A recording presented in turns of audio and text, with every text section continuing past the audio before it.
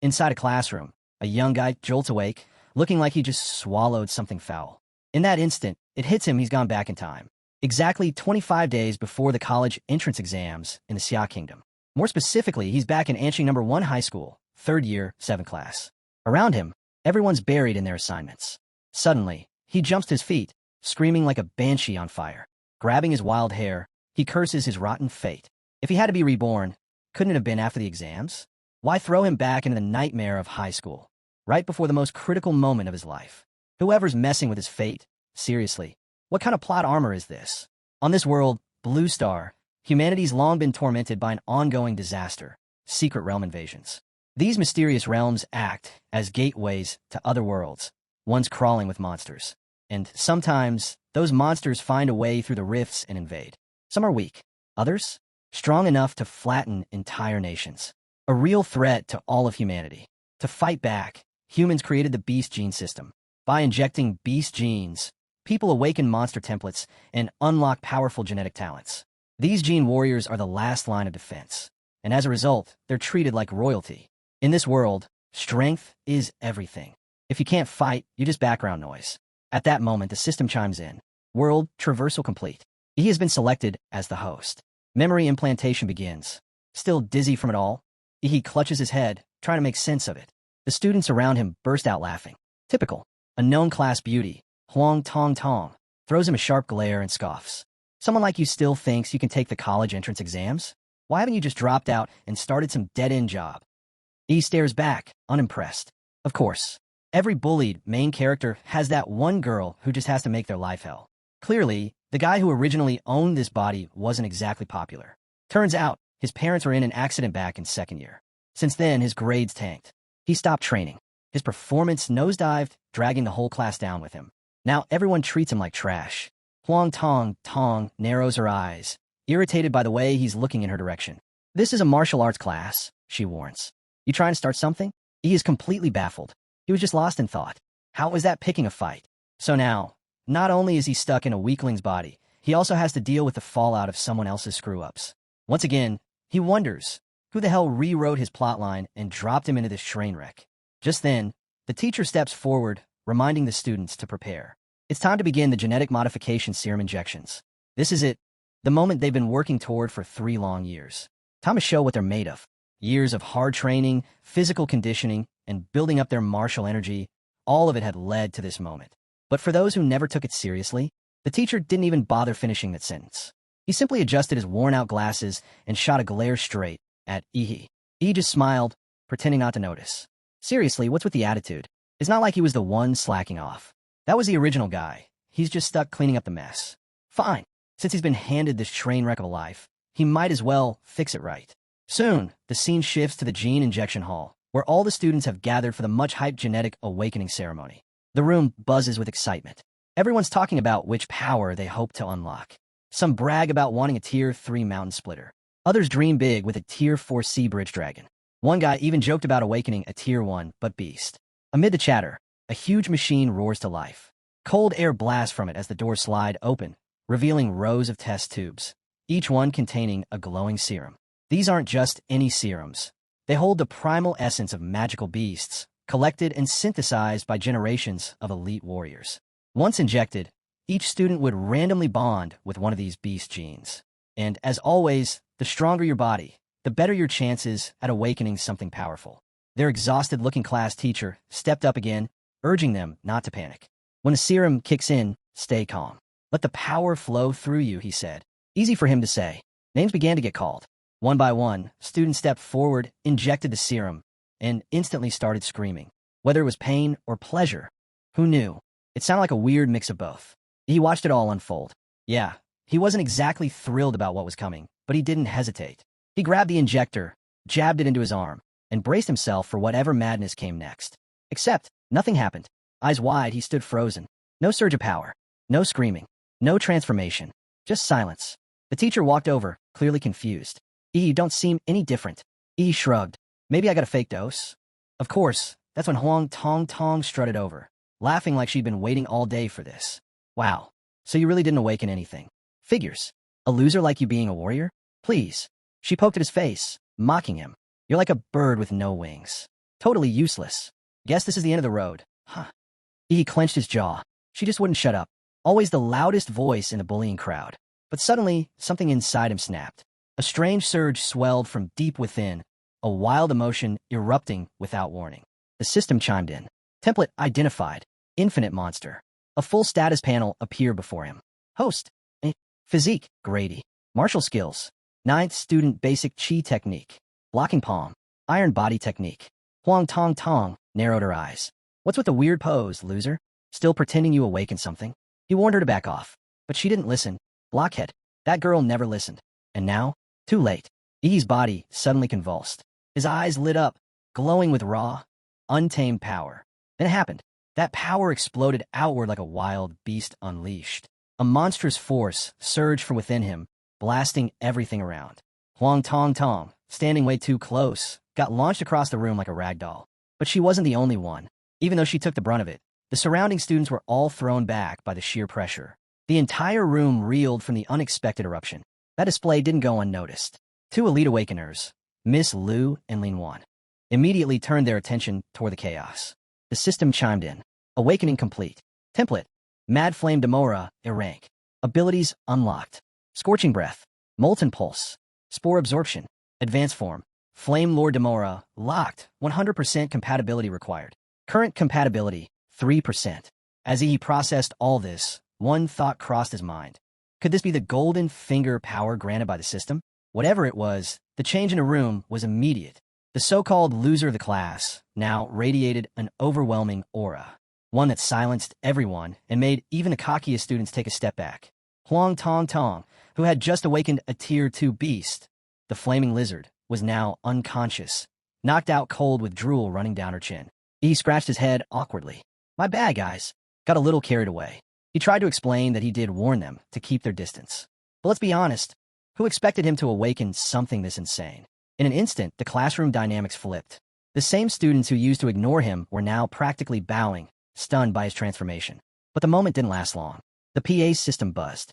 All third-year awakened students proceed to the testing facility for magical beast classification and martial level detection.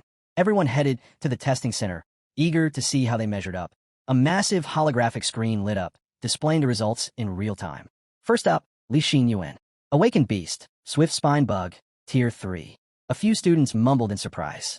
Li was always average, never stood out. But now, with that bloodline, he was probably top 3 in class. Strong bloodlines are so unfair, someone whispered. Next came Chu Zhou, the class prodigy. No surprises here. Level, Martial Apprentice 9. Beast Template, Ice Demon Dragon, top of Tier 3. A roar of murmurs filled the room. He was almost guaranteed to become Aining City's champion. Then came Miss Liu, also a level 9 martial apprentice, and she had awakened something rare. Beast Template, Nether Sparrow, Stage 4. Gasps filled the room. A Stage 4 template. If that beast appeared in full form, it could easily level a city. Only Grandmasters could hope to stop it. As he stood there watching, something didn't sit right. Everyone else's templates were labeled by stages. Stage 3, Stage 4. But his? Just a rank. What did that mean? Before he could think more, his name was called. And as he turned toward the testing device, as he stepped into the testing chamber, every eye in the crowd was locked on him. The students watched in awe, eyes gleaming with admiration. Some of the girls, already fantasizing about marrying him, or at least having his kids. He finally understood just how much this world revolved around martial power. And now, with that attention aimed directly at him, it felt real. Carrying himself with newfound confidence, he walked into the tube chamber like he owned the place. The cheers behind him were deafening, like fans screaming for their idol. With an aura that wild, everyone assumed the same thing. His test results were going to shatter expectations. A new record, maybe even a rank no one had ever seen. Li Xinyin, the one-time class star, silently watched from the crowd, his expression serious for the first time. He finally realized he was someone worth keeping an eye on. Then things got weird. The moment Ihi's data popped up on the holographic display, it was underwhelming at best. Stage 3 Awakening. Beast Bloodline, unknown. For a second, the room went dead silent. Everyone blinked, tried to process what they just saw. Then came the wave of disappointment. Some guys broke into loud, mocking laughter, like they'd been waiting for the punchline. The girls who'd been swooning? Now, they looked at him like he had the plague. Disgusted, embarrassed. Ihi, completely unfazed, walked calmly out of the testing chamber. This was what he expected. He knew full well his martial abilities and bloodline didn't follow the system's usual rules. The scanner hadn't even picked up his real template, but the system had. Infinite monster template activated. His template wasn't just different, it was limitless. As long as he met the conditions, he could keep unlocking monster forms endlessly. And with that, he set a goal, to become the king of monsters. Later that day, the awakening ceremony wrapped up. Classes ended. Inside the teacher's office, the old man raised an eyebrow. You want to take a break to study on your own and come back for the college entrance exam? Clearly, he didn't buy it. Do you honestly expect me to believe someone like you is going to actually study at home? But he was serious. I've fallen way behind. I need special training. If I follow everyone else's pace, I'll never catch up. The teacher stared for a moment, then said flatly, if you want to become a real warrior, college is the only way. Beijing University? That's no joke. Even with your bloodline, your foundation is too weak. You won't make it unless you're ready to fail and repeat the year. He shook his head. There's no time for that. I've got to move now. I know it sounds crazy, but I want to learn. I need this. Just look into my eyes. You'll see I mean it. The teacher paused, then sighed. Those eyes, they weren't the eyes of slacker anymore. They were sharp, determined. Fine, he said. But if you fail, you're coming back here next year. No excuses. A while later, he arrived at the Aining Warrior Center. He already knew his family's home had been mortgaged for 600,000 yen, and after the accident, the compensation totaled over $1 million. Now, he finally had the funds to head for the capital. But first, he had to get stronger. Now that Ihi had awakened his power, he was faced with two options. 1. Follow the traditional path and level up as a warrior. 2. Increase his compatibility with the Timura template. According to the Infinite Monster template data, every template starts with just 1 compatibility point. But Timura already had 3. That didn't add up. Where did the extra 2 come from? There was only one answer. Timura had absorbed energy from the gene awakening serum, boosting its compatibility, which meant something huge. Those expensive serums weren't just for awakening. They actually enhanced the model's abilities. If that was true, then grinding endlessly as a warrior might not be the smartest path. Instead, throwing money at compatibility upgrades? That might be the better move. And honestly, that plan suited Ihi just fine. He decided to head straight to the shop and get his hands on some genetic enhancement serum. But the moment he passed through the ID checkpoint and stepped into the building, his jaw dropped. His eyes widened in pure disbelief. All around him stood warriors, each one radiating power. Their awakened bloodlines were impossible to miss. The energy in the room was heavy, alive. But that wasn't what caught him off guard. Ever since awakening Mad Flame Demora, he had unlocked a unique sensory skill, magnetic field of life. Through this, Timura could detect living creatures by tracking their vital energy fields. Now, he could feel it, really feel it. The warriors in front of him were blazing with life force. He could sense their chi and blood, each body burning like a furnace. He could even hear the faint roars of the beast bloodlines within them. The power, the tension, the raw desire to dominate. It triggered something deep inside him. The blood of Mad Demora wasn't meant to stay quiet. That beast was a conqueror in its world, born to rule. But right now, he was still too weak. He could only hold that desire back for now. Still, he made a silent promise. Once he was strong enough, the world would know what it meant to face the King of Beasts.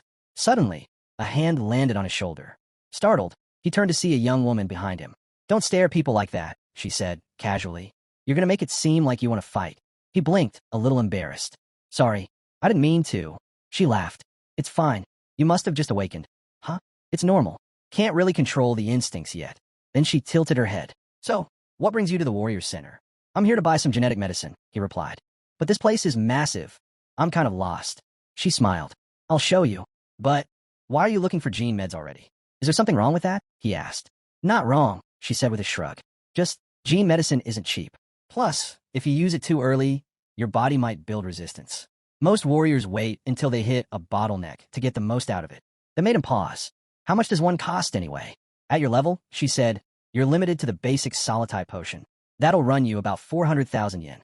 He nearly choked. For 100,000? For one, the Bro King of Beasts felt like passing out. Even with everything he had, he couldn't afford 5. But he needed it.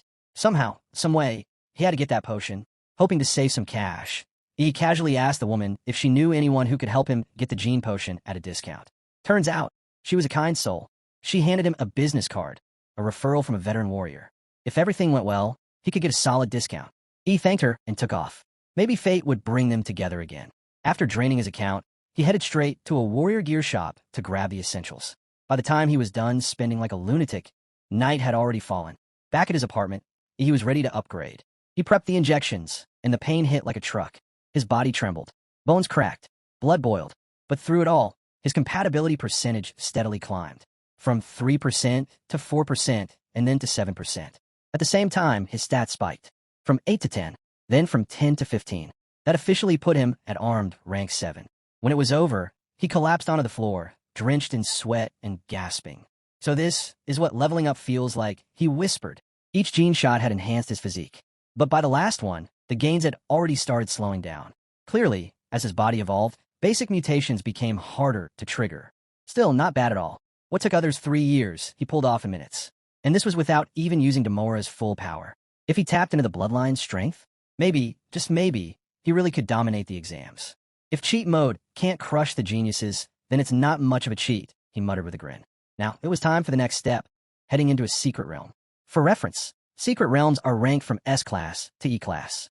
The higher the rank, the deadlier the beasts inside. S-class realms are pure nightmares. If one ever spilled in the real world, it'd be the end. Total apocalypse. But for now, he wasn't diving into an S-class. He was headed to an E-class rift, located at a third-rate site in Aining. When he arrived, he noticed the place was nearly empty. Made sense. The realm was old, already picked clean of valuable treasures. Only weak beasts remained, mostly for rookies to train with. At the checkpoint, he approached the front desk and asked about his reservation for the E-class realm. The lady behind the counter didn't even glance up from her TV show. She just slid over a death waiver and his entry ticket. Without hesitation, he signed the waiver and made his way toward the rift. The closer he got, the more amped up he felt. This wasn't just a dungeon. It was the first step toward his rise as the king of beasts. He took a running start, leapt into the air, and dove headfirst into the portal, landing with a full-on superhero pose. Because why not? Inside, the realm opened up before him. 3 stars floated across the sky. Conlin Star, Onway Star, and Taiyin Star. He'd studied all of this in textbooks, but seeing it up close? Totally different. The secret realm was breathtaking. Then, without warning, danger approached. A mutant rabbit crept up from behind. First-rank beast, Bladefang Rabbit. It was ready to strike. The beast struck fast from behind, but he was faster. He'd already sensed it coming. The moment the Bladefang Rabbit launched its sneak attack, he snatched it right out of the air by its ears. A slow, eerie grin spread across his face. Really? You thought I couldn't sense you? He activated Life Magnetic Field, and in the blink of an eye, crushed the rabbit's skull with a casual squeeze. Just like that, his first kill. The creature dropped a beast core. Average quality, probably worth a few thousand yen. Not bad for his first few minutes inside the dungeon. At this rate, he could easily rack up serious cash. To put things in perspective, most people would work themselves half to death all month to earn just 3 or 4 times that. But here he was, making it in minutes. That's the difference power makes. Still, hunting low-level beasts wasn't the plan. If he really wanted value, he needed to go after something tougher, at least second rank. As if the realm itself heard him, a new enemy appeared. Second-rank beast, Corpse Demon Bug. It crawled right into his path, practically asking to die. He wasn't about to refuse. Drawing his short sword, he moved in fast and slashed at the creature's lower abdomen. He'd studied the monster encyclopedia enough to know. The back was a steel wall, but the underside? Way softer. The bug curled into a tight coil and spun toward him like a deadly drill. He braced himself, slammed his sword into the ground, and activated Hyper Beam. A scorching blast shot out like a fire cannon, smashing the bug dead center in the gut. But it wasn't enough. In a flash, the creature countered, spitting out several spinning discs from its mouth. That attack caught Ihi off guard. Seriously? It can shoot. He dodged with swift, nimble steps, barely avoiding the barrage. But his outfit wasn't so lucky. One slash shredded his clothes. Do you know how expensive this was? He shouted, livid. But jokes aside, he was starting to realize something. His current martial level wasn't enough. Without solid martial techniques backing him up, even with strong chi and blood energy, he was barely using half his full potential. That was thanks to the body's original owner being such a bookworm failure. Time to cheat. He activated Mad, Demora's bloodline. In an instant, his physique exploded from 15 to 21. His arms transformed, beastly, powerful, layered with armored skin and razor-sharp claws.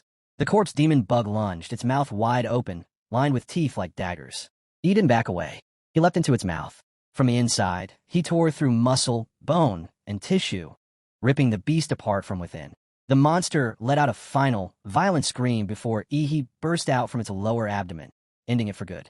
Victory. Now, with his physique at level 21, he had just crushed a second-rank monster like it was nothing. Still, after deactivating his bloodline power, his body had to vent all the excess heat. He felt like a living furnace, ready to melt the ground he walked on. And that sword he just bought? Corroded by the bug's venom.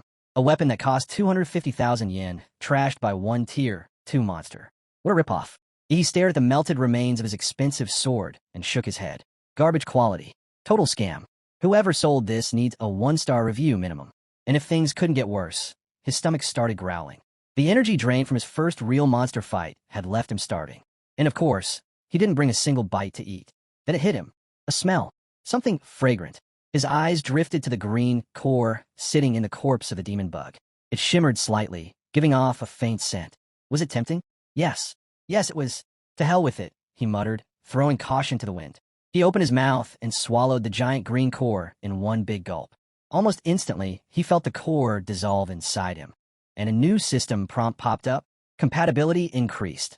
7%, 7.3%. He froze. What? He had spent hundreds of thousands on gene potions to gain just 1% compatibility. But a single green core had boosted him by 0.3%. Doing the math in his head, he realized just 3 or 4 of these would equal an entire potion. Even the white cores from Bladefang rabbits should be good for at least 1%. Tears welled up in his eyes. He'd gone full pay to win and lost miserably. Well, no point crying over wasted money now. Time to turn that frustration into fuel. He touched 2 fingers to his forehead and activated Life Magnetic Field. A magnetic pulse rippled outward, scanning for life in every direction. He hunted nonstop through the night. By the next afternoon, his compatibility hit 9%, and his physique had reached 15.8. But once he crossed the 9% threshold, white magic cores stopped working. No more gains, only a full stomach and some spare cash. He packed up his loot, 20 white magic cores, for green magic cores. At the checkpoint, he casually dropped them on the desk. The receptionist's eyes widened. You're a high school student? She looked at the pile of cores like it was a miracle. According to government policy, martial artists had to turn over 1/10 of their haul. For every green core, he needed to trade in 5 whites. After doing the math, he still walked away with 200,000 Sea Kingdom credits. Not a bad haul for a rookie, but the clock was ticking. Only 9 days left until the college entrance exams. Meanwhile, over at a D-class secret realm, a squad of 6 warriors prepared to set out. Near the entrance, the team gathered for a quick briefing. The driver asked the captain, "Think we'll finally complete that Blood Jade Flower mission this time?" Captain Lin, a Tier 2 martial artist, replied calmly, "We already found the flower's general location last time. But with old Sheen injured, we're short a man." A young woman frowned. "So what now? We going in with 5? Another teammate chimed in. "The rules say we need 6 to enter a D-class realm. Are we just ignoring that?" Lin nodded behind him. "No worries. I contacted an agency. They sent us someone new." All eyes turned to Ihi, who casually picked his nose and said, "Sup. I'm Dadsla, level 9 martial disciple." Since Ihi was still technically a student and didn't meet the requirements to enter a D-class secret realm, he had no choice but to go underground. He used a shady agency to forge a fake identity. Cost him 100,000 credits. Total scam. Captain Lin glanced at him, squinting. "Your name's Dadsla? Doesn't that sound a little off?" He rolled his eyes. "Didn't have a choice. Using my real name would have violated copyright laws." The captain sighed. "Fine. Whatever. Dadsla it's just a code name anyway." But he didn't stop there. "At your level, martial disciple, rank 9, you're not really qualified for a D-class secret realm. So stick to watching. Don't slow us down." He nodded. "Got it. No problem. Better to lay things out now than deal with drama mid-mission." With the team assembled, they climbed into the vehicle and drove toward the portal. According to their tracker, the Blood Jade Flower was located at an oasis a little farther ahead. Problem was, the place was guarded by a Tier 2 beast with a general-level bloodline. He gazed out the window. Just moments ago, they were surrounded by lush rainforest. Now, barren desert. Clearly, these secret realms weren't bound to one environment or even one world. Suddenly, the driver glanced at the rear-view mirror. "We've got company. Earth demon rats. Looks like they've caught our scent." Captain Lin turned to the back seat. "Who DE? Take care of it." Who DE cracked a grin. "Understood." Without hesitation, he pulled out a pair of throwing daggers and hurled them at the incoming horde. The moment they struck, the rats exploded in a spray of dirt and smoke. Business as usual. The team kept moving, completely unfazed. He, though, stared at Who DE with curiosity. That guy had infused martial energy into his throwing darts, turning them into miniature bombs. Ruthless, efficient, cold. Eventually, they arrived near their target zone. Time to ditch the ride. As they continued on foot, rookie that he was, asked casually, "Why aren't we driving the rest of the way?" Lin replied without looking back. The beasts near the oasis are ultra-sensitive. An engine would give us away instantly. Made sense. As they walked, Lin started dividing tasks. Xiao Xia, throw the stun grenade to lure the beast out. Xiao Wu and Hu Di, set the traps. Old Lu, provide suppressive fire. I'll take point. Then he glanced at Ihi, and you, Datsla, just stand there and watch. Fine by me, Ihi said with a shrug, already bored. The plan kicked off. The stun grenade was loaded with high-level monster pheromones, strong enough to trick nearby beasts into thinking their territory was being invaded. Sure enough, moments later, a Tier 2 Earth Dragon burst onto the scene, roaring like a lunatic. Captain Lin turned to Ihi. Watch out, it's coming your way. Elsewhere, back at the site where Hu Di had wiped out the Earth Demon Rats, a shadowy figure crouched over the remains. He picked up one of Hu Di's daggers, licked the blade, and smiled, a sick, twisted grin. Back at the oasis, Captain Lin raised his sword and began channeling martial energy. With one clean, precise slash, Captain Lin decapitated the Earth Dragon midair. As he landed, Xiao Xia and Xiao Wu rushed to his side. You okay, Captain? Lin sheathed his sword calmly. I'm fine. Let's keep moving according to plan. But just as things settled, a massive paw came crashing down, aiming right for him. Captain, behind you, someone shouted. Too late. The dying Earth Dragon had one last trick up its sleeve, try to take the captain down with it. Before the attack landed, Ihi shot forward. With a burst of power through his legs, he launched into the air, eyes locked on the beast. Mid-flight, he let loose a blazing hyperbeam, striking the dragon dead center. If it wasn't already dead, it was now very dead. The blast knocked everyone silent. This was a martial novice, not even fully qualified for a D-class realm, yet he just wrecked a Tier 2 beast. Xiao Wu, Xiao Xia, and even Lin were speechless. That was insane, Xiao Xia muttered. Incredible punch, Xiao Wu added. They all began swarming him with praise. He just stood there like it was nothing, soaking in the attention with an air of casual indifference. Captain Lin walked over and offered a rare thanks. You saved my life. Not long after, old Lu extracted a glowing orb from the Earth Dragon's remains and called out, Captain, you'll want to see this. Everyone gathered around. The soul essence glowed bright, looking almost like a large, ripe fruit. Xiao Wu blinked. That's worth that much? Absolutely, Lin nodded. A soul essence this pure can drastically enhance a warrior's bloodline. It had been a close call, but with this and the blood jade flowers still ahead, things were finally looking up. Until a blade suddenly pierced Lin's lower abdomen from behind. The team froze in disbelief. It was Mr. Hu Di. You're not going anywhere, Captain, he sneered. You're gonna die here. And the rest of your team? Right behind you. Shocked and furious, the group turned on him. Lin swung back in desperation, but Hu Di was quick. He leapt back and landed next to a bulky figure stepping out of the shadows. Huang Tong Tong. The team gasped. Huang Tong Tong, Xiao Wu growled. He glanced at them. You know him? Xiao Xian nodded grimly. He robs martial artists. Targets dungeon teams. Word is, he's been eyeing our group for a while. Old Lu rushed to aid the captain, only to realize Hu Di's blade was coated in poison. Damn traitor, he muttered. But the real question was, how did Huang Tong Tong even know the location of the oasis? Not even the whole team had that info until they were inside the realm. That's when it hit Ihi, Hu Di's exploding daggers. They hadn't just carried martial energy. They'd carried intel. Coordinates. Hu Di grinned at him. Pretty sharp, kid. But with the college entrance exams coming up, maybe you should have just stayed in school instead of waltzing into death's arms. He smiled back, unfazed. Oh, I'm still planning on being the top scorer. As for walking hand in hand with death, he cracked his knuckles. That's for me to decide. He hurled a dagger and sneered, claiming Ihi was nothing but a cocky fool who didn't know his place. But Ihi, he caught the blade between two fingers without flinching. With a cold glare, he shot back. You? A bald freak barking at me? Now that's real arrogance. Are you in such a rush to die that you've lost your mind? The chaos around them only grew louder. He glanced around and said coolly, time to clean up the garbage. And by garbage, he clearly meant those two. Oh, Peng just chuckled, unfazed. In fact, he seemed amused. You're pretty interesting, he said, smirking. Then he turned to his man. Mr. Hu Di, go get me his head. Without hesitation, Mr. Hu Di, better known as Huda, pulled out a stack of throwing daggers and launched them all at once. They weren't just sharp, they were explosive. In a flash, he let out a roar. The shockwave alone was enough to obliterate the incoming daggers before they could detonate. But Huda wasn't done. In the blink of an eye, he vanished from sight, then reappeared directly above Ihi. Watch out, someone shouted. But Ihi was calm. With Huda's mountain splitter technique locked on him, he touched two fingers to his forehead. Perfect time to test this out, he muttered. In a split second, a beam of energy burst from his fingers, blasting straight through Huda's defenses and piercing his chest. One hit. That's all it took. Gasps rang out as Huda's body hit the ground with a lifeless thud. Could this guy really be a martial novice? He casually blew away the smoke curling from his fingertips. Another down. Huang Tong Tong's scalp clearly rattled. That gene technique of yours. What clan are you from? Ihi's eyes darkened. You want to know? Fine. I'm from the Deandra clan. He leaned in slightly. Why? You thinking of begging now? But Huang Tong Tong just growled. Even with the gene technique, there's no way you can close the gap between us. With a thunderous roar, he unleashed his bloodline power, tyrant terror, Black Bear. His body surged in size, now towering like a mountain.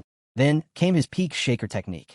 He didn't flinch. He lowered his stance, aimed low, and fired another hyper beam, right at Huang Tong Tong's legs. The massive man screamed as it connected, staggering from a hit. But he wasn't done yet. Huang Tong Tong raised a gigantic fist and brought it down with earth-shattering force. He had already leapt into the air, dodging it clean. Second-tier martial artists, huh? He muttered. Even my atomic beam couldn't crack that ankle bone. Then Huang Tong Tong jumped up, his titanic hands on either side of Ihi, ready to clap him in a paste. The shockwave from that clap alone could flatten a building. But Ihi vanished. He reappeared behind Huang Tong Tong, voice calm. My turn. Huang Tong Tong's eyes went wide. He activated another technique, core-fused, mountain-crushing fist. His hands expanded, glowing with martial energy. Then the fist came. They rained down like a storm. Relentless, unstoppable, pounding Huang Tong Tong over and over. He didn't even get the chance to defend. When the dust finally settled, he stood tall, steam rising from his fists. At his feet was what was left of Huang Tong Tong, a body covered in brutal, unforgiving blows. Even his face was unrecognizable. The others could only stare, speechless. From the wreckage, Huang Tong Tong groaned. Your gene technique, it releases toxic gas. He coughed, barely able to speak. You're despicable. You'll get what's coming to you, Henzone snarled, swearing vengeance as his aura surged with rage. He hurled another core-fused, mountain-crushing fist straight at Ihi. But Ihi, he didn't flinch. People could curse him all they wanted, from every direction, every angle. It made no difference. Their hatred would just keep stacking, and if Henzone wanted to join the queue, so be it. Remind me again, who the hell are you supposed to be? He muttered. Just like that, the scene faded. 9 days passed. The long-awaited college entrance exams were now in full swing, and the Central Sports Stadium of Ant City buzzed with excitement. This wasn't just any event. It marked the beginning of this year's General Martial Arts School enrollment. Standing on stage, the host greeted the crowd, especially the students. Good luck, he said warmly. Let the competition begin. The entrance exam followed a knockout format. Students would face off in one-on-one battles, and only the winners would move forward. The event was set to last 3 days. The first 2 days focused on qualifying rounds. Each student had to fight 3 matches. Only those who advanced would get the chance to battle it out for the title of this year's top scorer. To every candidate here, the host said, your potential carries the future of all humanity. So give it everything you've got, not just for yourselves, but for the world. With that, the exam officially began. Arena 1, a match between 2 male fighters. Arena 4, a male versus female showdown. But over at Arena 6, there was a problem. Only one student stood in the ring. The other hadn't arrived. The host checked the roster. Arena 6 was supposed to feature a match between Huang Tong Tong and Ihi, both from Ant City No. 1 Middle School. But Ihi was nowhere to be seen. As per the rules, if he didn't show before the match started, it would count as a forfeit. Huang Tong Tong stood there, arms crossed, looking smug. Her lips curled into a bitter smile. The humiliation from the Gene Conference still burned inside her, a scar she'd carry forever. She had planned to return the favor today, to put Ihi in his place using her flaming lizard. But that coward didn't even have the guts to show up. Pathetic. Whispers rippled through the crowd. Wow, he actually bailed? Seriously? He's scared. Cowards like him don't belong in high school. He should be out cleaning the streets or something. The referee raised his whistle and blew. Time's up, he began. Candidate, Ihi from Ant City's first high school. Suddenly, a powerful aura cut through the stadium like a knife. Everyone froze.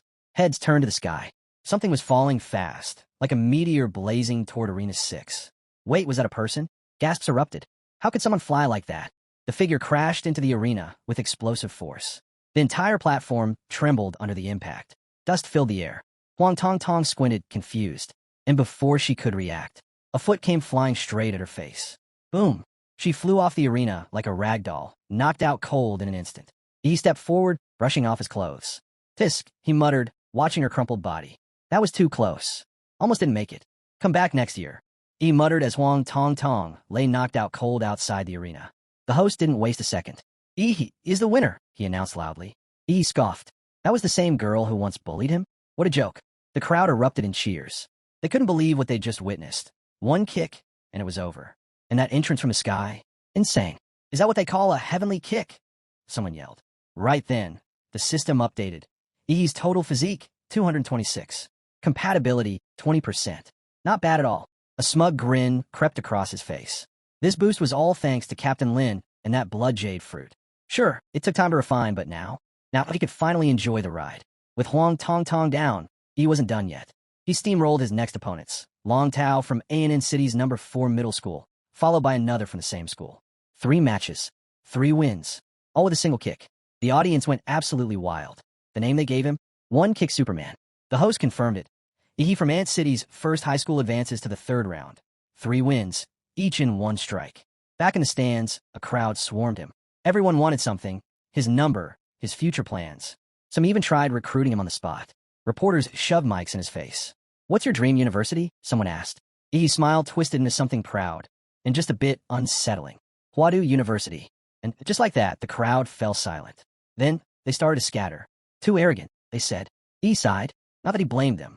Huadu University, top martial arts school in the Xia Kingdom. Top 5 in the world. A place most students from N-City could only dream of. But hey, power speaks for itself. Let them laugh now. He couldn't wait to see their expressions when he claimed first place. Just then, a group of examiners approached. Excuse us, we'd like to retest your martial level. After a quick scan, the results made one examiner's jaw drop. Half a month ago, you were just a level 3 martial disciple. Now, level 9. Digging deeper, they discovered he had been sneaking into Itir's secret realms after school. Why risk that kind of danger before your exams? One of them asked. He shrugged. To find myself. He went quiet for a second. Before he died, my father left me a message. If I want to surpass humanity, I need to stop fearing death. I need to be brave and strong. Those words hung heavy. But what truly shook the examiners was what came next. He had been breaking through his genetic locks. They froze. This needed to be reported immediately. As they hurried off, he couldn't shake the feeling that all eyes were now on him, for better or worse. Inside the waiting room, he pulled out his phone. Dozens of live streams popped up, interviews with friends and families cheering on the examinees. He kept scrolling. No one was there for him. Not a single one. To Ihi, it was nothing new, being alone. Just an orphan no one cared about. Or so he thought. What he didn't know was that, back at home, his class teacher was watching the broadcast, fists clenched and cheering with everything he had. Back in the arena, Ihi stepped in for his next match. His opponent, Luo Xian, a level 8 martial disciple from the city's 3rd high, born of warrior parents, gifted with the bloodline of a rare 2nd-tier beast. On paper, a serious threat. He barely looked at him. Go on, he said, lazily motioning with his hand. You start. That casual tone? It hit Luo Xian like a slap. He snarled, rage building, and without hesitation, activated his bloodline. Dashing lightning claw. His body surged forward, blurring with speed, heartbeat thundering like a high-performance engine. Sparks flew behind him as the force of his martial technique broke the sound barrier. His claws were aimed straight for Ihi's throat, a blow that could take down even a level 9 disciple if it landed. But it didn't. Right as Luo Xian's arm reached him, Ihi calmly caught it midair. Not bad, Ihi said flatly. You've got speed, but are nowhere near Hong's level. Luo Xian's confidence shattered. Sweat poured down his face. Please have mercy. But Ihi didn't hesitate. He raised a palm and brought it down with thunderous force on Luo Xian's head. One hit. How cold. He looked around and scoffed. Is this it? Is there no one here who can actually fight? The host's voice echoed across the arena. Another win for Ihi. One strike again, this time against the seated player, Luo Xian. Dozens of cameras locked on Ihi, capturing every angle of his dominance. The live stream went wild. He made it look so easy. Luo Xian was strong, but he didn't even break a sweat. His strength, it's on another level. Even the women in the audience couldn't help but scream his name. Some joked they'd given their babies right there if he asked. In the crowd, Shun Guan stared as Luo Xian was carried off the field by medics. But instead of fear, his eyes burned with determination. He's the one I've been waiting for, Shun Guan whispered to himself. When we meet in the finals, I'll crush him. Elsewhere, inside the admissions office of Huada University, the head of enrollment had been watching closely. After seeing Ihi's performance, he snapped his fingers and ordered, "Get me everything on this student within the next 30 minutes." Meanwhile, the second group of qualifiers had begun. This match was intense and flashy. Two top-tier female fighters were facing off, and the crowd was eating it up. One of them, Kai Xiaoling, hailed from Anqing's second high. Petite frame, dangerous curves, and golden pigtails that she flipped with attitude. She shot a sharp look at her opponent, Lu Qingzhu. "I can't stand that deadpan face of yours." But Lu Qingzhu didn't flinch. She gave a polite bow, expression unreadable. She didn't need to talk. Her silence said it all. The whistle blew. In a flash, Kai Xiaoling moved. A level 9 martial disciple, she dashed forward and launched a sweeping kick aimed at Lu Qingzhu's neck, fast enough to knock most fighters to the ground in one move. Lu Qingzhu didn't even blink. She gently waved a hand, and the air around her seemed to warp, growing heavy and still. The air around Lu Qingzhu thickened, becoming dense and sticky, almost swamp-like. It was her martial technique in play, slowing everything down. Kai Xiaoling's powerful kick, sharp enough to cut through reinforced steel, hit that dense space, and suddenly felt like it was sinking into cotton. Even a high-speed camera struggled to track it. Her leg appeared to crawl in slow motion. Frustrated by Lu Qingzhu's unshakable calm, Kai Xiaoling doubled down. She cloaked herself in martial energy, eliminating air drag, and her figure blurred into a shadow. She darted around Lu Qingzhu, waiting for an opening. The moment she saw one, she struck, aiming a palm at Lu Qingzhu's side. But just 3 inches from landing the blow, her hand froze in place. She had walked right into a trap. A wave of suction burst from the air around Lu Qingzhu, powerful, inescapable. Kai Xiaoling tried to pull back, but it was too late. Then Lu Qingzhu finally moved. Her fingers extended, elegant and precise, glowing with a pale jade light. Viewers watching the broadcast immediately sat up. The Manhua jade finger, from the legendary Xian Huang Tong Tong martial technique. A move this advanced, in the hands of a student still preparing for high school entrance exams? This wasn't talent, it was genius.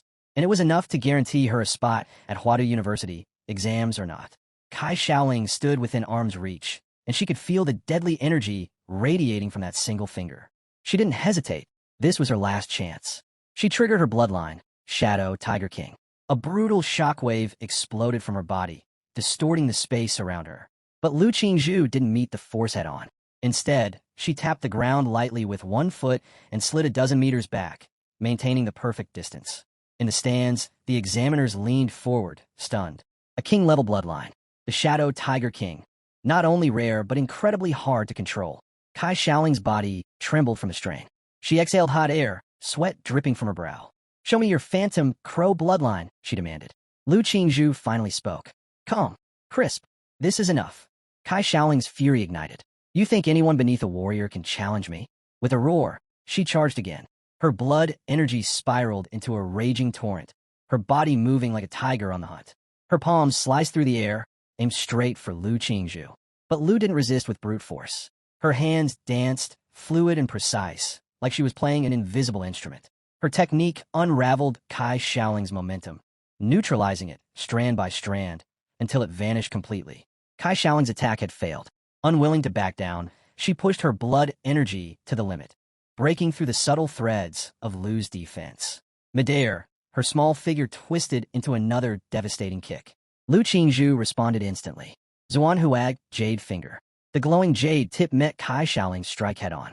The moment they clashed, boom, the specially reinforced arena cracked apart, a deafening explosion erupting beneath their feet. Dust engulfed the stadium. Tens of thousands held their breath. All eyes on Arena 6. As the dust slowly cleared, as the dust began to settle, one figure emerged first. Kai Xiaoling, battered, her body streaked with dirt, staggered forward a few steps, then collapsed, completely drained. And then, from the haze, Lu Qingzhu stepped out. Calm, untouched. Her hair was slightly tousled, but she stood tall, like a figure out of a dream. Effortless grace, pure composure. She had just dominated a fellow level 9 martial disciple, someone with a king-level bloodline, using only technique and precision. The live stream exploded. Comments flooded in, praise, awe, disbelief. Who is this girl? She's got to be the top scorer from Anqing. Rumors quickly spread. Lu Qingzhu had awakened the Phantom Crow, a 4th-tier bloodline, a rarity so high that most seasoned warriors would struggle to compete. After that match, everything else felt underwhelming. But the tournament had to go on. Following more eliminations, the final 8 were confirmed. From ANN City's first high, Yihe, Lu Qingzhu, and Shengguan. 2 contenders from Anqing Second High, and 3 from Qinfeng Private High. With the quarterfinals about to begin, Yihe stepped forward to draw lots. His pick, Lot A. A tall, muscular fighter nearby, glanced over and raised his own card, also Lot A. Looks like we're matched, he said with a small smile. His name was Shengguan, from Qinfeng Private High. They nodded to each other and stood to the side. We're second match, Shengguan said calmly. Let's watch the first together. Despite his size, Shengguan came across as genuine and grounded. He pointed toward the giant screen above the arena. The first match, Lu Shi from Qinfeng Private High versus Shengguan from ANN City, First High. Shengguan chatted casually. Lu Shi is no pushover. Talented. He's repeating this year just to get into Huadu. Mastered his bloodline pretty well. He glanced at Yihe. Shengguan's from your school, right? You must know him. Before Yihe could respond, the host's voice boomed through the arena.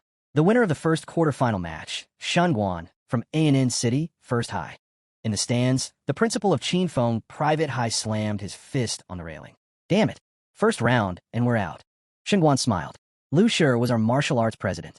In terms of skill, even 2 of my classmates together couldn't match him. Then he looked Yihe dead in the eye. But you?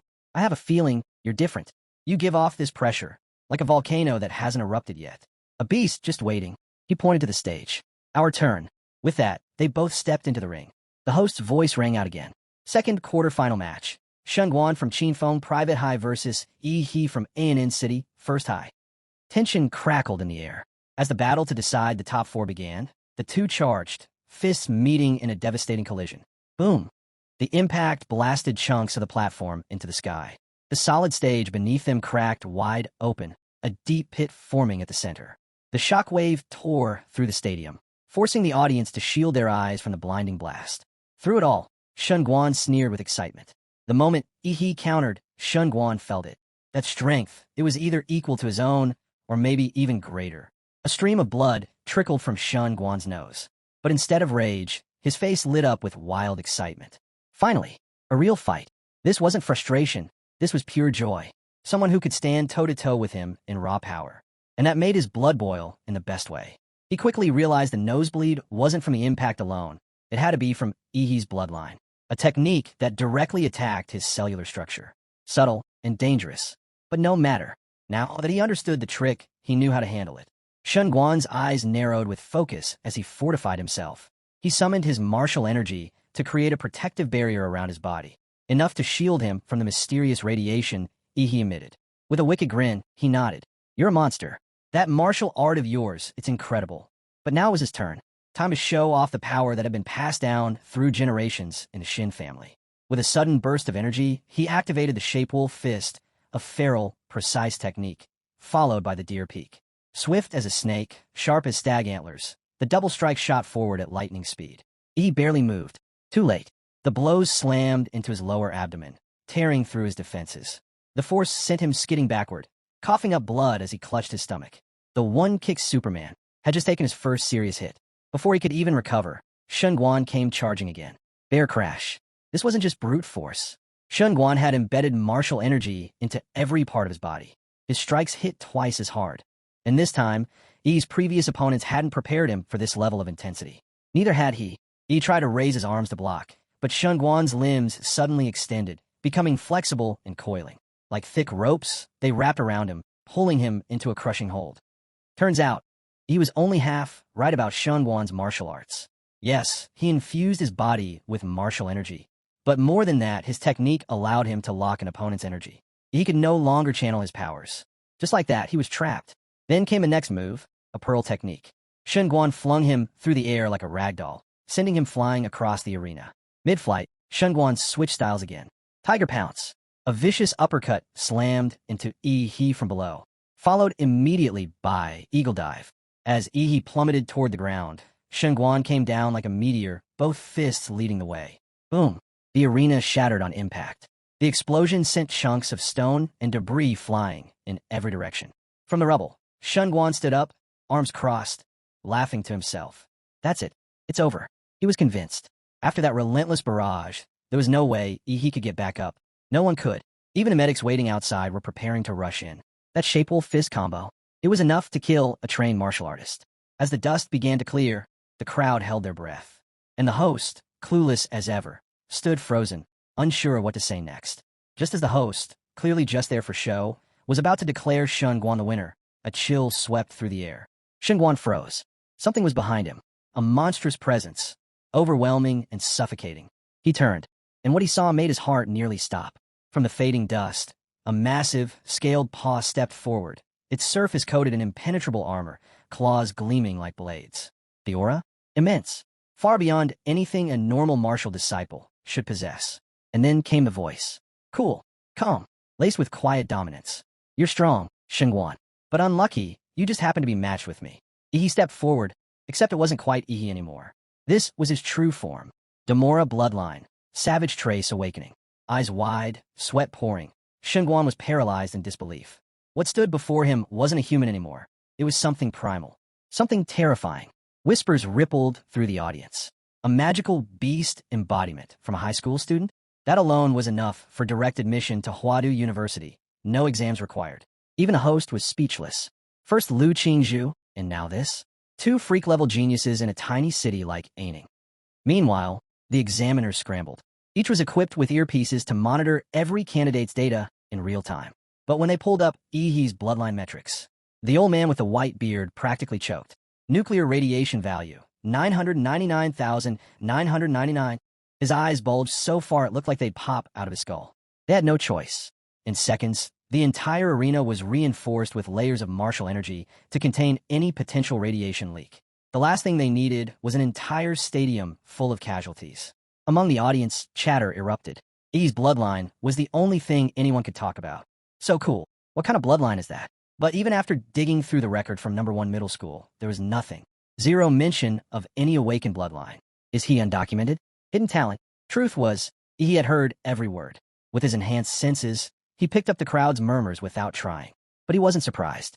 There was no creature like Demora on Blue Star. Of course no one knew it. Back in a ring, Shun Guan's nose began to bleed again. His martial energy shield was no longer enough. I's radiation had pierced through. Shun Guan knew this couldn't drag on. He needed to end it fast. Gritting his teeth, he activated his own bloodline, Golden Star Ape Demon. His body expanded, glowing with energy. Strength, speed, and durability all surged upward. Then came his formulous technique, Snake Strike, a high-speed, precision blow designed to finish things in a flash. But he was ready. He met it head-on with a devastating counterattack. Mountain Arresting Fist. It roared forward like a quake, an evolved version of his earlier Hyper Beam. Power condensed into a single, earth-splitting strike.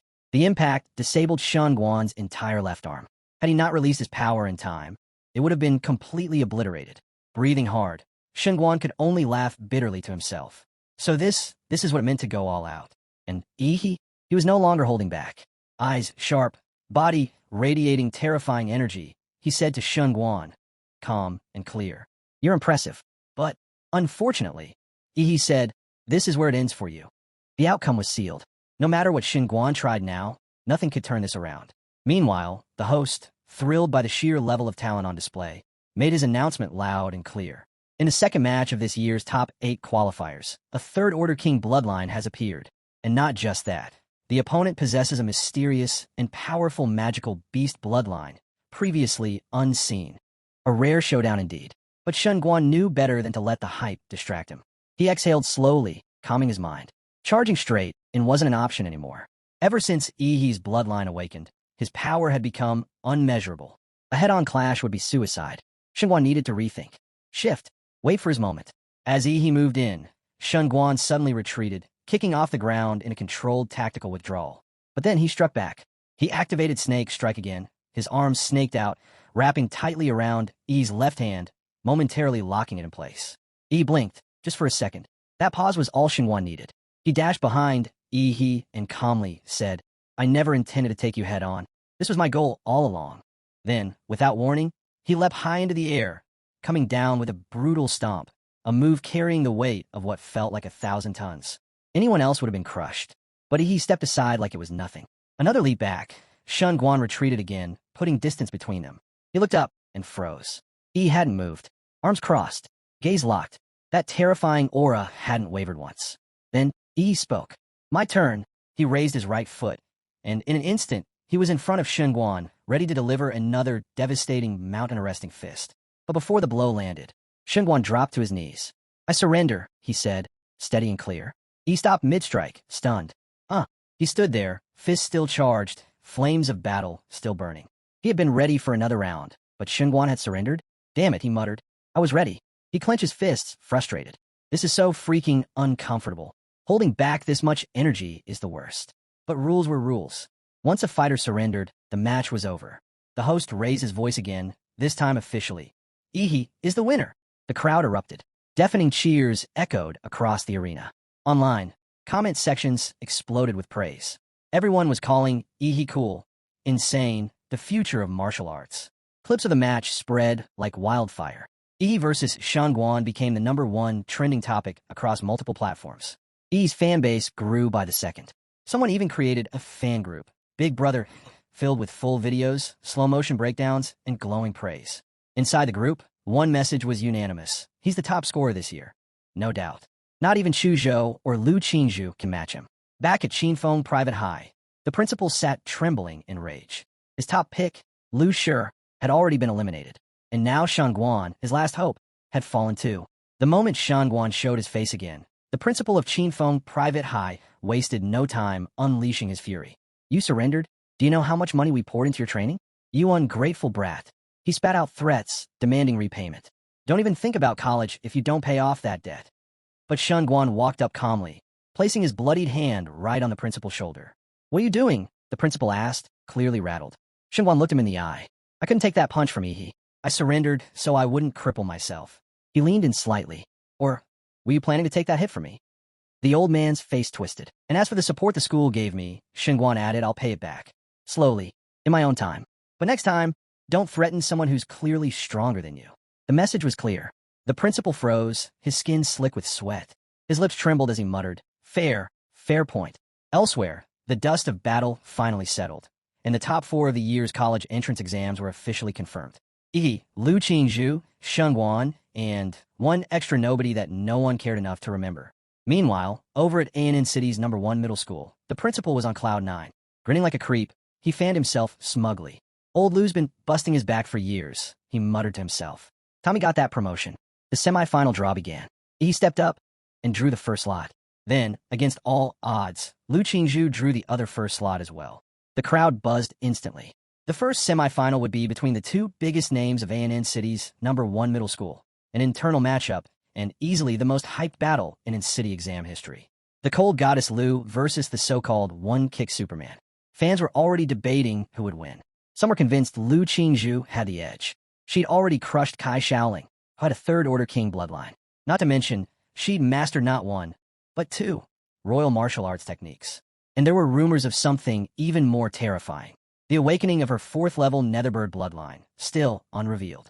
Yes, Ihi's Demora bloodline looked insane. But so far, the theory was he also had a 4th-level bloodline. And in terms of martial arts foundation, Lu Qingzhu's background was superior.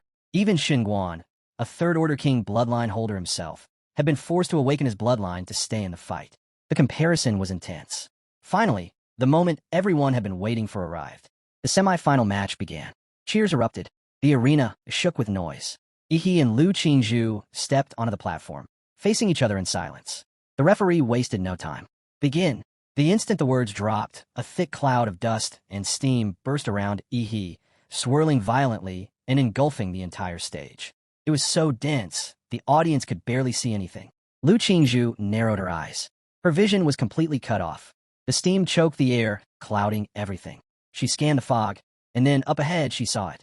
A silhouette, towering, unmoving, and radiating a terrifying aura. So, he was hiding in the fog. She steeled herself. Let him be strong, she thought. Stronger than the rest. From the audience's perspective, it was hopeless. They couldn't see Ihi at all. Lu Qingzhu was only a faint blur. No one could make out what was happening. At that moment, the crowd had no choice but to turn to the one person who could explain what was happening. The host. The tension was thick in the air as the crowd held their breath, watching every move unfold. The host kept the energy alive, firing up the audience with one burning question. How would Lu Qingzhu, the Lu family's prodigy, handle Ihi, the unexpected dark horse of this year's entrance exams? With steam billowing around him like a storm, was it possible Ihi had awakened his bloodline again? That remained to be seen. But in truth, what he had done was slip directly into a state of blood awakening. not to power up an attack, but to shroud the battlefield in mist. The purpose?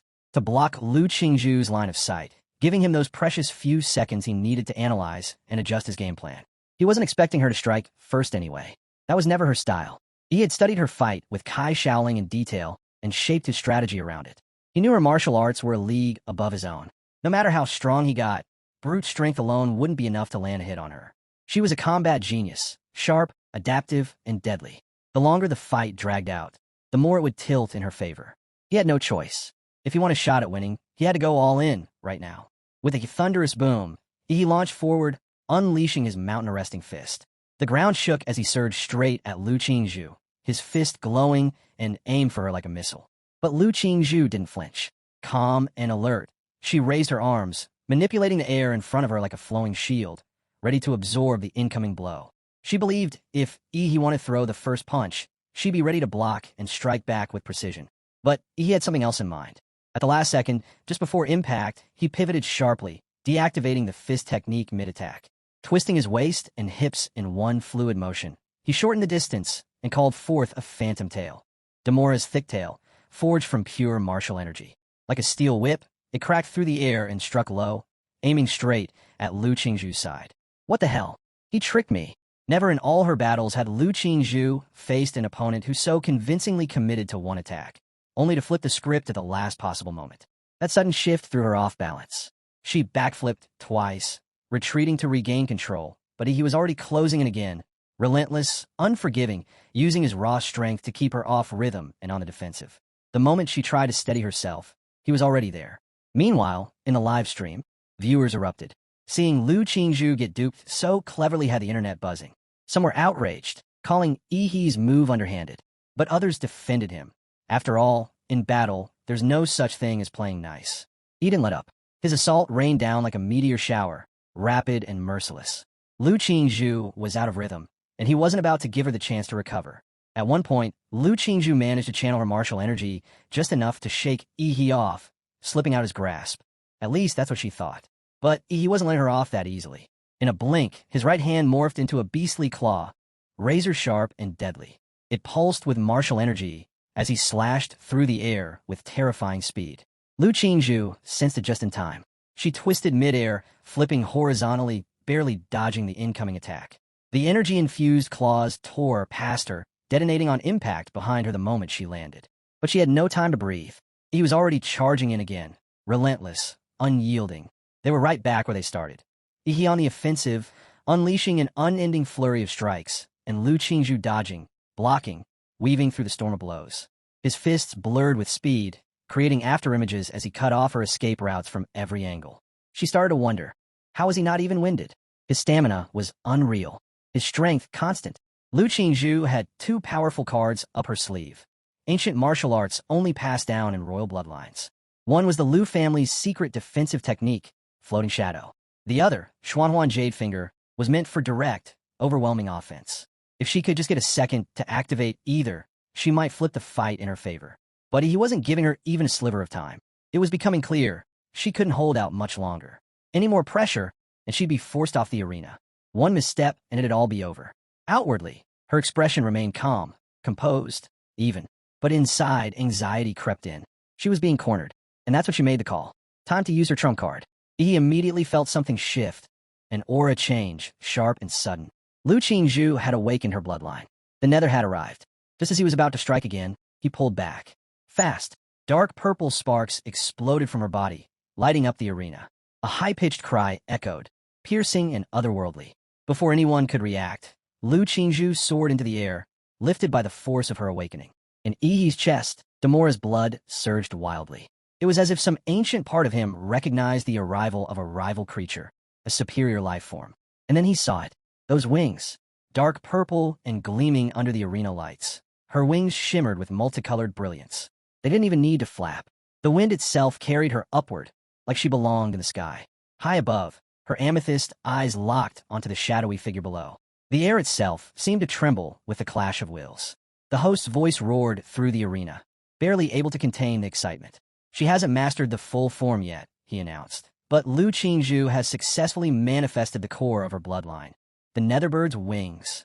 Behold, everyone, the first full reveal of the Netherbird, and it's none other than our brilliant rising star, Lu Qingzhu. The livestream platform exploded. Comments flooded in like a tsunami. As her transformation settled, Lu Qingzhu raised one hand. Her slender jade finger pointed straight at Yi. A cold shimmer ran down Lu Qingzhu's fingertips as they turned translucent jade, sharp and elegant. From above, her voice rang out calmly. Yi, you'd better be careful. In this form, I can't fully control my power. Far from intimidated, Yi grinned from below. Glad to hear that, he called back. Because so far, I've only been using about 50% of my strength. Looks like it's time I cut loose. Don't let me down. The arena shook with a sudden gust of wind, and in a flash, Lu Qingzhu vanished from sight. Before Yi could register what happened, she was behind him. A trace of fragrance brushed past him, light and fleeting, just before impact. Without warning, Lu Qingzhu unleashed one of her most powerful royal techniques, the Xuanhuan Jade Finger. Yi spun around instantly, activating his signature move, the Atomic Blast Fist. A brilliant crystal blue glow wrapped around his hand, the result of fusing Demora's atomic reaction powers with his martial skills. Then collision. Her radiant jade strike clashed with his glowing blue fist, triggering a surge of overwhelming energy. The moment they made contact, the arena erupted. Light and heat exploded outward, blinding the audience and blasting wind through every corner of the stadium. Both fighters were sent flying by the shockwave. But Lu Qingzhu quickly recovered. Her dark purple wings flared, pulling the wind around her like a shield. Using that momentum, she cut through the swirling dust and debris, heading straight for Yi, ready to finish it. But just as she charged in, her eyes widened. Something was wrong. A chilling pressure swept over her. Her pupils narrowed as her instincts screamed, danger. Across the arena, something horrifying was happening. Yi's back had changed. Protruding vertebrae jutted out, one by one, lighting up in a blinding sequence. Each glowing segment marked the rise of another atomic reaction. And all of that deadly energy, it wasn't leaking aimlessly like before. It was focused, controlled, and gathering. At one single point, his mouth. The air around him sizzled with blue lightning. Atomic energy surged across his spine like a living current, filling the stadium with an eerie electric glow. Lu Qingzhu froze. The pressure was suffocating. This was no ordinary attack. This was something far beyond. There was nowhere to run. Getting close was suicide. The radiation levels were spiking so high that the air around him was untouchable. And if she flew too far up, that would mean leaving the arena, automatic loss. In the stands, the audience was on edge. The host's voice cut through the tension. Everyone, it looks like Yi is entering his magical beast form. That spine structure, it's channeling all of his atomic energy straight to his mouth. He's charging something massive. One by one, every vertebra on Yi's back flared blue. Then his mouth opened wide, glowing, crackling, brimming with destruction. A swirling breath of pure nuclear power formed at his throat. This was Demora's atomic breath. In the next instant, a searing blue beam erupted from Yi's mouth. A monstrous torrent of energy blasted across the arena, consuming everything in its path. And right in its sights was Lu Qingzhu. But even faced with that overwhelming force, Lu Qingzhu didn't back down. Instead, she braced herself and did the unthinkable. She folded her wings tightly around her body, locking herself in with steely resolve. In that instant, she triggered a deep, hidden awakening, one tied to the ancient bloodline flowing through her veins. The Netherbird responded. As death closed in, her blood surged, igniting the dormant power of her lineage. Her wings erupted in a dazzling display, countless dark purple feathers shimmering like crystal shards under the light. This was the Netherbird's feather deflection. The blue atomic beam struck her shield of feathers head-on. And then, something incredible happened. The destructive blast, instead of tearing through her, refracted. Like light hitting a prism, the deadly beam was split into dozens of smaller rays, scattering in all directions. The core beam, thick and condensed, bent around her defense, while the splintered rays shot out from the center. Lu Qingzhu's body glowing like a dark, ethereal sun. The reflected beams streaked outward, piercing the stadium skies. The examiners leapt to intervene, but they were too late. The audience screamed as the rays arced toward them, convinced they were doomed. But then, salvation. A golden wave of martial energy rippled across the arena, forming an invisible wall of protection. The rogue beams vanished on contact, devoured before they could reach the stands. That divine shield? It came from one man, Mayor Hang Qing of An City. Powerful, calm, and watching silently from the shadows, he stepped in at the last second to neutralize the catastrophe. The crowd turned to thank him, but he silenced them with a look, firm, commanding. "Watch carefully," he said, eyes locked on the arena. "Today, the strongest champion in the history of City will be born." The host jumped at the chance, his voice ringing with passion. "Ladies and gentlemen, you are witnessing history, and with Mayor Hang watching over us, we can promise there'll be no more surprises like that one." Down in the arena, the blast finally stopped. After nearly 15 seconds, Ihi's atomic breath sputtered to an end. Smoke billowed from his mouth and spine, like a living furnace winding down. His eyes stayed fixed on the figure before him.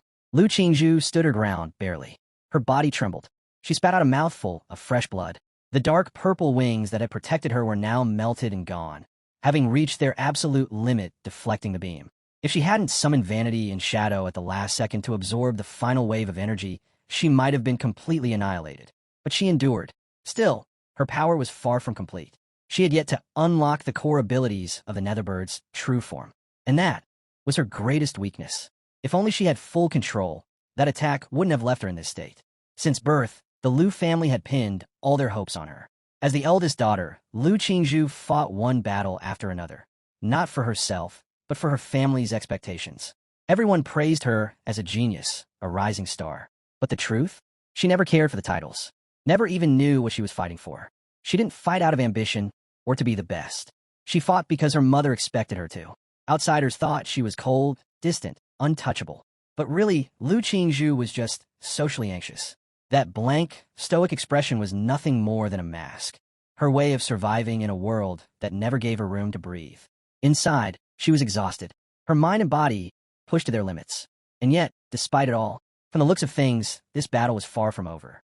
This might be her limit, Lu Qingzhu thought. If she played her cards right, no one would question it. With an opponent this powerful, it'd be natural for her to lose. That was the plan. She quietly braced herself, deciding to fake a final push before pretending to admit defeat. A few more exchanges, then she'd concede. It would look convincing. She stepped up to Yi and struck his chest with a gentle palm, silently pleading for him to take the win and end it. Surely, he'd recognize the opening she was giving him. But to her surprise, he didn't react at all. Yi stood firm, taking the hit directly. No evasion. No counter. Lu Qingzhu's wide eyes filled with confusion. Why didn't he dodge? Why just stare? He lowered his gaze, calm and unreadable. "You've been distracted this whole time," he said flatly. "Where's your fighting spirit?" His voice was cool but pointed. She hadn't expected him to reject her silent surrender so bluntly. "Lu Qingzhu," he continued, "have you ever really looked at me?" His tone sharpened. "If you had just once, you would have known. I've always intended to win this title the right way." Without warning, Yi's fist came crashing down, wrapped in surging martial energy. The air around them howled from the force. Lu Qingzhu raised her arms, blocking her face as best she could, bending the airflow in a last-ditch effort to soften the blow. But it was useless. Her control shattered instantly under his power. Though she shielded her face, the punch landed squarely against her lower jaw. Yi's voice cut through again, cold and unwavering. "If you want to save your face, then stop holding back." Then he pounced. Blow after blow, he rained punches down on her, each one more relentless than the last. Lu Qingzhu could only curl up and defend, her arms covering her face as humiliation surged through her. She felt utterly wronged. She'd never been hit like this, not once since childhood. And now, here she was, getting hammered in front of hundreds of thousands of live viewers, fists pounding her head while she tried to give him the win. Why? Why was he doing this? She just wanted to end the fight with dignity, and he was doing everything he could to drag her into it. But everyone has a breaking point, and Lu Qingzhu had just reached hers. The moment another fist flew toward her, she snapped. With a scream like a phoenix reborn, she unleashed a surge of raw energy. "You!" she shouted, her voice echoing through the arena. "You actually hit a girl in the face." Her eyes glowed red, and a thunderous burst of martial power exploded from her body, blasting Yi back several steps. The camera cut to him, and the look on his face? Smug. Satisfied. "That's more like it," he murmured under his breath.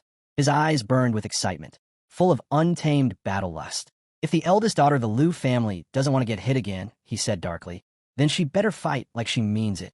The fire in his gaze was unmistakable. This was the desire of a born conqueror, a monster who thrived on challenging and breaking other monsters. To Yi, this wasn't just a fight. It was a declaration. No matter how strong the others were, they would all fall beneath his strength. Lu Qingzhu's eyes blazed as her energy rose, and the battle was far from over. Lu Qingzhu had done it. She activated the Lu family's forbidden technique, blood ignition. This secret art, dangerous and rarely used, forcefully purified her bloodline in a short burst, drawing out every ounce of latent power she had. The cost: severe side effects. It was a last resort move, used only when there was no other choice. And now, Lu Qingzhu was fighting for her life. Ash swirled in the air as a colossal pair of dark purple wings unfurled from her back, whipping up a storm. Strange glowing patterns etched themselves across her face, and her tail feathers swept behind her like a royal mantle. All around her, the shrill cry of the netherbird echoed. Piercing, chilling, absolute. She had stepped into her full, awakened form. This was the true netherbird. Hovering in the sky, radiant and resolute, Lu Qingzhu stared down at Yi. "Classmate Yi," she said clearly, "I'll defeat you, with everything I've got." This was it. At last, both sides had cast off all pretense. Every hidden motive, every unspoken restraint, gone. Lu Qingzhu no longer cared about her family's expectations, her image as the Lu family's eldest daughter, or the need to uphold her place as the top student of this year's entrance exams. None of it mattered anymore. Her only goal now was simple: defeat Yi. Below, Yi stood grinning, finally satisfied. He had done it. He had forced Lu Qingzhu to fight seriously. And now, seeing her in her complete magical beast form, the glorious and formidable netherbird, he couldn't help but feel thrilled.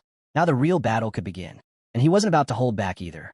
With a deep rumble, Yi's entire body lit up. His martial energy surged, fusing seamlessly with Demora's atomic reaction. Thunder sparked. Blue fire burned. His body was now wrapped in armor. Thick, glowing scales that pulsed with radioactive force. This was his ultimate form, nuclear light combat body. A fusion of Demora's monstrous might and his own martial cultivation. With a deafening boom, the ground under his feet cracked and shattered. That explosion of energy launched Yi into the air like a missile, aimed straight at Lu Qingzhu. But she didn't move. She didn't even flinch. She watched with calm, unblinking focus. Then, she flapped her wings. Wind roared to life around her, spinning into a monstrous cyclone. This wasn't just any gust of air. This was the tearing hurricane, infused with netherworld energy, an energy that didn't just damage, it devoured. The hurricane exploded across the arena, ripping the foundation to pieces. But he didn't slow down. With no hesitation, he dove into the storm headfirst, like a warhead tearing through space. To anyone watching, it was madness. Charging into the tearing hurricane was suicide for most martial artists. That energy would tear apart flesh and bone, soul and spirit. But he wasn't like the others. The moment he pierced the heart of the hurricane, he activated his atomic fist. Boom! A massive explosion of blue energy tore through the storm, punching a hole through the whirlwind of death. The blast shot forward with unstoppable force, straight at Lu Qingzhu. And then, she made her move. Lu Qingzhu tapped into the deepest core of her netherworld bloodline and unleashed its raw, explosive power. She activated the cry of the netherbird. The strange markings on her face instantly flared red and purple, burning like searing iron against her skin. She clenched her jaw, braving the pain, and then opened her mouth. A devastating sonic wave erupted. The air around her twisted and cracked as the visible sound waves swept toward Yi. The shock ripped through him, and the atomic energy in his body flickered violently, like a candle caught in a storm. Had Yi's Demora bloodline been even slightly weaker, his organs would have been torn apart on the spot by the netherbird's roar. This attack could have killed him. But Yi, ever unfazed, chuckled. "You think you're the only one who can scream?" His atomic-charged eyes gleamed. Then, he roared back. One by one, the vertebrae on his back lit up with blinding blue light. Atomic energy surged through him like wildfire. The reaction built to a peak as the atmosphere around him twisted from the intensity. There was only one move that followed this buildup: Demora's atomic breath. Only this time, it wasn't a mid-range blast. This was full power, the maximum output. Even Lu Qingzhu felt the pressure bearing down. But she didn't falter. This wasn't like before. Her eyes blazed with conviction. She didn't retreat, nor did she reach for her best defense. No, she chose offense. Because sometimes, the best defense is to strike harder. She pressed her middle and index fingers to her forehead. A brilliant jade light shimmered from her fingertips. This was the Lu family's most powerful technique. Shinhuang Tong Tong martial arts. Xuanhuan Jade Finger, now fused with the deadly energy of her Nether Sparrow bloodline. It had transformed into something even more terrifying. The Netherworld Bloodthorn. At the exact moment, Yi unleashed his atomic beam, an immense sky-piercing blast of nuclear blue. Lu Qingzhu aimed her fingers and fired. The purple-red energy at her fingertips burned intensely as her dark wings pushed her forward, amplifying the impact. Two titanic forces, atomic destruction and netherworld fury, collided head-on. The arena trembled. The sky split apart. From the outside, the crowd held its collective breath. The host shouted over the roar. This is beyond the control of even the fighters themselves. Examiners leapt into action, pouring their martial energy into the barrier surrounding the stage, reinforcing it to the absolute max. Even then, it might not be enough. Meanwhile, in the stands, Mayor Hang Qing watched with furrowed brows. He was not impressed. To him, Lu Qingzhu's choice to counter Atomic Breath with a direct offensive strike was reckless, dangerous. If either of these two prodigies fell here, it wouldn't just be a loss for a city. It would be a loss for the entire Xia Kingdom. And that he could not allow. So he acted, not to stop the battle, but to guarantee their survival. With a stomp of his foot, he activated his signature spell, Divine Leyline Wall. The earth rumbled. 3 massive, glowing walls of earth shot up around the arena, each layered with ancient runes and shimmering veins of pure leyline energy. Walls surged upward, mighty barriers infused with Mayor Hang Qing's martial energy. In the blink of an eye, they blocked the oncoming collision. The Atomic Breath and the netherworld bloodthorn slammed into the stone walls with unimaginable force. But they couldn't hold for long. With a thunderous crack, the walls buckled and crumbled. Then came the light. Blinding, dazzling, chaotic. A colorful explosion of energy engulfed the entire arena, swallowing everything in its path. The shields cast by the examiners shattered one after another, breaking under the relentless force of the dual attacks. Dust and debris surged through the stadium like a tidal wave, blanketing everything in a smoky haze. The crowd went silent. Only now did they realize, if the mayor hadn't stepped in when he did, they would have been obliterated along with the arena. Mayor Hang stood firm, eyes locked on the smoke-filled battlefield, his face grim. Even though he'd summoned 3 divine leyline walls, they hadn't been at full strength. He hadn't had the time. And so, one by one, the walls were torn apart by the combined force of Yi He and Lu Qingzhu's strongest abilities. Their attacks finally collided, unfiltered and explosive. If either of them had been seriously harmed, no apology or resignation could save the mayor from public outrage. Because in the eyes of the people, a martial arts genius was no less treasured than a national icon. Back in the arena, a single hand emerged through the smoke, slender and blood-stained. Blood dripped steadily to the ground. It was Lu Qingzhu. She was still alive, but just barely. Her entire left arm was scorched, her body crouched low. Her wings were gone, burned away. The last remnants of her magical beast form had vanished, her energy completely spent. She couldn't transform again, not for a while. Yet even in that state, she refused to give in. She pushed herself, trembling as she tried to stand. But before she could rise, a figure stepped out of the smoke, towering over her. He stood over her, his presence solid and unwavering. If you don't purge that nuclear radiation, he said bluntly, you'll be crippled for life. Lu Qingzhu stayed silent. She remembered clearly. Her final strike had landed. So why was he still standing? Why didn't it affect him the way it should have?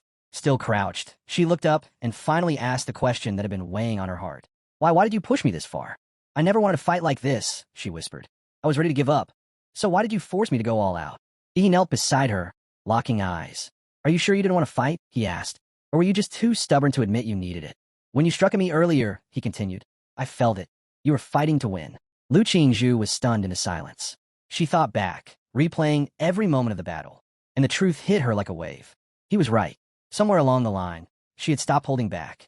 She had gone all in, because she wanted to, even when her body screamed in pain. Even when she should have surrendered, she kept pushing, not for her family, not for status, just for herself. But why? She hated fighting, didn't she? When she'd gone all out just now, it felt different. It felt real. For the first time, it wasn't about proving anything to anyone. It was just her in the fight. Her thoughts were interrupted by the unexpected warmth of a hand resting gently on her shoulder. She froze. And suddenly, her cheeks flared red. A deep crimson blush rushed across her face like wildfire. He leaned in slightly and said, He gently reminded her why she lost, clear and direct. You had too many distractions, he said. That's all it takes to fall behind when facing someone strong. Without another word, he reached out and absorbed the lingering nuclear radiation from Lu Qingzhu's body. The energy around her shifted, and she watched in stunned silence as her damaged arm slowly healed. She stared at it, still in disbelief. Then came his parting remark. You're still the strongest opponent I've ever faced. So next time, if fate lets us cross paths again, fight me seriously from start. Her face flushed a deeper shade of red. That simple statement, filled with both honesty and respect, changed something in the way she looked at him. In that moment, Lu Qingzhu saw Yi in a completely new light. The dust and smoke finally cleared. All eyes, and every camera, zoomed in on the center of the arena. There, under the vast stadium lights and the watchful gaze of tens of thousands, Yi stood tall and proud. The referee gave it a moment, assessing Lu Qingzhu's condition. Then, with a firm voice, declared, "Winner, Yi." The first semifinal match had come to a close. And in the next match, without much surprise or suspense, Chu Zhou secured a swift victory and advanced to the final as well. Now, the grand finale of ANN City's college entrance exams had been set. The last battle, the biggest climax. Yi, the dark horse from ANN City's #1 middle school, versus Chu Zhou, the refined apex of the very same school. It was an all ANN showdown, and the biggest winner, without a doubt, was ANN City's #1 middle school itself. Both finalists were its students. The live broadcast exploded. Hundreds of thousands watching earlier had now grown into tens of millions. Although the final didn't carry the same dramatic edge as the showdown between Yi and Lu Qingzhu, the hype hadn't slowed down at all. Not because Chu Zhou wasn't worthy, but because Yi had simply proven too overwhelming. He defeated Lu Qingzhu, the one many believed to be untouchable. No one expected Chu Zhou to win, but Chu Zhou didn't care. He wasn't fazed by the odds. He wasn't rattled by the attention, or the lack of it. From the beginning, he had always been a pure warrior. When he first awakened, people called him a prodigy. Crowds worshipped him, but he never let it cloud his mind. Now, with the spotlight gone, and Yi as the obvious favorite, Chu Zhou remained composed. In his heart, his will was unwavering.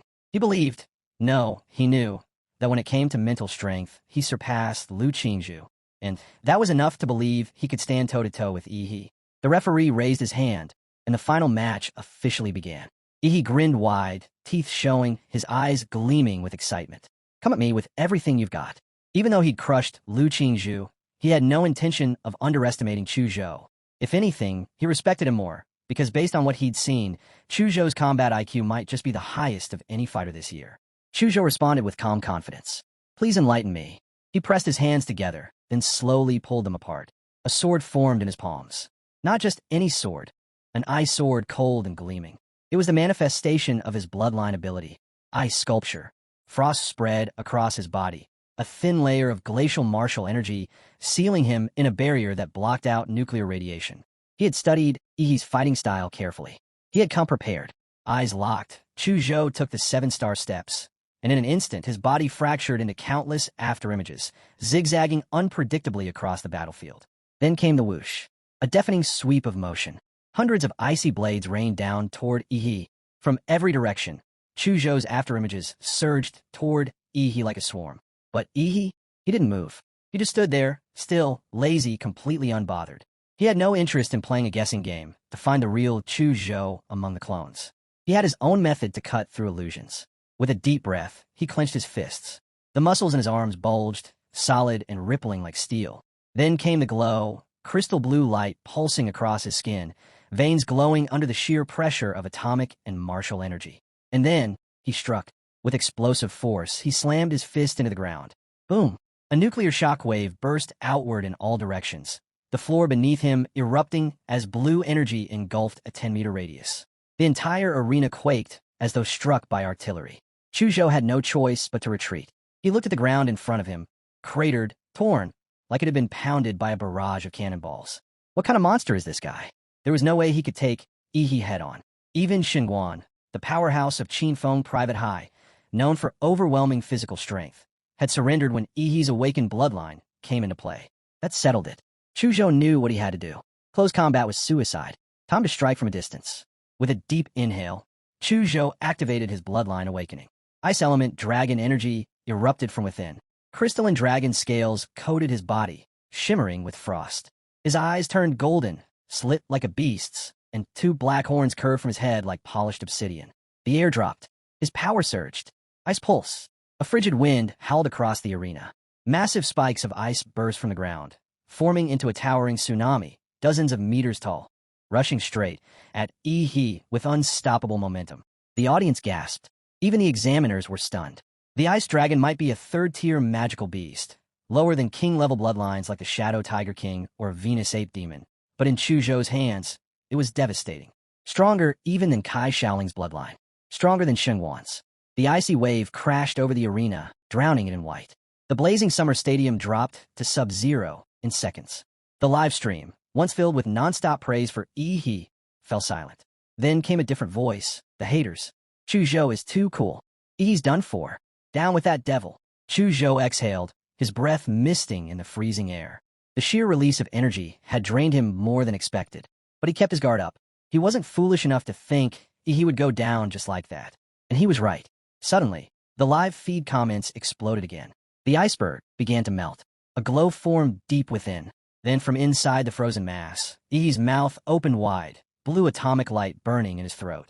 And the next instant, boom, a blazing blue beam erupted from the ice, piercing through it like paper and heading straight for Chu Zhou. His eyes widened in disbelief. How? There was no time to think. Chu Zhou flung himself back, manipulating the ground beneath his feet. A massive icicle shot up in front of him, imbued with martial energy, a last-second barrier. The beam collided with it. Crack, boom. A massive explosion shook the area, but thankfully, he unleashed his atomic breath just in time. It wasn't nearly as powerful as before, though. He'd only used it to break free from the iceberg, trapping him. Still, the display was overwhelming. His abilities were beyond terrifying. Radiation, nuclear blasts, atomic lasers. Was a high schooler even supposed to have this kind of power? The ice surrounding him instantly evaporated under the scorching energy radiating from his body. As he stepped forward, cloaked in that signature nuclear glow, the reactions inside him intensified. Flames of blinding blue clung to him, burning so hot that even mist turned to nothing within 5 meters. I've been holding back more than I should, he said, walking straight toward Chu Zhou. With each step, the ground hissed and sizzled beneath his feet. Chu Zhou launched every ice attack he had, his bloodline power fully activated, but nothing worked. The gap between them was simply too vast. So far, only Lu Qingyu had managed to go toe-to-toe with Yi in this form. Even Shengguan had surrendered without a fight. Still, Chu Zhou refused to back down. His golden dragon eyes locked on Yi. This is my final move, he said, a technique he had originally saved for Lu Qingyu. Chu Zhou closed his eyes, cut off all his senses, and pointed his ice sword skyward. Frost climbed over his body, and the dragon scale crystals shimmered brighter than ever. This was the full force of his bloodline, soul-cutting sword intent. The first to react was the mayor, stunned as if witnessing a miracle. Sword intent? At his age?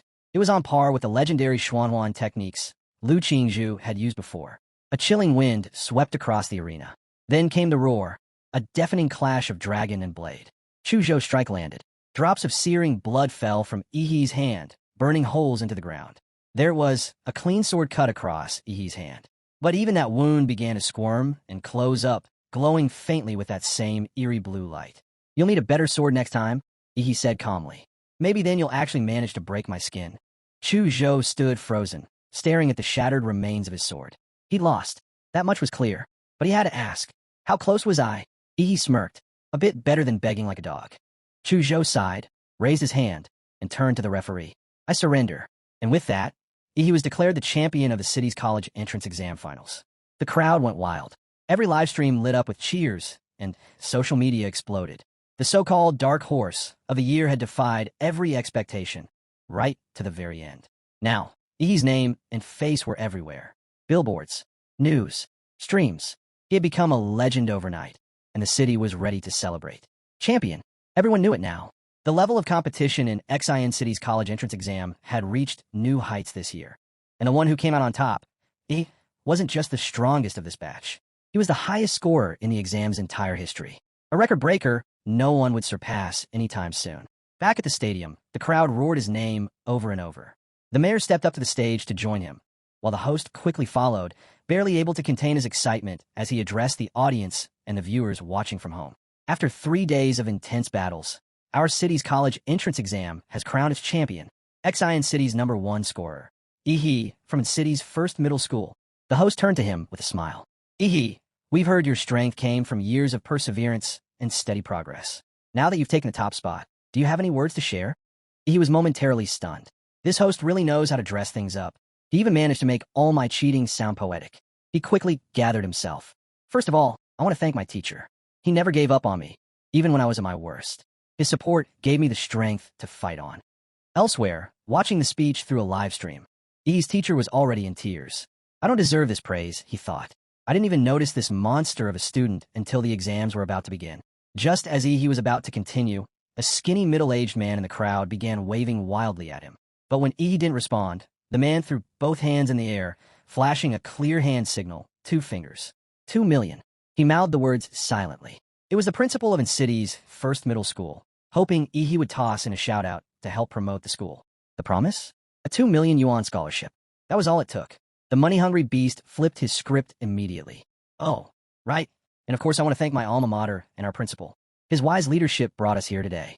He had no idea what to say at first, but the principal's not-so-subtle gesture cleared that up real quick. And finally, I want to thank myself. If it weren't for my own hard work and brilliance, I wouldn't be standing here right now. Not a trace of shame in his voice as he dropped that line. None. The crowd might have thought it was confidence, but anyone who knew him would call it exactly what it was. And then, right at that moment, the system's voice echoed in his head. Congratulations. You've earned the title of champion. A random template ability will now be awarded. His eyes widened. Wait, this template has an achievement system too. He wanted to check the new ability right away, but with tens of thousands of people watching, there was no chance. He'd have to wait. The mayor stepped forward to wrap up the ceremony, praising how smoothly the entire exam had gone and officially announcing its conclusion. But as soon as he left the arena, making his way through the corridor toward the exit, a mob of reporters burst through the doors like hungry hyenas, shoving cameras, microphones, anything they could get in front of him. And the moment he stepped out, Student do you feel any pressure now that you're the champion? The first prize winner. How did you improve so fast in just 6 months? Are you headed to Huadu University? Reporters bombarded him from all sides. He tried yelling at them to back off. He seriously needed to pee, but they weren't giving up. That's when some sleazy-looking guy squeezed up beside him, holding a phone inches from his face with a smug grin. Student real quick, who's prettier, Lu Qingzhu or Kai Shaoling? Or are you more into Xingguan? Maybe even Xu Zhou? He didn't say a word. He just took off, sprinting even faster. He had zero time for whatever kind of fan service nonsense this was turning into. After finally ditching the media mob, he slipped into an empty basketball court. Alone at last, he was practically buzzing with excitement. This new development with the system, it was wild. So he wasn't locked into just one template. He could actually draw more through rewards. That was insane, beyond anything he imagined. Just as he was soaking in the possibilities, someone appeared, interrupting his thoughts. A man in a black windbreaker approached him. Student congratulations on taking the top spot. Startled, turned, wondering if he was another reporter. But the man removed his hat with a polite smile and said, Relax. I'm not with the press. I'm from the imperial capital. He leaned in slightly. Let's talk about something a little more classified, like genetic locks. The moment those words landed, froze. He didn't know anything about genetic locks. His powers all came from the monster template system. Did this guy know something he shouldn't? Who even was he? Sensing He's hesitation, the man asked casually, Did your father ever mention the term genetic lock? He stayed calm and nodded. According to the original host's memories, that term had indeed come up once. Just once, and strangely enough, from his ordinary father. The man then pulled an envelope from his bag and handed it over. Aren't you curious how a regular taxi driver knew something like that? Doesn't add up, does it? E's eyes narrowed. Could there be something deeper going on? Was his father actually someone else entirely? The man continued. Because of your unique situation, the imperial capital has authorized access to a restricted file. Just for you. He opened the envelope, and what he read left his eyes wide. Project Prometheus, a major player in Blue Star's gene research world. Once a leader in the field, the institute had been blacklisted and chased down by nations everywhere after a major incident. Since then, its top researchers vanished, forced into hiding. One of their major breakthroughs? Genetic lock technology. As he read more, E's expression turned cold. So that's what this guy believed, that his so-called ordinary father had actually been a top researcher at Prometheus. And that he himself wasn't just some student with a lucky streak. He was a walking, talking secret result of one of their experiments. The man in the windbreaker quickly reassured him. Don't worry. The country has no intention of causing you trouble. I came here only to inform you. As the person directly involved, you deserve to know the truth. Clearly, he was worried he might freak out and do something reckless. After all, he was now a critical part of the nation's cultivation initiative. His safety had officially become a top priority. He said nothing. He just stared. He stared blankly at the man. If I told him I was calmer than he is right now, would he even believe me? But just like that, his attitude shifted. He suddenly felt like someone carrying a great responsibility instead of enjoying a convenient windfall. Man, being famous and important these days is such a pain, he muttered, smugly. Fame brought attention, and attention brought trouble. Society really did revolve around status, after all. With that, the man in the windbreaker turned and left the court. The second he was out of sight, Ihi's fake solemnity vanished. He rubbed his hands together, eyes gleaming. Money, fame, power. Not bad for a few days' work. He had made a fortune during these college entrance exams. Things were finally lining up for him. Entry into Hwada University, a 2 million yuan scholarship from his principal, and another 800,000 in bonus rewards. But more important than any of that, he'd earned the right to draw a new template ability. Sure, he knew getting another god-tier template like Mad Flame Demora would be rare. But still, there was always a chance.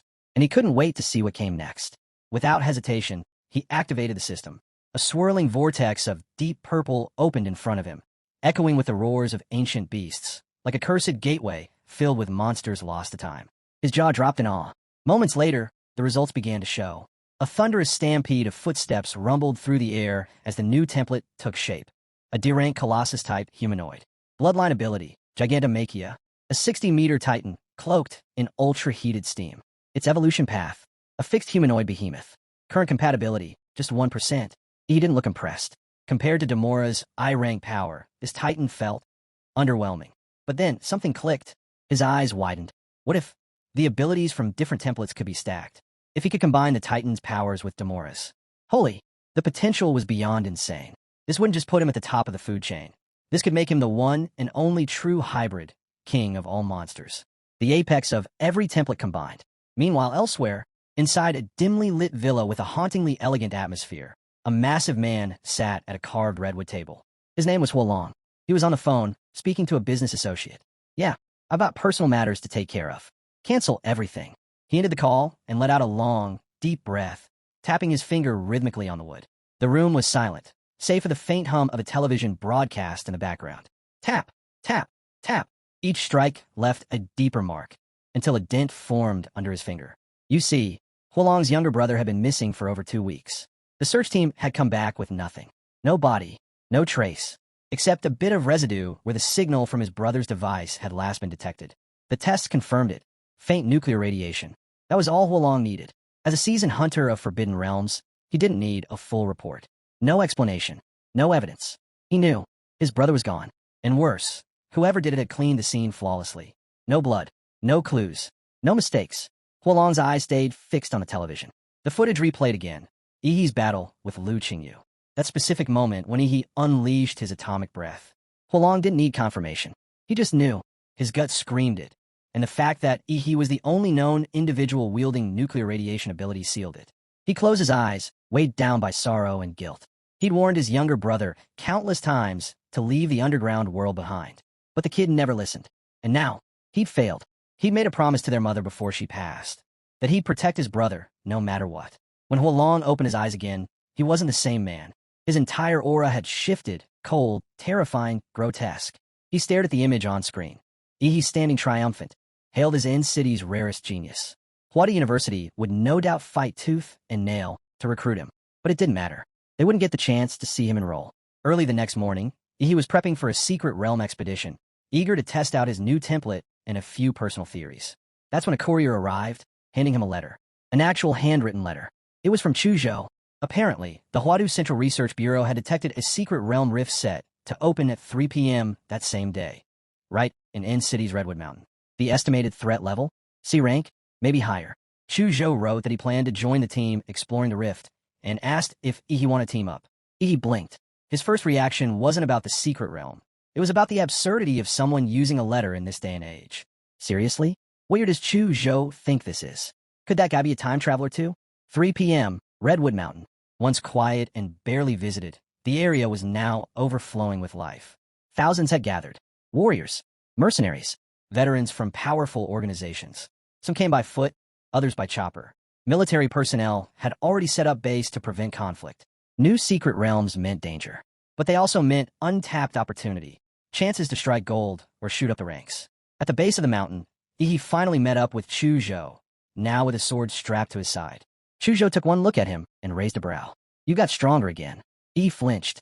That creepy smile of Chuzhou's made it even more unsettling. Still, he was impressed. Chuzhou had a good eye. After all, he had just used part of his prize money to buy several gene serums. boosting his compatibility with the colossal humanoid template to 35%. Sure, it was a low-tier template, but its rapid growth made it highly efficient. Sometimes speed beat raw power. They chatted casually as they waited for the rift to open. Curious, he asked what university Chuzhou had applied to. Chuzhou's mood shifted for a second, but he still answered. Huadu University. He noticed, but didn't press. Maybe we'll end up classmates. Just then, the crowd erupted. The rift had begun to open, splitting wide into a glowing gap several dozen meters across. A rift shimmered open on the mountainside of Redwood Mountain, swirling like liquid stardust. Then, an ear-piercing screech ripped through the air. From within the rift, a massive three-headed bird burst halfway out, its feathers dark and laced with deep purple. Clearly a high-tier beast, it relied on its airborne dominance to try and seize the lead, forcing its way through the dimensional crack first. Too bad it picked the wrong crowd to show off to. Waiting outside were thousands of armed warriors, and the second they saw the bird, they roared in unison, a sound so thunderous it shook the entire mountain. The bird froze in panic. It turned to retreat, but it was already stuck, jammed halfway through the rift. Before it could even flap once more, a wave of warriors crashed into it like a flood. The poor thing was stomped into the ground within seconds, reduced to a pulp of feathers and shattered core. Ihi and Chuzhou followed the wave of warriors and stepped into the rift themselves. By the time they passed through, what was left of the three-headed beast had already been hacked to scraps. A pitiful end. Inside the Redwood Mountain secret realm, the scenery was surreal. Towering rainbow-hued trees stretched into the sky, each over 100 meters tall. It would take a dozen people just to wrap around one. Beneath them, the warriors looked like ants, insignificant in the shadow of giants. The air was thick with a metallic, bloody scent. Ahead of the rift, a small-scale beast tide had already formed, blocking the path forward. The space near the entrance had clearly become the first battlefield between the incoming warriors and the monsters defending the realm. And without a moment's pause, the warriors charged forward again, their cries blending into a brutal and deafening war anthem. You see, the reason none of them scattered in search of treasure right away was because of a state-enforced rule. Warriors were allowed to explore secret realms freely, but they were also bound by duty. If a beast hide was left unchecked and spilled into the real world, resulting in civilian deaths, the responsible warrior would be stripped of their title and brought before a military tribunal. On Blue Star, great power came with real consequences. Ihi and Chuzhou didn't hang back. They dove straight into the front lines. Chuzhou unleashed his bloodline power, releasing waves of ice that froze the monster's feet, halting their advance. The ice didn't last long. The beast shattered it and broke free. But even a few seconds of delay was enough for the warriors to strike hard and fast. Then, out of nowhere, a beast lunged at Chuzhou from behind. In the blink of an eye, it was obliterated. Ihi's atomic fist melted it into paste before it even landed. Chuzhou turned, nodding in gratitude. "Watch your back," he said dryly, completely unfazed. Then he added, bored, "None of these things are even worth fighting." And he wasn't wrong. A smoking trail of ruined monsters lay behind him, charred, disfigured, and motionless. Chuzhou just stood there, stunned. The scene was monstrous.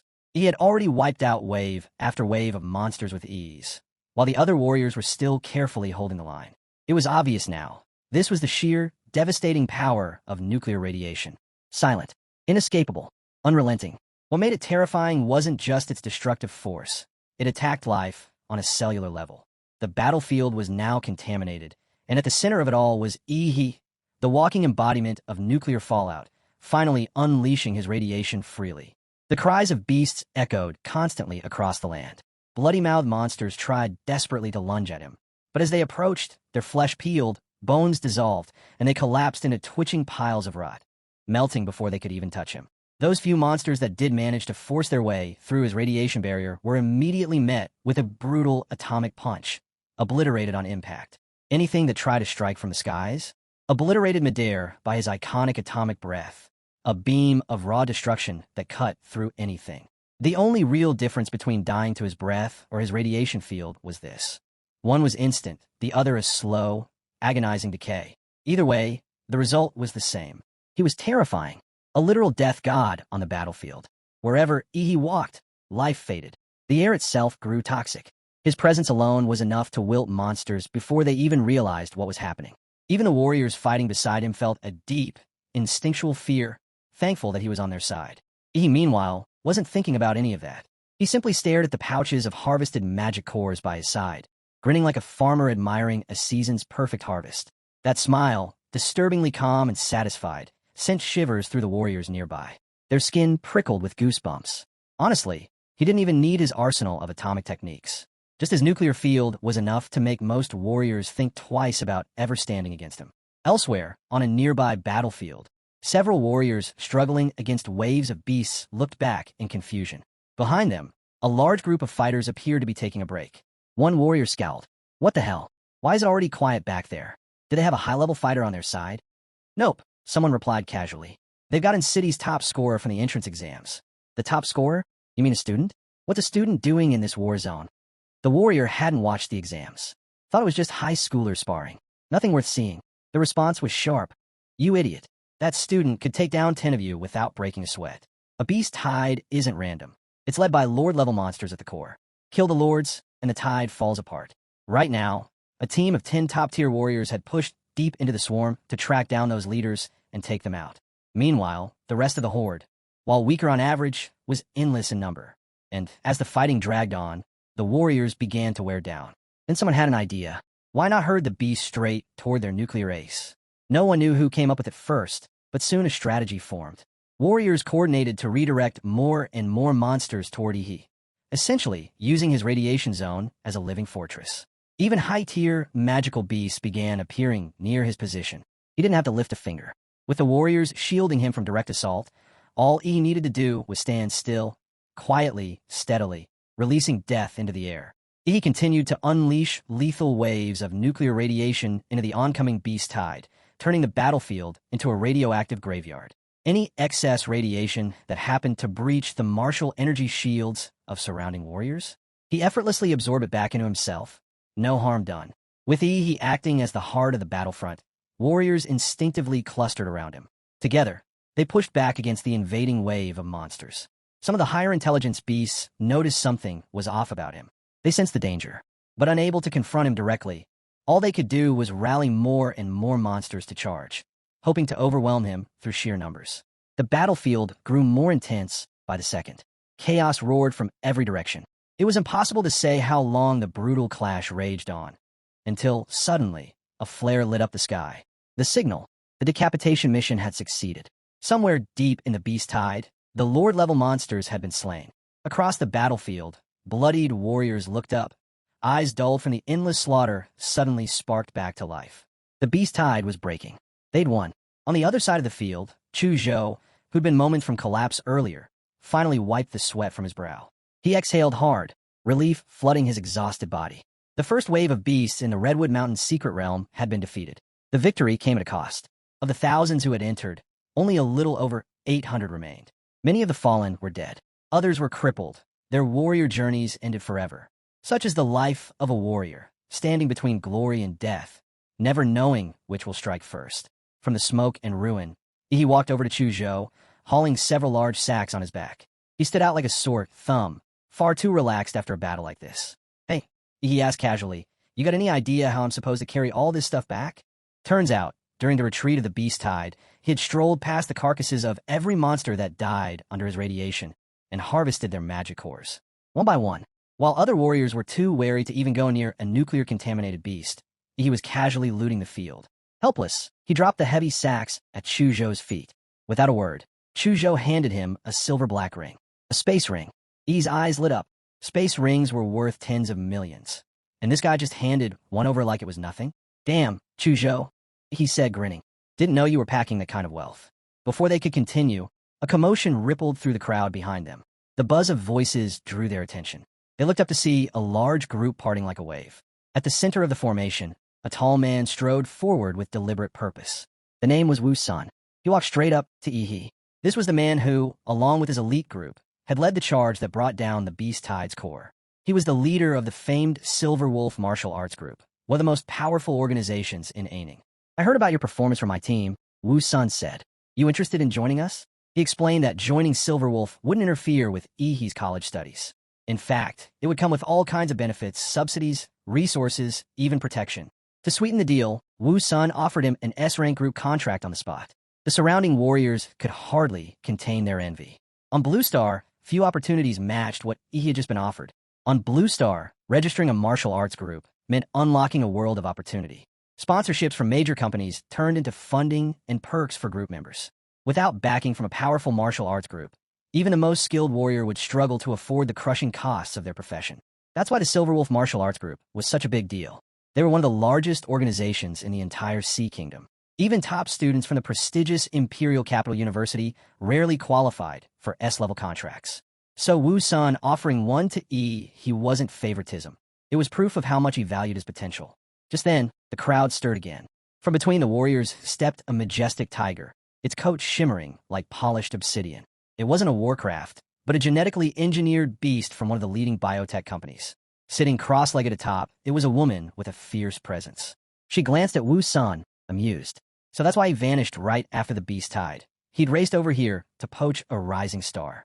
She turned to Yi. I'm from the Qingdao Martial Arts Group. We may not be as large as Silverwolf, but I can guarantee you this. If you join us, you'll receive 15% of our monthly training resources. Gasps erupted from the crowd. 15%. That wasn't an offer. That was practically an investment. Warriors exchanged stunned looks. Clearly, they had underestimated Yi's value. These groups were practically fighting over him. The other group leaders stayed silent. They wanted him too, but the offers from Silverwolf and Qingdao were so generous. They had to think hard about whether to compete at that level. But he didn't hesitate. He smiled politely and declined both. Thanks, but I'm not planning to join any martial arts group. At least not for now. Neither Wu Sun nor the woman from Qingdao seemed surprised. With talent like his, he didn't need backing to shine. To them, this wasn't about sealing a contract. It was about planting a seed, a connection for the future. More leaders stepped up, offered brief greetings, and left, content just to get on his radar. Interestingly, even Chu Zhou received an S-level offer from Wu Sun himself. And just like he turned it down. The crisis had passed. With the beast tide broken, the warriors began to scatter, starting the next phase, free exploration. He suggested heading to the treetops for a better view of the terrain. The secret realm was a sprawling forest of titanic trees, and mapping it out from above made sense. Chu Zhou agreed. They each had their own method for the climb. Chu Zhou bent his knees, gathered power, and launched himself upward.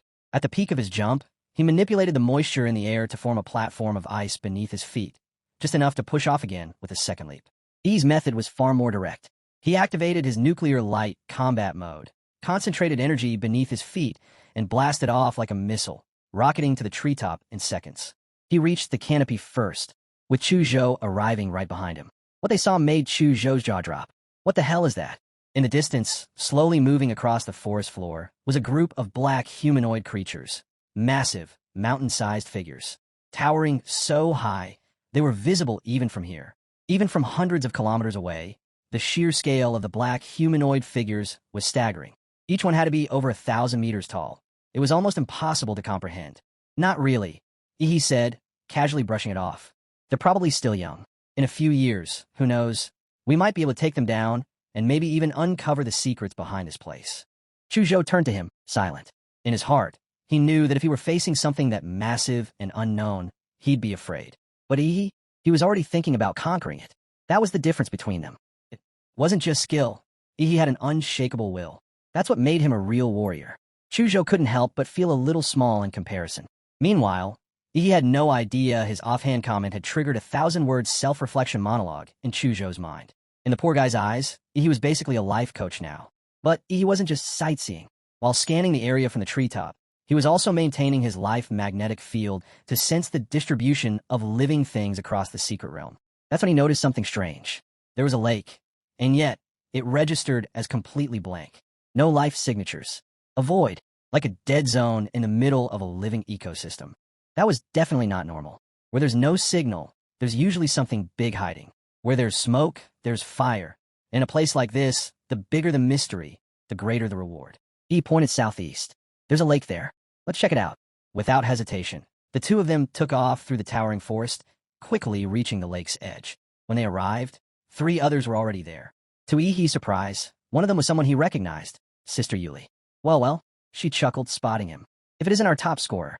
She hadn't expected the high schooler she helped out weeks ago to turn out to be this powerful. Back then, she'd given him a discounted warrior business card. Not a huge favor, but one he had never forgotten. Her teammate, a bald guy covered in tattoos, smirked. You know the little top scorer from its city? Hurry up and introduce us. The third member, a man with glasses, added, he was pretty incredible back there during the beast tide. You picked a good one.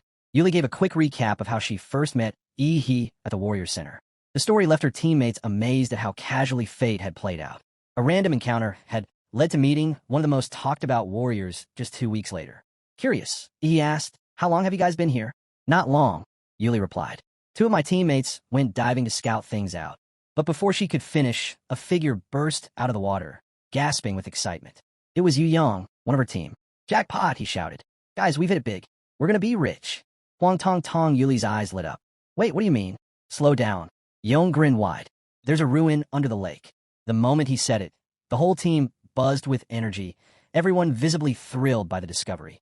Everyone except Yi, who blinked in confusion. He leaned toward Chu Zhou and nudged him. "Okay, what's so great about that? What kind of ruin are we talking about?" In this mysterious realm, ancient structures, the landscape, remnants believed to be left behind by a lost civilization hidden deep within the secret world. Scholars and experts have come to call them simply the ruins.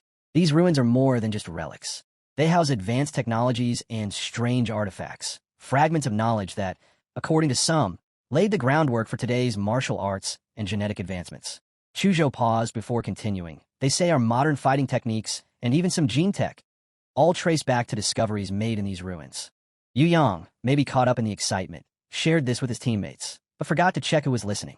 His face tightened when he realized two outsiders, Yi and Chu Zhou, had heard every word. Regret immediately followed. His eyes turned sharp, his hand drifting toward the sword on his waist. Chu Zhou picked up on the shift. In places like this, where treasures lie buried, people often kill for far less. Bloodshed near ruins isn't rare. Greed makes monsters of men. Just as Yang was about to make a move, Yuli stepped in, shouting at him to stop. He leaned casually on Chu Zhou's shoulder, the two of them staring Yu Yang down with an amused smirk. "They're not just randoms," Yuli said. Yi and Chu Zhou ranked first and second in Ancidity's college entrance exams.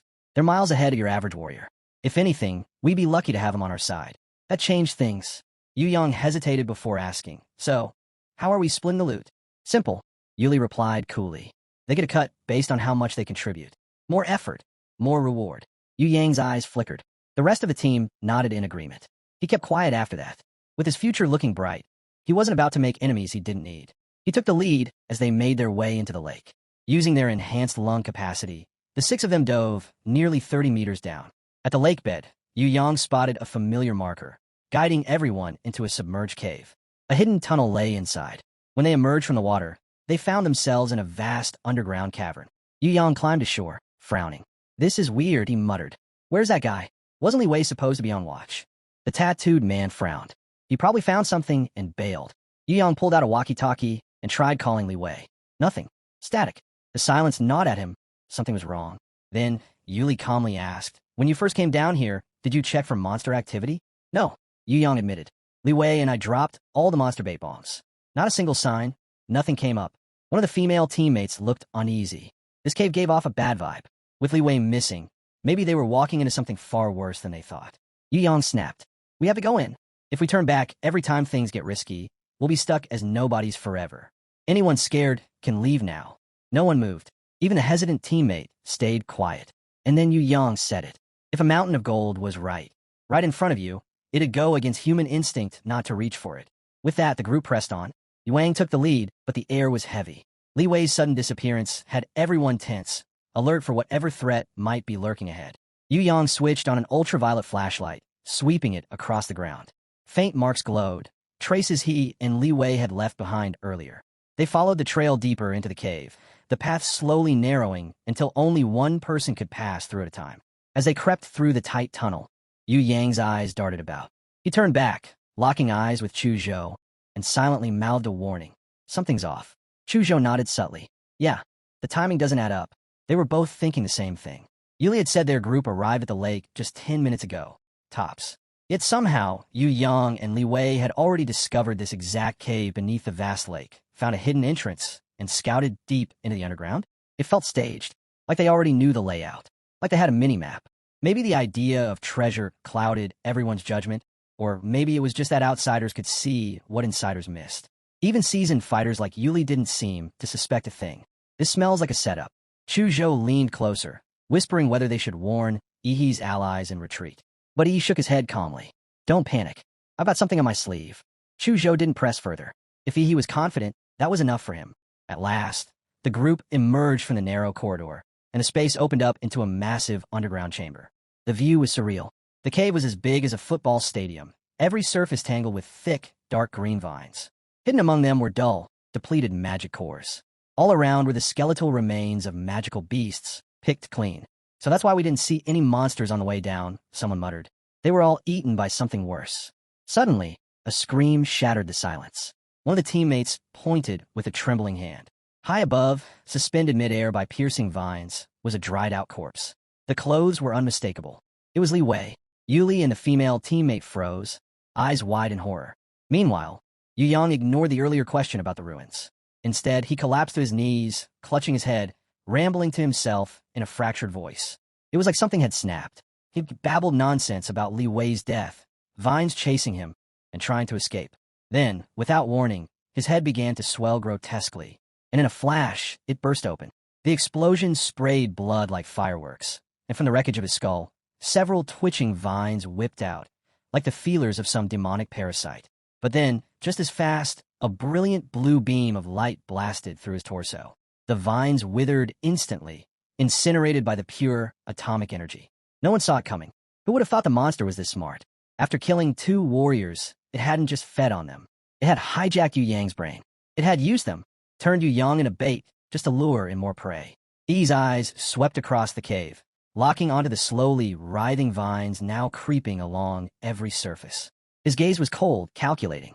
Then, with a thunderous crack, a massive boulder, twisted with vines, dropped from the ceiling like a meteor. It slammed into the ground behind them, sealing off their only exit. Chuzhou stared at the monstrous vines, and suddenly, a memory clicked. He'd read about this creature before, hidden deep in some obscure monster guide. It was a second-order, king-class magical beast, the ghost demon vine. As soon as he spoke the name, Yuli and the other 2 froze in place. Fear gripped them. King-class blood beasts weren't just strong.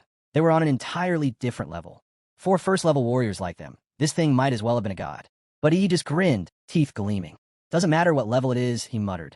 Just watch me tear it apart. He was just about to trigger Colossal Titan mode, when a deafening boom echoed behind them. The rock wall they thought was impassable, blown to pieces. A mysterious figure emerged through the dust and debris. The pressure that rolled in with him was suffocating. His blood energy warped the very air, trailing thick, bloody smoke with every step. That kind of aura, it could only mean one thing. 8th level warrior. His name was Ho Long. Funny thing, Ho Long hadn't even planned on entering the Redwood Mountains secret realm. But the moment he caught word that someone was using nuclear radiation-based powers to hold off the beast tide, he knew. That person could only be, once inside the realm, tracking, he wasn't hard.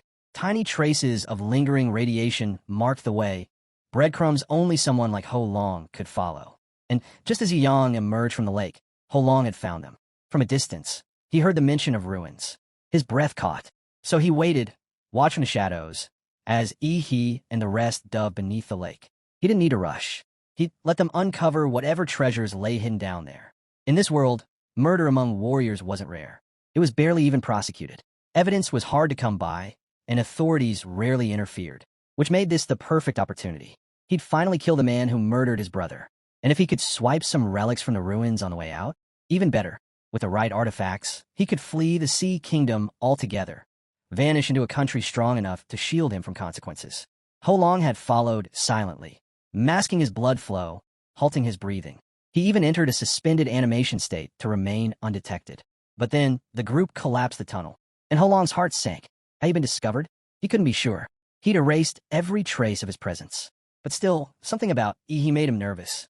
He knew, even without seeing him, Ho Long could feel it. He had sensed him. He was certain of it. And he was just as confused. Who was this 8th level freak chasing after him? He didn't even know the guy. One second, they were exploring ruins, and the next, some lunatic uncle was crashing through explosions and bloody smoke like a boss from hell. Ho Long started muttering strange things, as if he had some kind of past. He frowned. None of it made sense. Still, for a moment, it felt like that mysterious warrior had glared at him with hatred. No, that had to be his imagination, right? With a sudden explosion of power, Ho Long erupted. 8th level blood, energy, surged around him as he bulldozed through the collapsed tunnel like it was paper. He charged forward, his voice echoing like thunder through the cave. Prepare to die.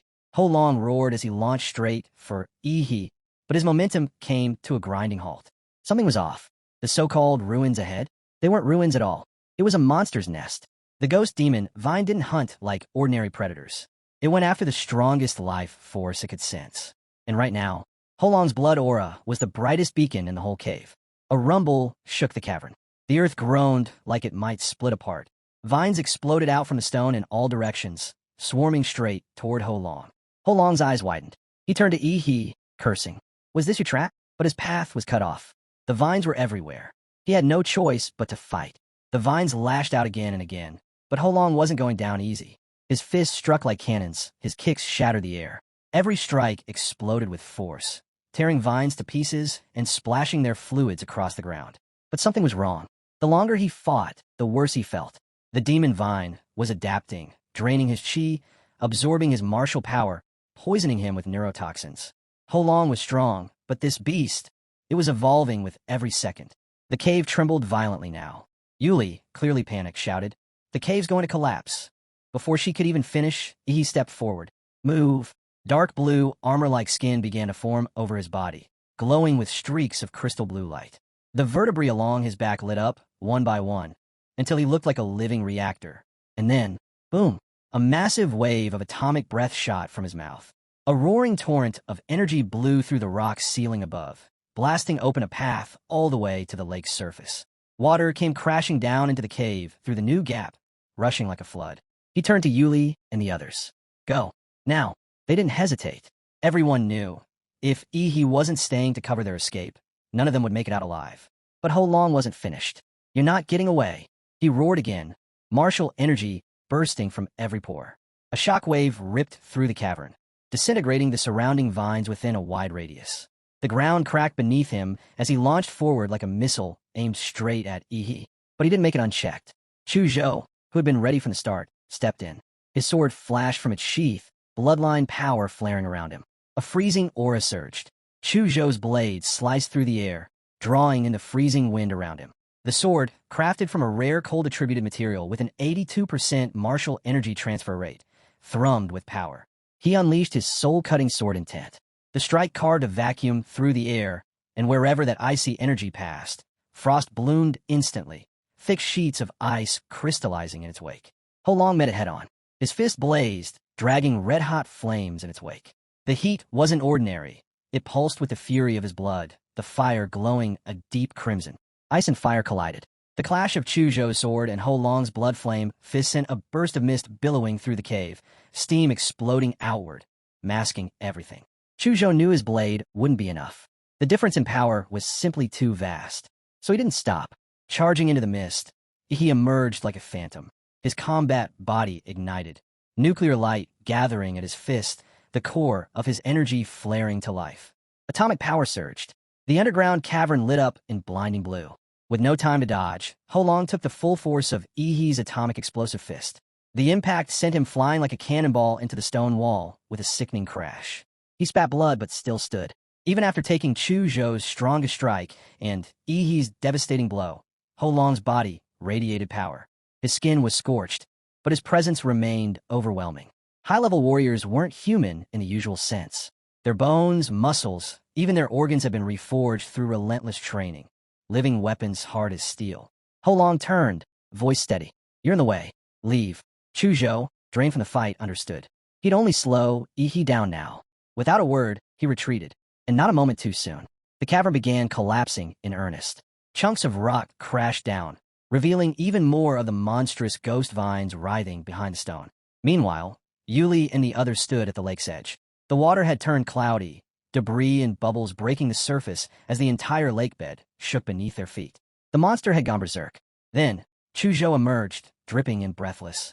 Yuli rushed to him. "Where's Yi?" Chu Zhou stared into the water, silent. Suddenly, a flash, brilliant blue lightning arced across the lake, lighting up the entire surface like day. At the bottom, Yi bit into his palm. Crackling streaks of electric blue current burst from the wound. Holong sensed danger instantly. He lunged forward, desperate to stop what was coming. Too late. A thunderous explosion of light erupted from Yi's body. Bolts of lightning surged out in every direction, engulfing Holong in a storm of energy. His alloy-like muscles began to blacken, carbonizing on contact with the lightning. It was just like a Titan transformation. Each Titan in those stories transformed by biting their palm, unleashing massive energy, usually in a burst of lightning. But the colossal Titan? Its transformation was more than just dramatic.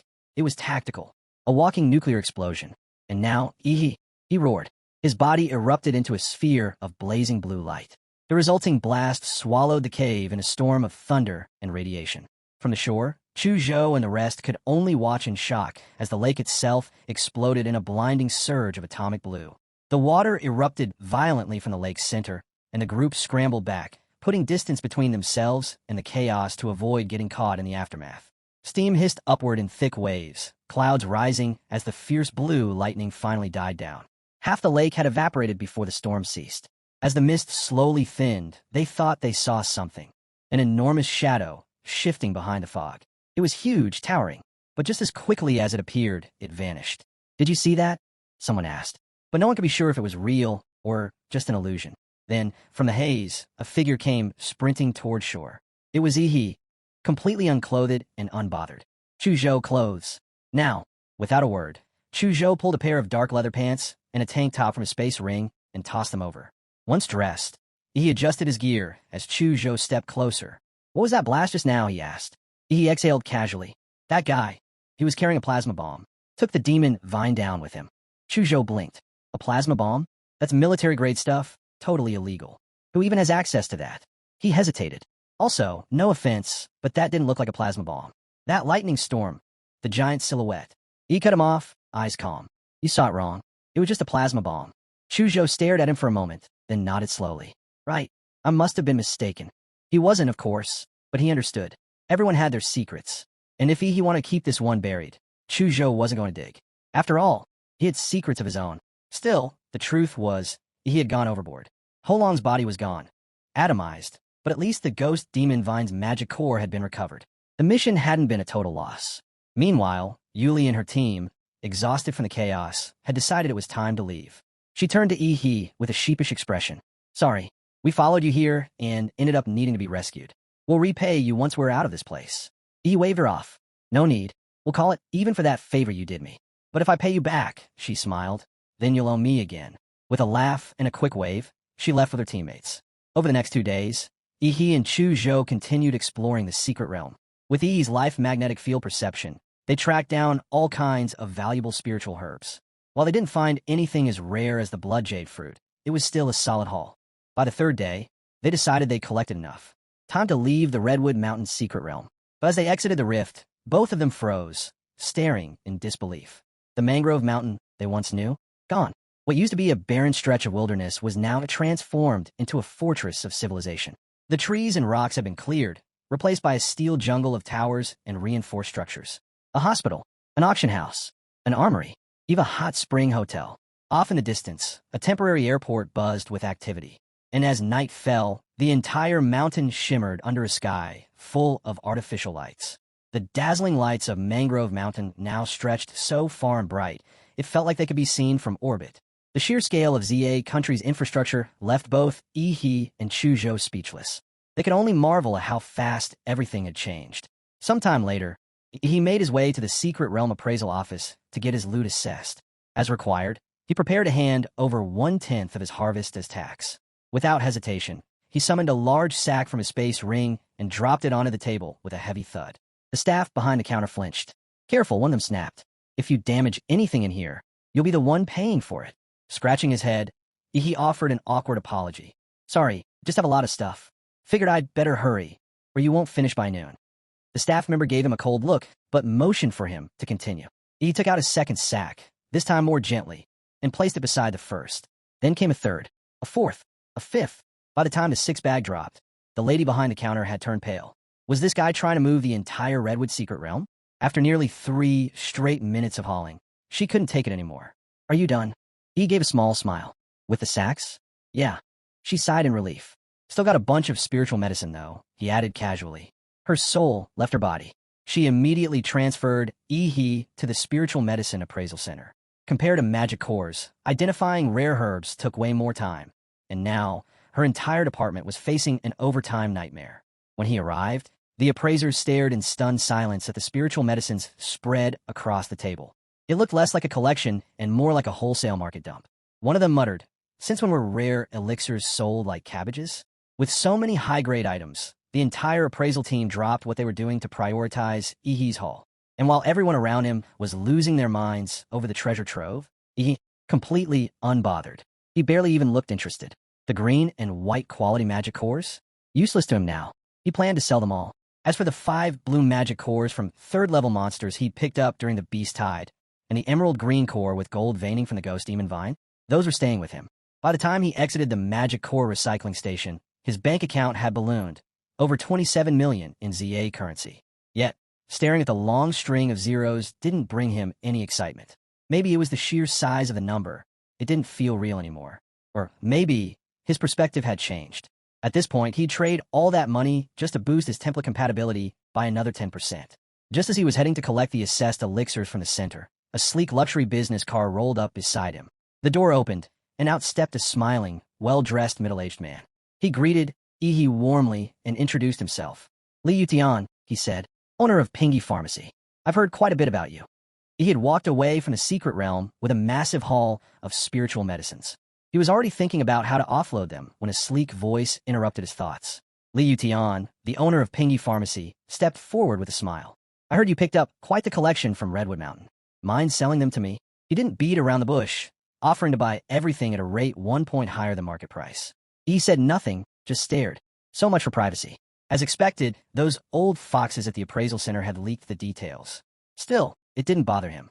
In fact, this saved him the hassle of hunting down buyers himself. If someone wanted to come to him with money in hand, he wasn't going to complain. The deal was quick and easy. Yushin even looked like he was the one begging to make the purchase. And honestly, that wasn't far from the truth. Despite taking a financial hit, Yushin was grinning ear to ear as he handed over the contract. The reason was simple. He could see talent when it walked into a room. He had managed to find more high-grade elixirs in one trip than most teams could in a year. For a businessman like Yushin, this was an opportunity to build a long-term relationship. One good deal now might open the door to exclusive access in the future. As the funds landed in his account, he stared at the balance. Another mountain of money, but it didn't move him. No amount of cash could compare to increasing his power by even 10%. The truth was frustrating. Basic genetic potions, white and green magic cores, they were all meaningless to him now. They did nothing to push his template compatibility forward. He let out a quiet sigh. It turned out his template had a more demanding appetite than he did. What he really needed was high-tier genetic medicine, but that came with restrictions. Access was locked behind status and privilege, neither of which he had enough of. Money alone couldn't buy what he needed. That left one other path. Martial arts techniques. Back during the entrance exam, he had crushed Lu Qingzhu and the others. But it wasn't because of technique. It was all thanks to the overwhelming power of the Demora template. In pure martial arts skill, he didn't stand a chance against those seasoned fighters. Now that he realized it, he knew exactly who to turn to. Someone with deep connections, someone who could get their hands on the best martial techniques out there. Principal Old Deng. Without a second thought, he sprinted toward the city's #1 middle school. When he arrived, the principal welcomed him like family. Old Deng poured a cup of hot tea, even gave Ihi's shoulders a friendly massage. Didn't expect the top scorer to pay a visit to his old school, he chuckled. Of course, with his experience, the old man could tell right away. Ihi was here with a request. Chuckling to himself, Old Deng pulled out a bottle of white medicinal wine. Inside, floating gently, was a rare ginseng elixir. "Got this just recently," he said proudly. From none other than Li Yushin, the boss of Pingy Pharmacy. Who could say no to a gift like this? A bottle that could strengthen the body, invigorate circulation, and boost vitality, especially when soaked with a rare medicinal ginseng. Principal Old Deng's eyes lit up the moment he saw it. Well, he grinned. Our top scorer isn't just smart and capable, but also knows how to respect his elders.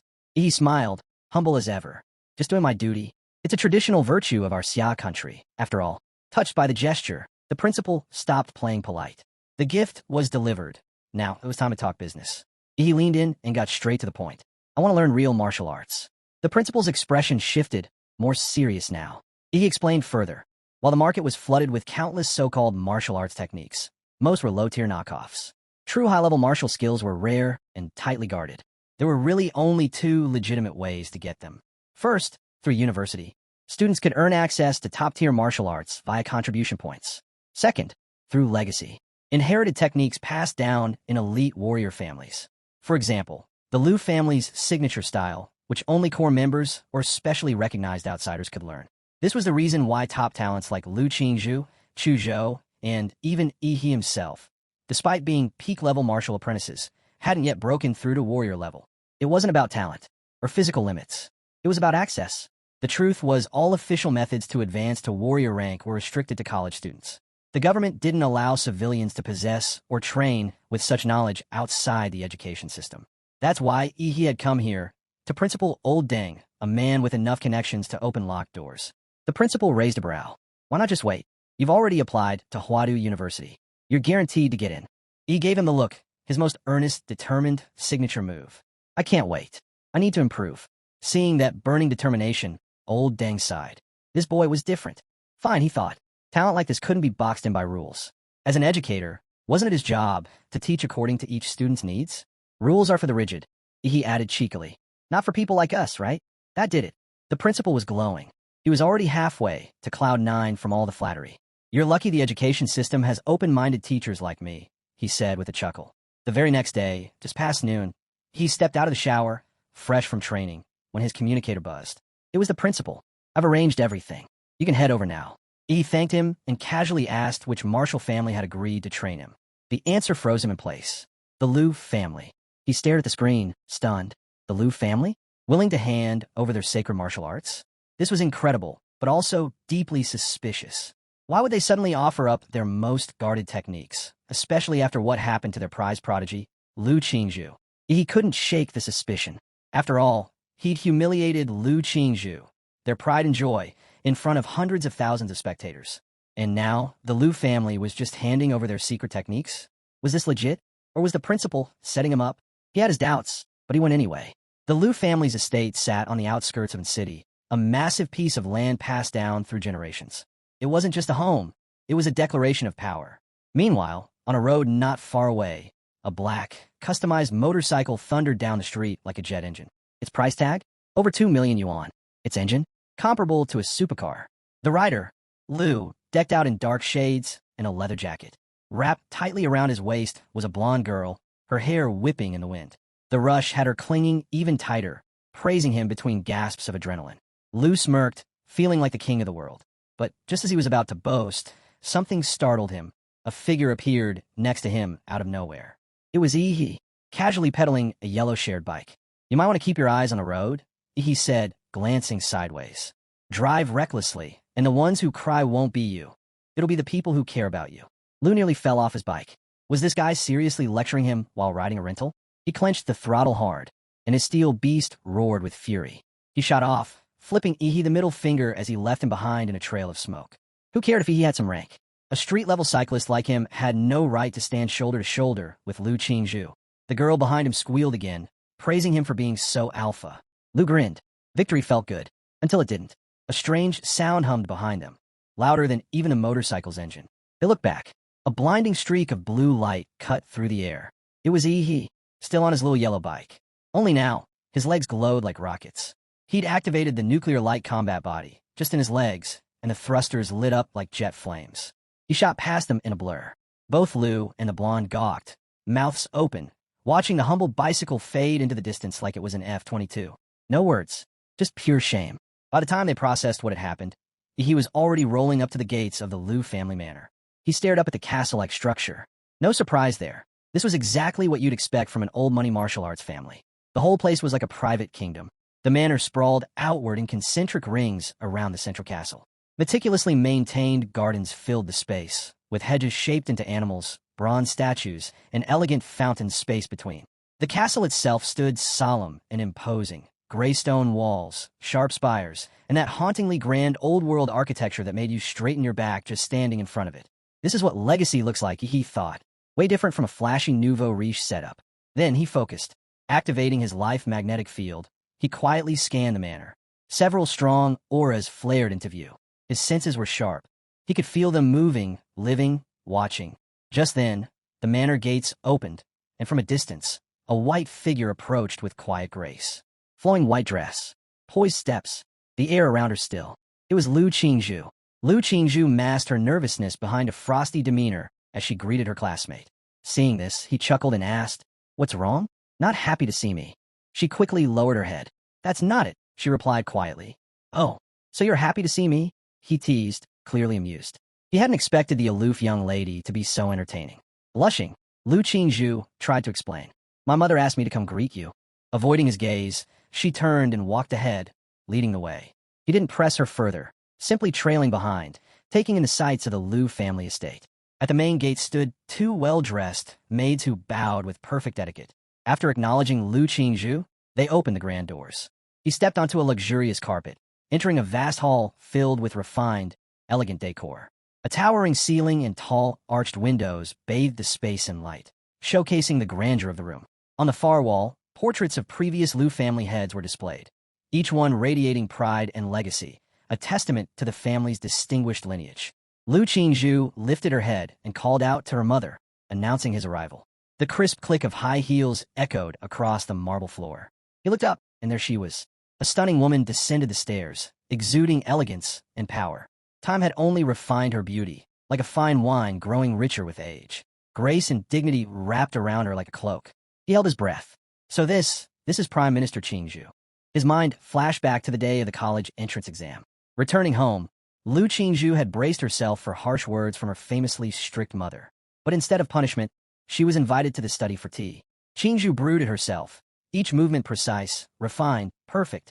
Lu Qingzhu was tense, ready to apologize, but her mother raised a hand, silencing her with effortless calm. No need to be nervous, she said softly.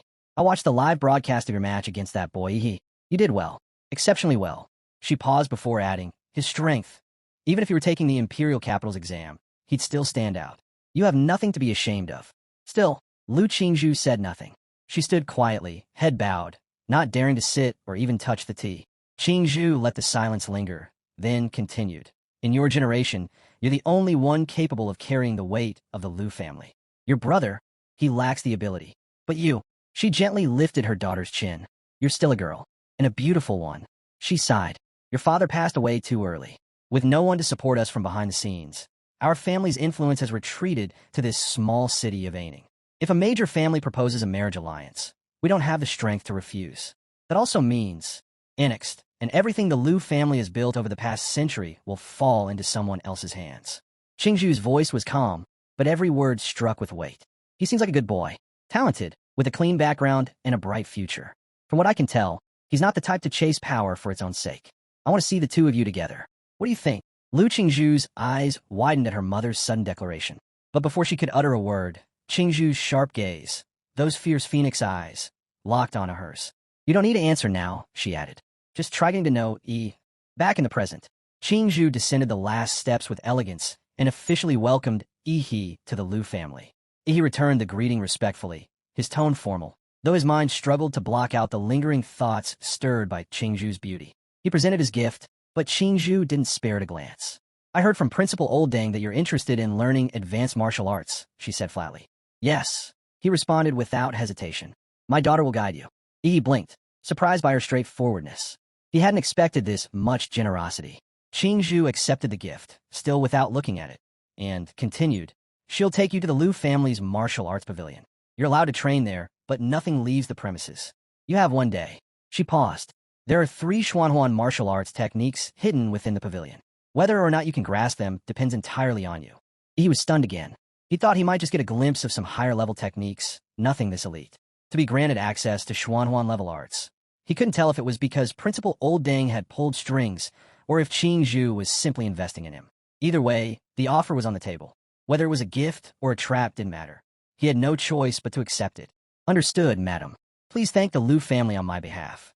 He deliberately thanked the family, not Qingzhu personally. That choice wasn't lost on her. It meant he wasn't just accepting her generosity. He was making a promise. If the Lu family ever needed him, he'd answer the call. Qingzhu's expression softened. The more she looked at him, the more she appreciated his tact. He, meanwhile, suddenly felt like he'd just passed some kind of secret test. After parting ways with Qingzhu, Lu Qingzhu led Yi out of the main hall. The two walked along a long corridor toward the martial arts pavilion. Alone again, the atmosphere between them shifted. Qingzhu couldn't stop replaying that meaningful look her mother had given her. He, oblivious, noticed something else entirely. Lu Qingzhu, why do I get the feeling you're avoiding me? I'm not, she said quickly, eyes darting away. But when he suddenly stepped closer, closing the gap between them and catching her gaze, she flinched. Like a startled deer, she stumbled back a half step. Lu Qingzhu had never been this close to a boy before. In that fleeting moment, she could feel the warmth of his breath brush against her right cheek. And just like that, her face flushed red. The usual icy aura of the untouchable mountain flower? Gone. She quickly stepped back and asked, flustered, "Why are you standing so close?" Without answering, Yi followed her through the manor until they reached a hidden underground chamber. Before them stood a massive stone door, ancient, rough, and clearly no ordinary rock. Yi's curiosity was instantly piqued. Lu Qingzhu spoke up, offering an explanation. "This door is made from power transformation stone. It was mined from a secret realm. Even a strike from a Xuanwu-level master wouldn't break it. It absorbs attack energy instead." "Can I punch it?" he asked seriously. She blinked, caught off guard. After all, most people would marvel at the material, not immediately want to smash it. Still, she nodded. "Go ahead." He stepped forward, clenching his fists. Energy surged through him. That familiar, blazing blue light wrapped around his hand like a comet about to strike. Lu Qingzhu's expression instantly changed. Her smile faded. That glow, it reminded her of something terrible. Without saying a word, she turned her face away. With a thunderous boom, his fist shot through the air and slammed into the stone. The force of it sent a gust whipping through the chamber, lifting the hem of Lu Qingzhu's white skirt. But the punch didn't explode. Instead, the energy vanished, absorbed completely by the stone. Ripples spread across the surface, gentle as waves on a pond. Yi stood there stunned. That had been his strongest blow. At the moment it touched the wall, it felt like it sank into water, soft, silent, smothered. Over 90% of the impact had been swallowed whole. It was rare to see him taste failure, and Lu Qingzhu found it oddly amusing. She covered her mouth to stifle a smile she hadn't even realized was there. She stepped forward and opened the stone door, gesturing for him to enter. Inside was the Lu family's martial arts pavilion. Shelves stretched across the chamber, lined with technique scrolls and manuals. Everything was organized by category, neatly and impressively. "All martial arts here are stored as copies," she explained. "They're categorized by movement, defense, internal force, swordsmanship, a lot more. If you want to learn something, just swipe this." She handed him a sleek black and gold card. "What about the Xuanhuan techniques?" he asked. "They're stored deeper inside, in a smaller stone chamber," she answered. "You'll need this card to access them, too. But even if you go in, you won't master anything in a day. At best, you'll get a taste of the basics." She paused, then pointed to another shelf. "Honestly, I think my mother giving you access to Xuanhuan martial arts might not be a good thing. I can recommend some techniques that are just a tier below, but much more suitable for you." He glanced at her, amused. "Are you worried about me?" That teasing tone again. Annoyed, Lu Qingzhu turned her face, deciding she was done talking to him for now. He raised his hands in mock surrender. All right, I get it. No need to worry." Lu Qingzhu tilted her pretty head slightly, but said nothing more. She could tell he knew exactly what he wanted. If he was going to learn, he'd go for the strongest technique available. That was just how he was.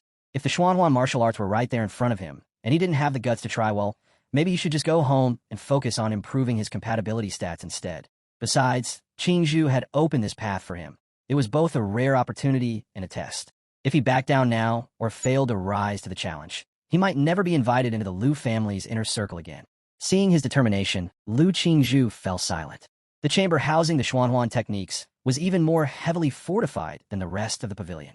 Black power transformation stone, extremely rare and nearly indestructible, had been used for its construction. She explained that her great-grandfather's generation had started collecting the material, saving it for something truly important. It was the first time she'd spoken this much in one go. There was no mistaking the pride in her voice, pride in her family's legacy. The Blackstone vault opened with a low rumble, revealing 3 heavily fortified safes. Each one was solid enough to withstand a direct tank strike. Lu Qingzhu warned him, "Enter the wrong code 5 times, and the Xuanhuan martial art inside would self-destruct. Gone forever." He looked at the names displayed.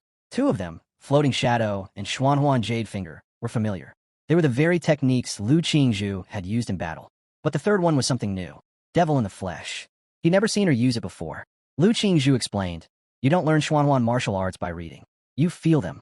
The creators embedded their martial rhythm into each one. If you can't resonate with that rhythm, or if your martial attributes clash, you won't even be able to begin training. In other words, the Xuanhuan martial arts weren't passive techniques waiting to be learned. They were alive. It wasn't about choosing a technique. It was whether the technique chose you. Suddenly, he understood why Lu Qingzhu never used the third technique. It wasn't about talent. It was incompatibility.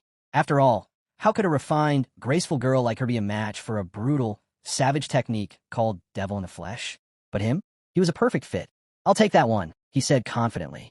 Lu Qingzhu input the code, and the safe clicked open. Inside was no scroll, no book. It was a bronze statue. A towering, muscular figure stood frozen in a battle stance, every inch of his form radiating violent power.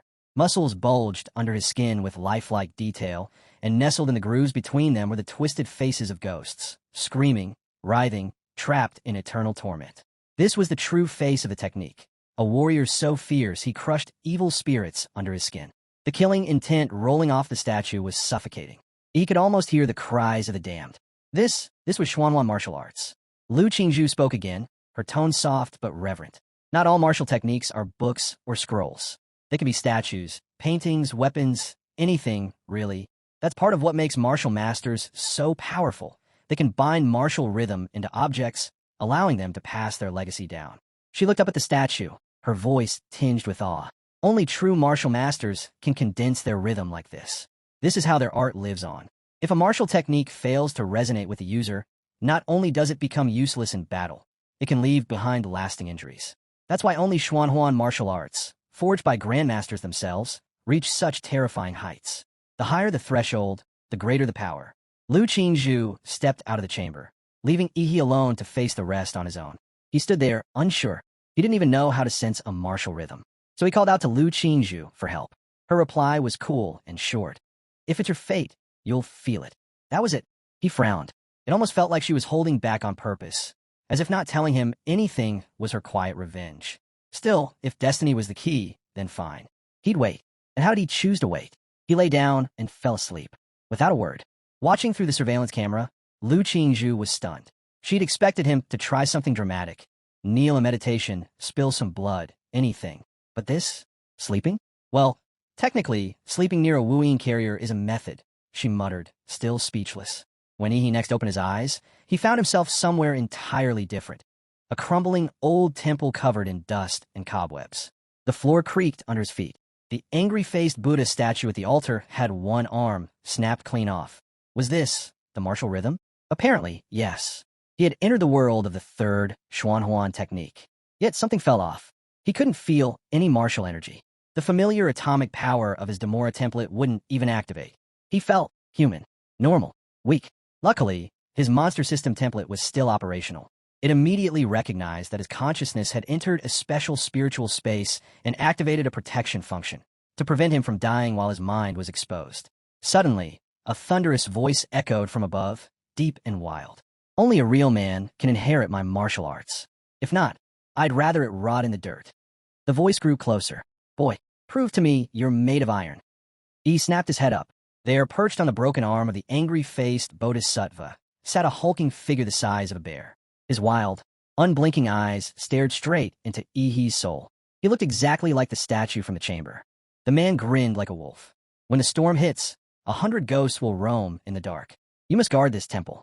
Don't let them defile that Buddha, he growled. If you make it through, I'll grant you the power to guard what matters. But if you fail, the man's tone darkened. They'll tear apart your spirit. You'll lose your mind, and you'll never cultivate martial arts again. He leaned in slightly. If you're a coward, now's your chance to run. A cold droplet slipped through the cracked ceiling and landed on Yi's cheek. The trial had begun. The man was gone, vanished, and outside the storm had come. Rain poured harder. The skies turned pitch black. Wind howled like wolves, and Yi could feel it.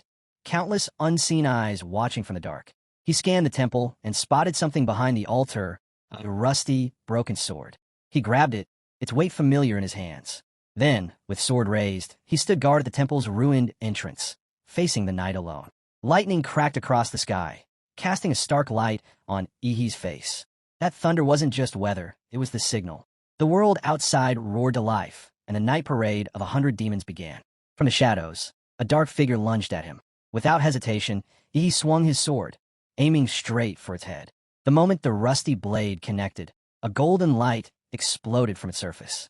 The ghost shrieked and disintegrated into ashes on the spot. So, it was true. The trial wouldn't leave him defenseless. The sword wasn't ordinary. There were hidden tools after all. His blood surged with excitement. No longer clinging to the safety of the ruined temple, he charged straight into the darkness, sword raised high. Unseen in the background, the burly man reappeared atop the statue's arm, watching the scene unfold. His eyes narrowed in scorn. Oomph. This brat actually ran out of the temple with a sword? Does he have a death wish? He scoffed, arms crossed. These spirits, all born from my evil energy. A little martial artist dares to challenge them head-on? Another idiot. Martial artists these days get more pathetic by the generation. He sighed and prepared to retrieve what he assumed would be Ihi's broken body. But then, he froze. Eyes widened in disbelief. What? Why aren't the ghosts touching him? Ihi, who barely knew the first thing about swordsmanship, was just swinging wildly. Every time a ghost approached, he'd lash out, and it would vanish in a flash of golden light. No form, no defense, no strategy. And yet, every slash landed. One ghost shrieked and lunged at him, claws extended, but its attack phased right through his body, as if he wasn't even there. He turned around and cut the creature clean in half. It became clear his system, still active in the spiritual realm, had given him complete immunity. He was untouchable, an invincible golden body.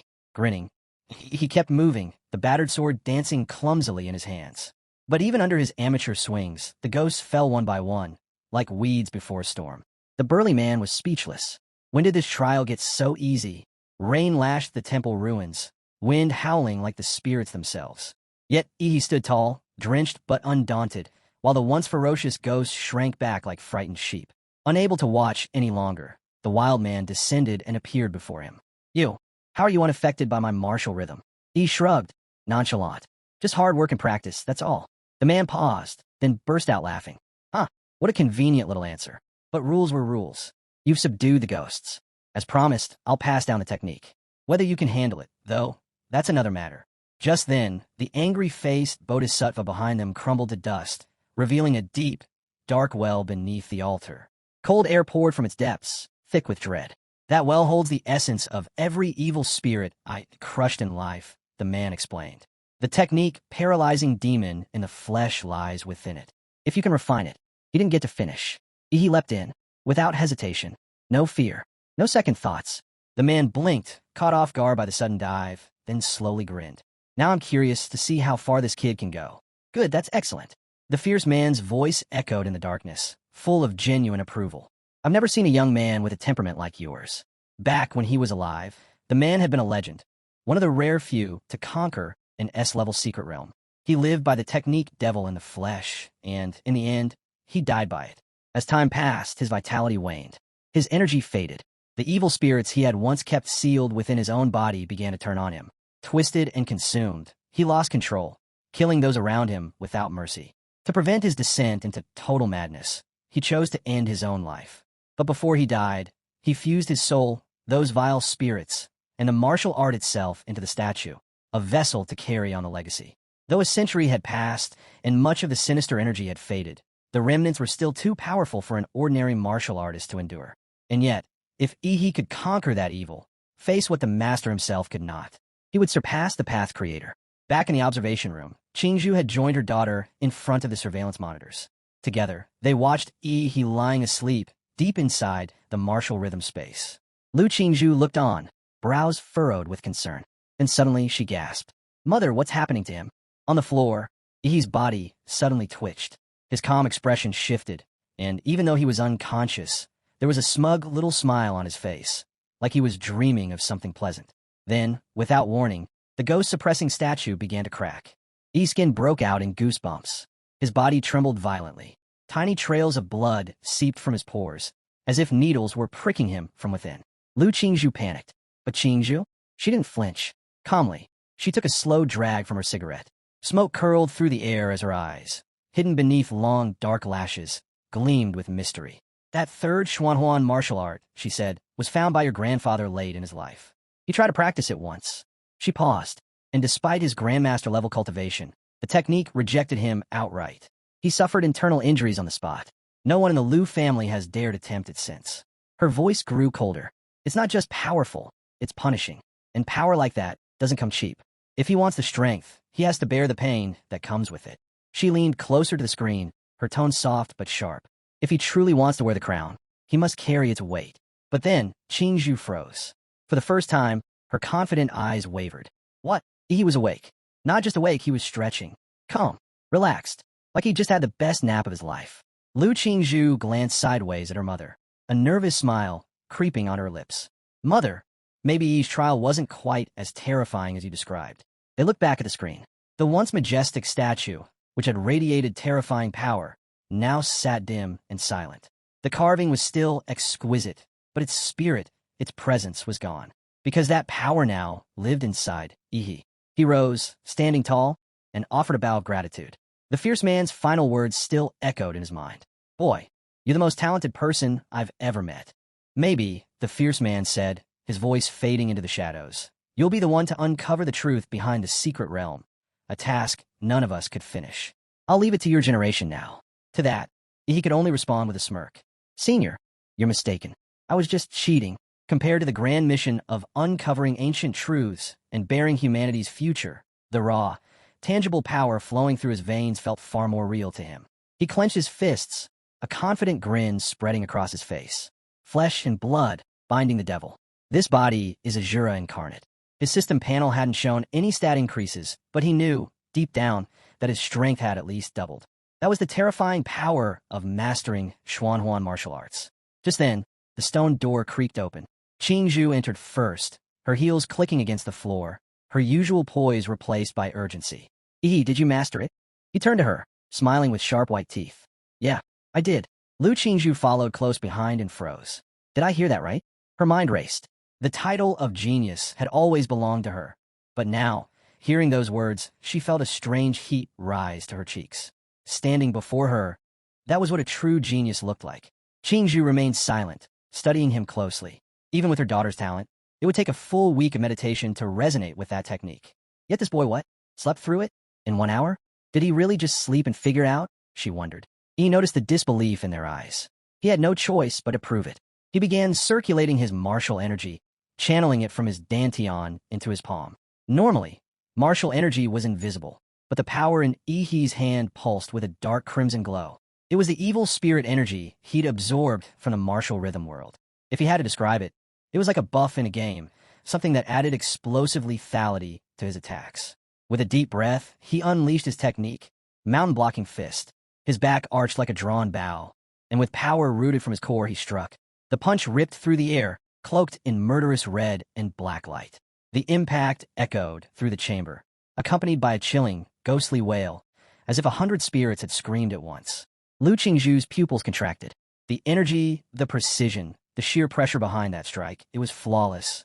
And she could hear it too, that haunting cry. That had to be the evil spirit energy he mentioned. Qingzhu, meanwhile, stared at him with an unreadable look. She had admired this young man before, but even she hadn't expected this. Not to this extent. He caught her gaze and instantly regretted it. Her eyes were intense, too intense. Madam, your daughter's right here. Can we tone it down? I don't want to be called Prime Minister's classmate again. Trying to steer things back to normal, Qingzhu cleared her throat. Since you've already mastered one Xuanhuan technique, would you be interested in learning the other two?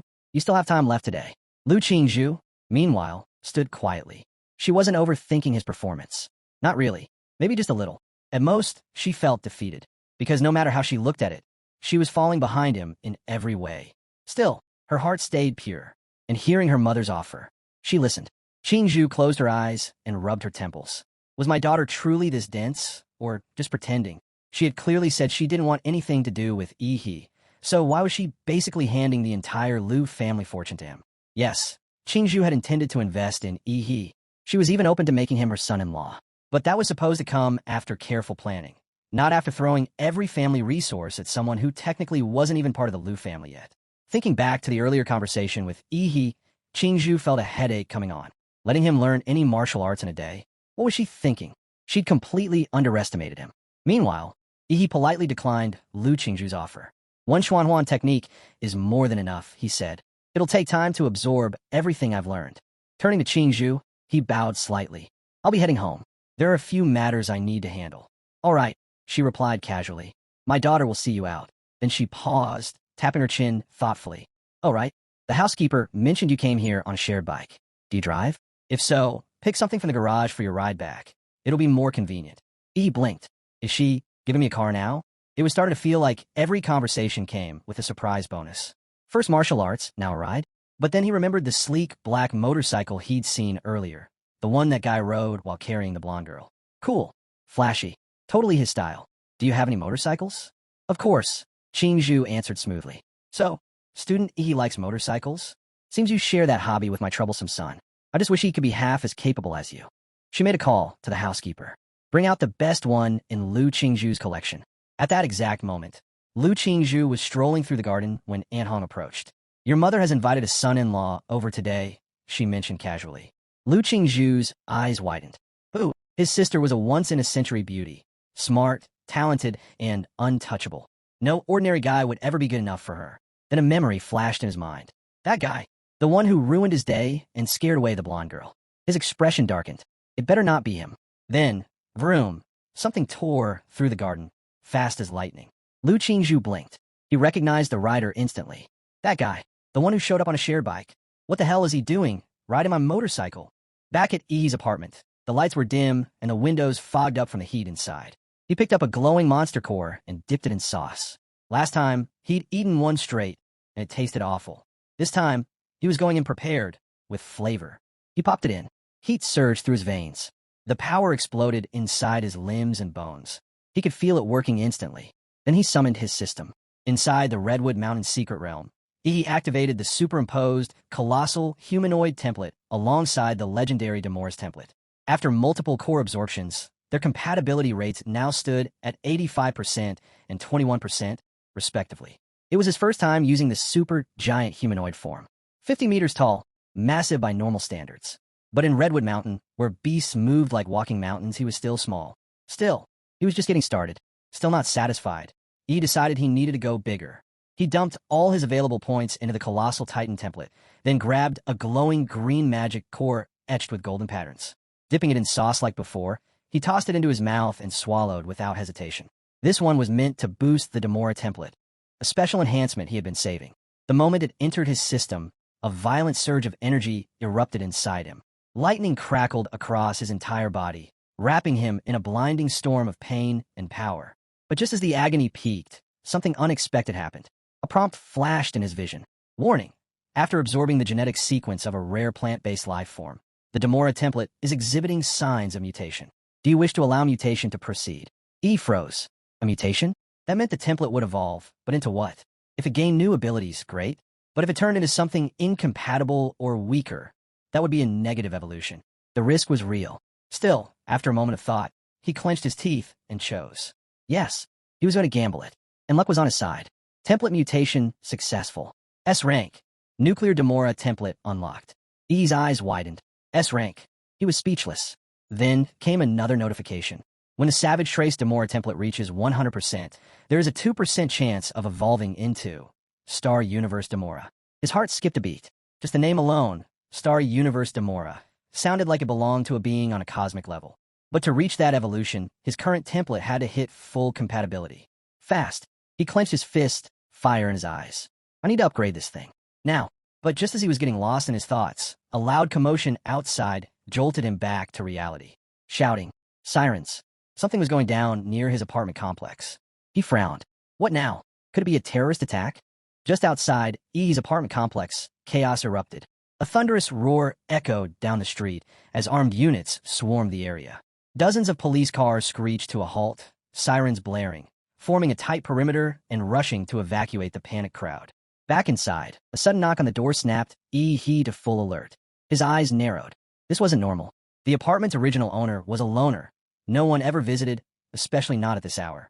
He hadn't ordered anything. No deliveries. No expected guests. His instincts kicked in. Before he could even move toward the door, his gaze shifted toward the open window behind him. The air shimmered, warping slightly. Calmly, he spoke to the empty space, asking the unseen presence if she already knew who he was. The atmosphere pulsed. Moments later, a figure materialized, right out of thin air. She stood there confidently, curves outlined by a sleek, white nano battlesuit clinging tightly to her body. A black reflective mask covered her face, hiding any hint of her identity. But despite her bold entrance, she seemed genuinely caught off guard. He clearly wasn't just some random guy. Originally, she had planned to stash something inside his place, then wipe his memory. Quick, easy. But now that he'd seen through her illusion, well, now he'd have to pay the price. He wasn't fazed. In a low voice, he asked who she was and why she had broken into his apartment. No answer came. Only the shadow on the floor shifted, energy crackling, snaking toward him like a venomous serpent. In that instant, he understood he couldn't move. The space around him was locked down. Fine, let burn. He had enough saved up anyway. If this place got wrecked, he'd just buy another. The masked intruder, slightly confused, asked what kind of nonsense he was babbling. With a dramatic pause, he stared her down and calmly declared she was already a dead woman walking. Meanwhile, down in the streets below, a vicious fight had broken out. Dozens of elite fighters in training gear surrounded a lone man, Zhou. Despite being outnumbered, he held his ground, dishing out brutal blows with precision. But then he slipped. One of the special operatives struck him hard in the gut. The impact drove martial energy straight in his core, sending waves of pain ripping through his body. Clutching his side, Zhou staggered. "Don't let up," one officer barked. "Wait for an opening, then take him down." They moved in sync, trained to fight as one. They pounced the moment he showed weakness. Zhou, he had no choice but to fall back, step by step. But this was his plan all along. He wasn't here to win. He was buying time. Time for Yaoi Mei to get away with the golden gene. Realizing his distraction was working, Zhou, he let out a mad, triumphant laugh and activated the forbidden blood-burning technique. Flames exploded around him, lighting up the streets in a hellish glow. He fought like a man possessed, pushing his limits against the incoming storm of armored police. Then, just as the battle reached its breaking point, a flash of bright blue light split the sky overhead. A dark figure dropped from above, slamming into the pavement beside Zhou Yi with earth-shattering force. The ground cracked beneath them. Zhou Yi turned and instantly recognized the figure. Yaoi Mei had arrived. Her silhouette was unmistakable. But wasn't her nano battle suit white just a moment ago? Now it looked pitch black, scorched like charcoal. Zhou Yi had risked everything just to get her out with the item. So why had she come back? Yaoi Mei pulled herself out of the shallow crater, visibly shaken. She hadn't expected he to be that powerful. That beam he unleashed, straight from his throat, hit her dead on. If it wasn't for the nanosuit's protection, she'd be in pieces. Leaning toward Zhou Yi, she whispered that the package was secured, hidden. It was time to vanish. Relief washed over Zhou Yi's face, until the armed police caught on. Realizing the two were working together, they immediately tried to box them in. But then, bang, a high-grade smoke bomb exploded, spreading a thick fog across the battlefield. This wasn't ordinary smoke. It blocked even the sharp perception of martial warriors. The police scrambled, channeling their martial energy to whip up gusts of wind, trying to clear the haze. By the time the smoke thinned, the pair had vanished, down into the sewers. 30 minutes later, Zhou Yi and Yaoi Mei emerged from an alley, far from the chaos. Distant sirens echoed through the streets. They'd managed to shake off pursuit, at least for now. Zhou Yi exhaled, finally catching his breath. As he admired how fast the nanosuit had repaired itself, a chilling voice sliced through the quiet night. "Still haven't explained why you broke into my home." Yaoi Mei froze. Her eyes widened in shock. She'd made a massive miscalculation. Picking a random apartment had seemed like the perfect plan. But of all people, she had to pick the final boss in disguise. And now, he wasn't going to let this go. Zhou Yi's eyes blazed with fury. He glared at Yi. "How the hell did you find us when the cops couldn't?" He didn't bother answering. He didn't need to explain that Yaoi Mei had been unknowingly marked, traced by nuclear radiation from his own energy. He was always silent when he struck. Boom! A small blast erupted beneath his feet. In an instant, he launched forward like a rocket, the air hissing from the recoil. A fist flashed through the darkness, straight at Zhou Yi. But this wasn't just a punch. Fueled by dark red energy and malevolent spiritual force, a violent cellular reaction surged inside Yi's arm. His mountain-blocking fist unleashed at full power. Zhou Yi crossed his arms to defend, but it didn't matter. The punch ripped through his guard, the energy exploding on impact. It felt like getting hit by a freight train. Zhou Yi flew backward, smashing into a concrete wall with a deafening crack. Dust filled the air. Yaoi Mei gasped. A 6th-rank martial warrior, taken down in a single strike. And not just by anyone, but a boy whose martial energy barely registered above an apprentice level. Who was this kid? Zhou Yi, barely able to move, looked up and grinned through the pain. "I'm the disciple of Emperor Guangla." Yaoi Mei's expression twisted in disbelief. She had never heard that name before. Since when did a tiny city like an harbor hidden monsters like this? Before she could process, Zhou Yi cut in, his voice weak but sharp. "Don't get ahead of yourself, kid. I just went through hell in that fight. Used a forbidden technique. Burn up half my blood." Zhou Yi could feel it. His blood was thinning, his power slipping. After the earlier battle and burning away part of his life force, he was down to maybe 70% of his former strength. But even now, weakened and worn, he refused to see Yi, just a martial apprentice, as a threat. He didn't care which legendary master Yi trained under. Geniuses? They always died early. Arrogant. Reckless. Always thinking they were untouchable. Zhou Yi took a heavy stomp forward, activating his 5-step formation. His soles crushed into the cold pavement as he advanced. Each step thundered louder than the last. With every stride, his momentum surged, faster, stronger. The air behind him began to twist and shimmer.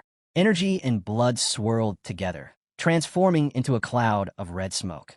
Under the dim night sky, his skin took on a metallic sheen, a silver hue stretching over his body like armor.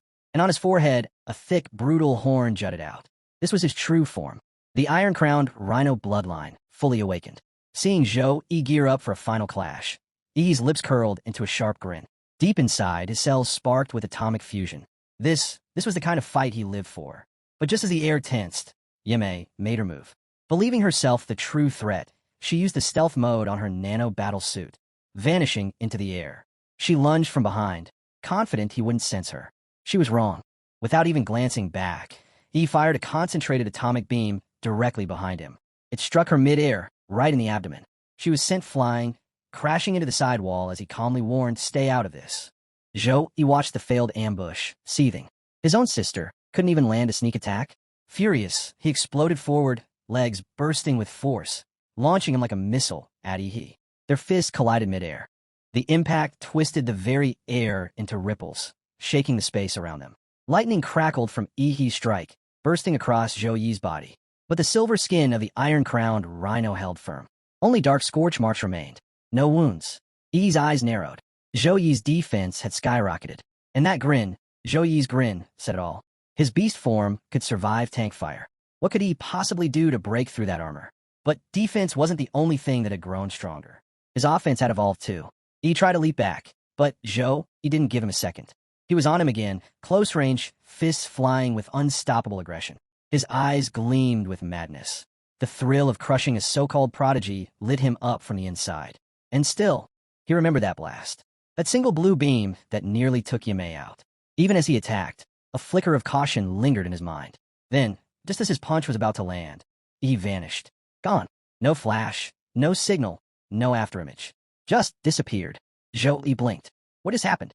No matter how cocky Yi was, he knew he couldn't take on the iron-crowned rhino head-on. But he wasn't dead. Zhou Yi had felt nothing land. He hadn't missed. He had moved. Then, boom, a massive surge of blue lightning erupted behind him.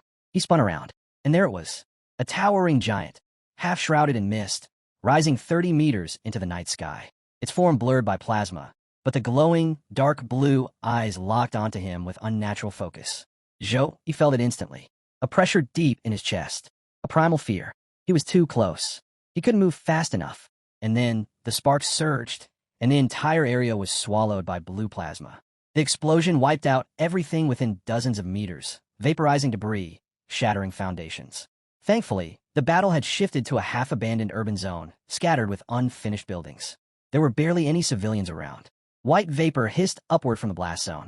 Zhou Yi staggered out of the smoke, battered but alive. His body was a mess, but he'd managed to tank Yi's self-detonation. Barely. The once brilliant silver of his skin had dulled, a clear sign that his blood power was nearly drained. If he hadn't been a defense-focused warrior, he would have been reduced to ashes. And yet, before he could catch his breath, something crept into his awareness. He felt it, that primal instinct, being watched. His eyes locked on the massive figure looming ahead. The giant hadn't moved much, just stood there, silent and terrifying, mist swirling around it. Its exposed flesh glowed faintly, blue blood pulsing through thick, muscular veins. Zhou Yi stared. What was this thing? Was it some monster? A summoned creature? No. Could it be that the brat, transformed? As if answering his question, the giant began to move. One massive arm shifted through the mist, skinless, raw muscle gleaming, reaching straight for him. Zhou Yi's body reacted on instinct, leaping back. Years of combat drilled that into him. But the other fist was already there, bursting through the fog like a cannonball. Zhou Yi couldn't dodge. Still airborne, teeth gritted, he activated the forbidden blood-burning technique again. His body screamed as he drained what little remained of his life force, reigniting the silver glow across his skin. Boom! The punch landed. The ground cracked. The air blasted outward. Zhou Yi was smashed deep into the earth, shaking the entire block. The wind roared, kicking up rubble in every direction. And that was just the first punch.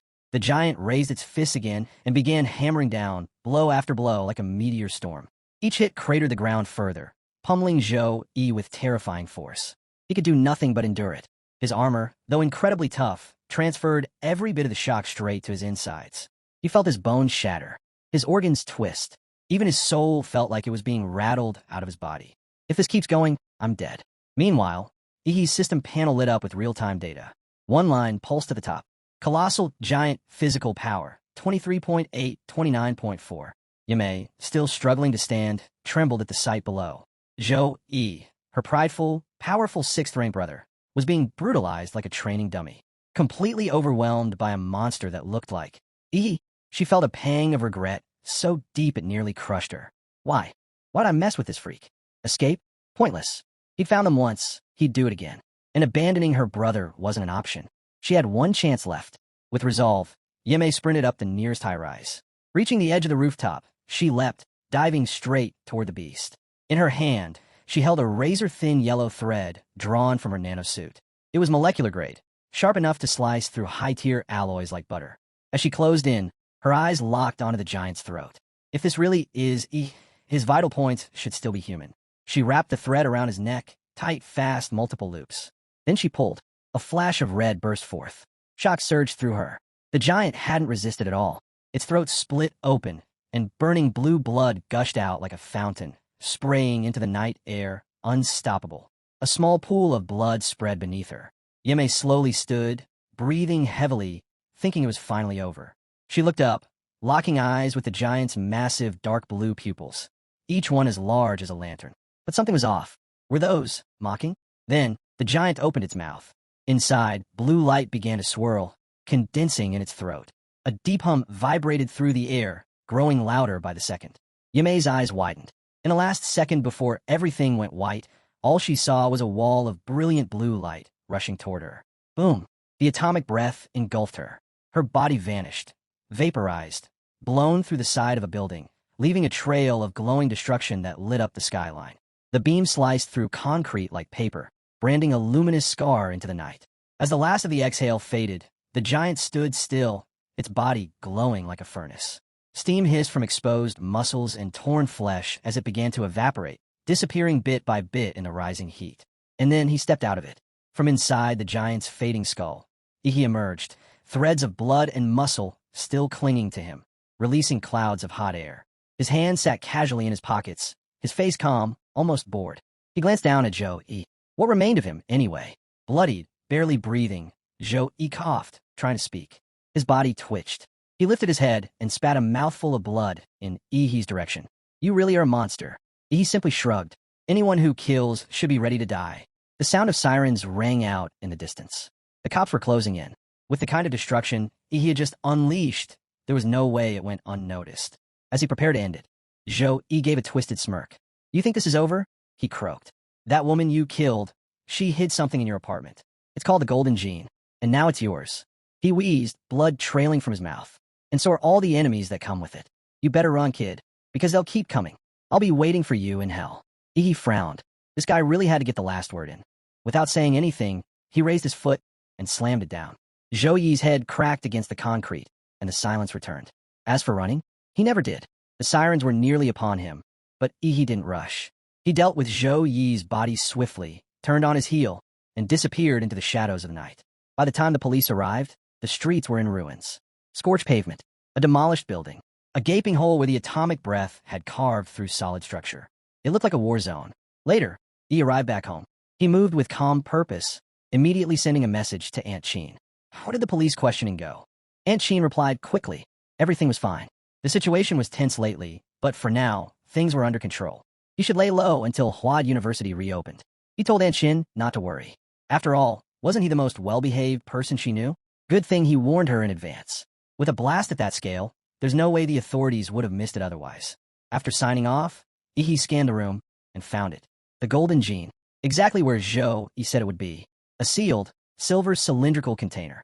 On the side was a black emblem, an eagle with its wings spread wide, but the wings were nothing but bone. No flesh, no feathers. He recognized it instantly. Laserbird. one of the biggest names in the biotech industry. And according to the Golden Gene, a marvel of genetic engineering, born from Laserbird's labs after the company inherited fragments of Prometheus's biological legacy. He stared at it. Of all the things to land in his lap, what annoyed him most wasn't just the danger it brought, but the sheer stupidity of it all. The security team Laserbird hired to protect this priceless project? Total frauds. They'd stolen it, tried to flee, got caught, and now they'd dumped the entire mess on him. He tried twisting the lid of the silver cylindrical container. No luck. Sealed tight. With a sigh, he tossed the canister aside for now. Bigger problems were staring him in the face, like the state of his apartment, or rather, the crater where his living room used to be. He stared at the rubble and muttered to himself, "Yeah, time to find a hotel." 1 month later, the scene shifts. Welcome to Swan Lake, the only B-level secret realm in all of End City. Deep inside its inner region, a battle was drawing to a close. A powerful team, each member no weaker than a 5th-rank martial warrior, had just cornered and taken down a ferocious 3rd-class Heil Bloodwolf. As the team leader carved open the beast's belly and retrieved its magic core, a deep, thunderous rumble echoed through the forest. Everyone froze. "See, Captain," the red-haired woman on the squad whispered, voice trembling. She pointed. Something wasn't right. In the distance, trees were falling, snapped like twigs. The sound of countless footsteps pounded the earth like rolling thunder. The ground shook beneath their feet. And then they saw it. A monstrous tide of beasts surged forward, filling the horizon. There was no end. A sea of claws, teeth, and raw muscle trampled everything in its path. And at the center of it all, a monster like no other. Perched atop a crocodilian behemoth, taller than mountains, sat a throne, made entirely of bones. But not just any bones. These were Heil warrior remains. Skulls stacked into intricate formations formed the base of the throne, each one a testament to lives lost.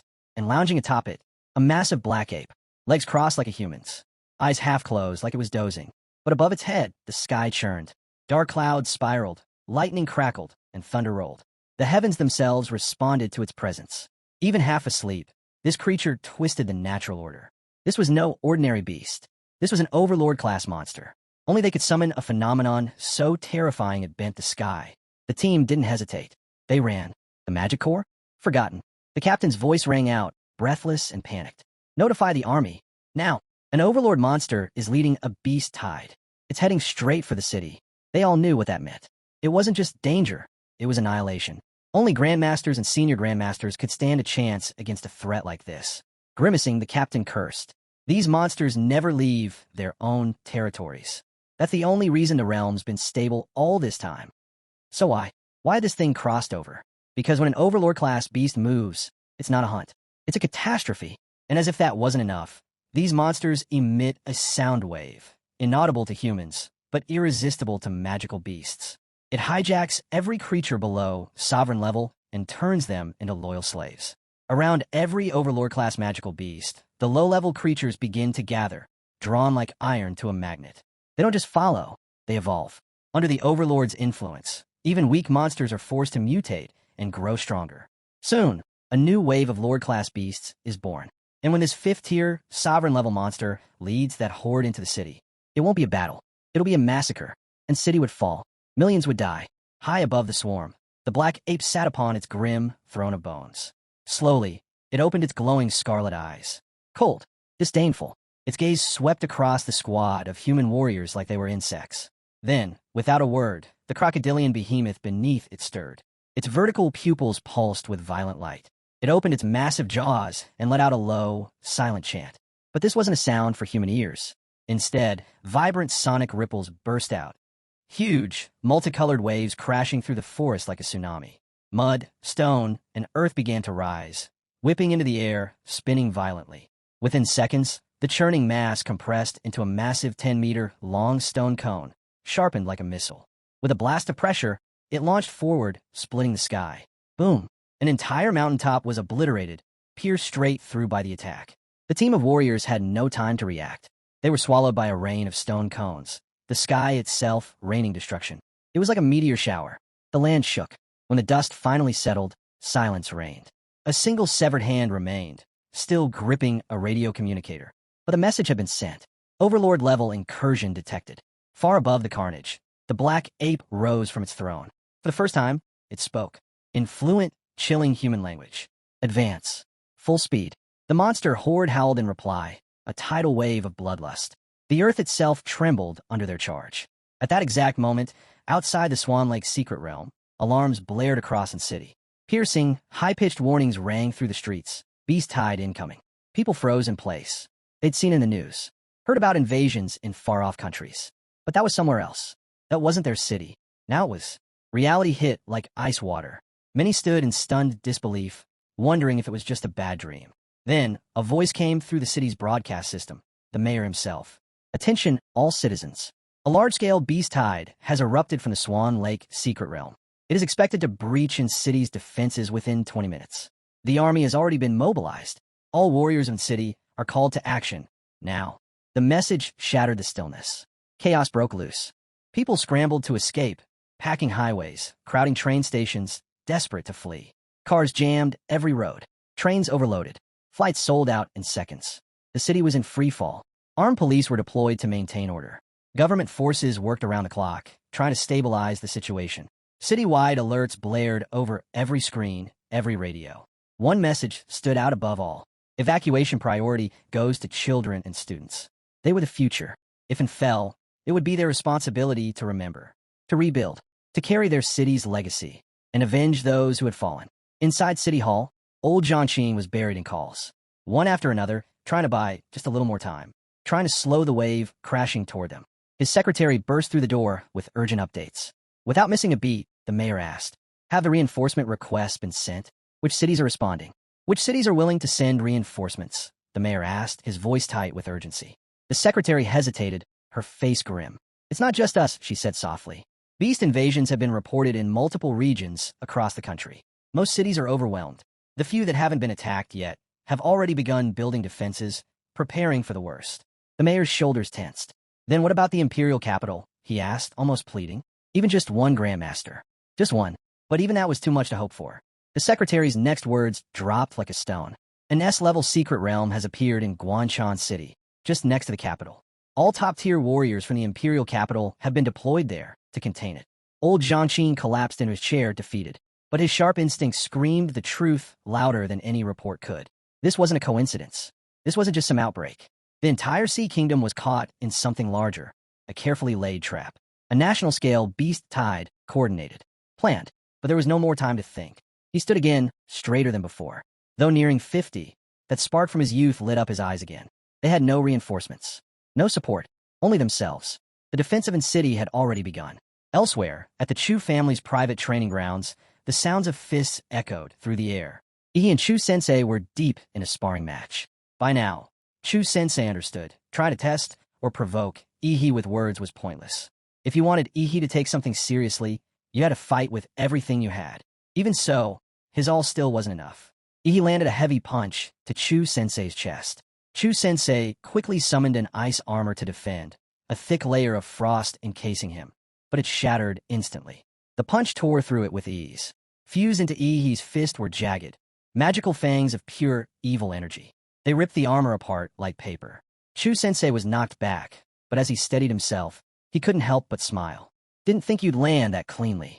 He could feel it, the strange, dark power surrounding Ihi. It wasn't martial arts as he knew it. It was something deeper, something twisted. What style is that? Tortoise martial arts? Ihi shrugged. Yeah, picked it up about a month ago. Still working on the details. But what really mattered was this. He had grasped the core of its power. The demon in the flesh technique. A style that fed on evil spirits. Every time Ihi survived a brutal fight, every time he killed, his own evil spirit would absorb something from the fallen. Mimic them. Grow stronger. Before they could clash again, a sharp alarm tore through the quiet. Beast invasion. Both Ihi and Chu Sensei froze, instincts kicking in. A moment later, their phones buzzed. An emergency alert. All college prep students in the city were ordered to evacuate immediately. Flights B521 and B753 were scheduled at the city's main airport. High-speed train A423 was also ready for departure. They had priority. "Are you going?" he asked, eyes locked on Chu Sensei. Chu Sensei looked at him and hesitated. "With your talent, maybe you should," he said. "Leave the defense to others. You've got too much to lose." But he clearly didn't know Ihi at all. That smile, that eerie grin, the same grin he wore right before a kill. Was he excited? He was. He smirked and replied flatly, "You talk too much." Since when did you get so sentimental? He cracked his knuckles. If I'm staying, then there's no reason for you to run, either. There was only one thing left to focus on. The scene shifts to the Liu family manor. Just as Liu Yanju was stepping out the door, she found Aunt Qin standing in her way. Yanju was ready to fight. She wanted to join the front lines against the beast tide. But Aunt Qin had only one concern, her daughter's life. If you go, she said, her voice low but steady, how confident are you that you'll come back alive, or even in one piece? Yanju stayed silent. Aunt Qin continued. There are around 30,000 warriors in N-City. Even if you count the retired veterans, the sick, the volunteers, you might reach 50,000. That's nothing. A drop of water facing a tidal wave. Her voice wavered just slightly. And as for the Overlord-class monsters, they're not enemies we can face. Not here. Only Grandmasters have even a chance of surviving them. And barely at that. To her, Yinju's life wasn't just her own. It was the lifeline of the entire Liu family. But Yinju didn't stop. She said nothing. She just moved past her mother and kept walking. That silence said more than words ever could. To her, if a warrior family can't rise to defend humanity from monsters, then what purpose does it serve? Aunt Qin didn't argue. She simply let the door shut with a deep, echoing thud behind her. As the latch clicked, a figure emerged from the shadows. Aunt Hong. Aunt Qin calmly lit a slender cigarette, half her face obscured behind long hair. She didn't need to give instructions. Aunt Hong already knew. Liu Yanju was not allowed to leave the manor. Still, Aunt Hong couldn't help but ask. The boy, is he leaving the city too? Aunt Qin exhaled smoke, her voice quiet but firm. Send him a message. Let him decide for himself. Meanwhile, back at the Swan Lake secret realm, tens of thousands of warriors had entered the rift, forming a solid iron formation inside the otherworldly realm bathed in starry blue light. 60% of N-City's total military force, along with every high-leveled warrior above martial artist rank, had already passed through. They were known as the Vanguard Unit, and they had only one job: scout the enemy. Gather intel on the size, strength, and abilities of the monstrous force marching toward humanity, including the Lord-class beasts, and, if possible, the Overlord itself. Then survive long enough to report back. Facing the endless beast tied ahead, the soldiers inhaled sharply. This was it. Most of them knew what they really were, cannon fodder. But they still charged anyway. Their battle cries and final roars echoed through the mountains, merging into a blood-drenched symphony that shook the forest with its rage and resolve. Outside the rift, a temporary military base had been fortified. Tanks, anti-air guns, rows of Gatling cannons, and massive machine guns were mounted into position, creating a wall of metal and firepower. The goal was simple. Any monster that stepped out of that rift will be torn apart by bullets and artillery before it could even touch the ground. Luckily, the rift size was limited. Only so many creatures could pass through at once, nullifying one of the beast tide's biggest advantages: overwhelming numbers. If they could just hold the line, if they could just prevent the horde from breaking out into the open, then maybe, just maybe, N-City could survive this. This was old Zhangqing's last hope. Everything hinged on the battlefield at the mouth of the rift. Suddenly, his serious gaze snapped upward, shocked. And he wasn't the only one. All eyes turned to the rift as a blood-soaked warrior stumbled out of the spatial tear. His arm hung uselessly, clearly broken, and his entire body was covered in gashes and dried blood. He took 2 steps forward, then collapsed. Like a lifeless sack of flesh, he dropped to the ground, gasping for air and barely holding on. Old Zhang, he croaked. Medics rushed in. Old Zhang was already at his side. But it was clear he didn't have long. With what little strength he had left, the warrior raised a trembling hand. Clutched in his fist was a USB flash drive.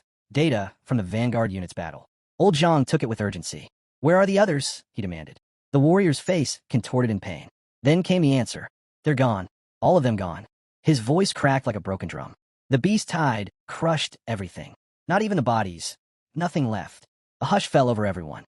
But then, the dying man's eyes suddenly widened, filled with a mix of rage and sheer terror. His voice was hoarse and shaking. Watch out for that black ape. It's not just strong. It planned everything. It set us up. If not for that thing, at least a few thousand of us would have made it out. Old Zhang leaned in, desperate to know more, but just then, boom! A massive stone cone burst from the rift, spiraling through the air like a drill missile.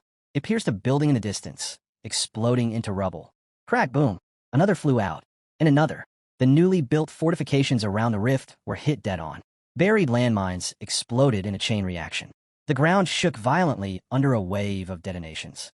The beast tide hadn't emerged yet. They were trying to clear the path first. Old Zhang's eyes widened with realization. The first wave wasn't just an attack. It was a calculated strike. The stone cones were aimed directly at the landmines under the defense grid. They were systematically wiping out traps before stepping into the battlefield. He swore loudly. Open fire. Aim everything at the rift now. The tanks roared. Anti-aircraft guns lit up the sky. Shells and bullets rained toward the rift in a storm of fire, engulfing the entrance in explosions. But the barrage didn't stop the stone cones. More kept flying out, ripping through steel and earth. Old Zhang's face darkened. These monsters, they're using long-range suppression tactics. They weren't rushing out blindly. They were softening up the battlefield first, like seasoned tacticians. Since when do magical beasts fight like humans? The fallen warrior's last words echoed in his mind. The overlord planned it all. It was a trap. Huang clenched his fists, teeth grinding. Damn that black ape. Just then, another stone cone broke through the encirclement. This time, it didn't strike a structure. It slammed into the ground hard. Soldiers stepped back, weapons ready. Then a noise. A strange, high-pitched chittering came from the shattered fragments. A soldier turned toward the sound. Too late. A grotesque rat, massive, with membranous wings and fangs like daggers, erupted from the rubble and sank its teeth into the soldier's head, tearing it clean off. Blood sprayed across the ground. He fell without a sound. And this wasn't a one-off. Across the battlefield, the same scene played out. Everywhere the stone cones had landed, twisted creatures began to crawl out of the wreckage. It was a trick. The stone cones weren't just weapons. They were drop pods. Warcrafts, horrific, mutated beasts, had hitched a ride inside them, smuggled through the rift, launched over the front lines, and deployed behind the defenses. The monsters hadn't just broken through the gate. They'd already landed inside. The battlefield descended into chaos. Intercept those spikes before they hit. Old Zhang shouted through the comms. Don't let even one of them land. Stop them at all costs. The military scrambled. Missiles locked on and began taking down the incoming stone cones in midair. But redirecting firepower came at a cost. Artillery, once focused on the rift, now thinned out. The tanks faltered, forced to reposition. Infantry teams pushed forward to help. But the monsters weren't interested in fighting. They didn't engage, they dispersed, quickly vanishing into the smoke and debris. Their goal wasn't battle, it was sabotage. In minutes, they had already torn through key defense points, cutting into the gunpowder supply lines and crippling the network of traps that had been set up around the rift. Back inside the rift, the black ape's blood-red eyes gleamed. It wore an expression that was far too human, cold, cunning, and cruel. Smug and satisfied, it stood tall above the battlefield, watching the humans lose their grip on control. The tide was turning, and it knew it. Time was up. With a guttural voice, it issued the next command. Flatten them. Leave nothing standing. The ground trembled. Charging through the rift came a white-haired gorilla king, a lord-level beast the size of a building. Its howl shattered the air as it pounded its fists and tore through the front lines. Behind it, the rest of the beast horde surged forward.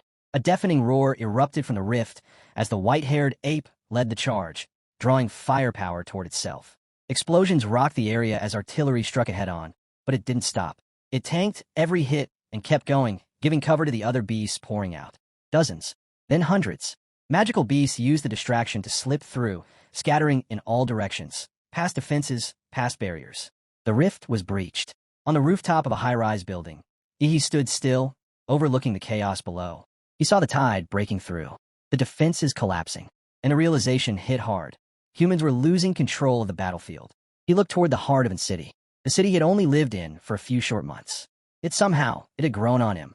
Its streets, its people, its fragile, imperfect peace. No way, not like this. There was no time left to think. He let out a roar and leapt off the rooftop. His feet hit the wall, and he sprinted straight down the side of the building. Halfway down, his skin darkened, toughened. His body shifted. He charged in the battlefield in his Demora form, no hesitation in his stride. Elsewhere in the city, Luo Shun's leg flashed with energy as he activated his Thunderkick martial art. His foot slammed into the abdomen of a snarling beast, the impact so fierce it forced the creature's eyes out of its skull. 5 down already? Nice one, Luo Xan, another warrior called out. Taking the opportunity, the man darted forward and carved into the monster's corpse, ripping out its magic core before it could regenerate. Luo Xan smirked at the praise and gave a casual wave. No big deal. But just then, thud. A severed beast's head landed at his feet. A petite figure strolled over, one foot landing squarely on the monster's skull. Really showing off for taking out small fry, she said with a mocking grin. It was Xiao Xiaoling. She tilted her head, still smirking. If you're the number one at third high, this city's standards have really gone downhill. Luo Xen opened his mouth to fire back, but stopped. He knew it. She wasn't wrong. And if it came to a fight between them, he probably wouldn't win. To save face, he could only stew in his own frustration for a moment. Then, a chill swept through the air, sharp and sudden. Frost began to spread across the ground like a creeping veil. From the distance, a solitary figure walked in, his posture composed, his hair perfectly in place despite the chaos around him. Chuzhou had arrived. Xiao Xiaoling's eyes widened in disbelief when she spotted the blue magic core in his hand. He actually took down a third-tier beast on his own, but what shocked her even more was his presence here at all. She hadn't expected to see him on the battlefield. Why hadn't he evacuated? Chuzhou didn't bother answering. Flaunting a kill meant nothing to him, especially not when it paled in comparison to Ihi's feats. With an almost casual tone, he shrugged off the danger. Life and death didn't seem to weigh on him at all. After all, their parents were warriors. Right now, they were fighting on the front lines of this beast tide. How could the children of such warriors think of running away? Just as the three exchanged words, Luo Xian's fingers began to twitch, betraying his nerves.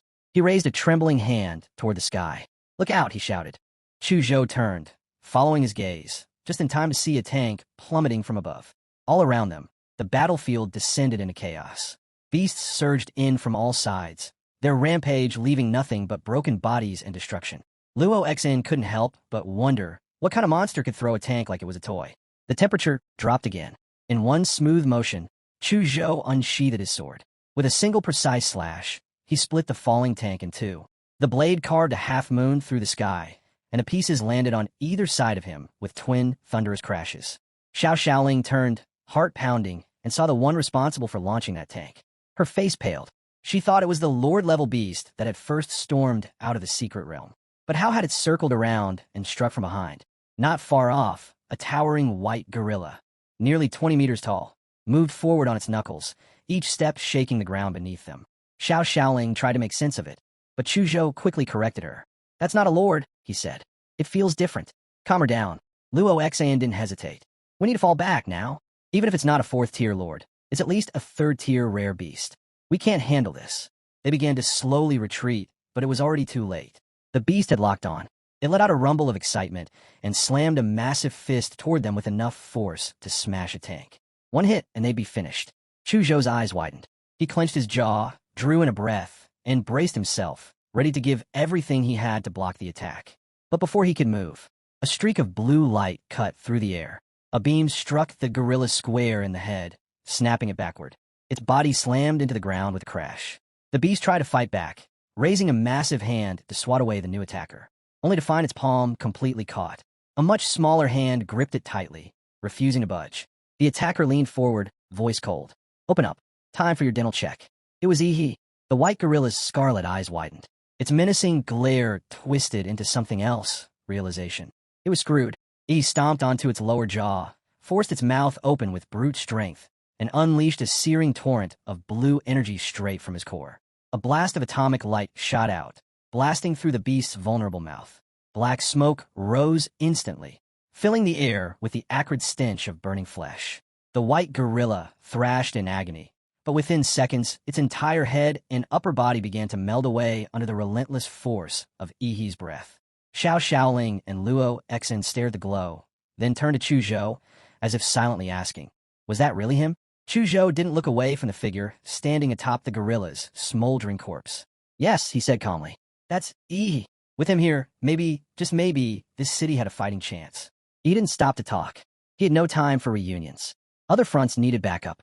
He triggered an atomic burst beneath his feet, knees bending just slightly before he shot skyward, launching into the air with explosive speed. As he soared through the sky, he scanned the battlefield below, searching for the worst of it. He focused, activating his life magnetic field, and his path shifted. The next flash of movement brought him to one of the most devastated strongholds near the secret realm's rift. The defensive line was barely holding. The outer walls had already crumbled. The martial warriors stationed there, some of the most powerful martial artists, had fallen from sheer exhaustion. But even so, no one was backing down. The remaining warriors, and even regular soldiers, dug in. If they were going to fall, they'd fall fighting. From the horizon, a mammoth-like monster barreled through artillery fire, untouched. It accelerated, charged straight through the barricades, and brought the last wall down like paper. Behind it, an endless tide of beasts followed. With no other choice, the soldiers dropped their rifles, pulled out their blades, and stood shoulder to shoulder with the warriors. They had one goal: hold the line, delay the monsters, just long enough for a counterattack. Faced with a beast immune to bombs and bullets, the warriors went with pure force, rushing it en masse, climbing over each other like ants. Even if they got crushed into paste, they'd do anything to leave a mark. The tide of battle was usually shaped by clashes between top-tier warriors and elite monsters. But in this brutal world, even ordinary people refused to give up. They just had to hold out until someone stronger arrived. Then, as if answering their desperation, a swarm of shadowy red and black figures appeared. But instead of attacking the humans, they turned on the monsters. Beasts across the battlefield staggered in confusion, distracted and thrown off by the interference. Seizing the moment, the warriors charged in and struck down the stunned creatures. No one knew where the mysterious shadows had come from. But just as they asked the question, a beam of radiant blue light pierced the sky and struck the mammoth monster dead on. The beast, once untouched by any weapon, let out a deep, guttural howl for the first time. Then the breath faded, and the mammoth fell. Its massive body crashed to the earth. The hide that even artillery couldn't scratch was now burning and torn. The searing blast left a scorched crater in the mammoth's chest, a charred wound deep enough to expose bone. All around, the remaining low-tier beasts froze, eyes locked on Yi. They could do nothing but glare at the overwhelming force bearing down on them. Then, he moved again. He triggered a new skill, Thunderfang Cleave. A violent surge of blue energy erupted beneath his feet as he launched downward like a missile. The air cracked with a deafening sonic boom. In the blink of an eye, he crashed into the horde below, his descent carrying such devastating force that not a single monster in the blast radius survived. Elsewhere on the battlefield, warriors at other strongholds paused mid-fight, confused. Something strange was happening. The monsters were retreating. Instead of continuing their assault, they were shifting, turning and stampeding toward a single point. "What's going on?" someone shouted. A female warrior answered, breathless but clear. "It's Yi, the city's top scorer. He's entered the battlefield." The beasts were converging on his location. The realization hit hard. The monsters weren't retreating. They were calling for backup. Reinforcements. All aimed at taking him down. A man clenched his fists. Yes, he was strong. Unbelievably so. But at the end of the day, he was still just a kid. And their last hope. Without hesitation, the man turned and sprinted toward Yi's location. "We can't let him fall," he shouted. "Not like the others before him. We protect our top scorer, no matter what." As the scene shifted, a terrifying beast unleashed a sudden burst of blue energy from its eyes. The impact was devastating. Some were injured instantly, while others were killed outright. The surviving beasts sensed the danger and charged toward the source of the blue energy with frightening speed. At that moment, a boy who was rushing in to help froze in shock. He shouted for everyone to watch out, warning that a lower-class beast had locked onto Yi. His voice trembled with anger and grew louder as he declared that if the enemy wanted to kill, they would have to ride through the city and go through him first. Beside him, the girl who had accompanied him glanced around with teary eyes and muttered that they should kill the monsters, relieved that they were finally saved. The boy, now fully fired up, roared that humanity would win and the monsters could rot in hell. He urged everyone to hold the line, assuring them that reinforcements were almost there. The scene shifted again. Buildings were engulfed in flames, and the entire skyline glowed red with destruction. Amid the chaos, a deep voice echoed through a half-collapsed building. The speaker scolded another, calling him an old vest and accusing him of failing to protect a child. He warned not to wait until he was too busy to provide cover. If he had to go full force and the line broke, they would all be doomed. Without warning, a massive beast charged through the fire-scorched battlefield. Its sheer weight cracked the ground beneath its feet. Fire and energy erupted around it as it ran with terrifying speed. Then from the top of a burning structure, the boy appeared again. "Earth vein seals won't stop all the primal beasts," he said with narrowed eyes. "We need to take down the Sovereign to end this beast tide." Without hesitation, he launched himself from the rooftop and hurtled toward the monstrous creature. As he closed the distance, the beast bared its fangs and prepared to roar, but the boy raised his arm and clenched his fist as golden mana burst from his hand. The battlefield suddenly darkened, and only the eyes of the two opponents glowed in the shadows. Just as the tension thickened, another giant beast emerged and lunged at the boy. He turned toward it and said sharply, "Mountain-crushing python. 4th-tier king species, Lord class." The boy quickly analyzed the situation in his mind. Blood Eye's strongest mount. If his sovereign's mount is here, then that damn monkey must be getting nervous. As he landed hard and sat briefly on the scorched ground, buildings crumbled around him and the earth trembled with the weight of the oncoming beast. Everything turned black again except for the glowing eyes of the monstrous threats. Then one of the boy's eyes flared to life and pulsed with golden energy. He shot forward with renewed determination, shouting, "You think I don't know you're good with Earth-type attacks? I'm using it for a reason." Suddenly, multiple glowing eyes appeared through the darkness, watching him. He gritted his teeth and gathered energy in his palm and said, "And you fell for the bait, bitch." Then with a surge of power, he thrust the golden energy toward the glowing eyes. Immediately, one of the monstrous eyes retaliated and fired back a massive beam of golden energy that struck the ground with such force it triggered a violent earthquake.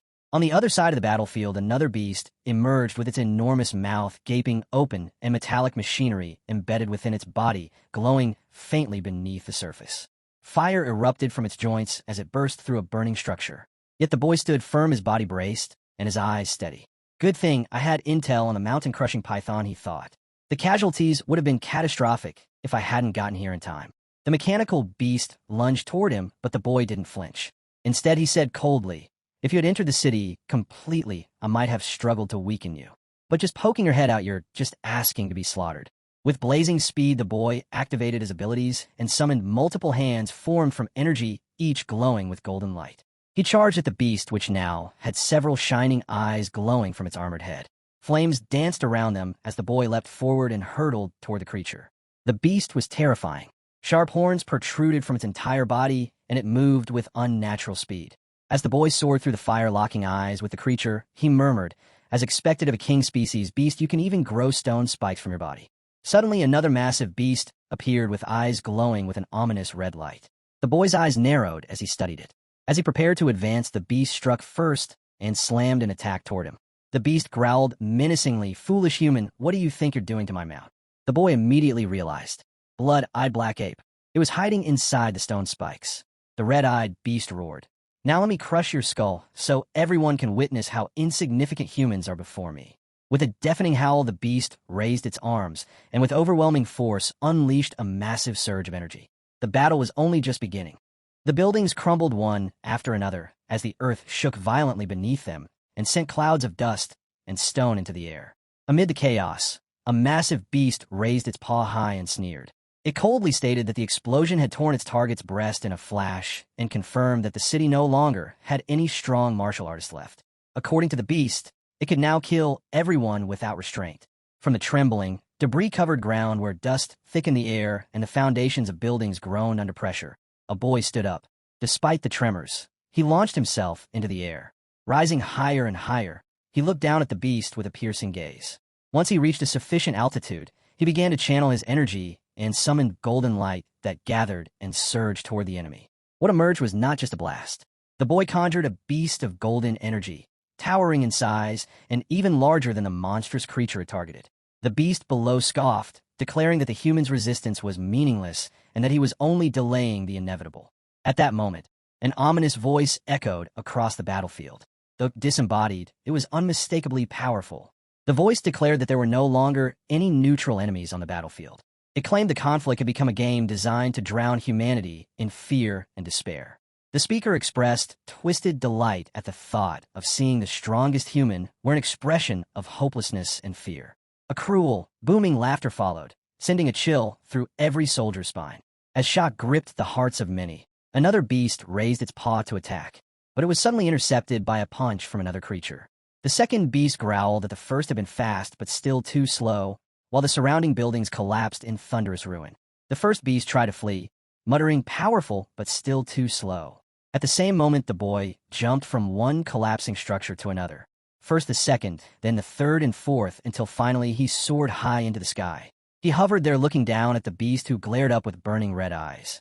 "I don't tolerate lower creatures looking me in the eye," the beast snarled. But the boy didn't flinch.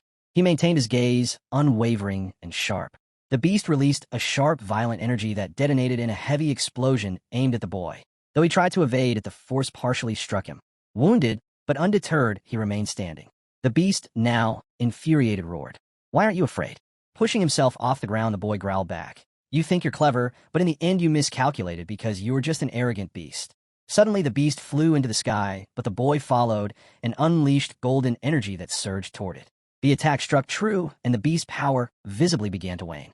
"You lured me into a formation you laid out in advance," the beast said in disbelief, its strength failing as its energy dispersed. Black and golden wisps of smoke leaked from its body and twisted into the air like morning shrouds. The boy rose again and stood in front of the beast, who now weakened growled, "This is your plan. You think you can bury me underground? So naive, human." It stared at the boy with strange, furious eyes and bellowed, "You can't keep me sealed forever. The moment you falter, I'll tear every human here to shreds." But the boy, furious and resolved, responded without hesitation, "This isn't a backup plan." He slowly opened his shirt, revealing a symbol of a star etched directly over his heart. Placing his hand on it, he spoke with grim determination, "It's a hymn to humanity, a hymn to courage." The beast, sensing something ominous, shouted, "What are you doing?" With resolve carved into his expression, the boy pressed his hand deeper into his chest and answered, "At the start of this war, I've buried in cities once an only strategic nuclear warhead beneath the battlefield. The trigger is implanted inside my heart. If my heart stops, the warhead detonates." The beast recoiled in disbelief. "You're bluffing. Who the hell would bet their life on something like that? You think I'll fall for this?" But the boy's expression didn't change. "I never planned to walk away from this city," he said. "I am Huang Qing, mayor of a city." In that moment, memories flashed in his mind. The day he stood before the people, making a vow. "I, Huang Qing, offer everything, my duty, my body, my life for its city and its people." With his eyes closed, he took one final breath and thought to himself, "I suppose I've finally done enough." Suddenly, the beast, in a last act of defiance, unleashed a massive golden blast that struck Huang Qing directly and smashed him into the rubble of a broken building. A fiery explosion burst in the sky and consumed the scene in blinding light. Far from the battlefield, a soldier received a message. As he turned to the horizon, his eyes widened in disbelief. A towering mushroom cloud rose from the earth like a monument of death. The sky was torn open by the force, and the flames spiraled into a ring that soared toward the heavens. Every martial artist who had managed to evacuate in time stood in silence with heads bowed and watched the sky. Among them, Xiao Xiaolong stared at the inferno with trembling breath. It was a funeral not of one man, but of a legend. As the scene shifted, a devastating blast struck the ground and ignited everything in a raging red fire. Amidst the inferno, a giant-faced skeleton wandered, roared, flew, and moved wildly. Above it, another skeleton stood with its mouth wide open while a ball covered in razor-sharp nails rotated ominously above its head. The skeletal figure raised its hand and waved, revealing its full arm in a threatening gesture. At that moment, a beast glared at the skeleton in shock and disbelief. Even as it stood tall, the beast muttered with disdain, unable to believe that such a lowly human could nearly defeat it. Enraged, it roared its intent to slaughter every last person in the city and to torture every human to death in the most brutal way imaginable.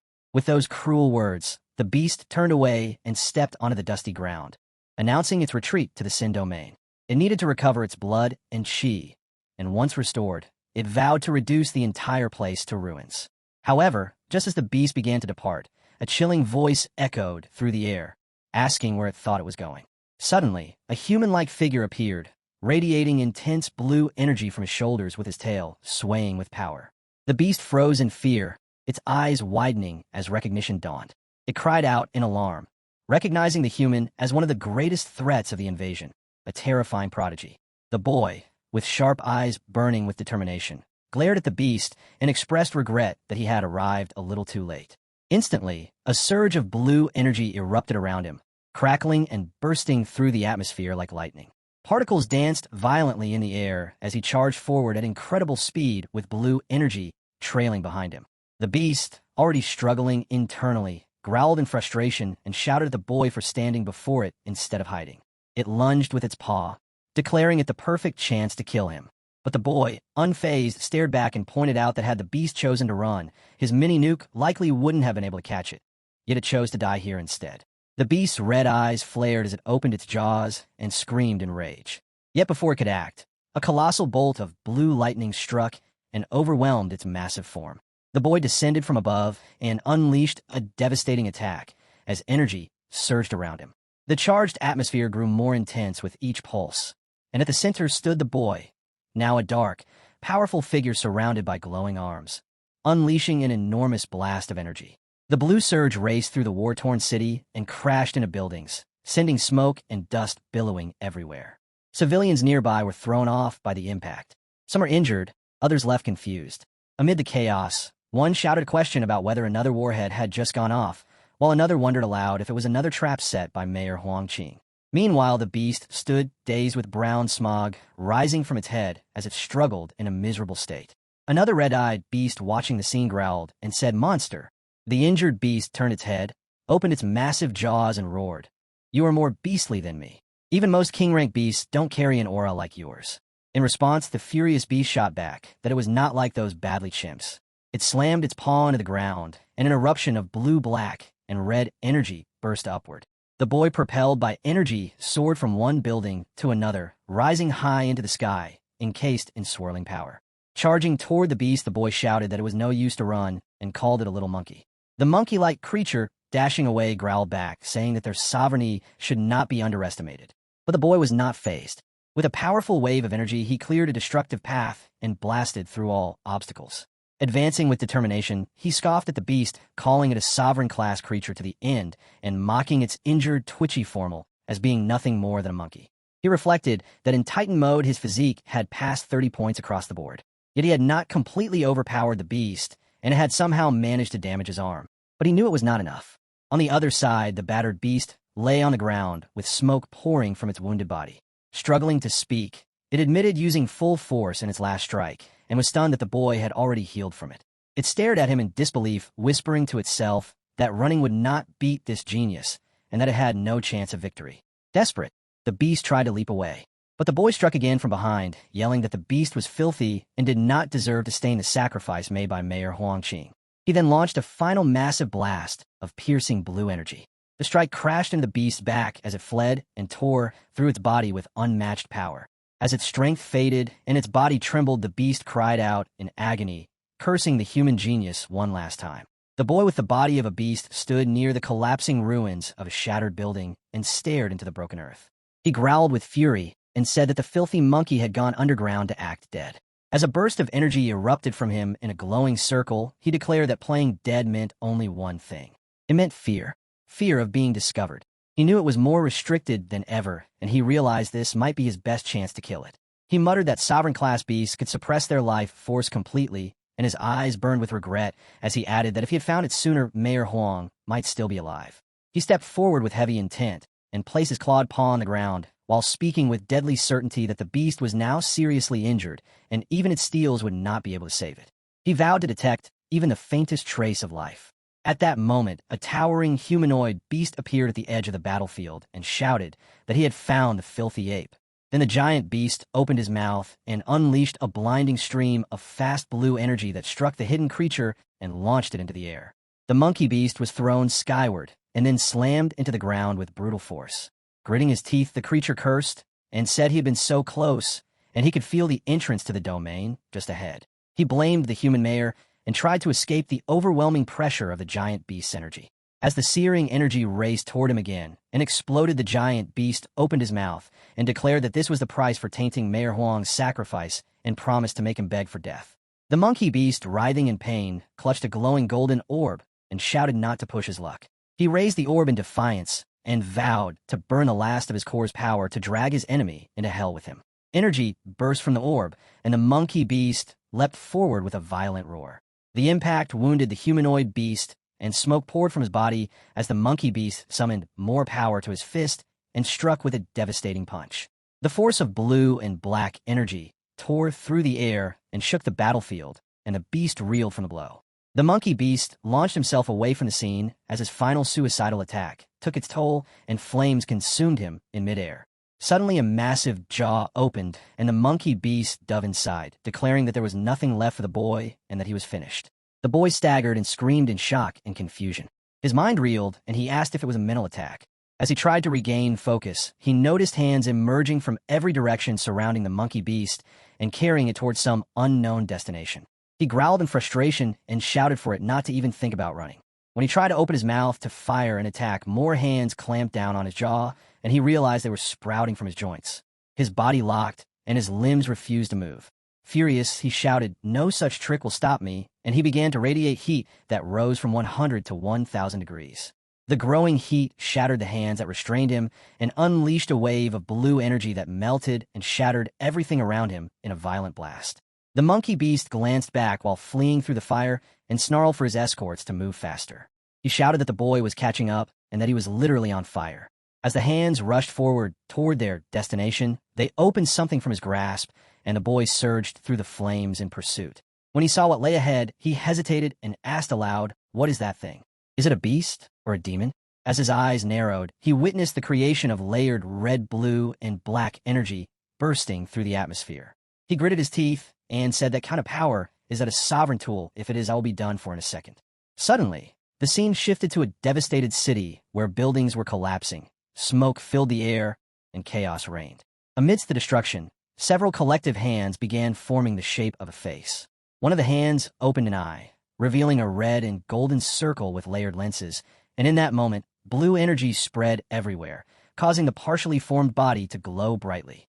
On the other side of the battlefield, the boy placed his hand on his head and murmured that although he had blocked the giant anthropomorphic creature's hearing, its eerie screams still echoed in his mind. Then, a massive figure emerged from thick smoke and, while standing still, accused the boy of slaughtering countless lives and attempting to walk away from it all. He shouted that the boy was dreaming and, with a surge of energy from his hand, blasted forward while emerging from the jaw of a giant beast. Mocking with a twisted grin, he sneered, "Here's a local speciality from our hometown, a nuke. Hope you like it, bitch." Another wave of intense energy exploded, and a strange figure with unusual eyes appeared as the energy shot at an incredible speed and slammed into the ground. Somewhere nearby, a group of people observed the chaos and noted that the rift in the secret realm had exploded. Concerned, they speculated whether Mayor Huang's plan had succeeded and warned each other to stay alert so his sacrifice wouldn't be in vain. They confirmed that the carcass of the blood-eyed black ape had finally been obliterated by the nuclear blast. Aid workers rushed to carry away Xiao Xiaolong, who had been injured in the battle. Meanwhile, Chu Zhou sat deep in thought, realizing that although the siege on the city had been won, it came at a devastating cost. Nearly 8% of fighters and soldiers had been killed or wounded. The scene shifted, and I found myself lying unconscious in the Swan Lake secret realm. As I slowly opened my eyes and sat up, my mind felt hazy. I wondered how long I had been out. I had poured every bit of my energy into activating the giant anthropomorphic nuclear template, yet the entire area was already soaked in radiation and leftover fission energy. In a strange way, I had ended up recharging myself just by lying there in the aftermath. The battle had been brutal, far more than I expected. Mayor Huang had sacrificed himself to lure the blood-eyed black ape into the blast zone, giving me the one chance I needed to turn the tide. Using the radiation zone's home field advantage, I self-destructed again and again, finally managing to obliterate that beast before it could be rescued. Even as I closed my eyes for a brief moment, I had to admit, my Infinity Monster template was powerful, but not enough to match an Overlord-class beast. Victory this time had come down to luck, opportunity, and a touch of fate. Still, deep down, I believed I could one day reach the pinnacle of martial power in Xia Nation. The problem was this secret realm left no room for slow, steady growth. It was chaos, and it was now or never. As I stood up, I couldn't help but wonder when I'd next have a chance to draw a rare template. If I could merge with the Comic Emperor template, that would be my fastest path to the top. But to do that, I had to act quickly. I needed to gather plant element magic cores and fuse them with my template. Beyond that, I knew I had to master the comic martial arts skill. My Infinity Monster template let me cheat a bit in the martial resonance space. But the comic martial arts came from an entirely different system, one that originated in a high martial cultivation world. Their growth might be slower than template abilities, but the potential was staggering. I looked back at the broken city. The sun rising behind the shattered buildings cast a strange warmth over the ruins.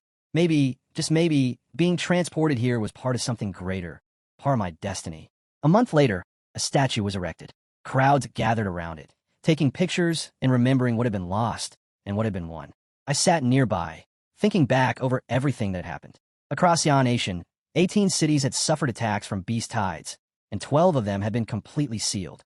Guanshan City had become the heart of it all, the site of an S-class secret realm buried in thick, impenetrable gray mist.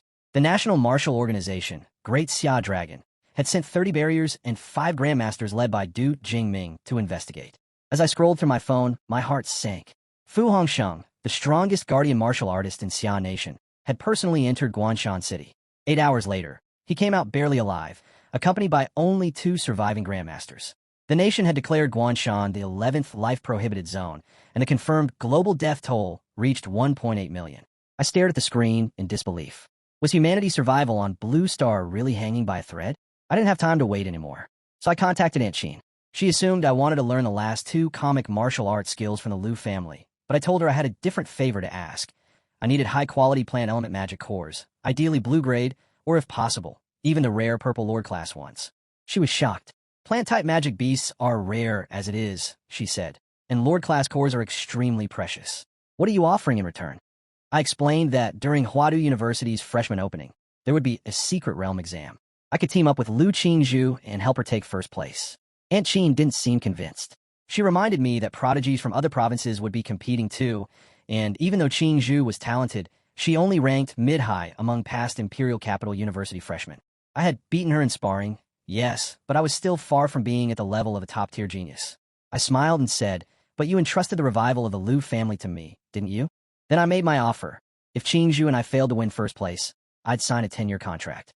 I'd serve the Liu family in any way, work wherever they needed, and even take care of her when she was tired.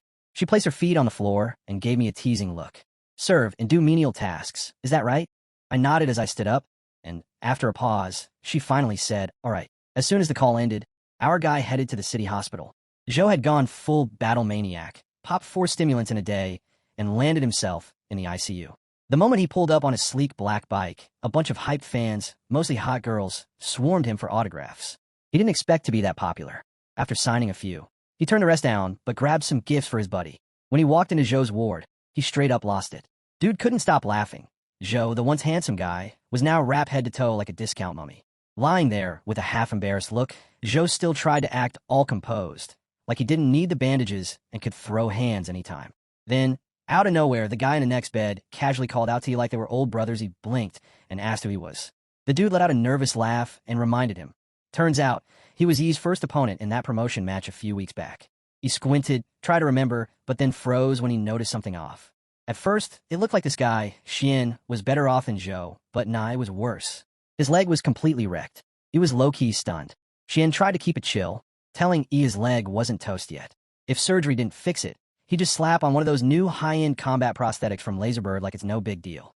Our hero just stood there, half impressed, half horrified, as he thought that Xian might have been a little green, but no doubt he was a real one, a guy who actually got hurt defending the city. Mad respect.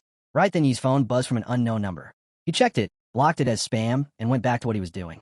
But 10 seconds later it rang again.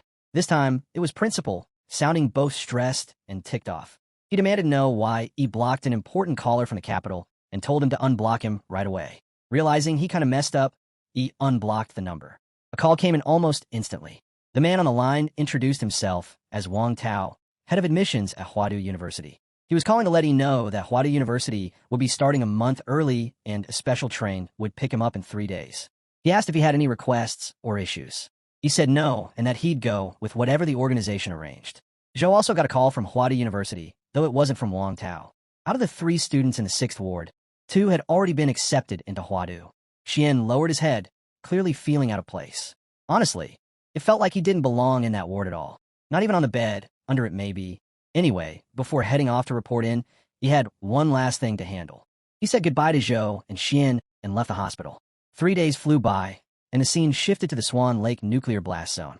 After the explosion, a massive mushroom cloud had thrown hundreds of tons of ash into the sky. The whole area had been stuck in a fake night ever since. He had come here right after leaving the hospital.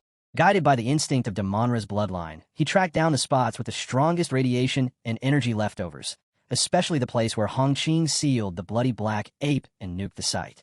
He sat cross-legged in the massive crater and activated Damonra's template, pulling every bit of radiation energy into his body. His skin turned black and rough like reef stone, while thick mist swirled around him. As he breathed in the radioactive clouds, his back muscles relaxed, and steam poured out of his pores like a human steam engine. Eventually, the steam around him faded. A beam of morning light broke through the thick clouds, lighting him up like a spotlight on a dead stage. The heavy ash finally began to clear, and daylight touched the scorched wasteland again. He opened his eyes. A flash of blue light shot through his pupils. He pulled up his system panel to check the stats after 3 days of nonstop nuclear absorption. The monster template showed Yi's stats. He could still feel the electric arcs and dark red, evil energy in his body. 3 days in the nuke zone had boosted his martial and atomic fusion big time. Just from fighting the bloody black ape, his Damonra sync jumped by 1.5%, which is a huge gain. Normally, even a blue core wouldn't give that much. Training here turned out to be a goldmine. He gained over 6% in 3 days, which was wild. Too bad he had to dip. He bent his knees, atomic energy sparked under his feet, and with a flash and a boom, he shot into the sky. Meanwhile, at Ann City's high-speed rail station, the speaker was already calling out the final boarding for the train to Huadu West. With only 5 minutes left, last-minute passengers were rushing to get through the ticket check. Zhou wasn't stressing, though. He knew he wouldn't be late. Right then, a loud sonic boom tore through the air. Something, or someone, was flying straight at them. The crowd instantly froze, their skin crawling. That pressure in the air felt like a monster was about to drop out of the sky. Except for Zhou. He just smirked, already knowing it was Z. When he landed, he looked like he'd just stepped out of an action flick. Dusty, calm, and sharp as hell. Warriors nearby started, low-key shaken. That crazy aura they just felt? Even some top-tier fighters couldn't match that. And City's golden boy had arrived. Zhou let out a small laugh. Dude got stronger again. No surprise there. Meanwhile, just took one last look at City. It was the place he first arrived in after crossing over, and now he was leaving it behind. Bittersweet, but it was time to move on. He and Zhou made their way to the train, and right on the 5-minute mark, the sleek red Huadu University Express pulled out of the station. Inside, he got curious about the strength of the other students riding with him. He asked Zhou, and the guy confirmed it. Yeah, these kids were legit. The train itself was top tier too, made with the strongest materials that could take hits from a 1,000-ton force. On top of that, 5 black tortoise warriors were guarding it, some in plain sight, others hidden. Plus, there were even grandmasters keeping watch. After all, this train was packed with the nation's top young talents, future protectors of Xia Kingdom. He smiled a little. Using his life magnetic field, he scanned the students nearby. Some were decently strong, sure, but only 5 of them could maybe last 3 moves against him. Just as he finally sat down to chill, a blaring alarm went off. Level 1 alert. The Huadu University train was under attack by some unknown enemy. The profs and faculty were already checking things out, but all other students were told to leave the carriage ASAP and not try to fight whoever's attacking. At first it was dead quiet, then the carriage exploded with noise. Some thought it was a drill, but others knew Xia Nation was weak right now, with top warriors gone and enemies probably ready to strike. The freshmen started panicking a bit, trying to decide if they should stay or leave. Zhou turned his head in Yi's direction and asked for his opinion. He had his eyes closed, and after training nonstop for 3 days straight, he just wanted to take a nap to recover when this annoying inconvenience happened. Nonetheless, he was still a practical person. He immediately stood up and prepared for action. He told Zhou that they needed to go see what was really going on. Their carriage was way in the back, so they had to pass through a few others before they finally ran into Jinxian, a freshman who looked like he barely made it out alive, drenched in blood and wide-eyed with fear. He shouted as the first 3 carriages were taken. The enemies used a domain that trapped people in another space, so the real world stayed untouched. The warrior teachers tried to protect them, but were killed or badly hurt. They worked together to push him out so he could warn the others. This wasn't a drill. His scream made several freshmen stop and rethink going forward. Just then, Yin showed up, this lion-haired dude with major boss energy. Everyone turned to look as he demanded proof. If there's real danger ahead, where's the evidence? A teacher's badge? Another injured student? He wasn't buying it. How could Jinxian escape, but not his own close friend, who was one of the strongest among them? A lot of students sided with Yin, thinking the same thing. So Yin just walked past Zhao, leading a group of freshmen toward the front carriage to see for themselves. Zhao stood there frozen, watching them walk to their possible deaths like it was nothing. He looked completely defeated until he saw someone he recognized. His eyes lit up when he saw Yi. He double-checked his life magnetic field to be sure, then gave him a small nod. Finally, someone he could trust. Jinxian explained that a girl named Lu Qing had shown him a photo of Yi and told him to pass along a message. Whatever happens, don't go near the front carriage. He paused for a second, still trying to process it all. He asked if that was all she said. Yep, that's it. Jinxian nodded while weeping. Oh, and apparently, she got seriously injured, like sword wound level injured, trying to protect him. She couldn't stop the others from rushing in like they had a death wish, but she made him promise to make sure he makes it out alive. Jinxian was genuinely moved by what he said, until someone smacked the back of his head and called him out for being dramatic. Seriously, was this dude already talking about her final wish? She wasn't even dead yet. Chu Zhao turned to Yi and asked if he was still planning to go into the front carriage. He didn't even blink. He said yes. He had promised her mom, after all. But then, out of nowhere, Jinxian stepped in front of them, blocking their path like some kind of last-minute hero. He blinked. For real? Jinxian asked how did someone like even pass the Huadu University entrance exam with his loser attitude. Yi gave Zhou the nod, and the school's top fighter didn't hesitate. He drew his sword and casually launched a slash of sword energy straight at Jinxian. Jinxian frowned. Okay, rude. He didn't expect him to throw hands so quickly. And now he was seriously wondering how someone as elegant and smart as Louis Qing even knew these two muscleheads. But just when he was feeling a little proud of himself, a sudden fist came flying in and punched him right in the gut. The hit knocked the wind out of him, and the wound he had barely managed to stop bleeding earlier burst open again. He doubled over, coughing and clutching his stomach in pain. He gave a quick apology while Jinxian was retching, then handed him a few blood essence pills. At least he respected the effort. Then our hero and Zhou took off. Louis Qing was hurt, and they needed answers fast. They rushed to carriage number 4, which was already a mess. The door leading to carriage number 3 was wrapped in this eerie purple haze, like some kind of portal to another dimension.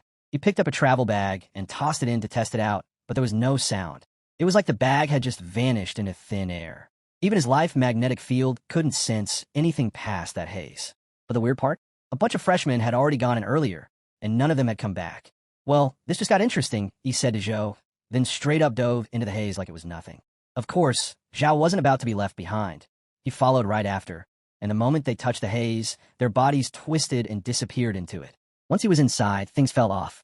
Zhou, who had jumped in right after him, was nowhere to be seen.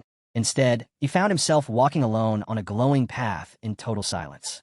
At the far end, the light got so bright it almost hurt to look at. He walked forward, and as the light got stronger, everything around him started to clear up. But when he finally stepped out of the glow, he froze. This wasn't the train anymore. Not even close. The sky was a dull gray, and around him stood crumbling buildings, like some post-apocalyptic movie set. Everything looked wrecked beyond repair. Yi's expression turned serious. Something was definitely wrong. His life magnetic field, the thing he always used to sense his surroundings, was gone.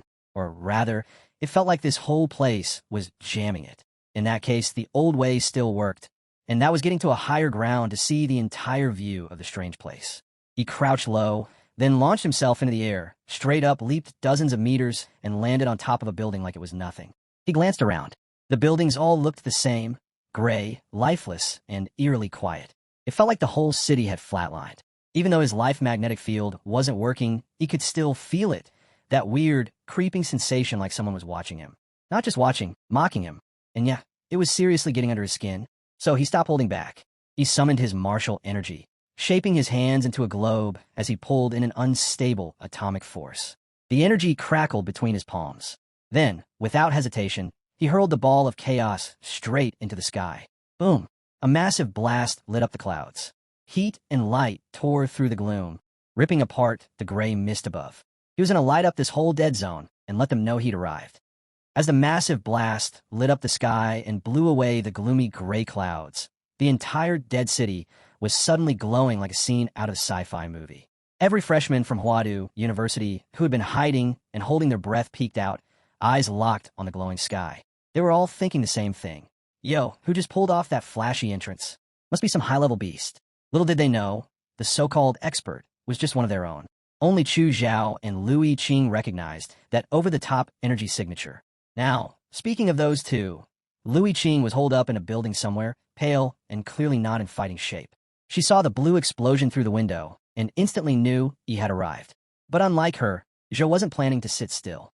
Sword in hand, he was already making his way toward the blast zone, fully aware that he had just put himself in the center of every radar in the city. Back to E. He looked out the now-awake city, knowing full well he'd just called out everyone, not just his allies. Right on cue, footsteps. Then boom. Out of nowhere, a strange figure appeared behind him. The guy was decked out in black clothes, wearing a creepy white pig head mask, and dragging a rusty chain. At the other end of that chain, a long knife with fresh blood still on it. One look, and he could already tell this guy was pure bad news. No time for small talk. Flames burst from Yi's feet, scorching the floor as he launched forward with a sonic boom. He went straight for the mask, atomic fist cocked, and ready to take this weirdo's head clean off. But as soon as his punch connected, that long knife from the pig-headed freak stabbed straight into Yi's gut, completely bypassing both his martial arts shield and Damonra skin defense like they were nothing. Still, even though Yi's atomic punch burned hotter than steel melting temperatures, it didn't even fully fry the guy's head. Just surrounded it in blue flames. Weird. Meanwhile, the pig-headed dude tried to press his advantage, gripping the knife and pushing with all his might, trying to slice Yi open like a loaf of bread. But nope. His knife got stuck in Yi's muscle layer, which was already healing like it was on fast forward. Now it was Yi's turn. He grabbed the rusty chain wrapped around the guy's arm and yanked him closer. The guy might have been weak physically, But that weapon? Clearly something special. It ignored defenses like cheat codes. He smirked. All right, what the hell are you? Then, with both hands, he grabbed the pig mask, pulled open the dude's creepy mouth, and said with a grin, "Time for your oral surgery, buddy." What happened next was wild. He opened his mouth and fired a blue beam of high-temp atomic breath straight into the pig-headed guy's mask. His mouth had been roasted through, and the high heat had melted right through his neck. Still holding the mask, he casually declared himself a man of his word. He said he'd do it, and he did. But then he spotted something inside the mask. Reaching in, he pulled out a green pendant. That's when it clicked. It had to be a Huadu University trial. Kill weird masked enemies. Get loot. Classic game-style survival challenge. Right then, the blade still stabbed into his gut crumbled into pieces. Apparently, the weapon had been temporarily boosted with some high-level martial energy, and once that energy wore off, it turned into scrap. Staring at the pendant in his hand, he started putting things together. Was this like a battle royale setup? Take down enemies, collect their pendants. Last one standing wins? But before he could overthink it, danger hit. He suddenly felt an arrow aimed at the back of his head. Before it got close, though, a terrifying evil shadow burst out of his body, snapping the arrow midair with several bloody mouths like some horror movie creature. He turned toward where the shot came from and spotted another masked freak. This one holding dual crossbows. Already ticked off from the last fight, he dashed in, ready to end this dude on sight.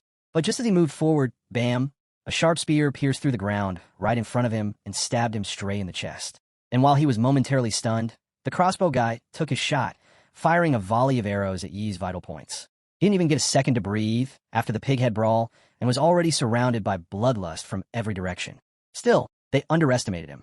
With a furious roar, he tapped into his monster template, summoning the raw power of his humanoid giant form. Flames and steam erupted from his body, and huge flaming ribs started forming around him, creating a monstrous figure wrapped in red and black evil energy. The masked crossbow guy froze in place, completely shook as a gigantic burning fist came crashing down on him like a meteor. Yi's punch smashed through the building they were in, reducing it to rubble and dust, and taking the masked guy with it. From a distance, other freshmen watched the chaos unfold, jaws dropped. A whole building just got annihilated. What was even happening out there? He stepped out of the smoke, still holding that spear that nearly kibabbed him.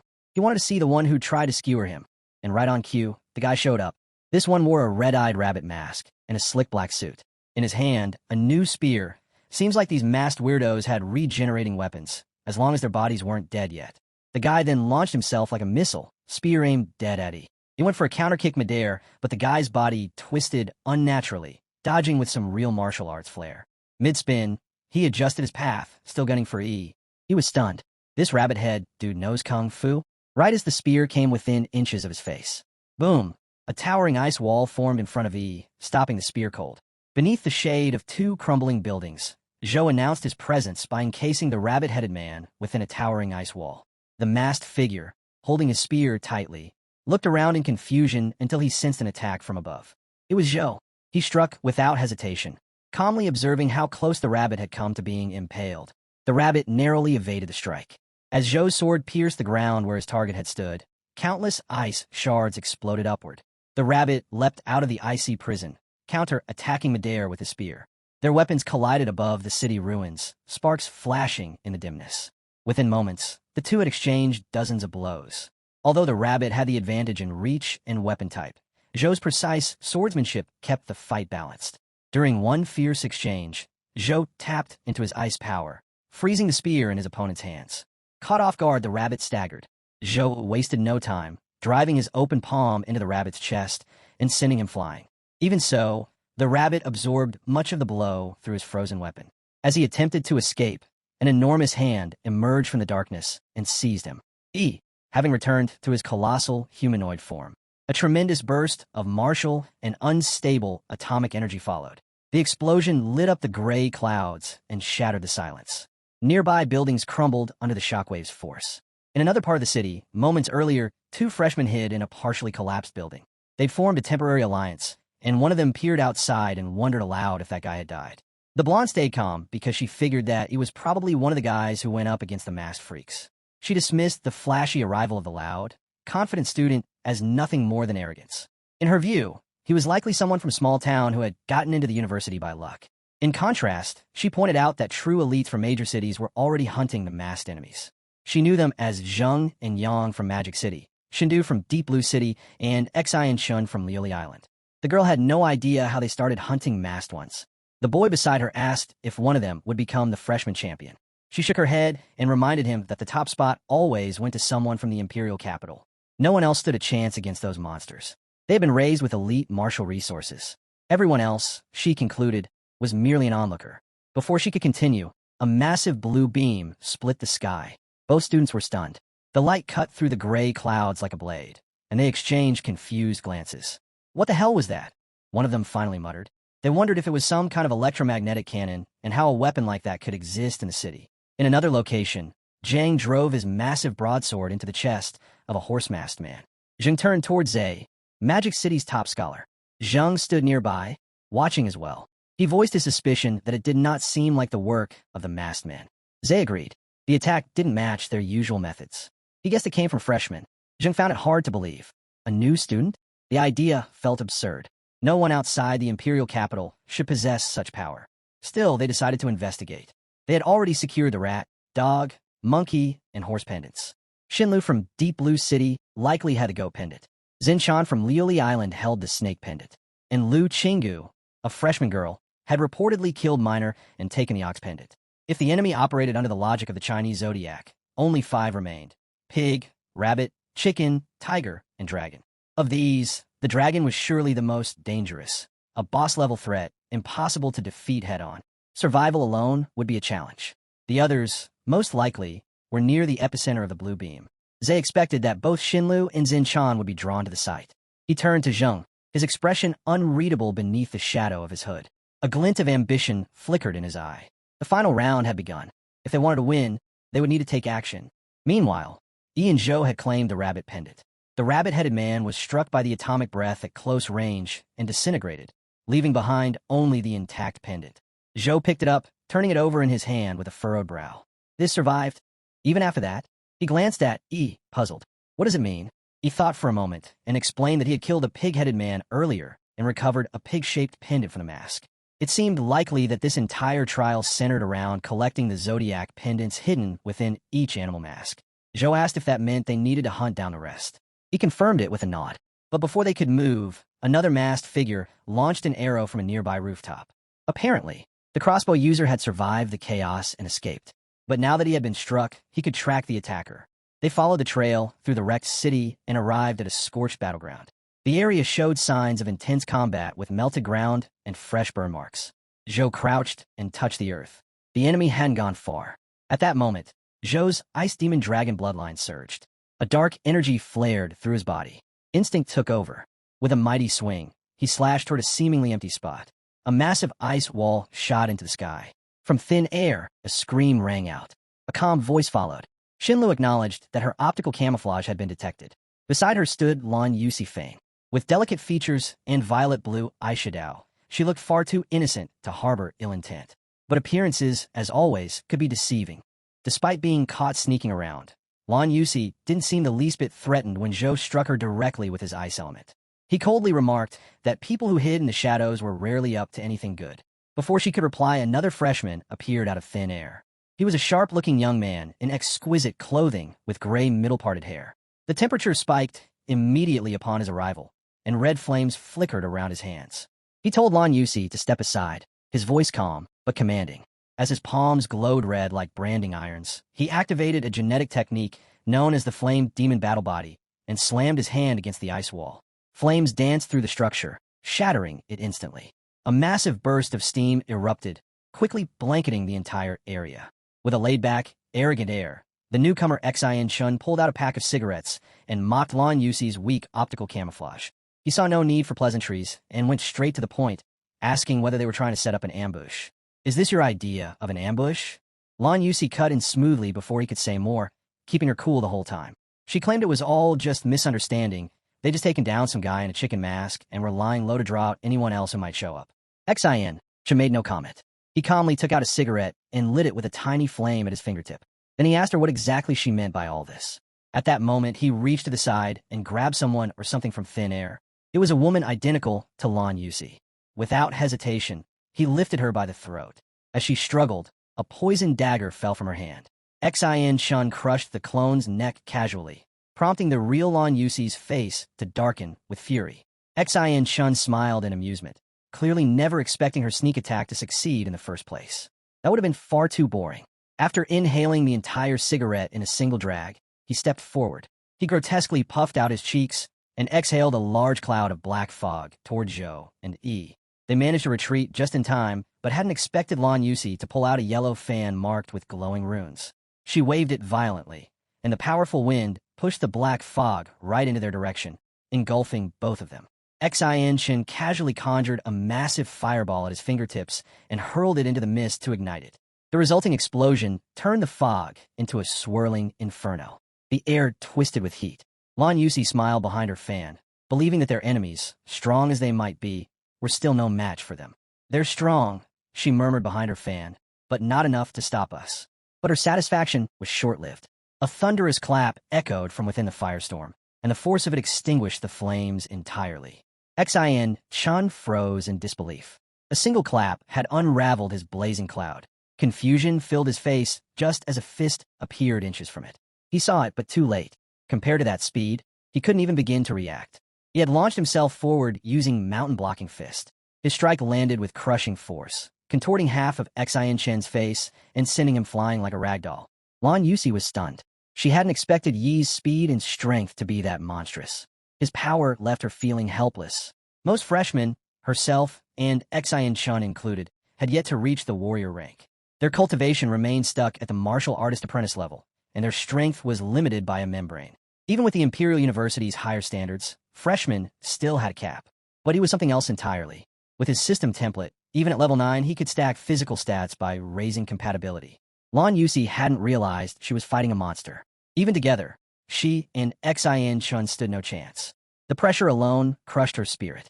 She turned to flee only to feel cold suddenly creeping around her feet. She froze. In focusing on Yi, she had forgotten Zhou. He had silently encased her feet in ice. "You forgot about me." Desperation filled her as she swung her fan and summoned sharp wind blades, shattering the ice. Using the momentum, her body lifted into the air. But as she rose, a hand clamped around her ankle. He had grabbed her. He slammed her into the ground, forming a shallow crater. Her fan slipped from her grasp. Without hesitation, he raised his fist again. Panicking, Lan Yusi burned a large amount of martial energy. A jade-colored burst erupted, and dozens of her clones shot out in every direction. The real Lan Yusi blended in and thought she was safe. But he only grinned, unbothered and wild-eyed. He activated his Shun Huang martial arts by combining imprisoning the devil in the flesh with demonic illusions. Dozens of blood-red shadows surged from him, transforming into demonic beasts that swarmed the fleeing clones. Lan Yusi's illusions didn't stand a chance. Her clones couldn't suppress so many at once. She had no idea what these creatures were, and fear froze her more than any ice ever could. He laughed, his expression twisted in madness. Lan Yusi could no longer fight. She could no longer run. There was nothing left to do except surrender to fate. Faced with Yi's overwhelming pressure, Lan Yusi surrendered and obediently handed over both the sheep and chicken pendants. When he further demanded information, she didn't hesitate to betray her ally. She revealed that Xin Chun possessed the snake and tiger pendants and explained the abilities he had demonstrated in combat. She continued by providing additional intel and speculations regarding Zai Zai and Zheng in Magic City. Lan Yusi emphasized that if he wanted to win the trial, he would need to collect all 12 pendants. "If you want to win, you'll need all 12, she warned. With the trial entering its final phase, the remaining participants were unlikely to wait and would soon strike on their own. If he didn't act first, others would come after him. Hesitate now, and they'll come for you. Knowing she had no real chance of winning, Lan Yusi figured she might as well stir the pot, create chaos, and let both sides destroy each other. With a bright yet cunning smile, she offered to guide Yi and Zhou to Zai Zai and Zheng. But he immediately declined, which didn't surprise her. After all, they had been enemies just moments ago. It made sense he wouldn't trust her. What did surprise her, however, was the way he smiled with his eyes fixed on her fan. And when he casually remarked that he liked it, Lan Yusi felt a bad premonition crawl down her spine. Meanwhile, in another part of the city, Zheng and Zai Zai were making their way toward the explosion site they had seen earlier. Along the way, they had encountered a group of arrogant freshmen attempting to team up and steal their pendants. Though the attackers were weak, it still took some effort to deal with them. Zai and Zheng suspected that by now, Xin Chun and Lan Yusi had likely made their move. But that didn't concern them. Whoever emerged victorious would only be holding the pendants temporarily, since Zhe and Zheng would take them later. As Zhe voiced this overconfident view, Zheng didn't disagree. In his mind, it was only logical. Suddenly, his pupils constricted. He shouted in shock, pointing towards something ahead.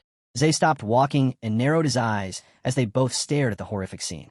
Xian Chen's corpse lay sprawled on the street, cleanly severed in half, thrown aside like a dead dog. His face was frozen in a mixture of shock and rage, unable to even register fear before he died. The sword that killed him had been too fast, too clean. Just minutes earlier, Xian Chen had escaped the scuffle between Lan Yusi and Yi, cursing Yi's terrifying strength. He hadn't expected to encounter such a monster before even reaching the imperial capital. Still, he found comfort in knowing that he had at least defeated Lan Yusi. Yet, he couldn't shake the eerie feeling that he had somehow marked him and would eventually come for him. Xian Chen decided it was best to find an ally with Zhe and Zheng. That was when he heard it as a blade scraped along the pavement behind him. Turning around, he saw a figure in the distance. The man wore a cold black Iron Dragon mask and gripped a long tang sword. He stood over 2 meters tall, gaunt yet menacing, dressed in ragged grand black robes that swayed in the breeze. But the most terrifying feature was his eyes with double pupils, both blood red crammed into each eyeball. They radiated a cold, eerie aura that made Xian Chen instinctively understand. This was no ordinary opponent. This was the first time Xian Chen had seen someone wearing the dragon mask. Unlike the other zodiac masked figures who felt like lifeless puppets, this man felt alive. The flickering streetlights between them glitched and dimmed, as if the very current was disturbed by his presence. Xian Chen blinked. The dragon-masked man instantly appeared 10 meters closer, the lights behind him going dark with a sizzling sound. For a brief moment, the street was pitch black. Then the lights returned only to reveal Xian Chen's body already split in two. Blood sprayed like a fountain as the dragon-masked man snatched the snake and tiger pendants, then vanished into the silent, dark streets. Back in the present, Zhang stared at the corpse, confused as to why Xian Chen had been killed so ruthlessly in the middle of the street. Zane knelt beside the body, examining the wound, and confirmed that it was the work of the dragon-masked man. The slash was clean and merciless. There had been no contest. He added that only the dragon mask among the 12 zodiac masks was capable of such a feat. Zheng was puzzled. Wasn't the dragon-masked man supposed to be confined to the underground parking lot? He and Zay had first encountered him after killing the dog-masked man. Back then, they were leading 20 freshmen. To win their loyalty, Zay, as the leader, guided them to the southern underground garage, where the dragon-masked man was rumored to appear. Only Zay and Zheng had made it out alive. Zay vividly remembered watching the dragon-masked man cut down 2 students as if he were slicing vegetables. He couldn't believe it at the time because this was supposed to be a trial, not real combat. But the smell of blood had been real. The pain had been real. Now, seeing Xian Chen's corpse stirred those dark memories. Zheng's voice snapped Zay out of his thoughts. With Xian Chen's penance taken, what was their next move? After considering it, Zay guessed that the dragon-masked man had been freed from his initial restriction. Perhaps all the other Zodiac mask figures had already been defeated, triggering a change in the rules. Now the final boss could roam freely, just like the others had once hunted freshmen. Zay concluded that the dragon-masked man was now actively hunting anyone with a Zodiac pendant. They couldn't afford a direct confrontation. Their only chance was to act quickly and find the remaining pendant holders and take their pendants before the dragon-masked man could. Determined, Zay activated his 4th Order King Bloodline Awakening, the Golden Winged Dragon. Awaken, Golden Winged Dragon. His body erupted in radiant golden light. Feathers sprouted from his cheeks. Platinum dragon horns curled from his forehead. A pair of massive golden wings over 4 meters wide and laced with dragon scales unfurled from his back. Come, then, face the true form of a sovereign. With one powerful flap, Zay soared into the sky and released a provocative cry that echoed throughout the city, broadcasting his challenge with golden martial energy. Elsewhere in the ruined city, Qingzhu, one of the first freshmen drawn into this strange world, was hiding in a crumbling building with her wounds still unhealed. After helping 2 others slay the Minotaur-masked man, they had stumbled into the underground garage and encountered the dragon-masked man. One of her teammates died instantly. If not for the arrival of a group of over 20 other freshmen, she would have been next. Though she survived, she had been badly wounded by the dragon-masked man's sword aura. Luckily, she and a fellow survivor encountered a faculty member from the Imperial University. The man claimed the train had been attacked, and the professors were missing, but he had a way to help someone escape and deliver a warning. Qingzhu chose to stay behind, using her injuries as an excuse, and sent the other freshmen instead. Before they left, she unexpectedly asked them to deliver a warning to him not to enter the city. She even handed them a photo of him. She stayed hidden, quietly recovering. Then she saw the blue explosion in the sky and immediately understood that he had come. This was bad. She lacked the strength to go find him. Still, she had. Just then, explosions echo from the surrounding buildings. A wave of panic hits her. She knows they found her. In her current condition, there's no way to outrun them. They've already locked onto her energy. They're here for the pendant. She doesn't care about it anymore, but something deep inside tells her that he'll need it. She knows she can't face them directly, so she makes her choice. She'll lead them there. But she has no idea that her worst nightmare is already watching from above. The dragon mask freak stands on top of a nearby building, eyes fixed on her. He remembers noticing her back during the college entrance exam, the moment she awakened the ghost sparrow bloodline, an extremely rare avian type. Now she's also carrying the ox pendant. Luck seems to be on his side. He watches as she moves through the streets and immediately figures out her plan. She's trying to lure him to the dragon's lair beneath the parking garage. He finds it laughable. The dragon has already been set loose. That place is empty now. He grins and steps away. Zhang is told to stay put. He's going to get someone. Then, without hesitation, he bolts. A massive assault, or perhaps a powerful burst of energy, erupted from Ouyangze. Hovering mid-air above the city, he watched the chaos below with sharp eagle wings spread wide and fierce eyes calm. Lu Qingzhu's voice reached him, declaring that he couldn't run. Zay's eyes widened. Sweat dripped as he froze mid-air. That voice was the dragon. It didn't make sense. The dragon should have gone after the others. But there was the red sharp-eyed beast staring directly at him. Fear crept in. Shock gripped his chest. A realization slammed into him. What if the ones he was chasing were actually the pendant carriers? His thoughts spiraled. He had 4 pendants on him. It was obvious now the dragon would go to the place holding the most pendants. He had gotten too confident, and now the tables had turned. His pupils glowed in panic as sweat streamed down his face. Zay drifted backward, wings extended, eyes locked ahead. The dragon was closing in. Hovering in midair, Zay narrowed his eyes. It had to be a domain. The dragon could use it too. Pressure tightened around his chest. Sweat ran down his neck as he realized this was a technique that dragged victims into a sealed space with a single glance. The only exit was to defeat the caster. Somehow, he had been forced into it. Without warning, a monstrous figure lunged at him with blinding speed. Its body burned with flames, a lightning-infused sword in hand, crackling with fury. Zay pulled his wings in close and braced himself to take the full force of the strike. Elsewhere in the city, Zheng Xiong intercepted a sharp beam of blue energy with his sword. The power nearly overwhelmed him. He released immense energy. Faint fumes rose from his skin as he stood unfazed. He questioned what kind of stunt was being pulled using global chat just to provoke them. Zhou drew his sword, raw energy rippling along its edge. He asked to take this one, wanted to test his strength. He gave him a calm and unreadable look. Suddenly, Zheng Xiong stormed in, yellow energy crackling wildly around his blade as he moved like a thunderstorm tearing through the sky. So this is the pride you're so desperate to protect? He barked, mocking their arrogance with a fierce glare. Zhou's expression sharpened. He focused and triggered Ice Vein. Then I'll bury it in ice. Zheng Xiong's sword surged with power and clashed thunderously with Zay's. The shockwave trembled through the air. He clenched his jaw, locking eyes with his target and vowing he wouldn't let him escape. Charging once more, Zheng Xiong unleashed roaring energy. Zhou stepped in, meeting the strike. Their swords clashed, grinding violently. Zay intercepted with a wind-soul blade, stopping the blow with swirling force. Zhou's rage flared. He moved in perfect unity with his weapon. Up above, the dragon hovered like it was just waiting for things to explode. It watched everything below, quiet but intense, sensing the energy build up. Meanwhile, Zheng Xiong rushed forward, every step packed with serious power. He and his opponent collided, pouring force into each strike until the air between them cracked. He sat nearby, elbow resting on his knee, watching the battle like it was just another slow show. Suddenly, Zheng Xiong stiffened. Sweat rolled down his face. Ouyangze was broadcasting a distress signal. That signal, it's him. Zhou's sword blazed forward with immense force. Zheng Xiong barely dodged it. What the hell are you trying to pull? He gritted out a threat, warning that if he weren't so busy, someone's bones would be broken. Zhou questioned whether he was done talking tough. He never gave permission to leave. Then he launched forward, cloaked in a surge of blue energy. His mystic eyes cut through the air like daggers. Zheng Xiong froze. His throat tightened. A single word escaped in disbelief. A rain of punches landed before he could defend. He took a crushing blow and was flung backward by the sheer force. Blood dripped from his lips as he staggered. He muttered a curse. Had he really just been struck by a beast? He accused his attackers of ambushing him. He responded with amusement.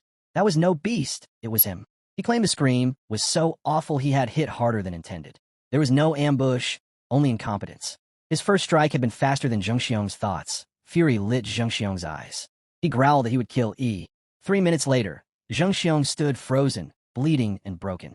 His body would no longer obey. He observed him calmly. He thought it wasn't a bad effort, lasting 3 whole minutes. Xin Chen hadn't even survived one hit. He took Zheng Xiong's sword and gave it a once-over. He found it decent, but in need of some upgrades. Zhou reported no pendant in the spatial ring, but they had found something. The sword pulsed with lingering power. He eyed it with a thoughtful smirk. Zhou stared at the blinking pendant in his hand. He remarked that it kept flashing like it was sending out a signal. In a harsh domain where jagged blue crystals gleam like frozen flames and a heavy layer of dust cloaks shattered stones, Li Xing lies broken and bleeding. His wings are scorched by fierce fire. His clothes tear and cling raggedly to his battered frame. Above him looms the dragon, an immense and terrifying figure cloaked in shadows and flickering flames. The dragon's voice cuts sharply through the smoky veil. I never thought it would come to this, he says quietly, stepping closer. Li Xing's eyes flutter open, wide with desperation, and blood streaks his cheeks. The dragon advances, his sword gripped tightly in one hand. I use every relic, every powerful artifact crafted by human hands, the dragon confesses, voice heavy with disappointment. But still, I fail to drive the nail into the heart of the dragon mask. I miss by no more than 3 finger widths. Li Xing's bloodied face stands as a silent testament to the brutal fight he endures, a fight that now seems lost. Suddenly, from the shadows bursts a monstrous figure, growing larger and more terrifying by the second. It closes in on Li Xing with a menacing presence that drains what little strength remains. The dragon sneers down at him. You lose your only chance to defeat Dragon Mask, damn bug. He spits with venomous contempt. As thick black smoke seeps into the domain, swallowing the entire scene in darkness, a sudden flash cuts through the gloom. A sword slices through the smoke, piercing Li Xing's body with brutal precision. A scream tears from his throat, raw agony ripping through his lungs. He claws at the stone wall for support, but his vision blurs and rolls back until all he sees is white light. Pain consumes him utterly, dragging him toward the edge of consciousness. Far from the chaos of that shattered domain, elsewhere in the city, a young woman climbs the stairs of a tall building. Her steps are slow and trembling, fear weighing heavily on her heart, but she forces herself upward. This is Qing Zhou, and she knows she's close, just a few more flights to the rooftop where Dragon Mask waits. Each step feels heavier than the last, every breath a battle. She wraps her arms around herself, trying to steady the trembling that threatens to overtake her. In her mind, she compares the dragon to the ugly OX, a brutish figure who pales in comparison to Dragon Mask's terrifying presence. Her heart pounds wildly in her chest. She worries desperately for young Shi, who is locked in a fierce battle with the relentless foe below, and she fears he will not last much longer. Now, Dragon Mask's attention turns toward her. Reaching the rooftop, she closes one eye tightly, the other pupil flashing with a strange, glowing purple light. Her mind races, searching for a way out, a way to send a message. She needs to signal Ihi, someone she trusts, someone who can help. This building, the tallest in the city, is her only hope. From here, Ihi's signal flare will be unmistakable. Without hesitation, Qing Zhou fires her own flare into the dark sky. It is a desperate call, a beacon in the night. The signal awakens something deep within her, a dormant bloodline pulsing with ominous power. Beneath her skin, a strange energy stirs. Nether Sparrow's essence ripples beneath her flesh, an eerie purple light flickers across her eyes. Suddenly, she sparks bridal flames, swirling, intense circles of purple energy that dance around her like living signals. Wings of dark, ethereal light erupt from her back, shimmering and twisting with raw power. But the power overwhelms her. With a pained grunt, she collapses hard onto the rooftop, gasping for breath. It's hurting me like hell, she whispers through clenched teeth, hoping desperately that Ihi has seen her signal. Then comes a strange sensation, a shiver running through her spine. Her eyes widen as they change, a haunting blend of white and glowing purple. She leans over the edge, clutching the ledge, and whispers, the sound, it's familiar. Her gaze pierces the shadows below, and then freezes. The dragon approaches. Panic surges through her veins, cold and sharp. She can hardly believe how quickly he finds her. Fear clenches her heart like iron shackles, squeezing tighter with every passing moment. Desperation pushes her to act. She needs to send another signal. Faster, stronger. Gathering every ounce of her power, she summons a new layer of energy. Twisting it fiercely, she releases two brilliant blasts of purple light that explode from the rooftop. The entire building hums with raw energy, glowing fiercely as sparks crackle in the air. Silence falls over the city like a suffocating blanket, thick and ominous. With terrifying presence, the dragon steps onto the rooftop. He is battered, his limbs bruised and bleeding, and a deep wound gapes on his leg. His sword gleams wickedly in his hand, dripping with lethal intent. Qingzhou's breath catches in her throat, terror wrapping around her heart like iron chains. The dragon laughs, a dark, evil sound that echoes off the stone walls. Raising his sword high, energy crackles along its razor edge. Qingzhou's eyes widen in paralyzing fear. She fixates on the blade, the image of her death flashing vividly before her. Tears prick the corners of her eyes as she whispers through trembling lips, "There's no time to escape." Then, in an unexpected burst, brilliant blue light explodes from every corner of the building. It swirls and gathers around the purple energy circle beneath her feet. With a powerful leap, he lands on the rooftop, sword raised high and blazing with energy. "I promise him," he declares fiercely, eyes blazing with determination. "And I'm a man of my word." The dragon's eyes widen in shock at Ihi's sudden arrival. Qingzhou gasps, cheeks flushing as she calls his name softly. The dragon's pupils constrict with fury, rage burning like wildfire in his gaze. He lets out a wild battle cry, his eyes aflame with power. "You're nothing to me," he roars, charging forward, sword swinging in a deadly arc. The dragon raises his own blade to block the strike. Muscles tense as their swords collide with a thunderous roar. Sparks fly and waves of energy pulse outward with every furious clash. I's powerful blow sends the dragon hurtling backward, crashing down the side of the building with a shattering impact. Stone cracks, glass explodes, and the dragon slams hard onto the ground below. Turning quickly to Qingzhou, Ihi says sharply, "The new little brother I just take in. He's waiting in the eastern alley. Take him there first." Qingzhou nods anxiously. "What about you?" she asks, worry sharp in her voice. "I have to deal with the guy wearing the dragon mask." Ihi replies grimly. Without another word, he soars upward again through the thickening smoke and choking fumes, sword ready and energy blazing like a comet's tail. Flames lick at nearby buildings, smoke curling and choking the air. He lands firmly on the ground, sword gripped tightly, his gaze fierce and determined. The man behind the dragon mask steps out from the shadows, shirtless and tense, muscles flexing as his sword gleams in the dim light. He eyes Ihi carefully, calculating. "When I receive the distress signal," Ihi says, narrowing his eyes, "I know something is off about this place." His gaze falls to a nail embedded deep in the mask wearer's body. Is this some plan to deal with Dragon Mask? Ihi wonders aloud, suspicion sharpening his tone. Before he can consider it further, a violent blast shakes the air, filling everything with thick smoke.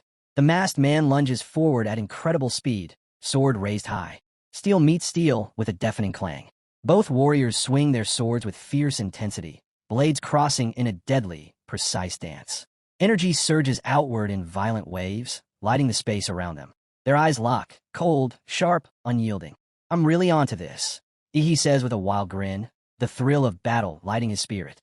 His heart races with anticipation, ready for the fight that could change everything. The next scene begins with buildings already wrecked from earlier battles. Rubble litters the ground and cracks run through every wall. But before the dust can even settle, two massive sword slashes cut straight through the ruins, slicing one of the towers clean in half. The tower collapses with a loud rumble, and thick smoke blasts into the air like a volcanic burst. From deep inside, that smoke, two powerful forces shoot upward like rockets. It's our hero and the dragon mask locked in a brutal head-on fight. The dragon mask isn't just decoration. This guy fights like a real beast, every swing packed with deadly force. He's no less terrifying than an actual dragon. Our hero isn't clenching his jaw in anger. It's pressure. He's getting pushed back and fast. A powerful strike from the dragon's glowing head slams into him and sends him crashing through the clouds, disappearing into the world below. Another blast of smoke rises from where he landed, but something strange starts happening. The smoke begins to glow blue, and streams of wild mana start swirling in the air. The dragon hovers high above, watching every flicker closely. His sharp eyes never blink. Then, without warning, a massive blue beam shoots out from the glowing cloud. It cuts through multiple buildings in one shot, leaving only broken stone and fire behind. Everything in its way is erased. Now our hero rises from the crater completely transformed. His entire body is covered in a deadly armor made from dragon scales. A massive tail swings behind him, and energy pulses through the sharp blades around his arms. In his head, a voice speaks up, recognizing how strong the enemy truly is. This is the first real test he's had since arriving in this world. But even now, retreat isn't an option. He rockets back up into the sky, ready to face the dragon again. The enemy's aura is burning hotter than ever. Red energy pulses around that twisted face like lava about to erupt. But our hero only smirks. This is exactly the kind of fight he's been waiting for. A boss like Shenlong wouldn't go down that easy. In an instant, the dragon vanishes and appears right in front of him. There's almost no time to react, but our hero throws up his defense just in time. The dragon strikes with a furious combo, each hit faster than the last, forcing our hero to block and dodge with everything he has. That's when he starts noticing something strange. Ever since the mass cracked, the enemy has become even faster and stronger. Something isn't right. When their eyes lock, he sees it clearly.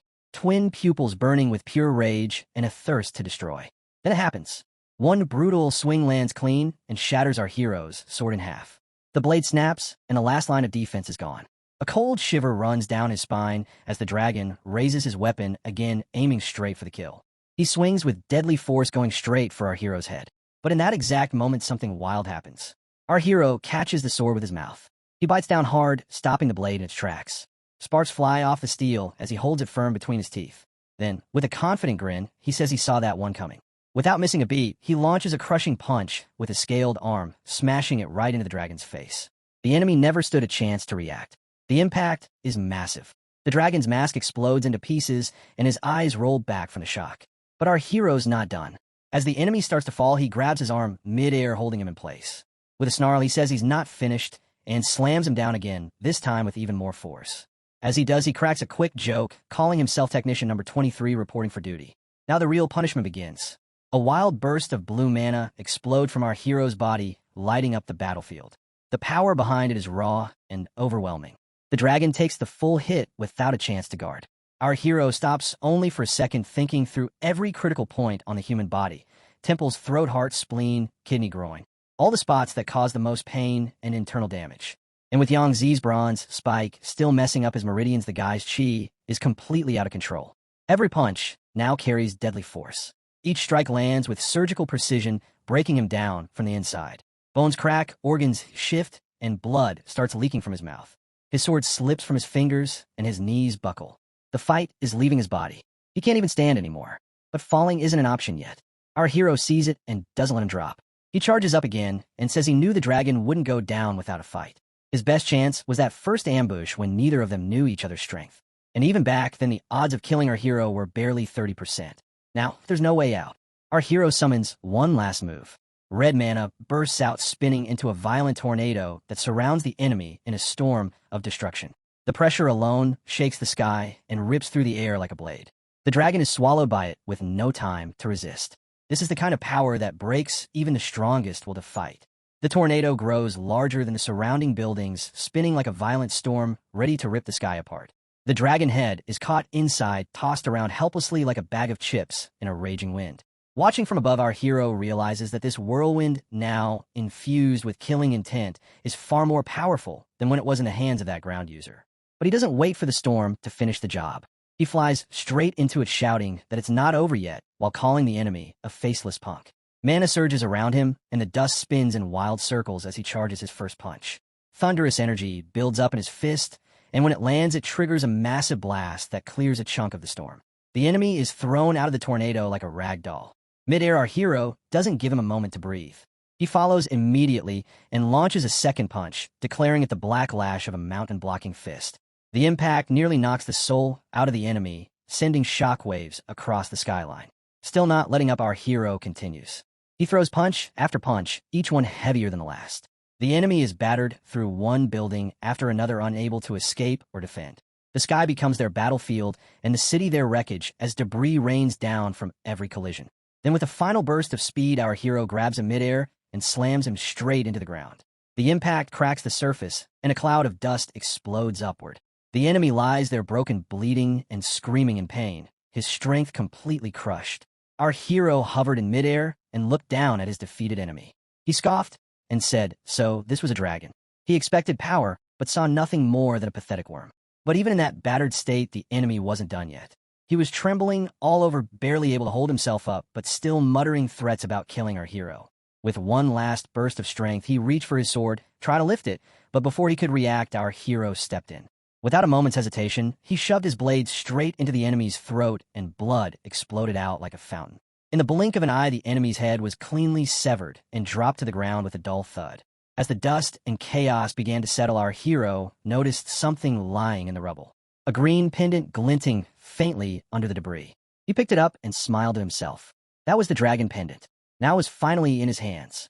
With a steady voice, he said the game was finally over. Down on the ground, Zay stood like a statue, completely frozen and unable to say a word. His friends around him were just as stunned. No one could process what they had just witnessed. The air was thick with shock. Not far from them, Lu finally regained consciousness.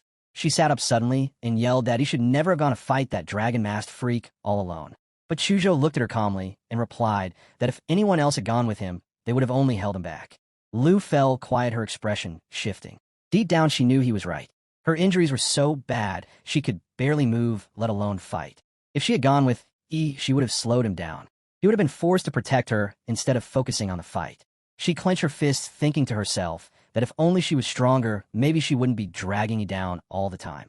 Right then, out of nowhere, our hero suddenly appeared right in front of her, startling her as he casually asked what she was thinking about. She was stunned for a second, not expecting to see him, but quickly covered up her surprise by pretending to be annoyed. He smiled and asked if he could borrow the ox pendant for a while. She nodded and handed it over. With that, they now had multiple ox pendants along with all the others. Standing in front of the group, our hero said they should try placing the pendants in the order of the 12 zodiac signs, starting from rat and ending at pig. One by one, he carefully lined them up exactly as the zodiac order. Chuzhou leaned in and pointed out that nothing was happening. Maybe they messed up the arrangement? Our hero let out a sigh of frustration, but before he could respond, Zay stepped in and explained. The dragon pendant wasn't just another part of the regular hunter pendants. It was created for something else. A special kind of hunter designed to take down pendant holders. That means it probably wasn't even meant to be used to pass this trial in the first place. But just then, the final pendant was placed, and something strange happened. A soft pulse of energy spread across the area. The girl who had placed it froze wide-eyed. It worked. Everyone looked around confused and tense. Had they activated something? As they turned their eyes to the sky, they saw the clouds changing. A thick blanket of them had gathered, now glowing bright yellow in the center. That glowing energy started to drip downward like liquid spilling over the tops of buildings. Our hero stared in disbelief. He raised his voice and told everyone to look up. What is that thing? Right in the middle of the yellow energy, a massive eye slowly opened. It looked alive. That single eye locked directly onto him. It felt like it could see straight through him. He didn't know what it was, but it made his body freeze with tension. Then his feet began to lift off the ground. A strange force was pulling him upward, slowly drawing him into that yellow light. He tried to resist, but it was no use. Bit by bit, he was being dragged straight toward the eye. And then the scene abruptly shifted. They were all back on the bus.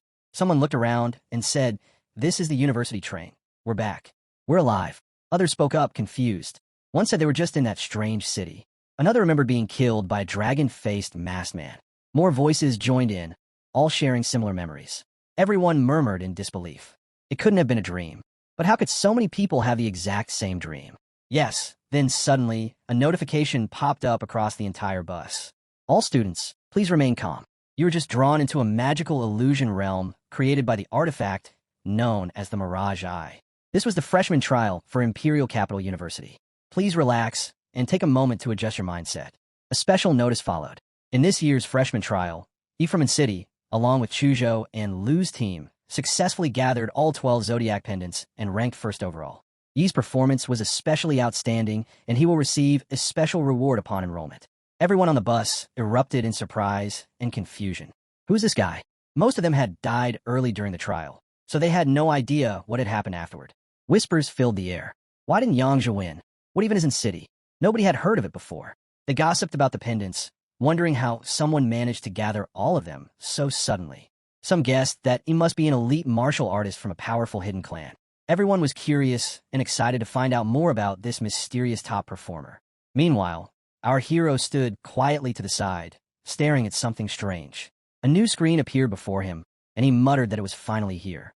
It looked like fulfilling special conditions had unlocked a hidden reward. A new notification flashed. Congratulations. You have outperformed all freshmen in the Mirage Eye trial. You are rewarded with 1 template draw. Sweating slightly, our hero looked serious and called out to Chujo. He needed a wet wipe to clean his hands properly. This was going to be important. Now a detailed and glowing interface buzzed to life in front of him, swirling with blue and purple energy. Our hero raised his voice, saying that this time, no dirty tricks would be allowed. He focused as a raw demonic figure appeared before him on the screen. Another notification popped up, revealing the result of the template draw. It was a Class D template named Manhuarecap. Its bloodline ability was Corpse Infection, and its skill was Crimson Calamity. Our hero stared at the screen in disbelief, his eyes wide with shock. He couldn't believe what he was seeing. As the train moved toward Huadu City, he grumbled to himself about the vampire template being SR tier with broken bloodline stats. Someone suddenly approached and asked if he was E, the one who defeated Chenlong. It was Zay. His friend, watching nervously from the side, thought the guy should calm down. If he picked a fight with E, this train didn't even have a hospital on board. He turned to him and calmly corrected that he hadn't just defeated Chenlong. He had killed him. Hearing such a savage reply, Zay broke into a cold sweat. But then, unexpectedly, he said something that shocked everyone around. He explained that he was planning to start a new student society at Huadu that would be different from the student council, and that he wanted E to join them. He was even offering E the position of president. He went on to say that the top freshman seat and the student council were both monopolized by Huadu locals, but with Yi's strength, they might finally break that outdated tradition. Zay extended his hand toward E. Now, everyone on the train was buzzing. Zay, the untouchable, was personally inviting E. People were already whispering that this could become a legendary group. He simply shrugged and said he wasn't interested in drug wars. To him, the student council was just a collection of scattered factions. He preferred flying solo. And just like that, the mood shifted. Hopes were shattered. The crowd began murmuring, calling it a historic rejection. Zay, however, wasn't discouraged. He pulled out a card and handed it to E, saying that future collaboration would always be an option. Later, as the sun began to set, Chujo looked out the window and told E they had finally arrived. He glanced outside and was stunned by the bright lights of Huadu City. As they stepped off the train, an instructor directed them to proceed through the tunnel toward the university. Everyone moved ahead, marveling at the advanced machinery and weaponry around them. An enormous aircraft stood before them, its engines puffing clouds of smoke. A loudspeaker announcement echoed through the area, instructing all students to board in order, using the same seat numbers as on the train, and to maintain order while boarding. Amid the bustle, he playfully smacked Qing Zhu on the backside. She immediately remembered her mother's warning that even though she was engaged, she wasn't married yet. She was supposed to behave properly in public and not let him take advantage of her. Blushing, she snapped at E, scolding him for acting in public when people were clearly watching. He brushed it off and said she must still be half asleep. He also asked why they were even taking a plane. Sighing, she wondered how her mother had managed to arrange her engagement to someone like him. Then she explained that Huadu was in the sky. He looked up and finally realized the truth.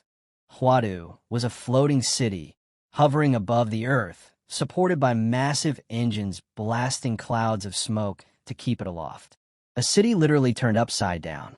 As their aircraft entered the zone, a strong electromagnetic grid activated, opening the space for it to pass through.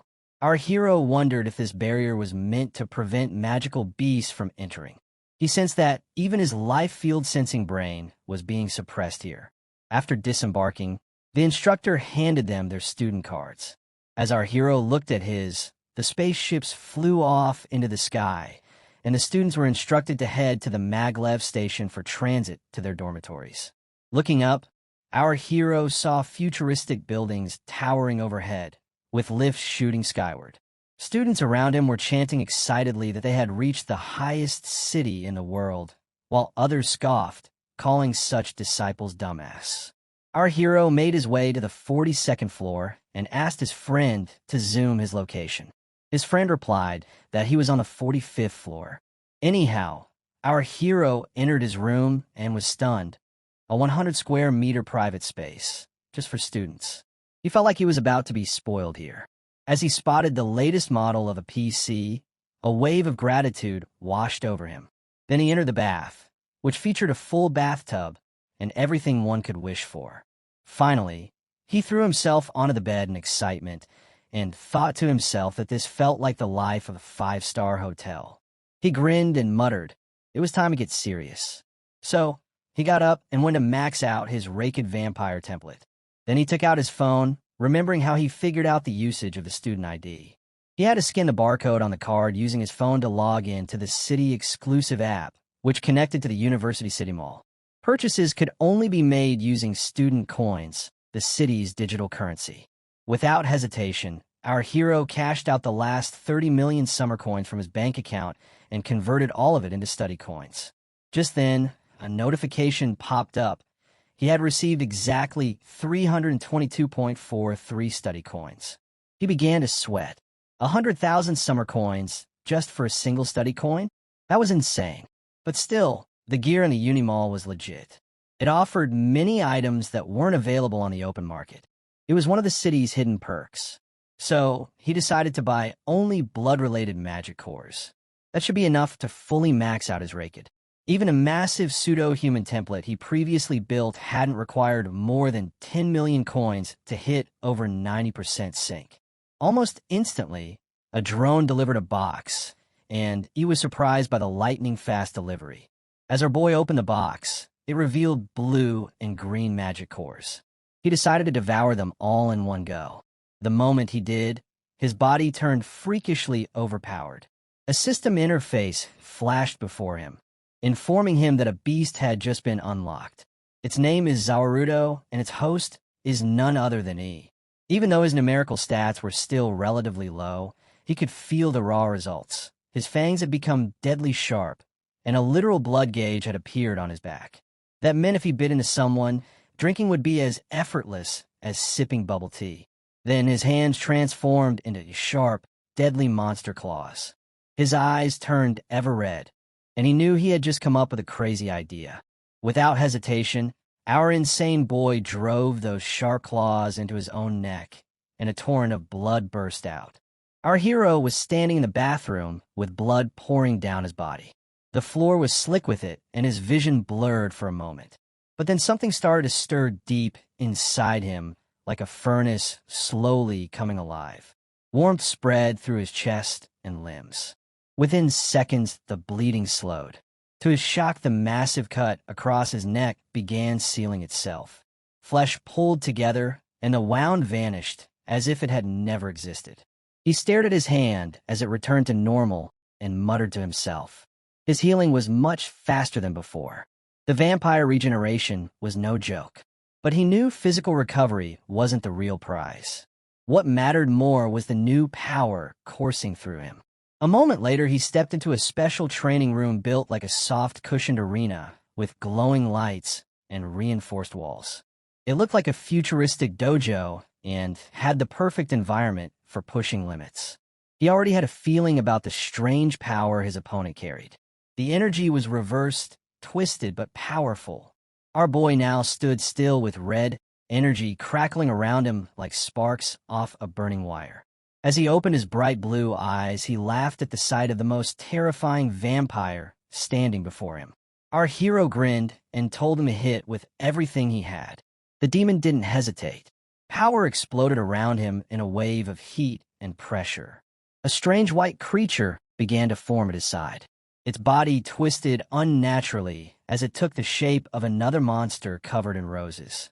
It smiled at the hero with a twisted expression. The monster punched the air. The strike was so fast it seemed to slice through space itself. Our hero barely had time to react. He raised his arms in defense, knowing there was no way to dodge. The punch didn't miss. It hit him dead on. His entire arm shattered. Bones cracked like glass. His body was sent flying across the room and slammed into the padded wall with force that shook the structure. Still, he stood back up with his injured arm dangling and blood trailing down his side. He smiled again and said this was exactly what he wanted. Raw and real.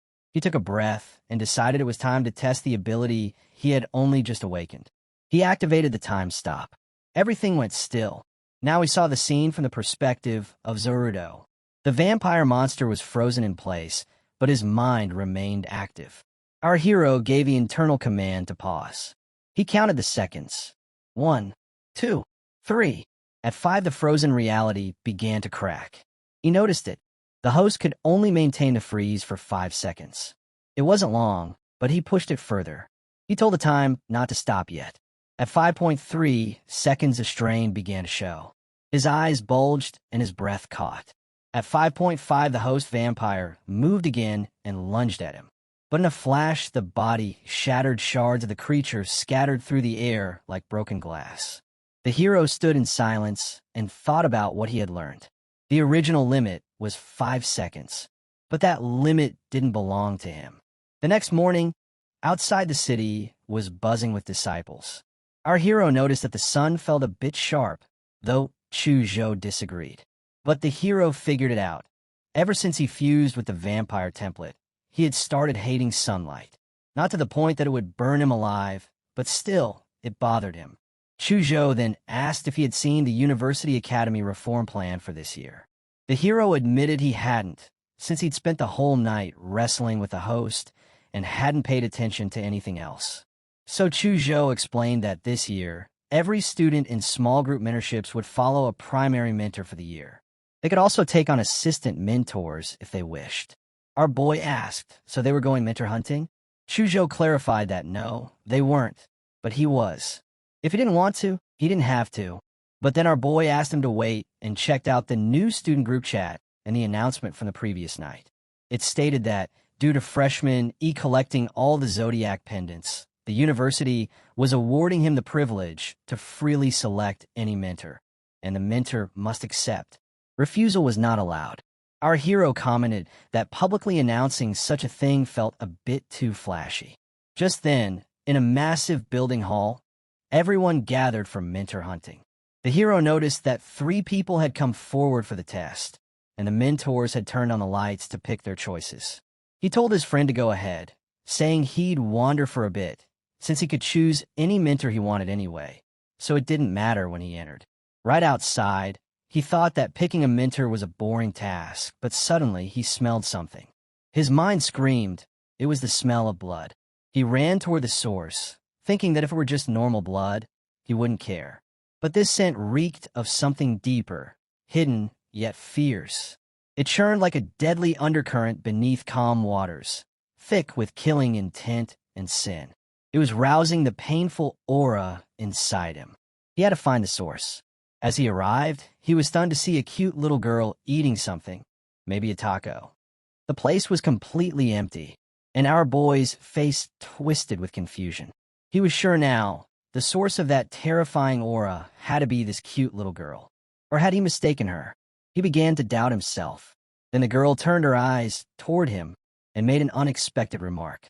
She told him that he had been practicing flesh-binding demon prison.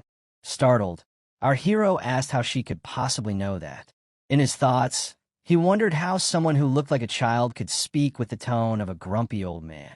And to top it off, she had just called him a kid. While still munching her food, the girl explained that she had helped Zhao refine that martial art. Hearing Zhao's name instantly soured his mood. The girl went on, casually adding that Chingu had been her disciple 90 years ago.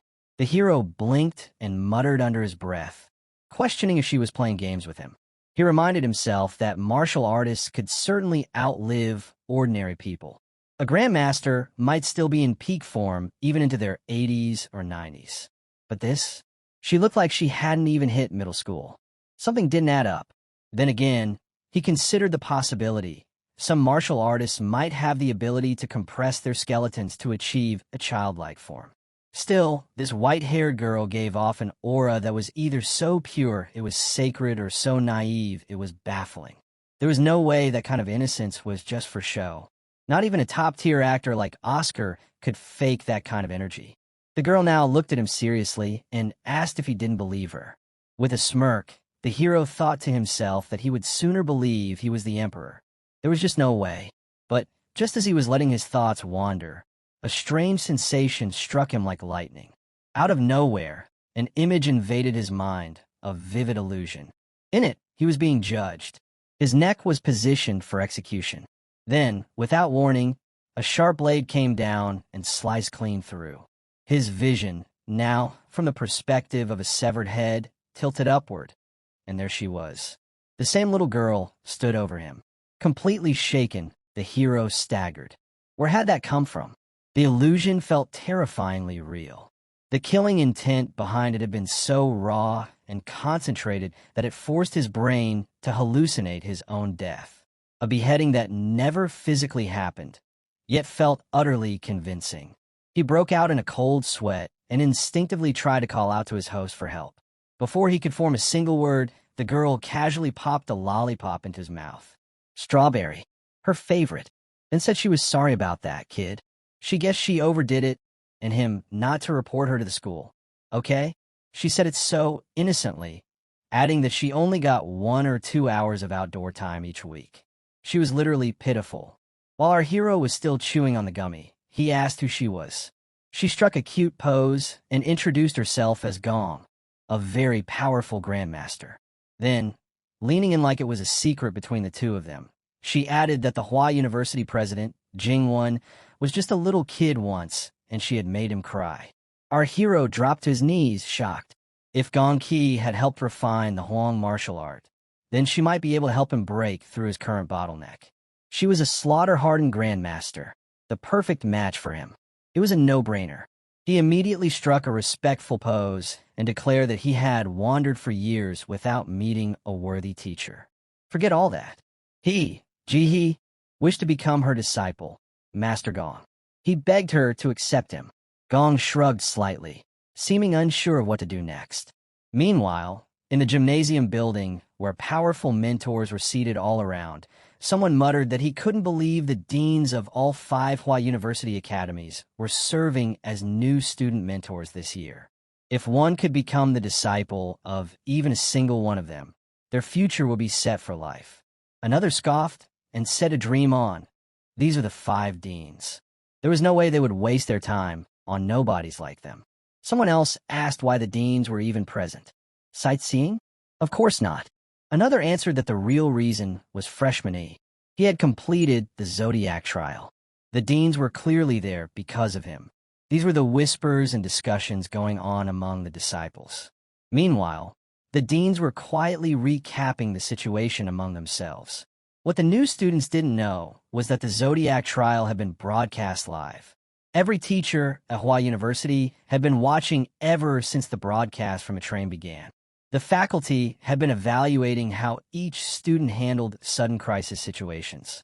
AI had been analyzing micro-expressions and reaction patterns. Each student's responses were scored. Those who rushed carelessly into Zodiac City unprepared received poor evaluations.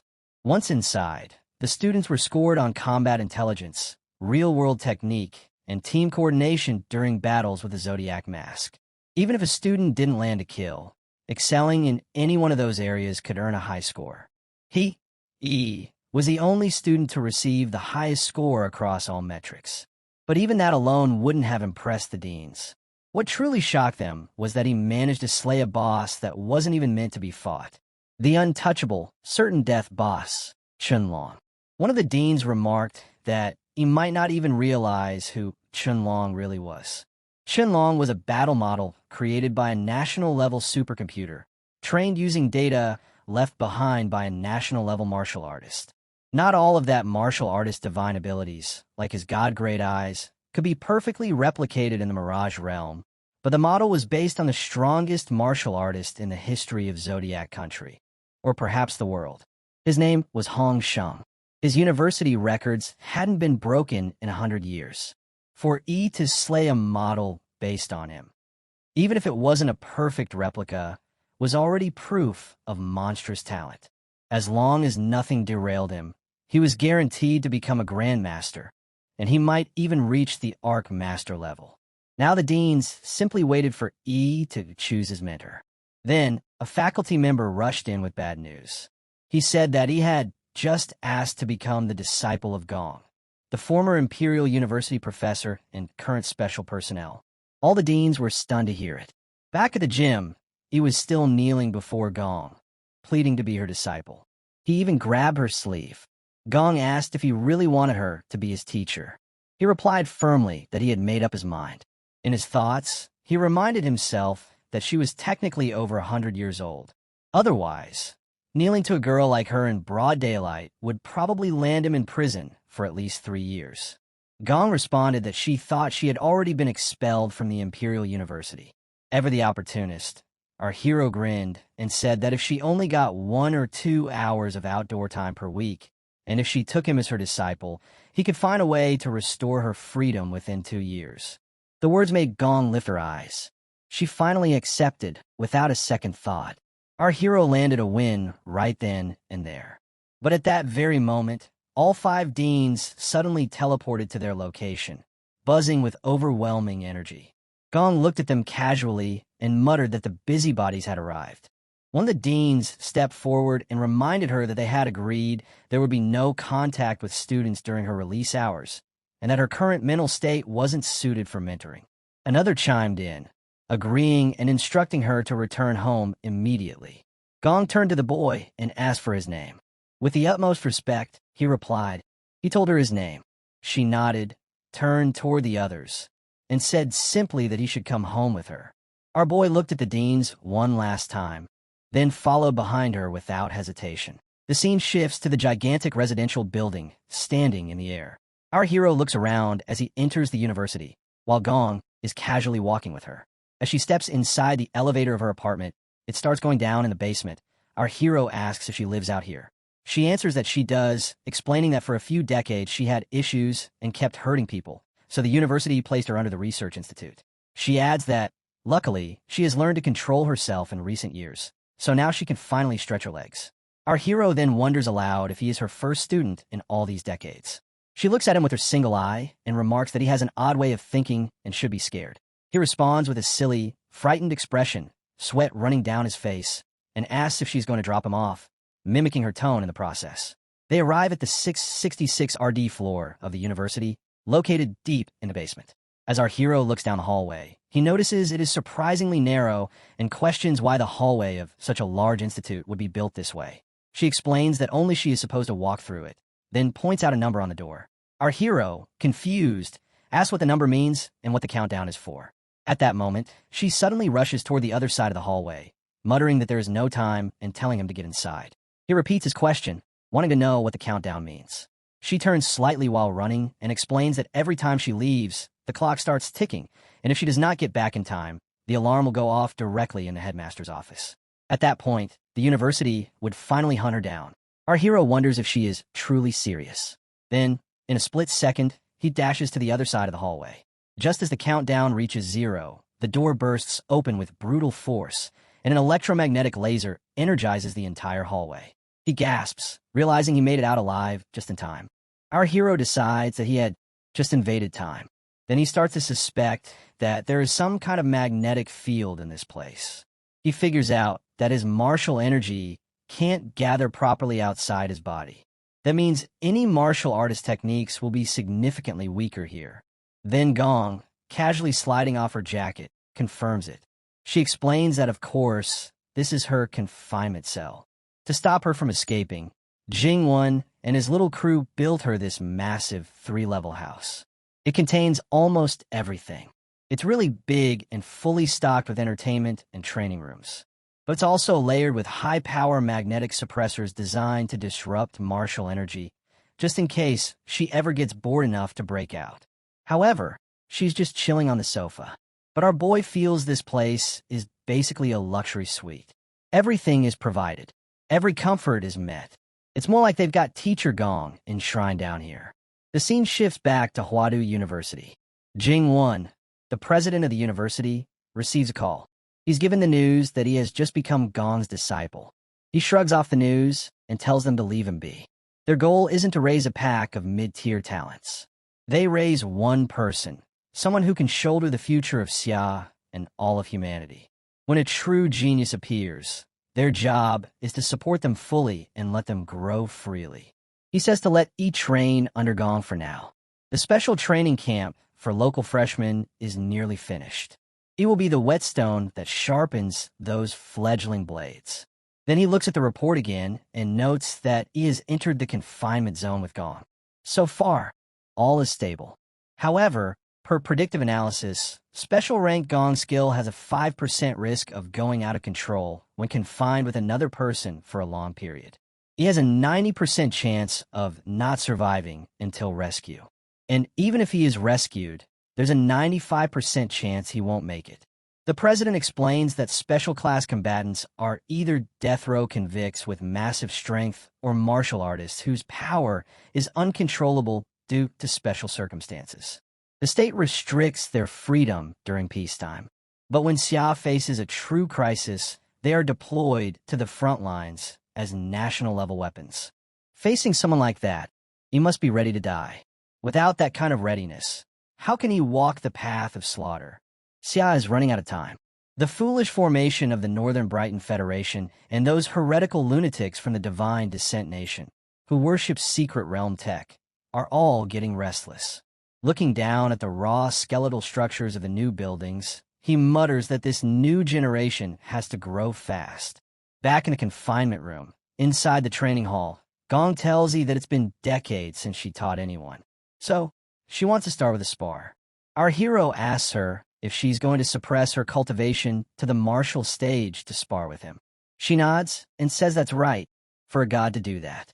Then she laughs while stretching a little. Our boy says he's ready to face his teacher. Taking an excited stance, he thinks that he really doesn't want to relive that guillotine illusion from earlier. But then, Gong dashes at him with insane speed. Our hero realizes she's going straight for the vital points and wonders what happened to the friendly spar. As she aims for his throat, our hero quickly calculates at least 5 dodge patterns, but every time he tries, she nails him before he can even move. She's reading his body like a book. There's only one choice: take it head-on. He shifts into his dragon fawn body to block her attack. He also puts his arm in front of him and withdraws her slicing fingers. Gong realizes that he is trying to use his bloodline awakening to boost his speed, defend, and counter all at once. But she immediately calls it a bad idea. She's far faster than him. She slips past him easily with fluid movement. She turns his body elastic, rolls his arm around her own, then jumps behind him. With a sharp pull, she nearly breaks his arm or possibly fixes his back in the process. Whatever she does, it sends such an overwhelming wave of pain through him that our hero cries out louder than he ever has before. Just then, in one swift motion, she hopped back, leaving our hero drenched in blood. Yet, he grinned and admitted that his teacher wasn't holding back at all, saying his bloodline awakening had just been knocked back to 0. Wiping the blood from her face, the teacher chuckled, enjoying the taste of blood after so long. Our boy, catching his breath, wondered aloud if he could ever match her in physical technique. Knowing the answer, he declared that since he couldn't, he'd be using a slightly unfair martial skill next, and politely asked for her guidance. With those words, his body transformed, buzzing with thunder as a colossal skeleton loomed behind him. He had maxed out the giant anthropomorphic template overnight, a fact that now seemed like a saving grace. His teacher, noticing the overwhelming power, questioned whether such a monster could still be called a mere martial disciple. It seemed she had taken in quite a troublesome student. Taking a stance, she decided it was time to show her real skills as his teacher. A slicing motion through the air unleashed a pull so fierce that red mana ripped off the floor, hurling towards him. But our hero had already shifted into his dragon form. The moment the blast hit him, a massive boom echoed, yet he stood unaffected, leaping upward like a giant beast. From above, his voice roared as he unveiled his celestial anthropomorphic split form, Maccabeast Anthropomorph. Towering over his teacher, he prepared a devastating punch, but she remained calm. With a swift air slash, she intercepted his extending fist, slicing through and striking his arm with precision. The blow was brutal enough to shatter even his anthropomorphic arm into fragments. Landing back on his feet, our hero analyzed the situation.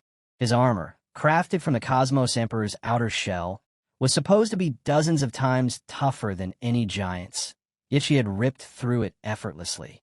His eyes widened with disbelief and a flicker of rage. Just as she lunged at him, accusing him of hiding within the mouth of his armor, he realized how terrifying her detection abilities were. Even after completely shutting down his life functions, she still sensed his presence. She slashed at his arm once more, determined to force him out. But our hero countered by extending sharp metal surfaces from his face, aiming to deflect her relentless strikes. Sliding down gracefully, she prepared for another attack, but suddenly a beam of powerful light surged towards her. Our hero challenged her, curious if her strikes could pierce through this new defense. Deep within the vessel, he knew the nuclear beam wouldn't easily melt her, but he was eager to see how she would respond. Out of nowhere, sharp metal chains appeared, binding our hero tightly. In the blink of an eye, he found himself once again on that eerie wooden altar, teetering on the edge of death. The guillotine loomed, its blade poised to fall. As it loosened and prepared to sever his neck, he shouted out, invoking the Crimson Planet's ice-free domain. A bizarre creature appeared, adorned with a flower on its head, a twisted vessel birthed from our hero's power. He urged his teacher to push through the ice that was pulling her into this killing domain, reminding her that this was no longer the real world, but a forced mental illusion crafted for pure slaughter. He needed her to withstand it using his spiritual power. Within this collapsing dimension, the Crimson Calamity unleashed a barrage of punches. As the illusion crumbled around him, our hero finally regained consciousness. Opening his eyes, he found his teacher casually munching on a lollipop, commenting on how insanely tough that turtle shell of his was.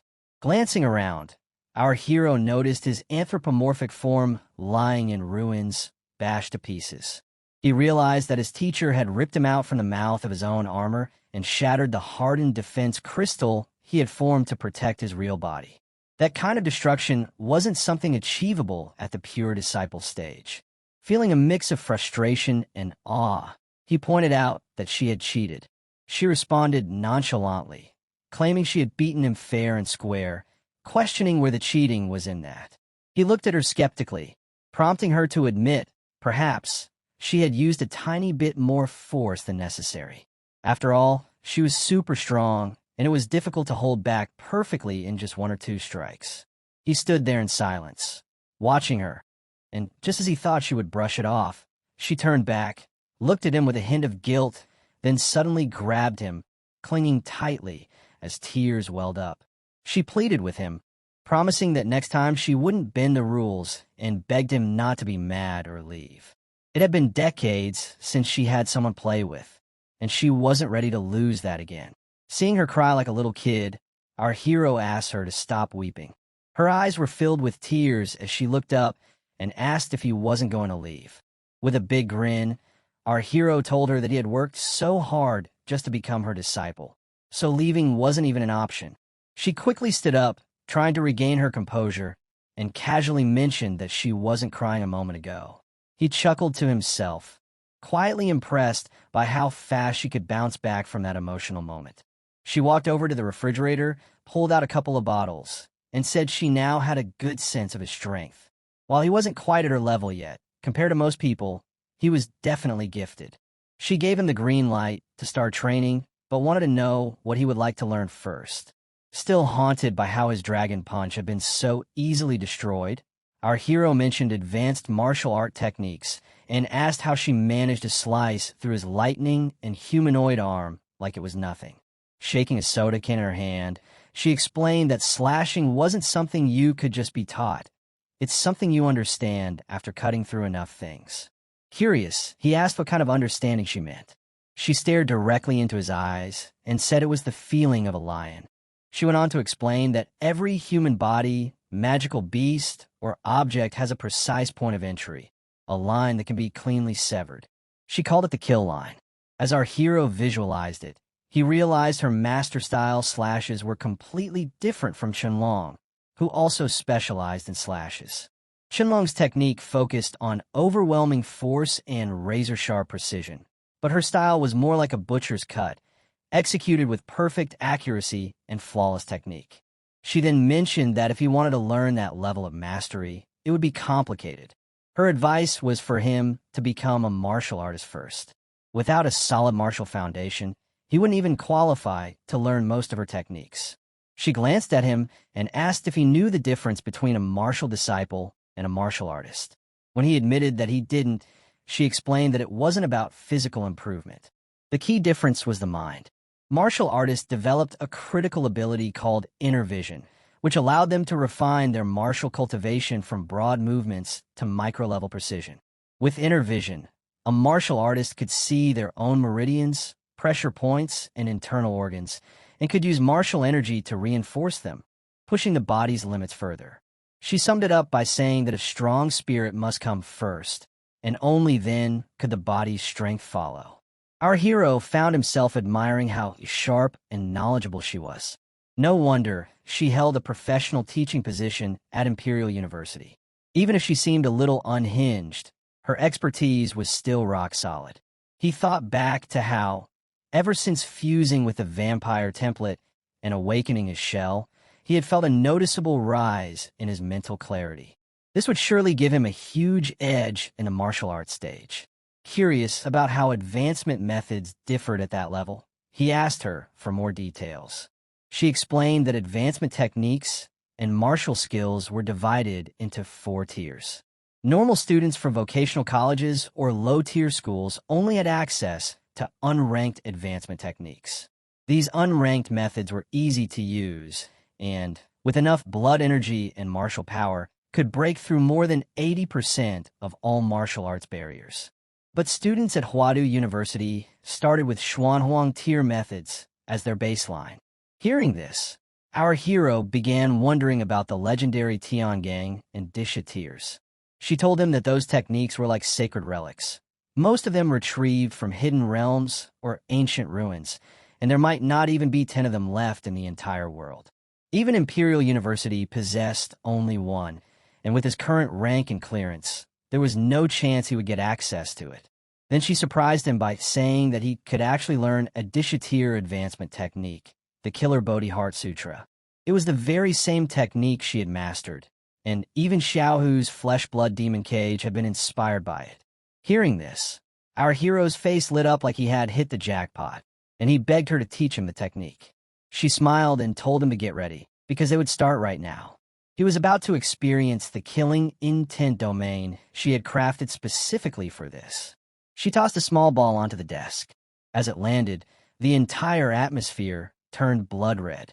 Our hero found himself engulfed in the overwhelming domain he had always feared. His master's laughter echoed around him as she declared her love for the scent of blood. The scene shifted outside the university.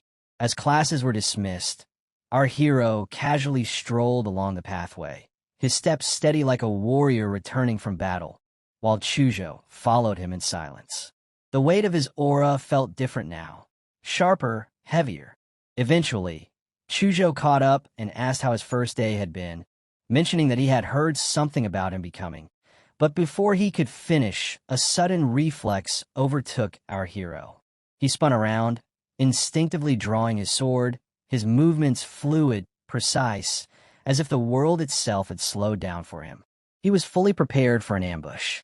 Realizing it was just Chuzhou, he smoothly lowered his blade and said with calm steel in his voice, "Stay sharp. The blade that gets drawn a second late is the one that never strikes." Chuzhou, now drenched in sweat, looked at him in shock and stammered, asking what in the world he had gone through that day. Just 10 hours earlier, inside the illusion realm, there was a pool of blood. Monsters were gnawing at their bodies, and they were in massive numbers. Her teacher recalled in his mind that he was not allowed to use any martial skill or power, only the blade in his hands, against those zombies. As the zombies poured down on him from all sides in that pool of blood, our hero wondered how he could possibly kill all of them with such a dull knife. Just then, Teacher Gong's voice came back to him, reminding him that the point was to let his body remember the sensation, to feel the slicing of skin, the splitting of bone. As the monsters completely pulled him down, he held his sword upright, remembering that he had to train his muscle memory so he could instinctively locate the kill line and strike fast and accurately. At that moment, our boy realized he understood it now, and he was ready to let the party begin. With one swift motion, he sliced down all the monsters grappling him. Then he struck several more and began killing them savagely. The teacher was there, watching him, thinking that this kid was something out of this world. Our hero was now beaming with a red aura, realizing that practicing his dishaedier technique inside an illusion was actually dangerous. Most martial disciples were not even qualified to attempt it. Meanwhile, Hortusia thought to herself that if this boy's mental stats were not abnormally high, the sheer killing intent would have devoured him. She then looked at him, her eyes beaming with bright light, knowing now why Shi Jingwen called him the rising star of Hadu. Even her teacher was now looking forward to his bright future. The scene then shifts back to our hero's dorm, where he drops straight into his bathtub. While chugging down a drink, he mutters that it has only been one day, and he is already dead tired. No wonder this is the best university in Xia. Just then, his phone rings, and he gets excited to see it is Louis Qingzhu, his shorty. Back in her apartment, she is lying there like a true baddie. As our hero greets her, she tells him that her mom just sent over what he had asked for, and that it is with her now. She rolls down from the bed, adding that her mom also wanted to thank him for helping her place first in the freshman trial. Our hero responds that if that's the case, he will swing by her place to pick it up in a bit. The girl looks surprised and tells him there is no need. She will send it over by drone instead. He agrees and asks if she met her mentor today, wanting to know who she got. She tells him it is Dean Bai, who said she had potential and took her in as a student. Our hero congratulates her, saying that's great for her. Then she asks who his mentor is. He decides it is better not to tell her the truth, that he rejected the top 5 deans in a row, knowing she would not be able to sleep if she heard that. Instead, he says he was taken in by someone and blurts out a name. She does not understand and asks what he said, so he pretends the signal is dropping and ends the call. Half a semester later, as the first term neared its end, the freshmen at the university had experienced an eventful ride. At the start of the semester, Yang Zhe had formed the Dragonblood Society by gathering elites from various provinces, and they quickly gained influence among the first years. Unsurprisingly, after the university students returned from their summer training camp, they clashed with Dragonblood. As tensions escalated, duels broke out between Dragonblood members and local students, and naturally, Dragonblood lost more than they won. Their monument faded from prominence. Right now, the most popular first-year student is named Xiang Jian, or, to be precise, he might be the most famous freshman nationwide. After all, he was the top scorer in the university entrance exam. During the live stream of the exam, his power astonished viewers. Rumor has it that Fu Hongsheng personally praised him as a future national great warrior. As for Yihai, who once stood in the spotlight at the beginning, no one remembers him anymore. He vanished from public view over 3 months ago. As we returned back to the underground chamber, Gong urged him to move faster, jumping onto his back as each step filled him with refined martial energy laced with her killer's intent. She claimed it would strengthen his recent breakthrough and let him feel her delicate little feet, teasing that he was lucky. Meanwhile, he was struggling to death, sweat pouring down as he thought to himself that this was anything but lucky. She had sealed off his martial energy, making every push-up feel like he was lifting a mountain, and her martial energy wriggled through his body, tickling him to death. She calmly taunted him, asking what was wrong and whether he was already tired. She pointed out he hadn't even hit 1,000 yet. Annoyed, our hero gritted his teeth and demanded to know who she was calling a scrub, declaring that he would show her and pick up the pace. Just as he regained his energy, Gong drove him even harder, urging him to go faster and faster, to push himself. Our hero roared in determination, pushing like a berserk monster. Then a massive, catastrophic boom shook the place. Gong leapt into the air, and when she looked down, his body was completely shredded. He explained that the surge of body energy had torn apart his old, worn-out muscles and replaced them with brand new ones charged with martial power. Gong tried to avert her gaze, but couldn't help looking. His form was simply too majestic. Still, she mocked him, pointing out that his shirt was gone and asking what his problem was. Our hero covered himself, telling her that if she was going to cover her eyes, she should also close her fingers and not peek. Turning away, he announced it was time to end this retreat. Gong asked if he was leaving. He replied that, of course, he was. After being holed up with her for 3 months, he needed to see the sun again. Gong began to cry like a child, asking if he would come back. He answered calmly that he would, but told her to work on her video game skills because she was terrible at them. She shrugged him off, asking who told him to play with her anyway. Finally, our hero stepped out of that hell and looked up at the gigantic building, thinking that it had been 3 months since he had last seen the sun. Even though he no longer loved sunlight, he still missed it. As he walked toward a public station, it truly felt like a lifetime had passed. But he reminded himself that he hadn't come out of retreat just to stroll around. There was work to do at the university. Grades there included a key component involving campus missions, which meant hunting down wanted martial arts fugitives, investigating secret realms, assisting in beast defenses, or even fighting criminal groups and foreign forces. His first stop would be the University Activity Center to grab a mission, and while he was at it, it was time to see an old friend. He went to find Chongzu, greeting him with a long time no see. Chongzu told him he had been kept waiting for far too long and was glad. He asked him how the power-up is going, and Chuzhou simply replies that he broke through the martial artist 2 months ago. Meanwhile, he thinks to himself that this is the first time he has seen E in 3 months. On the surface, there is no obvious change in our hero, but in his mind, he feels that might be the most terrifying change of all, leaving him to wonder just how far his strength has grown. He recalls that 3 days ago, he was invited to watch a private ring match between a freshman named Xiang and the Dragon Blood Society's vice chairman, Yang Zi. As expected, Yang Zi was defeated in just 10 minutes, and from the flow of the fight, Xiang clearly was not even going all out. Chuzhou wonders whether Yi could have fought Xiang at all, and he starts to suspect that Xiang might not even be Yi's match anymore. At that moment, Qingzhu runs up to them and apologizes for making them wait. My boy looked at him to complete her sentence, but she was clueless. The thought of her mother comes to her mind, reminding her that even though they are a couple, they should openly act like one. She was sweating as she tried to figure out what to do next. Suddenly, she leans in to kiss Yi. He asks her what she is doing, pointing out that they have not seen each other for 3 months, and she has not even greeted him yet. Since our boy does not kiss her back, she becomes annoyed and declares that she hates him. After a while, the scene shifts to a large stadium, where the 3 of them watch the giant screen. The display cycles through recent hot missions and standout compilations. Chuzhou mentions that the 2 of them have already completed 3 missions over the quarter, and they came today just to team up with him. Qingzhu lists 3 missions she considers most suitable for them: the Hangcheng serial killer, the Liancheng beast-eyed anomaly, and Liangshu's country counties of abnormality. All were once Tier 2, but Liangshu's is now Tier 3. Off-campus missions range from Tier 1 to 5, with higher tiers being more dangerous. First years usually take Tier 1, and his only Tier 2 mission had a 10% team success rate, so approval for Tier 2 is rare for a squad with only 3% completion. At that point, our hero flips out a special card that Gong had given him and says it is fine because he has a privilege card. He remembers Gong, saying he could match first and second tiers and fight strong opponents, but needed harder missions to improve. Gong warned the card let him take any tier, yet he should avoid Tier 4 and 5 as they had too many variables and even Xuanwu-class warriors had fallen in them. His girl asks where he got the privilege card, while our hero sweats, trying not to reveal the truth. Just then, Chuzhou asks his view on the missions, and our hero says risk and reward go together, silently grateful for the change of subject. The first is a manhunt where the Criminal Investigation Department has failed for months, the challenge being tracking, not killing. The second is auxiliary work with the Great Dragon Finch unit, which would leave them doing trivial tasks away from combat and intel. The third puts everything in their hands with high risk and high reward. He questions why anyone afraid of danger would be a martial artist, and says he prefers the third. Chuzhou immediately agrees, and Yi's chick eventually agrees as well. When they head to the reception, the receptionist dismisses them, saying this is nonsense, pointing out that a second-year squad was already wiped out in Lingshu. She remarks that 3 first-years daring to take on a Tier 3 mission are overestimating themselves. Our hero then presents his privileged card, which only makes the receptionist more annoyed. She accuses him of lying and threatens to call the director to expose him immediately. She actually calls the director right away, but then, her tone changes dramatically. She turns back to them with a big smile and wishes them victorious fortune. As they leave, he steps a little ahead, saying that he is picking something up before they proceed further.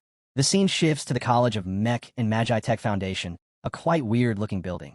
Our hero stands before a door, scanning his identity for verification. As the door opens, he steps inside to find himself in a highly advanced lab. He approaches the dean and says he is here to claim his weapon, the first-place reward from the Pendant War.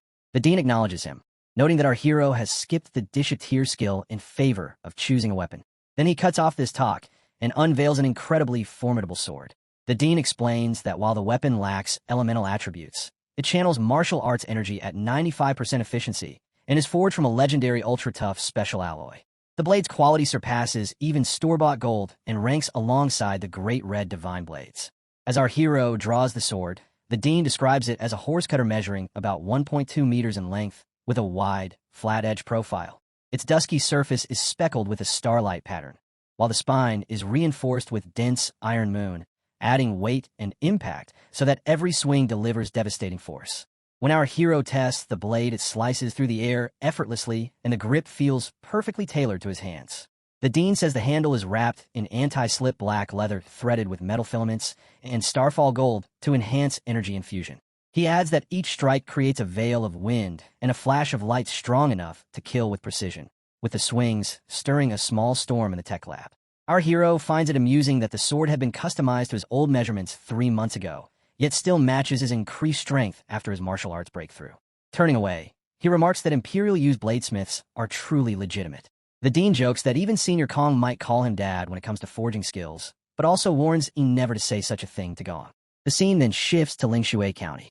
The trio walk down the road, with Chuzhou reminding our hero that to keep the mission under wraps, they are here posing as ordinary junior students on an internship. Our hero considers the plan and begins his first sweep with live field sensing, pushing the demon aura template to his team. This coverage should blanket the county, though he worries their arrival might scare enemies into hiding. He thinks extermination is hard because of the searching rather than the killing. Chuzhou suggests going to the house arranged by Imperial U. As they walk, a rider offers them a lift and recommends a tricycle for cheap fast travel. Our hero smirks, thinking the mission starts now. While on the way, the tricycle driver told Xiao Yi that he looked like a decent sort and asked which school he belonged to. He replied that he was from Lingshui County and had brought 2 classmates over to have some fun. He added that he was currently studying in Yinchang. The driver was surprised. His cigarette slipped from his hand as he gasped. He asked again, and Xiao Yi reassured him that he was indeed from Lingshui. The driver then asked about his family, saying he didn't recall ever seeing him before. He calmly explained that his grandfather's name was Yi Shorong, who had passed away a few years ago, and that he moved away after that. The driver realized then that he was old Yi's grandson. Meanwhile, he thought to himself how fortunate it was that he had brushed up on the local Lingshui dialect on the plane and that his cover identity actually existed. The driver laughed strangely and said that he still remembered his roots, which meant he lived a blessed life.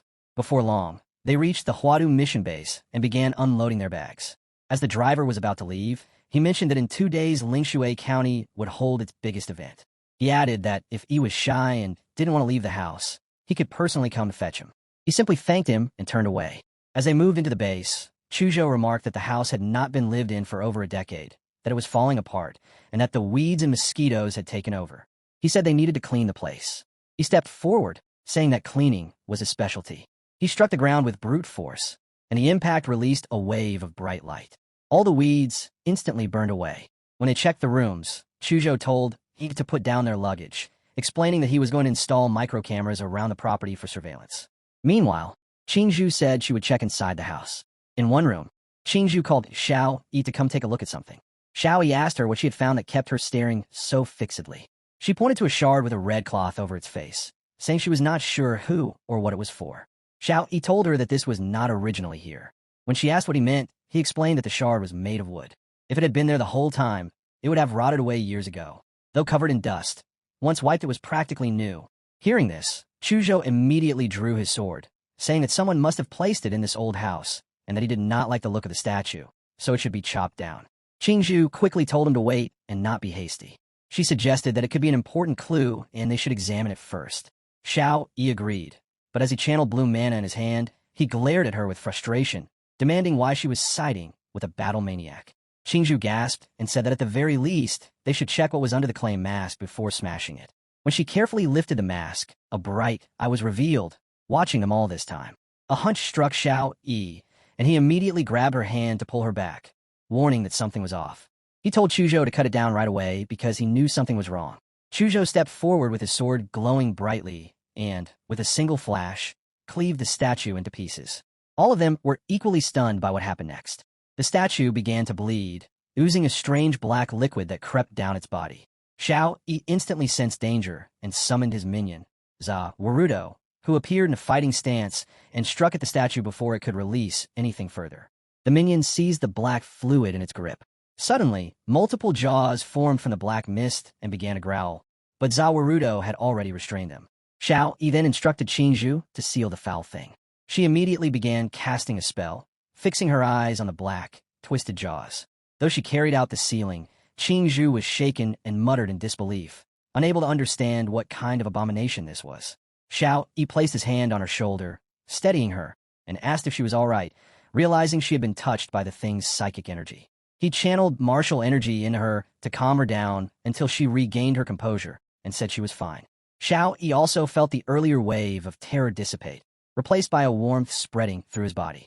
Looking at the cursed black mist frozen in ice, Xiao Yi concluded that the strange anomalies in Lingshui were tied to this clay statue, and that they had just taken their first major step in the investigation. He told Chuzhou and Qingzhu to stay behind and watch in case anything changed. Meanwhile, Xiao Yi had something else to deal with. Gritting his teeth, he thought about the tricycle driver he had tagged earlier with a radiation marker. If his timing was right, now was the moment to reel him in. There was no need for the driver to come fetch him. This time, Xiao Yi would be the one to come to him. The scene shifts to Lingshui County, at the towering Jinshan Buddhist temple. The temple stood high above the mountains, surrounded by dense forest, its presence both majestic and solemn. Strangely, the tricycle driver made his way into the temple. At the entrance, a monk greeted him and said that the abbot was waiting inside. The driver casually replied that he understood and followed. Together, they walked along a peculiar stone pavement that led deeper into the mountain, until they reached a vast underground cave. Inside the cavern stood two enormous statues of Buddhas, each holding weapons as though guarding a massive gate plated with gold. Stopping before the gate, the monk addressed the abbot, announcing that the man before him was a benefactor named Lu Jinsheng, who had already met the standard to receive blessings. The monk then added that Lu had something important to report. The abbot asked the tricycle driver about his intent and why he visited so suddenly. Just then the Buddha turned green as he sensed someone intruding. In seconds, he turned into a lizard monster, scaring the shit out of the driver, and he immediately went down to his knees begging and saying there is an immortal among us. Just then a boot of our hero came slamming down. He hits right on the head of the lizard monster, smashing it into ketchup within a split second. As he walks there, Warudo guards him with a mana barrier, and he feels thankful, otherwise the nasty blood of the lizard monster could have messed up his clothes. The driver hesitantly asks Xiao Yi if he truly belonged to the Yi family. Before Xiao Yi could respond, the two giant Buddha statues suddenly stirred to life. Their eyes glowed with a strange, otherworldly energy as they stepped down from their pedestals, weapons raised and aimed directly at him. Xiao Yi was startled that the statues could move, but the shock only lasted a moment before they swung their weapons at him. In an instant, he summoned Warudo, who intercepted the attack. The impact sent shockwaves through the cavern. Yet Xiao Yi only cracked his neck and remained calm, unfazed. The Buddhas trembled from the force of his energy, then pulled back their heavy arms and prepared another attack. They struck again, swinging their four-weaponed arms from a different angle. Xiao Yi slipped on his glowing blue ring and commanded it to hide itself in spatial invisibility so the enemy would not detect it. With his free hand, he drew the Starfall Cleaver, his sword gleaming with overwhelming force. He dashed forward with blinding speed, his blade slicing cleanly through the statue's weapons and arms as though cutting butter. Both Buddhas were left disarmed, yet they did not retreat. Instead, beams of searing light burst from their eyes, lancing toward Xiao Yi. He dodged swiftly, stunned for a moment that these were even Buddha statues at all. The energy blast struck the cavern ground, but to him they were far too slow. With a burst of strength, he leapt high and spun his Starfall Cleaver again, driving it down with brute force. In a single sweeping motion, he cleaved through both Buddha's heads. Their massive frames collapsed as sparks erupted from their mechanical cores, short-circuiting violently. The tricycle driver stood frozen in disbelief. One of the severed Buddha head's laser beam is still firing, and in its fall the beam cuts clean through the driver, splitting his body into two. He fell lifeless beside the ruined machines. Xiao Yi observed the remains and murmured that they were never living things to begin with. From the start, his life field sense had detected no vitality. What puzzled him was how a place like this remote county could have such advanced constructs. He turned to the massive golden doors before him. Were the answers hidden behind them? He ordered Warudo to handle the entrance, remarking wryly that as a university student he ought to have proper door-knocking etiquette. Warudo ignored the pleasantries and smashed the doors apart with a single blow, flames bursting from the chamber beyond as the stone crumbled. Xiao Yi stepped through the shattered gateway, gazing at the vast underground palace within. At its center stood a colossal Buddha statue, blood seeping from its head and mouth. He called out mockingly, asking whether its host would continue to hide like a frightened mouse even when guests had already arrived. At that moment, a figure emerged. It was another Buddha, who spoke in a calm but solemn tone. He said that the temple bore Xiao Yi no grudge, so why had he come here to profane it? Our hero tells the monk that, by the way, you robot, you must be addicted to playing a suit actor now. He then draws his sword and cuts the monk in half with a single slash. Suddenly, another monk appears behind him and calmly says that the benefactor's blood karma is truly heavy. Annoyed, our hero snaps back and tells him just to shut the fuck up. He prepares his stance, but suddenly the ground gives way beneath him, and he falls inside. Yet he lands perfectly balanced down on his knees. Rising to his feet, he looks around and sees many doorways. He wonders aloud that this place looks like a sewer with 18 doors. As he questions whether these are sliding gates, multiple green eyes begin to gaze at him. Suddenly, countless beasts swarm out of those gates. Our hero mutters that there are more lizard things, and a lot of them this time. Each one radiates Tier 1 to Tier 2 martial fluctuations, and their life signatures are almost identical. It looks like mass production. Artificial bioandroids trying to Zerg rush me. The weeds on the graves of the last guy who tried that are already a meter high. A Zerg rush means flooding the opponent with many weak, easily produced units. With that thought, he decides to unleash his Yuan Wang blade art. Extending his blade, he performs the first form, cut 1,000 leaves. Its deadly effect drenches the entire place in red. His slash leaves a trail of crimson impact behind, and the monsters freeze in place. He smirks and remarks to himself what kind of good temple keeps this many ugly monsters under its floor. Yet, even as the monsters roar, he stands tall atop a mountain of their corpses, clutching the severed, twisted head of the monk. The monk's eyes water as he endlessly repeats that the benefactor's blood karma is truly heavy, over and over again. Our hero scoffs, thinking that these are brain-dead bio-units, its head torn clean off and still coping with a pre-recorded line.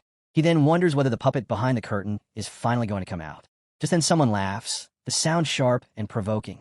The ground trembles as a giant statue of Mecha Titan begins to move. Smoke bursts out in heavy waves, and the figure reveals itself as a machine.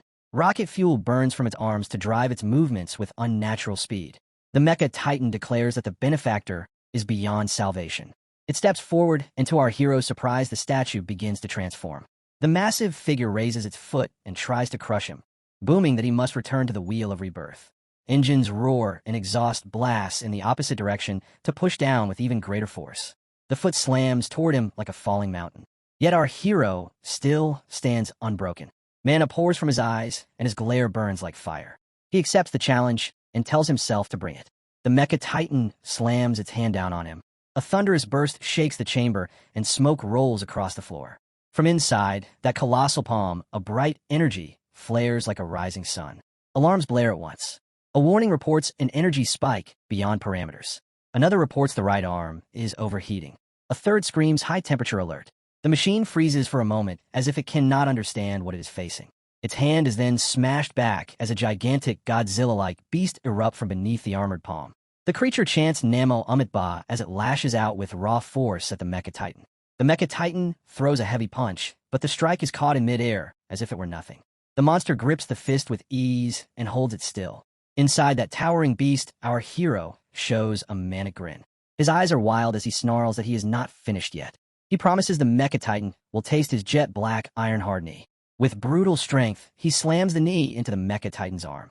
Metal cracks like stone under thunder, and the plating bursts apart to expose the inner parts. The alarms scream louder. A new warning confirms multiple damages detected in the cranial unit. Sparks fly as gears grind, and the machine staggers back. Now both giants, the Mecha Titan and the Godzilla, stand face to face. The Buddha activates its nanotech and shoots beams at Godzilla, calling them prayer bead flow cannons. The summoned cannons unleash fire, and a cloud of red smoke bursts out on impact. The Mecha Titan does not stop there. It orders every battery to fire again. Flames roar as heavy blasts strike Godzilla, and a huge wave of smoke covers the chamber. The Mecha Titan laughs at Godzilla, mocking what kind of monster forces it to deploy so many weapons just to erase it. But then its eyes narrow as the smoke clears. The Godzilla is still intact. From within the beast, our hero speaks, saying all those toys are nothing but hard weapons and useless against a martial artist. The Mecha Titan clasps its hands together, confused how this monster can still endure. It thinks it must release more power. But before it can act, the Godzilla unleashes its sharp meteor-like personification, tearing through the body of the armored Titan. Right at the Titan's mouth, the Godzilla charges a nuclear breath called Biokian breath. The blinding blue beam erupts and rips the Mecha Titan apart. Inside, our hero almost feels pity for destroying such a carefully crafted machine. When the smoke rises, he turns back into human form. He looks down at the broken ground and says that whenever someone digs a giant hole in a mountain, it is always lizardmen or Mecha Titan waiting inside. As he lands, he mutters that the mastermind is just a typical research-happy mad scientist. Facing a massive hole ahead, he notes that it leads into a passage beneath the Lotus dais. Meanwhile inside, two scientists had been watching half an hour earlier. One reports to his superior that the hero destroyed the mechanical Buddha at the gate, but reassures him that the newest structures of the door cannot be breached. Yet at that very moment, the hero breaks through it.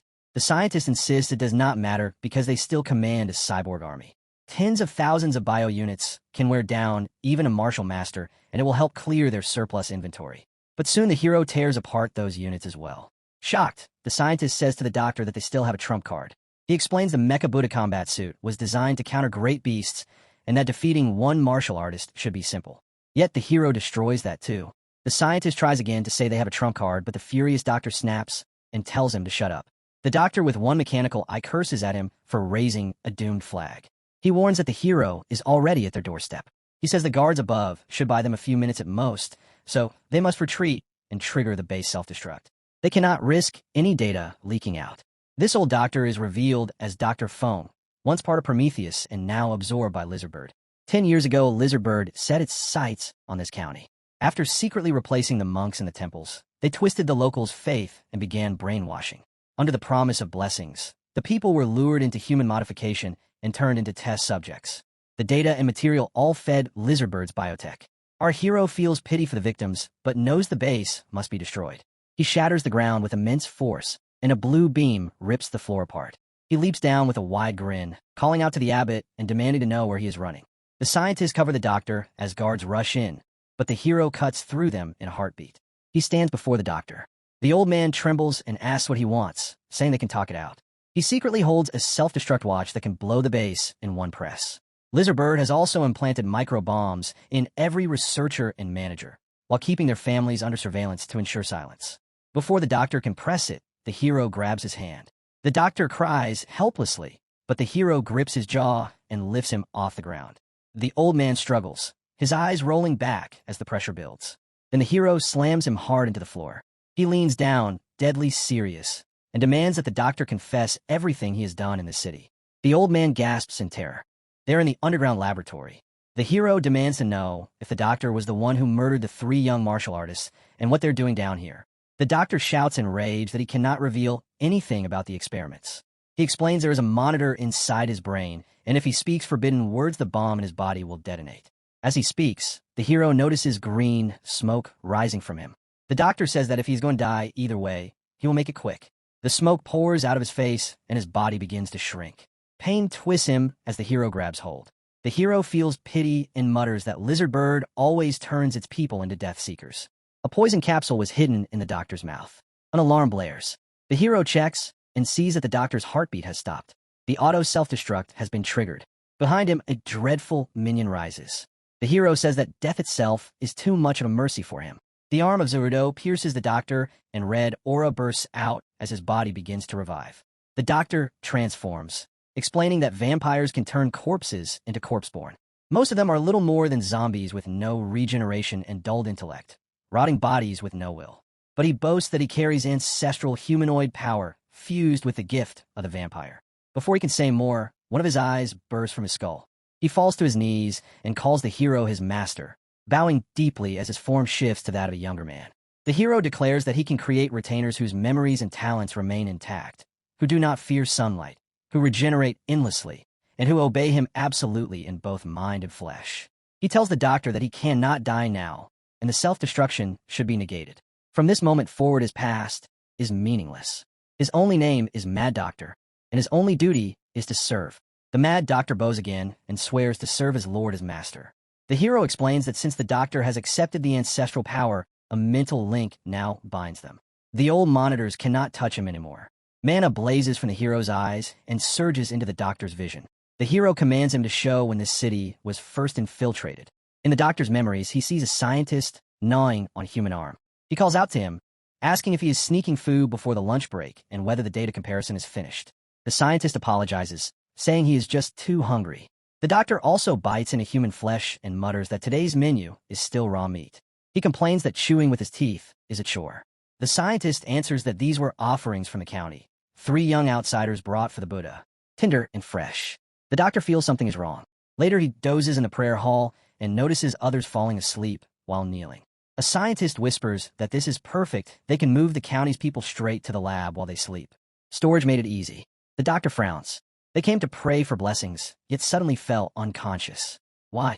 The scientist shrugs and says sleep is normal, is it not? But the doctor's unease grows. He looks at the shrine of divine descent and notices strange numbers carved on his own arm. He wonders what they are and why he engraved them there. The scientist says it looks like a puzzle. The doctor realizes it is a file code, an internal format. He enters it on his computer, and the truth shakes him. His memories and cognition have been altered. He asks who did this, who turned him into a lab beast. The files reveal the truth. The numeric code was left by himself before infiltration, a message to his future self. He knew his mind would be tampered with, but trusted his curiosity to solve it. The code warned him of cannibalism, hypersomnia, and false idols. The mastermind behind it all was the so-called divine descendant nation. The hero watches these memories and says the raw meat was human flesh and that the divine descendant nation is nothing but a cult. The young doctor admits this base once belonged to Lizardbird, but the cult infiltrated and seized control just as they rewrote the recognition of the townsfolk, turning them into puppets. The hero asks about the three martial artists. The doctor lowers his head and admits they were eaten as well.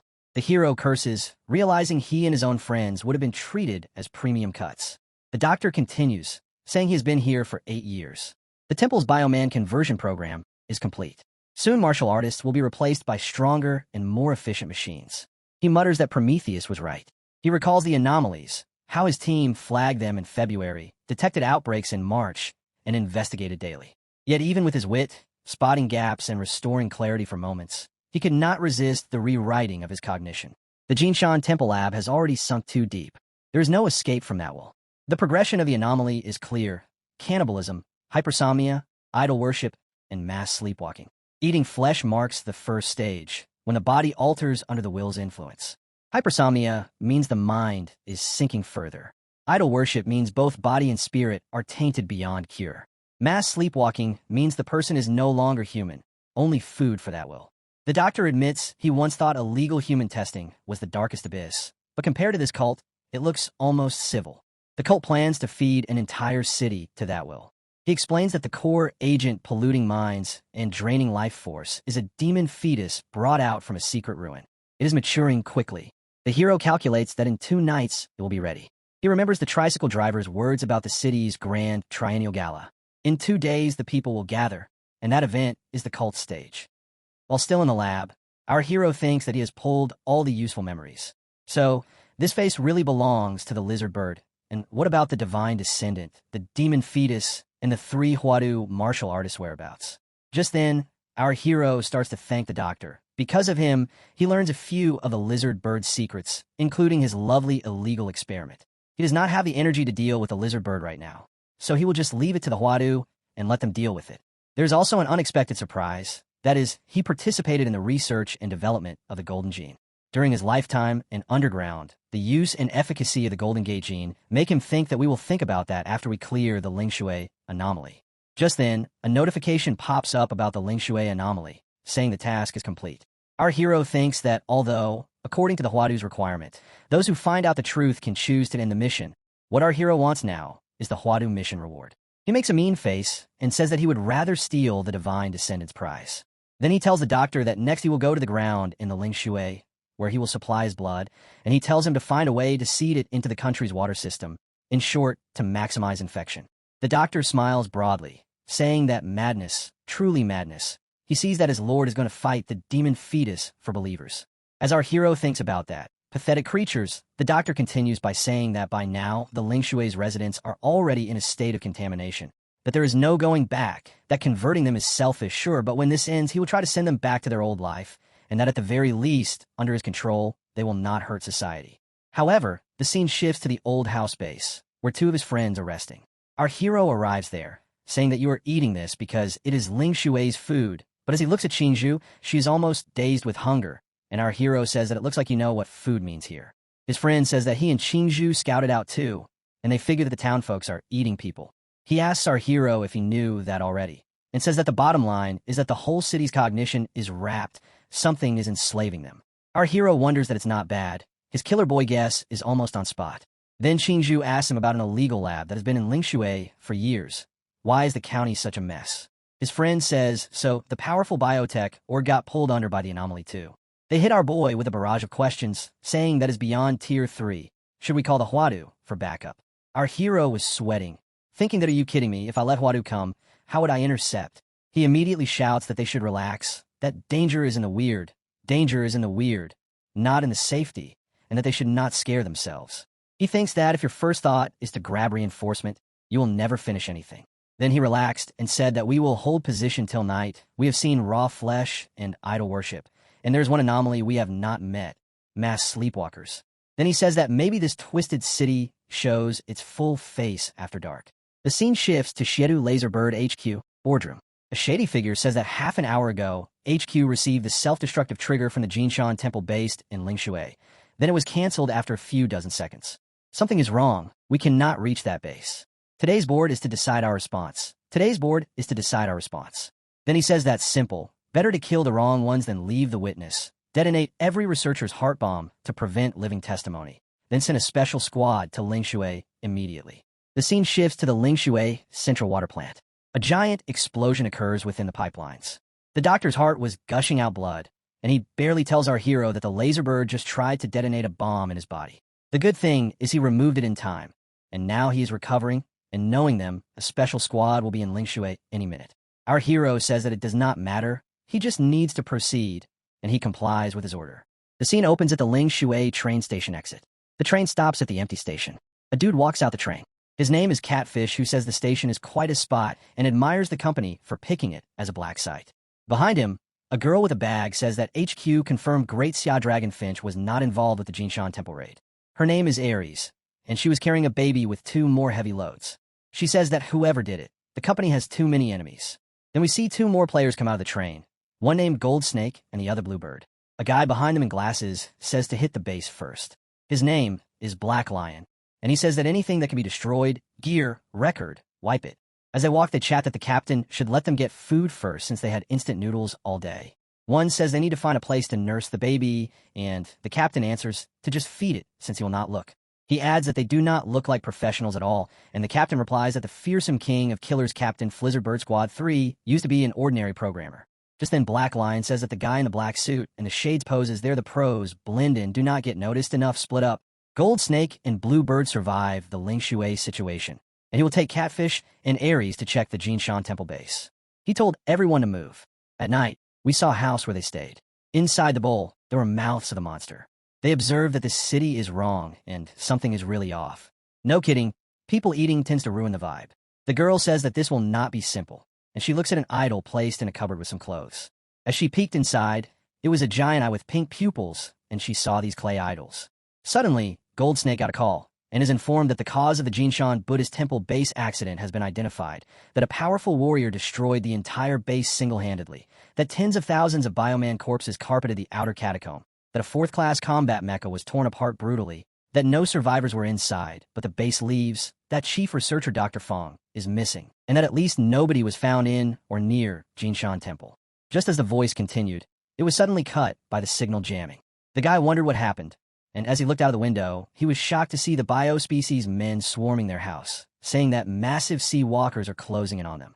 Gold Snake warns the team that they've been discovered. As he turns back, he tells Bluebird to move, but instead, she plunges a dagger into his stomach. The scene turns dark and menacing. Aurora looks down on him. Through his pain, he asks if she's being controlled by something. His eyes fall on the idol of Shrine, glowing with purple energy. He realizes this idol was taken from the secret realm ruin, Moonlight Nightmare. Meanwhile, our hero stands atop a tower, staring at the massive moon. He feels his life field getting jammed too easily. Pulling out his phone, he sets the first task, pin Shuzhou and Xinzhou, the crowd's location. The southeast side of town is where the sleepwalkers are. If these mass sleepwalkers are feeding, he wonders what that feeding even looks like, and guesses it won't take long to find out. Meanwhile, Gold Snake barely regains consciousness, his mind clouded with confusion. As he awakens, he finds himself tied to a wooden plank alongside Bluebird. To his shock, many of the townsfolk they'd seen earlier are there as well, moving like puppets under some strange control. He tried to wake Bluebird, but she remains unconscious, even as death closes in. Desperate, Gold Snake turns to the townsfolk. He calls out, asking if they are with the Divine Descent Nation, offering to talk, warning them that the organization behind him is powerful. But his words fall on deaf ears. No answer comes. He curses under his breath, realizing they can't be reasoned with. They're brainwashed beyond humanity, beasts in human skin. No, worse than beasts. At least beasts fear pain and death. These cultists are lunatics. Nothing frightens them. Suddenly, a bell tolls, startling him. Who struck it? He looks up, and the moon looms so close it feels as if it hangs just above their heads. Its size is suffocating. Among the townsfolk, one suddenly steps onto another's shoulders, climbing toward him. More follow, piling their bodies one atop another to reach the bridge. The wooden plank stretches higher and higher, yet the horde continues to crawl, clawing their way upward. On the other side, Black Lion tries to contact Gold Snake, but there's no response. A heavy feeling sinks in. Something is wrong. He suspects the man who destroyed Jinshan Temple has made his move. Either way, something big has shifted in the city, and it's time to take the initiative back. As the group moves, they stop in shock. The massive moon looms unnaturally close to Earth. Ares points ahead at a blazing pillar of light, thinking it looks as if the moon itself is pulling it down. Black Lion dismisses it as nonsense, yet realizes the light is landing somewhere inside the city. The fall of Jinshan Temple, he now understands, was never as simple as headquarters believed. Without hesitation, they rush toward the phenomenon, determined to reach the spot where the moonlight strikes, even as Gold Snake and Bluebird remain lost in darkness. As they enter a silent street, the group presses forward until a strange feeling makes them stop. Black Lion senses a presence and fires an arrow into the shadows. The shot collides with a defensive umbrella, deflecting into the wall with enough force to nearly shatter it. Adjusting his glasses, Black Lion notes that this is Magitech, no ordinary opponent. The wielder closes the defensive tool, now clearly an umbrella, and rests it over her shoulder. She steps into view, revealing herself as Qingzhu, demanding to know who they are and why they attacked. Black Lion chuckles at the sight of her attire. To him, it's clear she isn't a local. That means the one who wrecked Jinshan Temple must be her. He orders his companions to crush the two pests within 3 seconds. Without hesitation, they rush forward. As the clash begins, Catfish slams into Chuzhou with crushing pressure, mocking her as a beauty too precious to waste on death, promising instead to savor her corpse. Chuzhou grits her teeth and channels every ounce of strength to resist the assault. At the same time, Qingzhu conjures an ice wall, but a storm of rapid strikes from Black Lion pounds against it. The barrier shatters into shards under his bare hands, leaving Qingzhu stunned to how easily her defense was broken. He follows with a brutal explosion that engulfs the street in smoke and fire. Using the cover, Chuzhou and Qingzhu retreat, realizing these three are no ordinary foes. They are high-tier martial artists, far too dangerous to face head-on. But before they can escape, Black Lion flashes forward in the blink of an eye, materializes behind them, pressing 2 daggers to their throats. He counts down the last second, but his focus shifts upward as a massive sword hurtles toward him. He pulls back just in time, narrowly avoiding a clean decapitation. His eyes lock on a newcomer. Suspicion flashes across his face as he wonders if the stranger is with the others. But the figure makes his intent clear. He has come to kill Black Lion. Instead of fear, Black Lion laughs, unleashing his mastery of assassination arts. With the technique known as 12 Phantom Boldness, his body splits into multiple illusions, each one poised to strike from a different angle. The deadly chorus converges, all aimed at the newcomer's end. But the stranger is no ordinary foe. He is our hero. Crimson energy erupts from his body as he calls forth Zawarudu. He is a martial artist and bodyguard of terrifying skill, able to shrug off tank shells, yet still mortal. His clones spread out, surrounding the battlefield. But our hero surges forward, red energy crackling across his body, tearing through every phantom in an instant. He doesn't need to find the real one. The slaughter leaves only a single figure standing. The last survivor is Black Lion, whose true name remains unknown. Our hero fires an arrow straight into his skull, calling him an unremarkable king of killers. The arrow pierces through his forehead, dropping him lifeless to the ground. Grabbing the corpse by the face, the hero crushes down with immense force. Blood erupts, dissipates into the air, and the body withers into a rotting husk. The hero calmly notes his own advancement, now reaching martial artist stage 8. The raw red essence has been fully absorbed. Catfish trembles in disbelief. His captain has been killed in the blink of an eye. Ares tenses as the truth sets in. Their new opponent is a monster who drains his enemies dry. Looking down at the remains, the hero declares that the fight is far from over. He summons the flesh-prison blood fiend marionette, shaping a giant bloody hand that drags Black Lion's body back into a grotesque form of bones and flesh. Ares stares in horror as her fallen captain rises again, a puppet of gore and blood. She wonders if these enemies are truly martial artists at all. Each one feels worse than the last. Determined, Ares hurls her infant into the air. In a flash, the child transforms into a hulking beast. She commanded to hold the hero off while she and her ally retreat. The hero narrows his eyes at the towering creature, but turns his focus elsewhere. He orders Chuzhou and Qingzhu to coordinate with his demon shade and pin down the bioman. Both immediately obey. The hero announces that he will pursue the other two masters. Then, in a surge of power, Qingzhu reveals him true form, an awakened ice demon dragon. Yellow energy erupts and collides around her as she glares at the bioman. With a roar, she launches forward, meeting its colossal fist head-on. Chuzhou slams the martial prodigy weapon at the baby monster, but punches back with brute force as the crystal weapon crashes against him. A massive cloud of smoke erupts, yet the baby monster remains unharmed. Hidden in the icy surge was the real strike as the blade shot for the creature's throat. The muscled beast jerked aside just in time, but half its face froze and cracked away, revealing an alloy skull. Chuzhou was shocked that a monster that big could move so fast. So this really was a bioengineered human. But he wasn't fighting alone. The blood fiend's shadow split into 12 crimson phantoms, tearing through the brute with a storm of slashes that even its regeneration couldn't keep up with.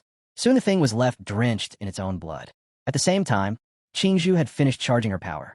Huge violet wings spread from her back as dark feathers gathered into her hands, compressing into a sphere of burning ash. The ash sphere grew to 5 meters before it ignited into a blazing violet sun. Qingzhu called it the purple nether sunflame.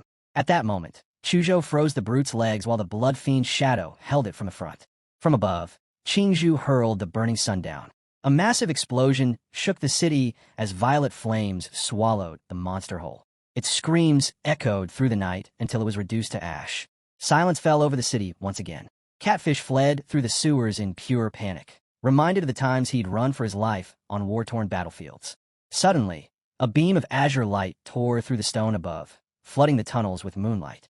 A mocking voice echoed that rats truly love to hide underground. Catfish felt no anger, only terror. Outside, the thick mommy ran in desperation. Then she saw a massive crescent blade aura cut into the sky. That killing intent could only belong to E. Her heart sank. Catfish was as good as dead, and she knew she was next. Golden Snake and Bluebird were already gone, and now even Catfish had fallen.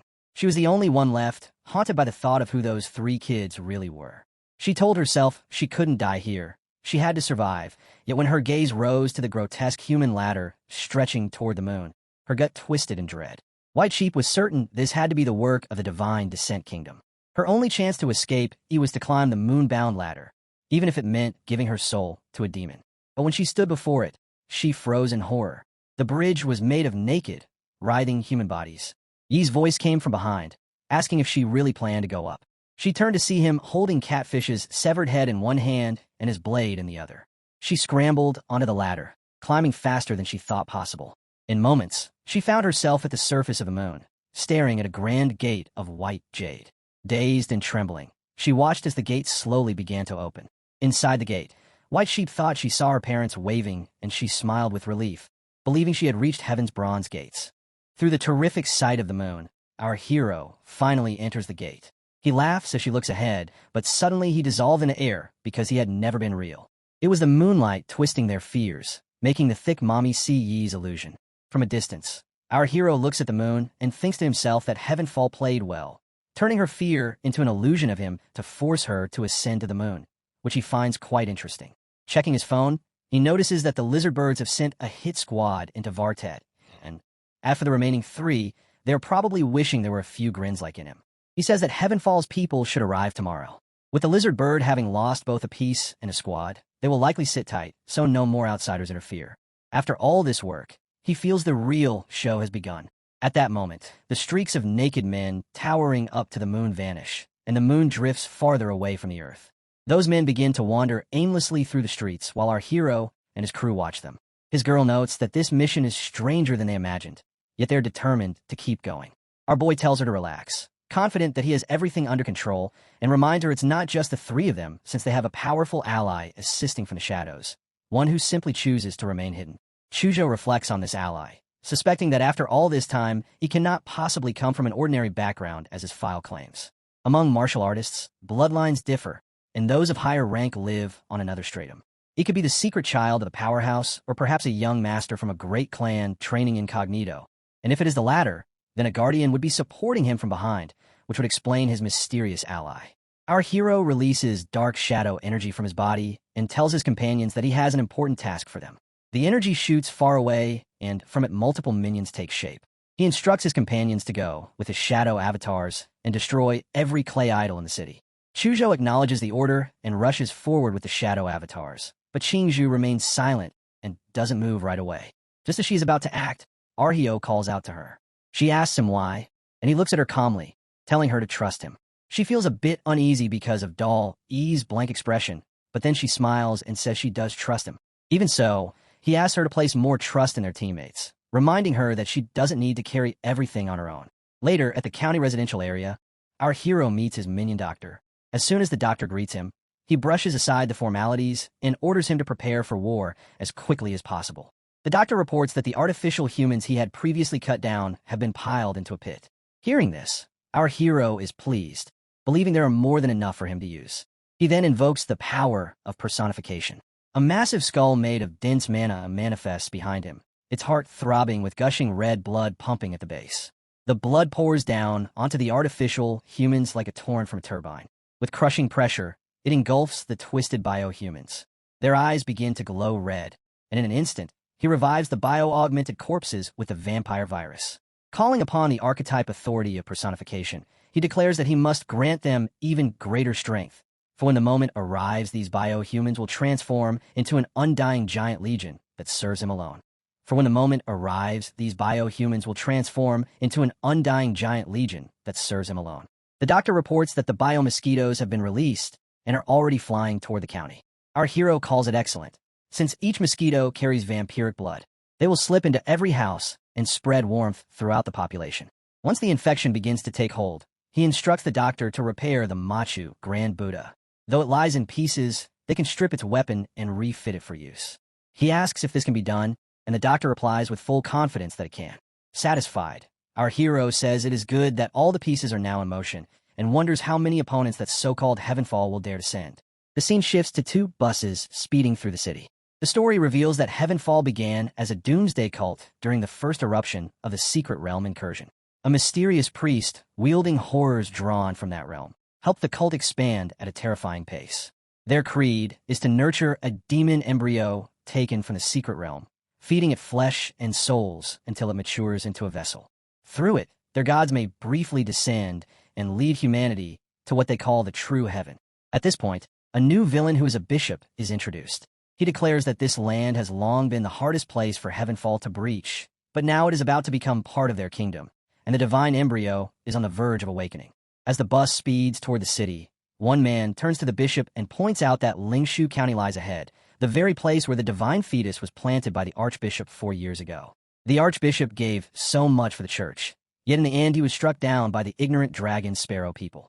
He never even had the chance to witness the divine fetus, which he had nurtured with such devotion, reach maturity.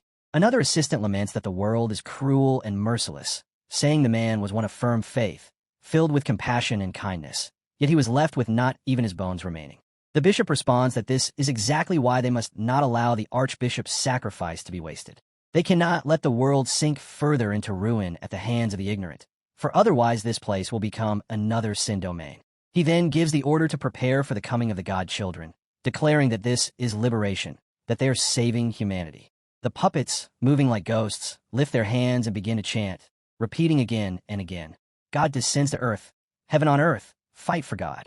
Yet even as their voices rise, the moon above bears the most grotesque sight of all, a freakish grin with hollow eyes staring down.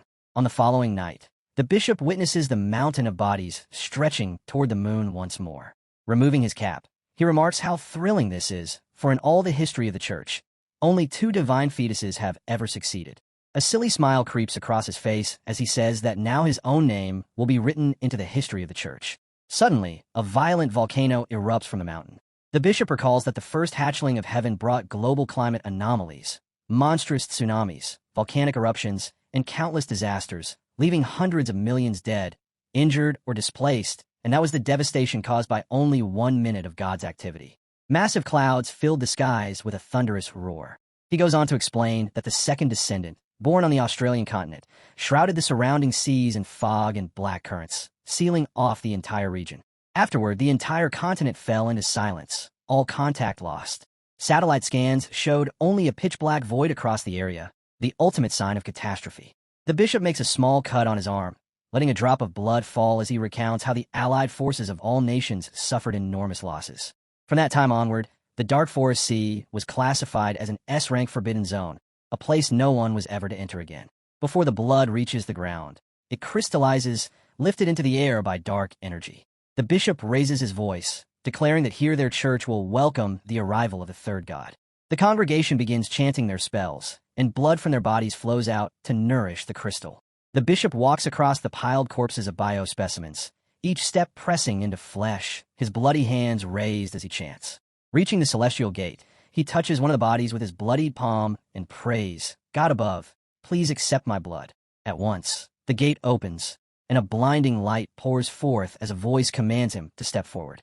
The bishop steps forward carefully and lays his eyes on the platinum coffin, the one prepared by a former archbishop that holds the divine fetus within.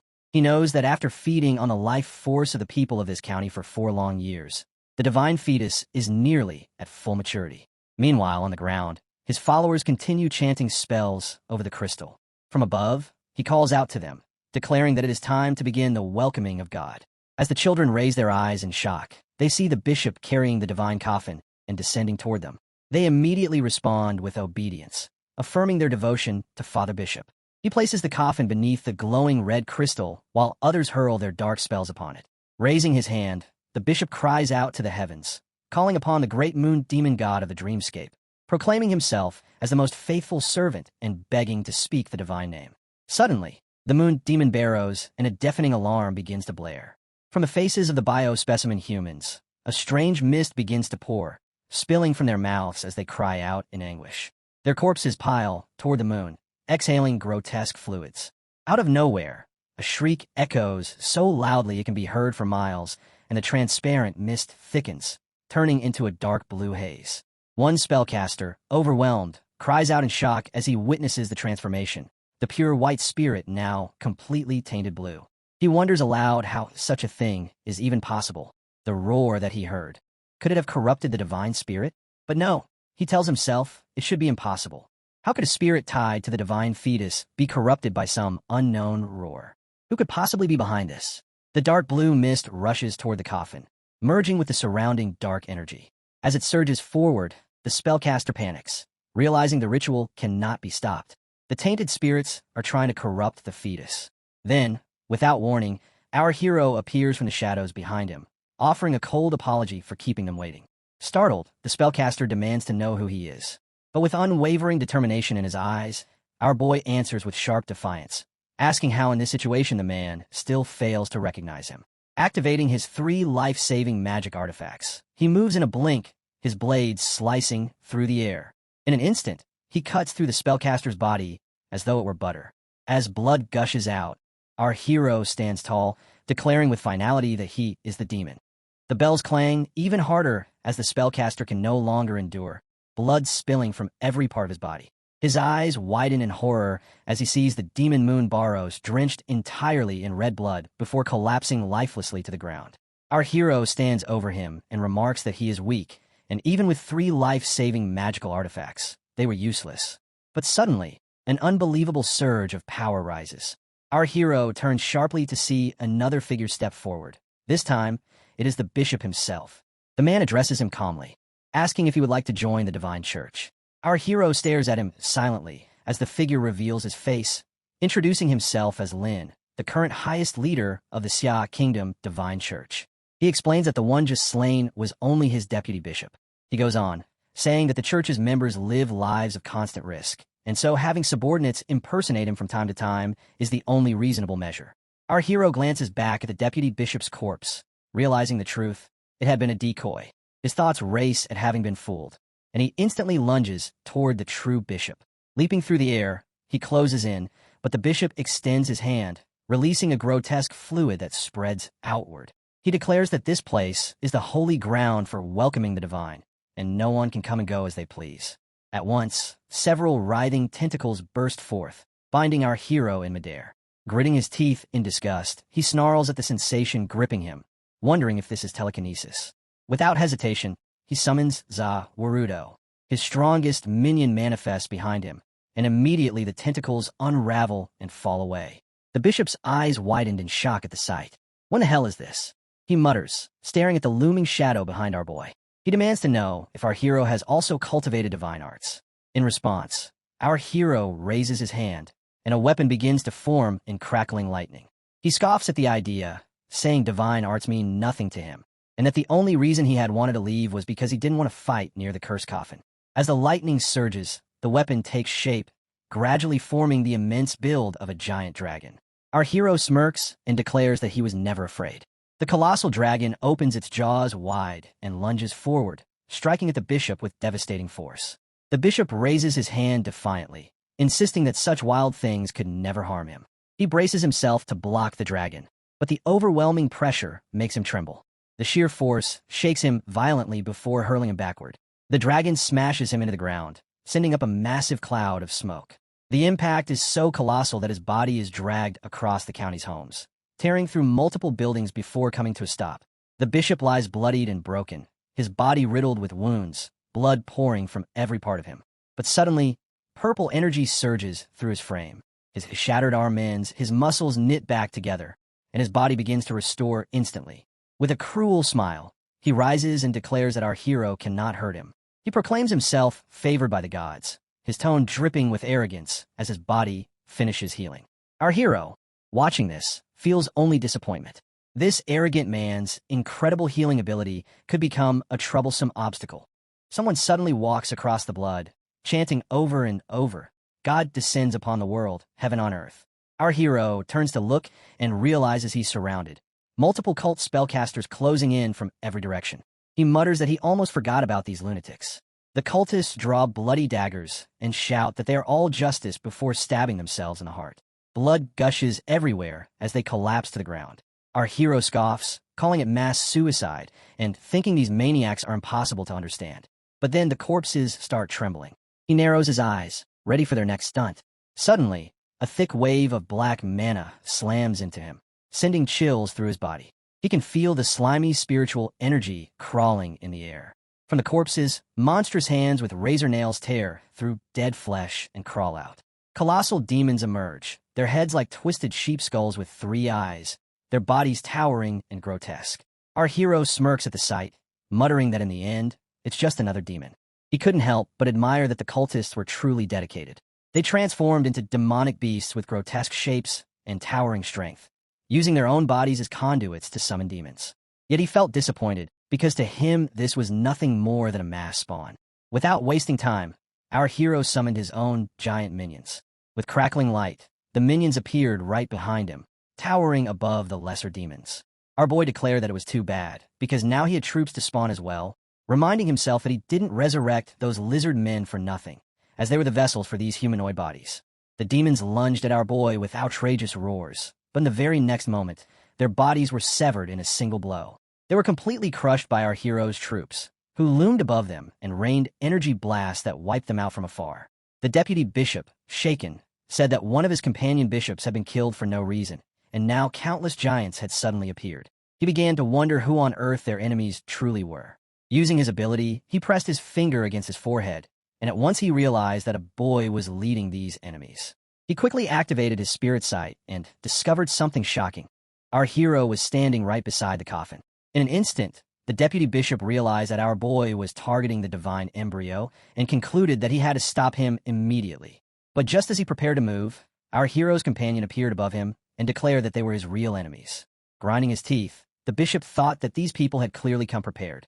Could they be Dragon Lark operatives who had already uncovered the cult's plan here, from the initial beheading all the way to the demon horde being stopped by the giant army?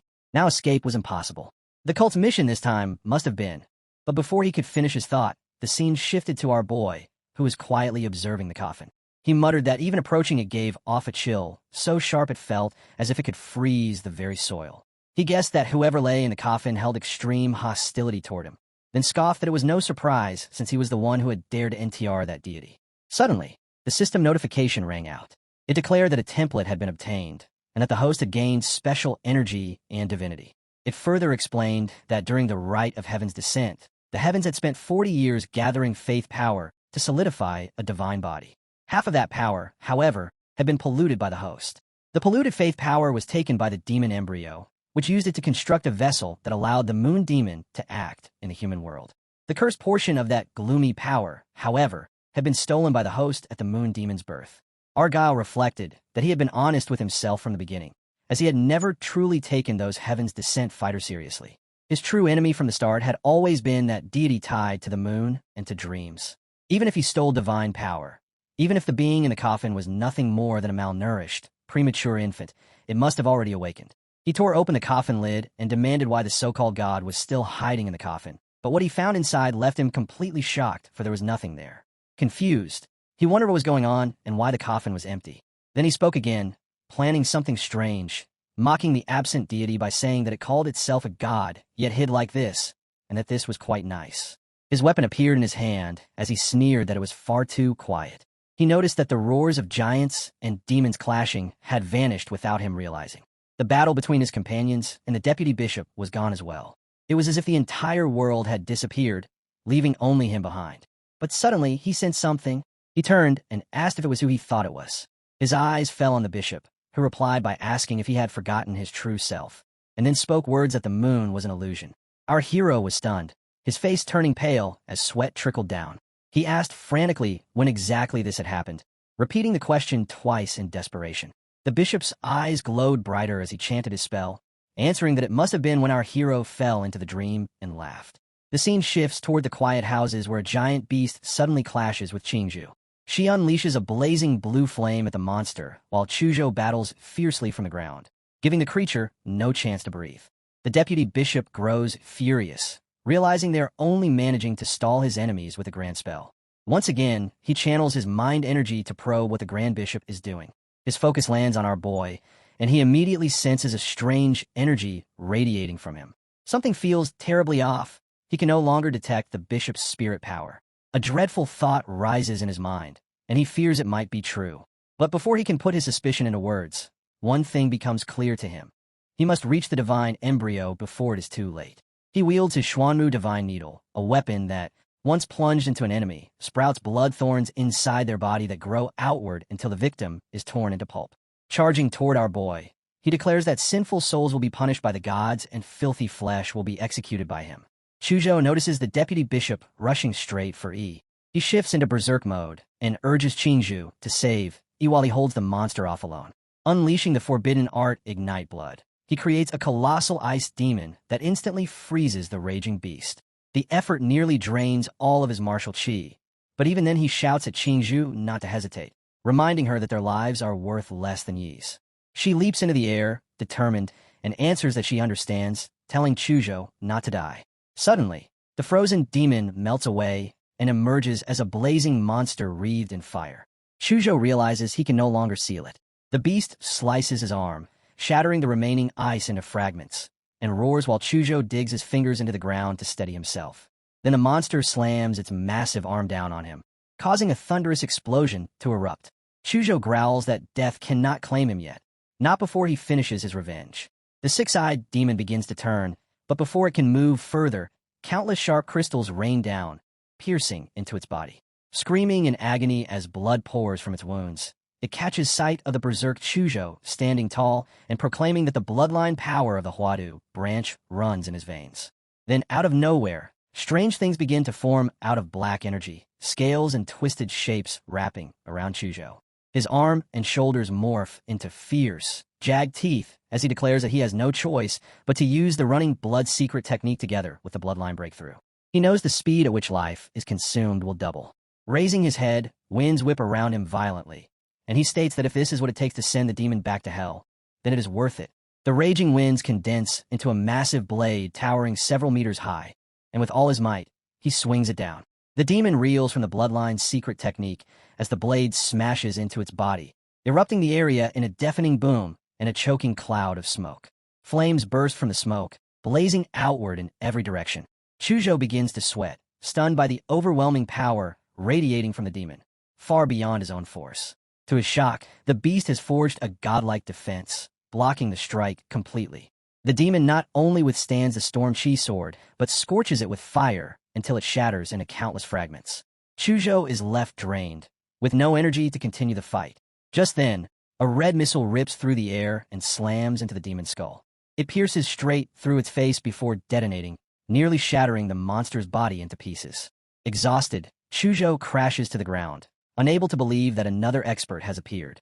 He wonders if this mysterious figure is truly an ally. His eyes then fall upon a gun aimed squarely at the demon, held by the doctor.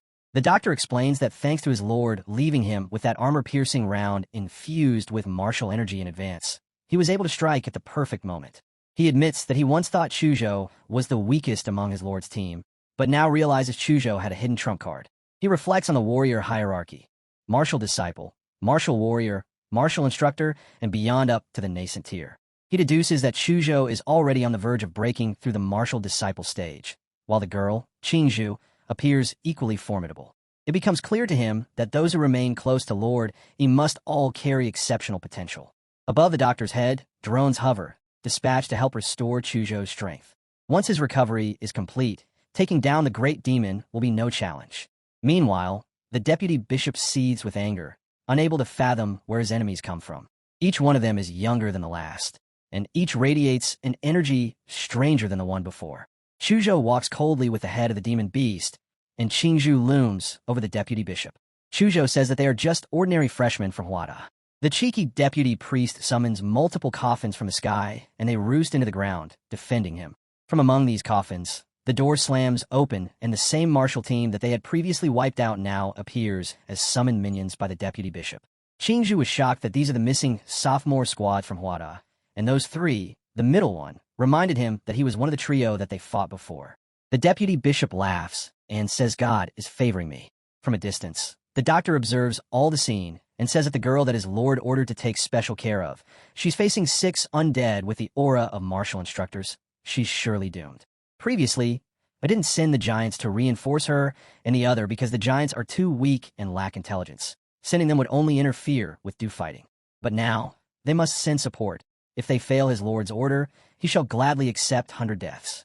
So he blows down his weapon, and giant minions appear just behind Qingzhu, right in front of the 6 undead martial instructors. She figures that these zines must be friendly troops that are trying to stall these corpses, so she must find a chance and rescue Yi first. As he flies behind, passing the giant monsters, the deputy orders his undead to stop her from approaching the divine seal. The undead shoots a laser and jumps towards him, leaping above the towering Titan troops. The initial attack was blocked by the Titans, and they even hauled some of the minions to their place, and Zhuzu successfully escaped.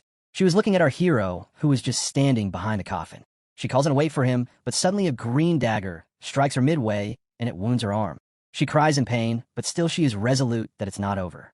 With blood dripping with her arm, she barely maintained her posture, and right before she falls to the ground, she flies again towards our hero. While she was just behind our boy, there was a moment. There was just one moment she needed. The deputy priest was shocked that all of his plan is to fall into a pit as she hugs him tightly and leaps above with him, saying she has finally got him. While flying with him away, she feels the need to get our boy out of this mess as quickly as possible. The arm that was just injured on the blood thorns is now getting more painful. She feels that for now, she can use purple flame to suppress the spread of the blood thorns, which should prevent it from affecting their movement. As she looks down, she realizes that the giants from earlier that were rescuing her are now being savagely killed by the 6 undead instructors. She realizes that the 6 bodies are still alive, and she can't stay here any longer. She feels that she needs to leave immediately before they leap up because they were all eyeing on him. Suddenly, someone warns her to leave E, which shocked her. Her eyes widened. She asked who is it. The figure says that she has already done enough, and she won't blame her anymore. While standing against the white moon, the figure tells her to come on, give E to it. She spits out and says she will not give him at any cost. She even tells the figure to get lost and shouts, but suddenly something struck her and she got teased. She realized that she has been getting into a psychic attack. Her head hurts, so much pain as multiple spells almost invade her memories. She couldn't hold the laughter that continuously goes through her ears, making her cry in pain. But before start getting unconscious, she says she can't let he hurt, but then she starts to fall. The 6 undead on the ground look at their falling enemies. Suddenly their necks twist and start going upwards. They shoot up with brutal speed, and their heads turn to the sharp edge to attack their enemies. Suddenly, a sound summons Zawarudo. She faintly opens his eyes, and found Arhio finally gets his consciousness back. He apologizes to her that he wakes up a little late. Before getting unconscious, She was thankful and smiles faintly that it's a relief that he's not too late. Arhio was holding her midair and says her to rest, and for now on he will handle next whatever comes. From the ground, the deputy bishop was annoyed that how did this guy escape the god's illusion? But even so, he shouldn't be able to face 6 moon god apostles at once. The 6 undead leaps above and pulls out their move while the deputy also uses his spell to attack together and says there is no way his enemy can block 7 martial artists at the same time.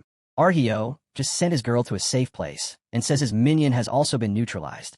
Just the deputy general was about to say to kill our boy. He was shocked to look at a giant foot looming above their head. This would crush them into pulp as a red energy burst out and a cloud of smoke erupts. Arhio looks down on them and says, "What that noise you're making, dogs?" On the other hand, the bishop was also trembling with fear. He was sweating and says no. He says he was trying to stop the tormenting. Even though this was his illusion, he couldn't understand why can our boy kill him so freely. Every time he slaughtered him, he felt that tearing pain. Here we come to know that while our boy was in the illusion, he was fighting the head bishop and killing him savagely. The bishops couldn't understand how does he escape the dream, or is it the illusion has no effect on his enemy at all? He couldn't understand and came to a conclusion that his enemy is practically a demon god. Even the divine cannot punish him. Then he says, "Forgive me, moon god. I have no choice but to shut down the dream and kick him out." The moon says, "Lie down," and lied down the divine coffin. The guy started shivering in fear and says, "Moon god master." The moon says, "I can only complete the vessel using your weak mortal body." On the other hand, our hero's colossal titans have killed every single undead instructor. Our hero says even with this power, it is ultimately nothing more than a pile of corpses. The cultists of this heretical sect have all been eradicated. Suddenly, someone descends down. Our hero is surprised that there is still someone left behind. He looks at a creature covered in white dress, who looks like straight coming from heavens. As our hero looks at this guy, it has white hair, shining eyes, and looks more deadly than ever.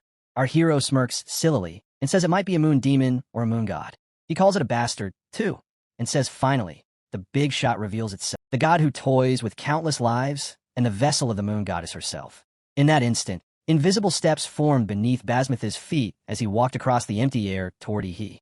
A pale lunar glow followed him, casting a radiant spotlight that tracked his every move. Moonlight wrapped around him like a cloak.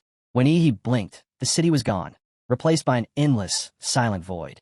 The ground beneath him was grayish-white, pockmarked with countless craters. It looked like the moon, but it couldn't be real. There was no freezing cold, no suffocating lack of air. He quickly realized what this was, a domain, much like Gongku's killing intent field. Unlike illusions that only affected the mind and spirit, a domain shaped reality itself, and its damage was real. In this place, even Ihi's invincible golden body was meaningless. As he studied his surroundings, Basmuth descended from the void, stopping 20 meters away from Ihi's towering, giant-like form. Of course, that distance meant nothing between beings like them. Speaking fluently in Ihi's own tongue, Basmuth confessed his admiration. He called Ihi an extraordinary human, the only one bold enough to steal a fragment of his divine power and live. In fact, Basmuth said their compatibility exceeded 96%. Ihi was the perfect vessel to complete his human incarnation. Ihi's enormous form loomed silently, his mind racing. His plan to steal Basmuth's vessel had already succeeded. All he needed now was to stall for time. But Basmuth pressed on, his tone persuasive and serene. He promised Ihi that if he surrendered his body, he would be allowed to keep his consciousness. Together, they would transcend mortality itself. Basmuth spoke of the vast world beyond, the blue star, the hidden realms, the Sin domain, claiming he had seen only a fraction of what truly existed. "Join me," he said. "Rise to the moon. Ascend beyond the heavens." Perhaps any other human would have accepted such an offer from a god. But he wasn't like most humans. His giant form let out a booming laugh before raising his middle finger at Basmuth. "Save it," he said. "You gods act all mysterious, but in the end, you're just another breed of intelligent beings, no better than us." Basmuth's incomplete form posed no real threat, and Ihi knew it. The god could only rely on whatever scraps he could gather, and Ihi wasn't about to become one of them. Basmuth tried everything next. Threats, promises, bribes. The same tired tricks humans used when cornered. He let out a short laugh. "Really? That's all you've got? I expected more from a god." His words were sharp, laced with mockery. But Basmuth's expression didn't change. His face remained calm, cold and flawless, untouched by insult. In his eyes, Ihi's defiance was meaningless. Even if his vessel wasn't perfect, even if it held barely 20% compatibility, it would still be more than enough to crush a human like Ihi. In Basmitha's mind, Ihi wasn't a threat, just a meal waiting to be devoured. His offer earlier had been nothing but courtesy, a small gesture of admiration. The outcome, after all, would be the same. Basmith raised a pale hand and clenched it slowly. Instantly, an invisible force wrapped around Ihi's massive frame. The pressure was monstrous. Flesh tore, bone shattered. His giant body collapsed like a balloon pricked by a needle. With one sharp motion, Basmith ripped open the remains of Ihi's enormous body. A beam of moonlight speared through the wreckage, freezing Ihi in place. His limbs refused to move. Basmith, ever merciful to those he respected, decided to spare Ihi's mind. He would allow his consciousness to live on, even as part of his divine vessel. His glowing hand reached toward Ihi's forehead, ready to consume. Then, Basmith froze. A flicker of confusion broke through his calm. He couldn't sense Ihi's soul. He tried again. Once. Twice. Still nothing. Ihi's laughter echoed through the void. Finally figured out, huh? You can crush my body all you want, but my soul's out of your reach. He revealed the truth. His system panel had already accounted for this. Knowing Basmith would overpower his physical form, he had used his vampire template's extreme regeneration. Before the battle even began, he had split his body vertically, entrusting one half to the Mad Doctor. When this body fell, his consciousness would awaken in the other. Basmith stared, momentarily speechless. The realization hit too late, because in the next instant, the heavens above split open. From the rift, a colossal sword descended, tearing through the void and cleaving the lunar realm apart. The moon's light fractured, the entire domain shattering like glass. Hovering in the chaos stood a man wrapped in white bandages, wild dark green hair whipping in the wind. His eyes burned with unshakable resolve. He was the Grand Master of the Lonke Division, protector of the Xian Nation, guardian of humanity, Lonke himself. And he wasn't here to save anyone. He grinned down at Basmith, his voice steady and fearless. He'd already reported everything to the Dasha Federation. His goal was never to defeat Basmith, only to seize the divine power the god had brought into his mortal vessel. The moment that power was secured, the Mad Doctor, who had known of this plan all along, sent word straight to the Federation. They, of all people, understood how dangerous anything connected to demon hatchlings could become. And now, the real battle had just begun. Basmith looked up at the man hovering above, his silver eyes gleaming faintly like fragments of the moon. A flicker of curiosity passed through them. Could this truly be a human? He studied Long's form carefully. If this man was really of human origin, then perhaps humanity's potential had been drastically underestimated. For a few long seconds, the two simply observed each other in silence. Then Lonke spoke, his tone skeptical. You're Basmith? The so-called abomination? Hard to believe. Your body feels too impure, too mixed. His words carried weight. He wasn't guessing. He knew. Lonke had faced one of these creatures before. Back when the first abomination descended upon humanity, he was among the grandmasters who stood against it. That battle had taught him the true meaning of annihilation, what it felt like to stand at the edge of the world's end. And compared to that monster, the silver-haired being before him was nothing. For the first time, Basmith's composure cracked. Ihi's taunts hadn't stirred him, but being looked down upon by this human did. And Lonke was right. The truth stung. Using a weak vessel like Lin Shui's body to complete his divine form was the ultimate humiliation. To Basmith, it was filth, contamination. With a sharp motion of his hand, Basmith flicked Ihi's unconscious body aside, tossing him out of the battlefield like a discarded feather. Lonke blinked, momentarily thrown off. Didn't expect that. The abomination actually cares about the kid. He frowned, then shrugged. No matter. I'll find him once this is over. He muttered the name he'd heard before. The moment his thoughts settled, Lonke raised his arms.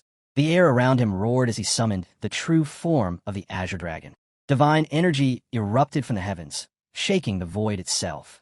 Basmith responded in kind. His aura swelled, monstrous and divine, twisting the space around him as the two titans collided. The clash of dragon and god split the sky apart. Far from the devastation, in a fog-shrouded mountain forest, Ihi stirred. His body ached as his vision steadied. He rose slowly, scanning his surroundings. A wave of dizziness washed over him before he centered himself, channeling his chi and expanding his life magnetic field to its limit. Nothing. He couldn't sense Lin Shui County at all. That could only mean one thing. Basmith had thrown him here on purpose. The moon god must have realized that his battle with the Azure Dragon would obliterate everything nearby. Tossing Ihi clear the battlefield might have been his twisted way of sparing him. Ihi exhaled, relief flickering in his mind. Luckily, he'd told the mad doctor to evacuate Chuzhou and Lu Qingzhu earlier. Otherwise, they'd be dust by now. Still, the idea of Basmuth possessing instantaneous teleportation unsettled him. If that god ever decided to hunt him down, escaping would be a nightmare. A chill ran down his spine as he glanced at his system panel. For a brief, absurd moment, he felt like he was being stalked, watched by some obsessive, celestial pervert. The thought was enough to make even him shudder. He sighed. Guess even guys like me need to watch our backs these days. Now, away from the chaos, he finally had time to focus on what truly mattered, the divinity he'd stolen. After all that struggle, after all that risk, it had better be worth it. He opened the system panel and tapped on the entry labeled divinity. As the data unfolded before him, his eyes narrowed in deep concentration. He was beginning to understand what kind of power he had just claimed. According to the system, divinity could be born in only two ways. The first was through relentless cultivation, the kind that led a being to ultimate transcendence, breaking through the mortal shell and touching the realm of gods. The second was by birthright, a privilege of those high-dimensional races whose very existence granted them unshakable dominance over their chosen domains. In sum, it manifested as innate divinity, a core essence that bestowed absolute and irreplaceable authority within a specific field. Different paths, same origin, the power of divinity. And now, it made sense why Basmuth had gone berserk after losing a portion of his own. Once a god's divinity was stolen, it could never be reclaimed. Even for a being as vast as Basmuth's true form, that fragment was gone forever. Small as it seemed, it was an unforgivable loss. That realization made Ihi wary. The divinity he'd taken wasn't just a trophy, it was a target painted on his back. Still, as he studied the glowing system panel, excitement stirred within him. The data revealed 5 divinity points, all tied to the domains of moon, dream, and illusion. If these were applied to a compatible template, they could evolve it entirely within that field. But even when used on an incompatible one, there was still a chance the template might absorb and adapt to those divine traits. The system even gave a hint. His moon and illusion templates were best aligned with his vampire Rakud's template. He hadn't expected divinity to be this potent. It didn't just add power, it refined it. It could raise the very limits of a template's potential. Until now, the vampire Rakud's template had been something he relied on instinctively, never truly developed. He'd used its race's natural abilities, but not its full path. Now, with divinity infused, it could transcend into something greater, an evolution that merged vampiric nature with moon and illusion. His other templates weren't suited for it. Demora's path was already evolving on its own, and he didn't dare disrupt that natural mutation. The colossal humanoid template, though powerful, had no affinity for divinity at all. It existed only to enhance Demora's template, not to evolve independently. But the vampire Rakud's template, that one was different. Its control over time made it infinitely adaptable. It was his strongest hidden card, his ace apart from his main combat form. After careful thought, Ihi made his decision. He selected the vampire Rakud's template for the divine upgrade. Instantly, streams of luminous text cascaded across the system interface. The once B+ rated template surged upward, energy flaring like a rising tide. The transformation had begun. The vampire Rakud's template, once a mere blood predator, was evolving. Its rank soared from B+ to A tier, its lineage transforming into something entirely new, the Moon Demon Bloodline. Power pulsed through the words as the panel displayed the new traits. Bloodline power, Moon Banquet Carnage. Under the night sky, the host's strength, regeneration, and martial energy increase by 100%. Under the moonlight, this power rises to 150%. During a full moon, a special awakening triggers, the Moon Nightmare, unlocking the double moon world domain. Another entry flickered into existence. Blood Nightmare. The host's blood becomes both hallucinogenic and violently aggressive, turning every wound into a weapon and every drop into madness. He stared at the final lines in awe. His lips curved slightly. This was more than an upgrade. It was rebirth. Under the moonlight, he was no longer just a man wielding a system. He was becoming something far greater. The system display continued to expand, unveiling more terrifying powers one after another. The weak who came into contact with his blood would be enslaved instantly. Their bodies corroded, their will erased. The strong would suffer a different fate. Their spirits would wither, their minds trapped in illusions spun from the blood itself. The more of his blood that entered their system, the deeper they would sink into hallucination, until they could no longer tell dream from reality. Under the moonlight, this nightmare grew even stronger. Then came another line of text, glowing crimson. Blood control. The user can accelerate blood flow to amplify physical performance for a short duration, or compress and fire it as high-pressure blood arrows. The blood temperature can drop to several dozen degrees below zero, freezing anything it touches. Next appeared the power that sent a thrill down his spine. Moon's darkness triples the host's strength and speed under normal conditions. Under moonlight, 5 times. Under a full moon, 8 times. Grants the special ability, Time Stop. When under moonlight, cooldown is reduced. During a full moon, the time stop duration doubles.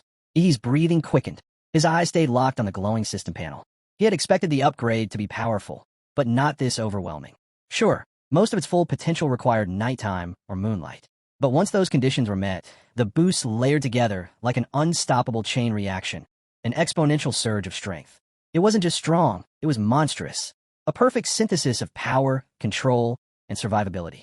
A top-tier, functional template. He smirked to himself. Guess the rougher the storm, the bigger the reward.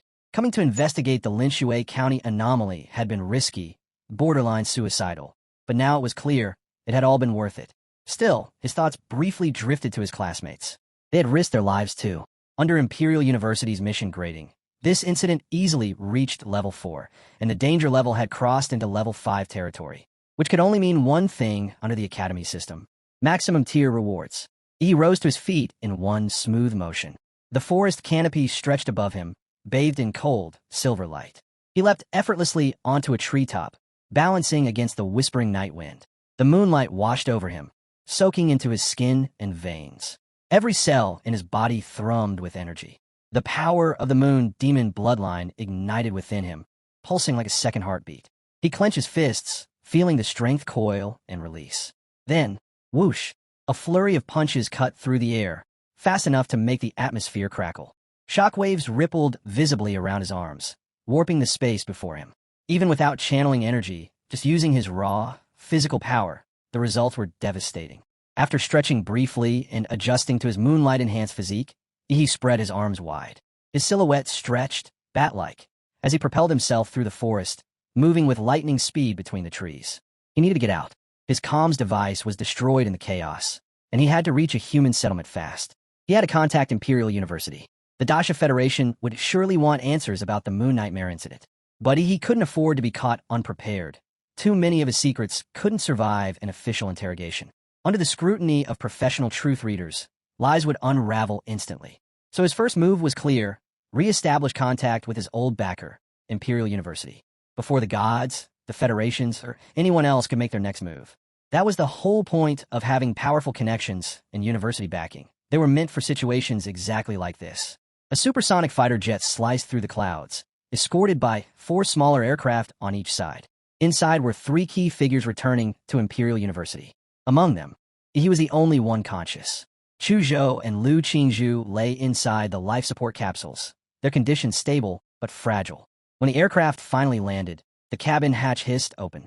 The ramp descended with a metallic hum, and Ihi stepped out, blinking under the hangar lights. For a moment, he just stood there, dazed, feeling the solid ground beneath his boots again after everything that had happened. Then his gaze caught an elderly man waiting at the base of the ramp. The man wore a perfectly tailored dark Zhongshan suit, standing with a kind of calm precision that spoke of old-world craftsmanship. Yet despite his sharp, disciplined aura, there was an easy warmth to him, a gentleness that reminded Ihi of spring sunlight filtering through leaves. The two contrasting traits didn't clash. They merged effortlessly, as if precision and grace had always belonged together. The man smiled and stepped forward, extending a hand. "I'm Shi Jingwen, president of Hua University." He quickly straightened and returned the handshake, his usual calm replaced with a mix of awe and disbelief. "It's an honor, sir," he said, his tone almost shy. "You're practically a legend among Hua University students." President Shi chuckled, his laughter deep but kind. "No need for such formality. You've just returned from a battlefield. Relax. This isn't an exam." Hearing that, he let out a small laugh and exhaled, finally letting his shoulders drop. He stretched his arms a bit to ease the tension in his muscles.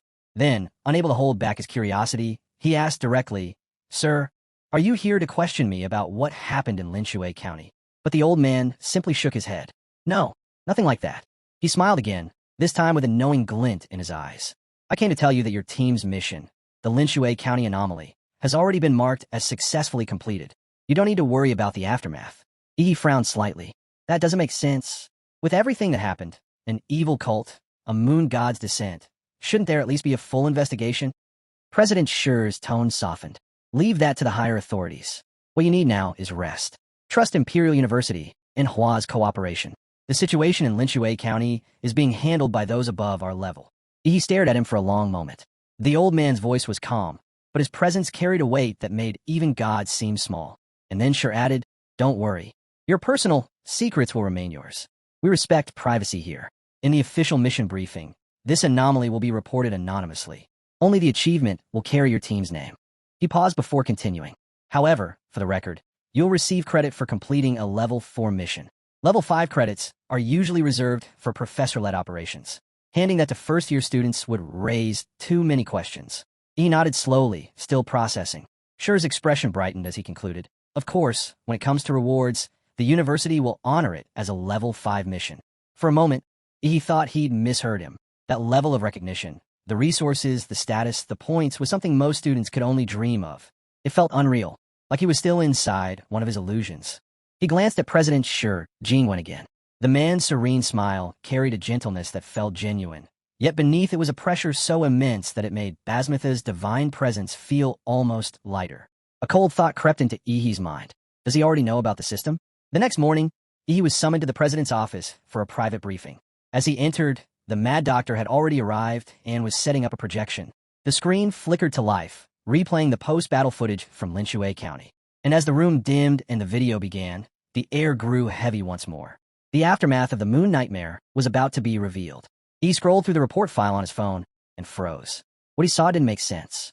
Linchue County had been mountainous. Forests, ridges, and plateaus spread across its terrain.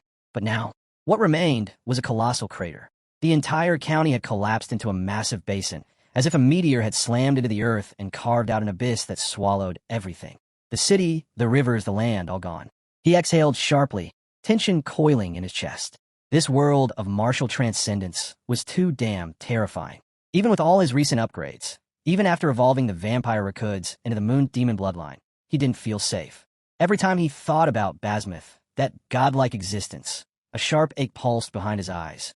The lunar gaze, that mark, that remnant of Basmitha's divine sight, still lingered on his soul. Yesterday, he'd reported the issue to President Shi Jingwen. The old fox had listened quietly, his expression unreadable, before giving a calm reply. "Don't worry, Long K will handle it. He knows how to seal the lunar gaze." And so, he waited. Now, seated in the quiet of Imperial University's guest reception hall, he kept his senses alert as the door opened with a faint click. He looked up immediately. Standing in the doorway was the man he'd been waiting for, the second-ranked martial artist in the entire Dasha Federation, one of the few who stood at the very summit of Blue Star's power hierarchy. Long K. But the man before him looked different. He wore a thick black fur cloak layered over heavy winter garments. His complexion was pale, his aura flickering faintly, unstable, like a dying flame struggling against the wind. It was as though he'd just returned from a frozen battlefield, carrying the chill of another world with him. He realized instantly, these were the after-effects of his battle with Basmith. Long K noticed the concern in his expression. Though his face remained calm and his tone steady, the pride of a warrior compelled him to speak. "I'm fine," he said, his voice slightly hoarse. "Just caught a bit of cold from that cunning moon demon." He paused, then added with quiet conviction, "But I still won." After 100 exchanges, his vessel began to collapse. "If Basmith hadn't had so many escape techniques, I'd have killed him already. You would need to wait for me to seal that mark."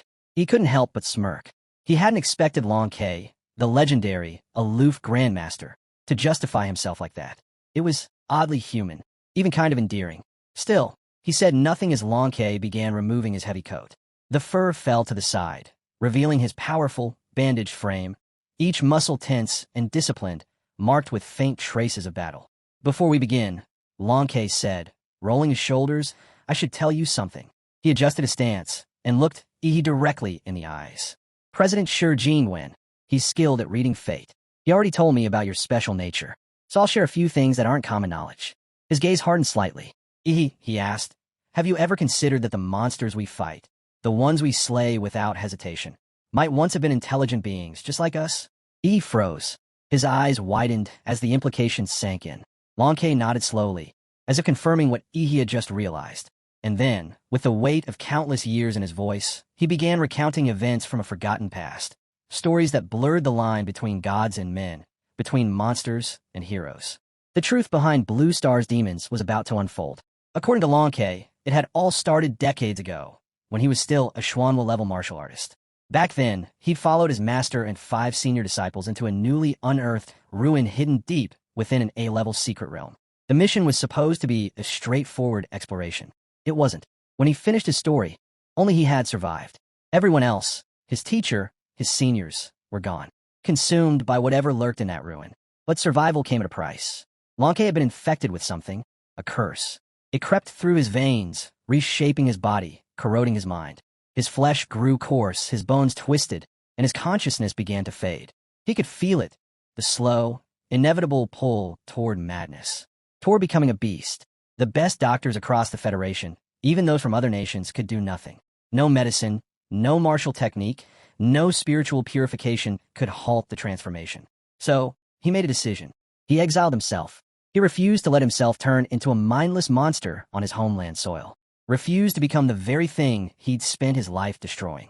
He traveled alone to an S-level secret realm in the Great Atlantic, an expanse so dangerous that even elite teams rarely returned. He had gone there to die, but fate had other plans. A violent sea storm swept his ship away, tossing him through waves higher than mountains until he washed ashore on an island that, according to him, no human had ever set foot on. Longke stopped there, his expression turning guarded. The rest, he said quietly, is top secret. It concerns the strategic fate of the entire Sea Nation. I can't say more. Ihi's curiosity burned, but he could tell from the man's tone there would be no further details. Still, Longke continued, his voice lowering slightly. There were people on that island, people who saved me. They stopped the beast within me from devouring what was left of my mind. As he spoke, he began to unwind the bandages from his torso. The sound of fabric peeling away echoed through the silent room. Beneath the wrappings, his skin was etched with deep black runes that pulsed faintly, alive with a rhythm that didn't belong to any living being. The instant Ihi's eyes caught them, pain seared his vision like needles stabbing straight into his pupils. He flinched, clutching his face as a few drops of blood slid from between his fingers. For 2 sharp breaths, his eyes burned, then healed instantly, thanks to his regeneration. But he didn't dare look again. Even that single glance had carried the illusion of falling endlessly into a void without end, a darkness that pulled at the soul itself. Longke watched him in quiet curiosity. Interesting, he said after a pause. A Grand Martial Master once fainted after a single glance. And weaker warriors, their minds collapse instantly. Some never wake up. He smiled faintly. But you? Just a little bleeding. Exactly as he'd expected. President Shi Jinwen had been right again. He was different, an anomaly. Maybe Longke thought this young man truly held the potential to shift the balance of their collapsing world. Don't resist, Longke said calmly. I'm going to imprint 2 of these runes into your sea of consciousness. Once that's done, you'll be free from the moon demon's gaze. You'll finally sleep without that thing watching you. Ihi nodded silently. Longke raised his hand and pressed his index finger to Ihi's forehead. From his fingertip, the black runes oozed out, thick and viscous like living ink. They writhed as they sank into Ihi's skin, twisting and coiling like dark worms burrowing into the depths of his consciousness. The moment they touched his soul, his vision blurred, and the faint subtext on his system panel that displayed lunar gaze mark, active, flickered violently. Then in a blink it was gone, erased, like a system glitch correcting itself. The seal was complete. Longke slowly rewrapped his body in the nanomaterial bandages, the mysterious runes vanishing once again beneath the fabric. With a soft rustle, he slipped back into his heavy black mink coat, his aura stabilizing. The temperature in the room seemed to rise again, the suffocating pressure fading. The lunar gaze was sealed, and for the first time since Lin Shui County's destruction, he could finally breathe. Out of nowhere, Longke suddenly asked, "Tell me, Ihi, your teacher, was it Gong Ke?" The question hit him like a thunderclap. Ihi froze, eyes widening. He immediately remembered his teacher's warning. If anyone asks, don't ever mention you're my student. The reason was embarrassing. Apparently, back in her days at Imperial University, Gong Ke had been infamous. She wasn't just a top martial artist. She was the big sister who terrorized half the male students on campus. She'd bullied so many of them that, decades later, they'd all grown into powerful figures themselves. The idea of bumping into any of them now made Ihi's skin crawl. Sweat trickled down his temple. Of course, Longke noticed. With his years of battlefield experience, he could read people like an open book. A faint smirk tugged at the corner of his lips. "Relax," he said. "I I have no grudge against her. His voice softened slightly. I only asked because before her mental injury, Gongku was one of the few martial artists who might have reached Grandmaster through the path of slaughter. It's a real shame what happened to her. He paused, his eyes narrowing slightly with curiosity. In short, I like to spar with you, he said simply. I want to see how pure her legacy of slaughter still is. He blinked in surprise. A spar? Now? Then again, it wasn't unusual. The stronger the warrior, the greater their desire to test their strength. It was almost instinctual. He gave a faint, resigned smile. Understood, senior. Long K gestured toward the moonlight streaming in through the window. Let's do it under that. For a brief moment, he closed his eyes. His expression darkened, as though haunted by distant, unpleasant memories, illusions he'd rather forget. Moments later, the two made their way to the fourth panoramic arena, a private martial platform reserved for Imperial University's top martial masters. The open roof allowed the moonlight to pour down in silvery rivers, casting the entire arena in an ethereal glow. Long K stood calmly at the center, arms folded behind his back. Use your full strength, he said.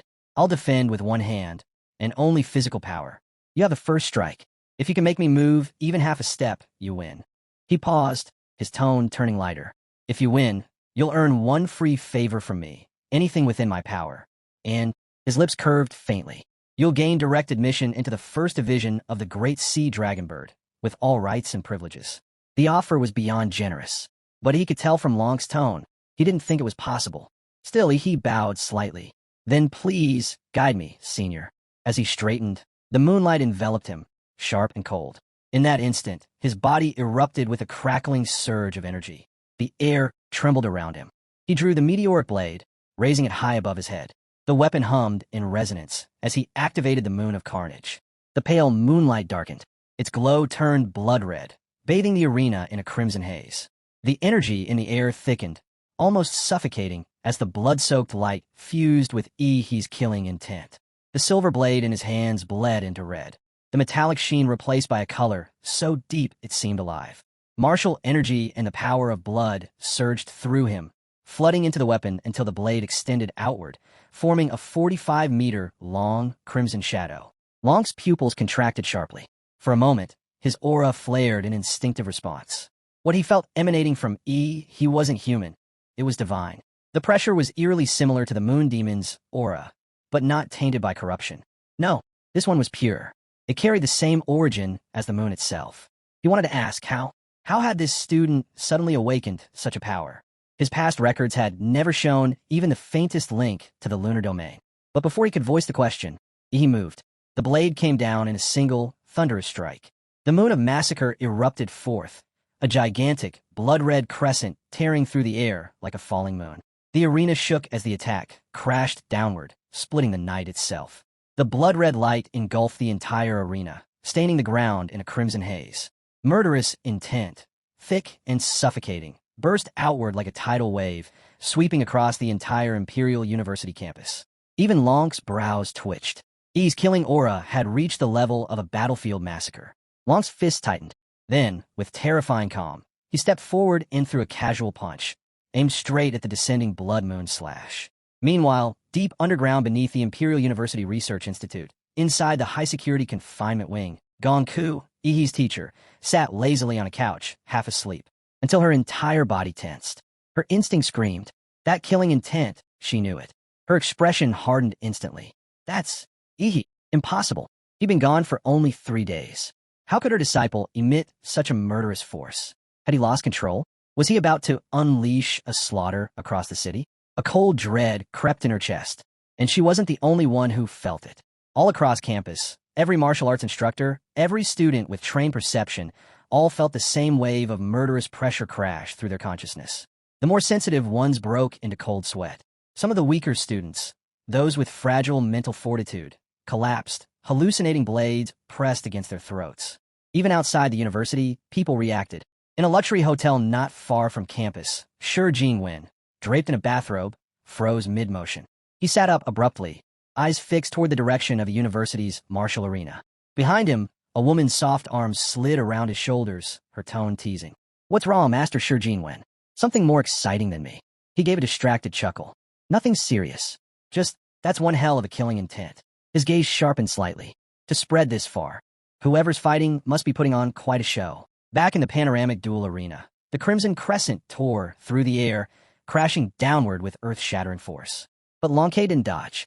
Unlike Gong Ku, who would have targeted weak points to collapse her opponent's momentum, he faced the blow head-on. He clenched his right hand into a fist, muscles coiling like tempered steel, and met the attack with pure, unfiltered violence. The two forces collided. The blood-colored moon and military fist crashed together, exploding with a storm of energy. Sword winds ripped across the arena, tearing through barriers and scattering fragments of light like shattered stars. But through the chaos, Long K stood motionless, unshaken, unyielding, as steady as a mountain. Yi's attack, monstrous as it was, couldn't make him move even half a step. That was the difference between them. One of the Federation's top two martial masters against a rising prodigy. Still, Long's eyes widened slightly. For a rookie to unleash this much destructive power, this was no ordinary talent. Then his aura flared. "Good attack," he murmured. "But now it's my turn." He stepped forward and threw a punch. The air detonated. A shockwave like a falling meteor ripped through the arena. Yi's blood moon shattered instantly, collapsing into a storm of red mist that flooded the space in a wave of raw pressure. Yi's body reeled backward, blood spraying from his lips. His energy reserves were completely drained. His life force and martial chi burned to their limits. He stumbled, nearly falling.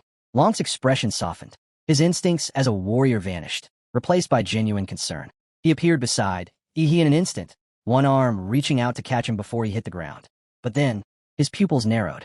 Something was wrong. The energy around Yi flickered strangely, too calm, too deliberate.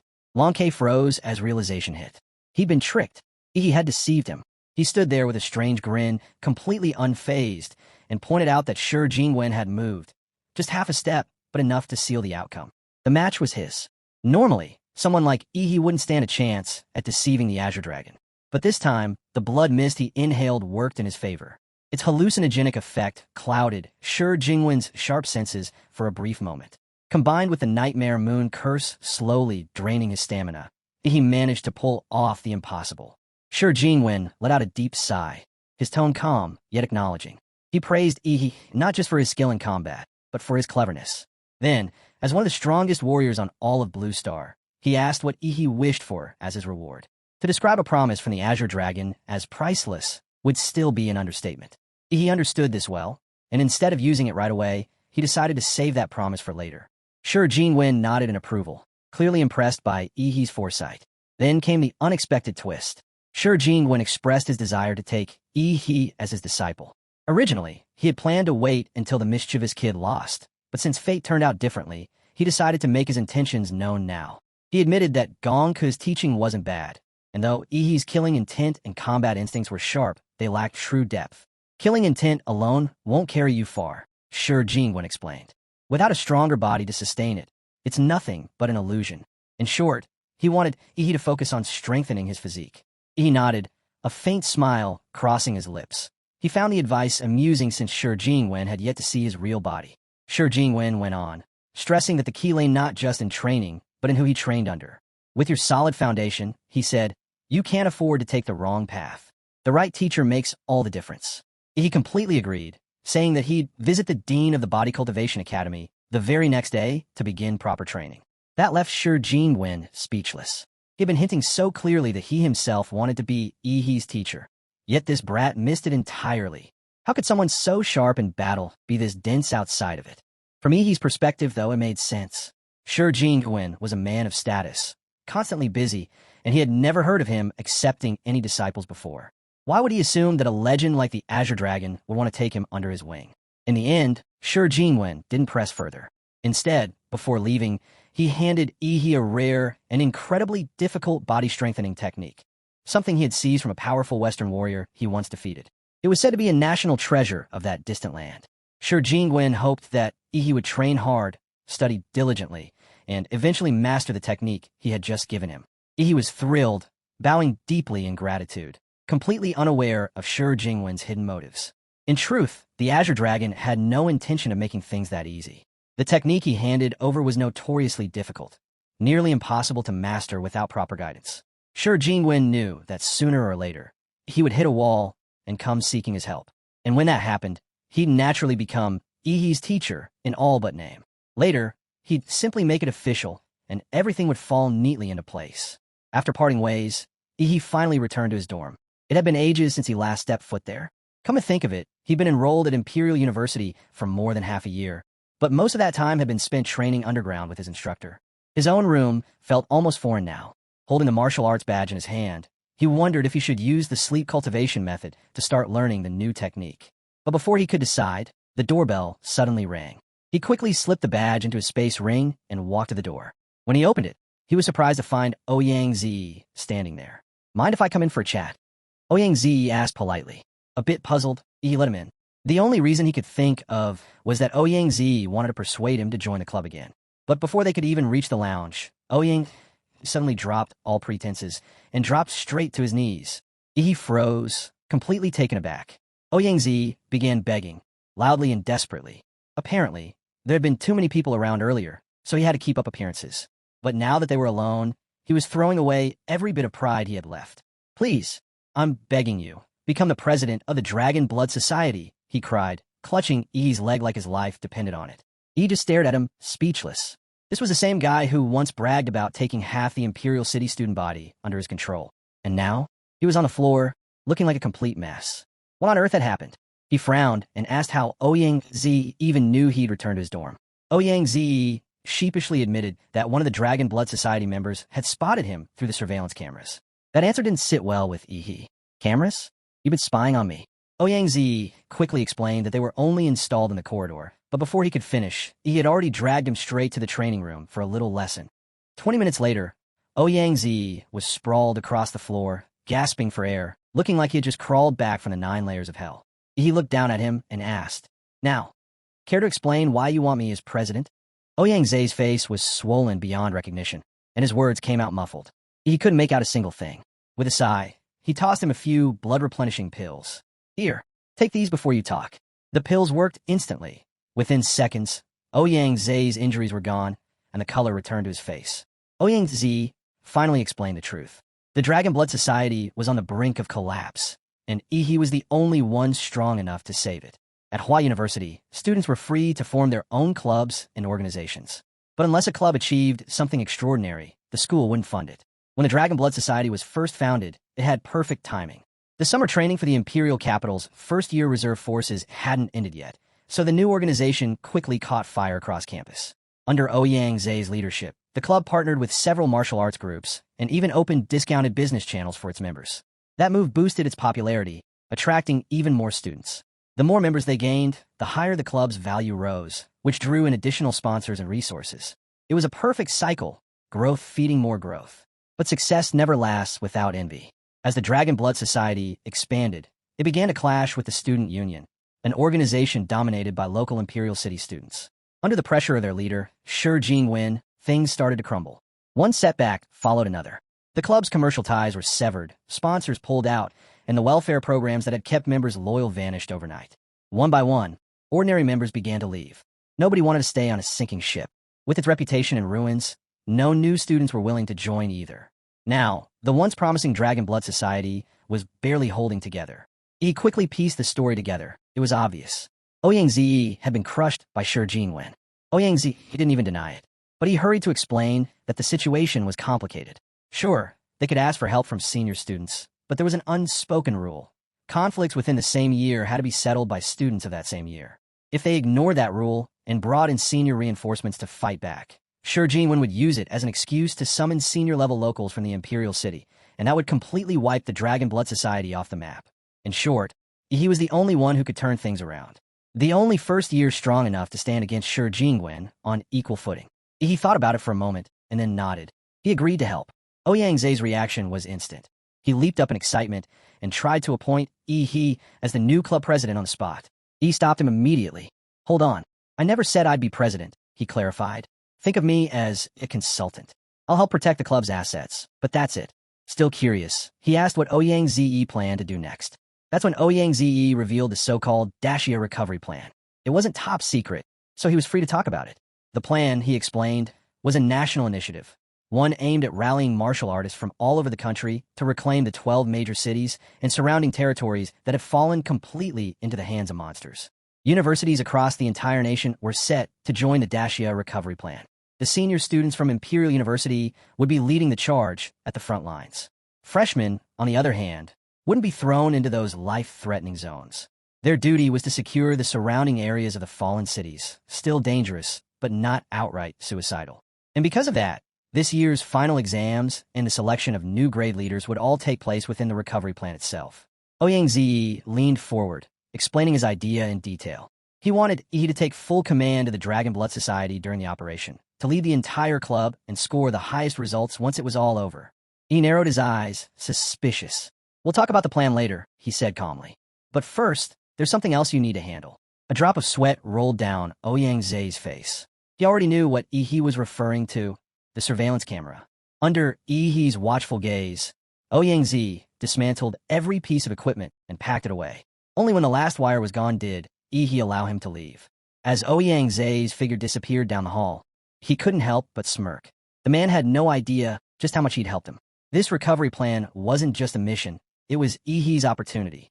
Every major accomplishment he achieved granted him a chance to draw a new template, and the greater the feat, the higher the chance of obtaining a top-tier one. Besides, Ouyang's business skills were actually impressive.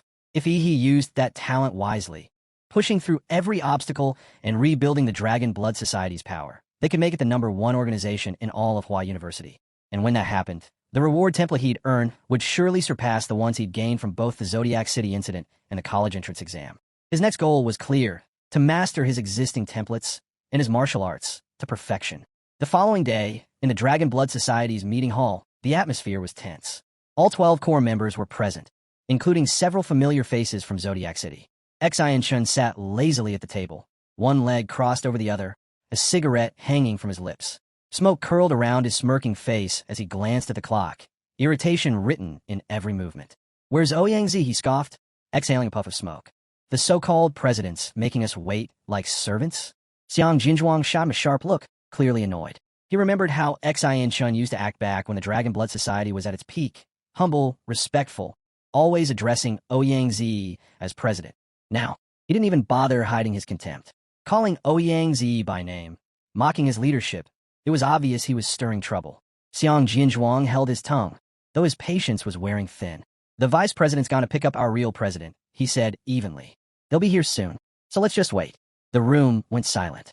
Everyone exchanged uncertain looks, and for a moment, the tension thickened. Xian's smirk faltered ever so slightly, while Lan Xiu and a few others froze in disbelief. You see, Ouyang had always referred to himself as vice president, and whenever he spoke in public, he made it clear the position of president had always been reserved for Yi. At that revelation, Xian and Lan Xiu's faces instantly drained of color. The moment Yi's name was mentioned, both of them were reminded of that terrifying freshman, the one who made them feel powerless, like insects caught under a storm. They'd been called prodigies since childhood, praised for their talent and strength. But in front of Yi, they were nothing more than buzzing flies before a predator.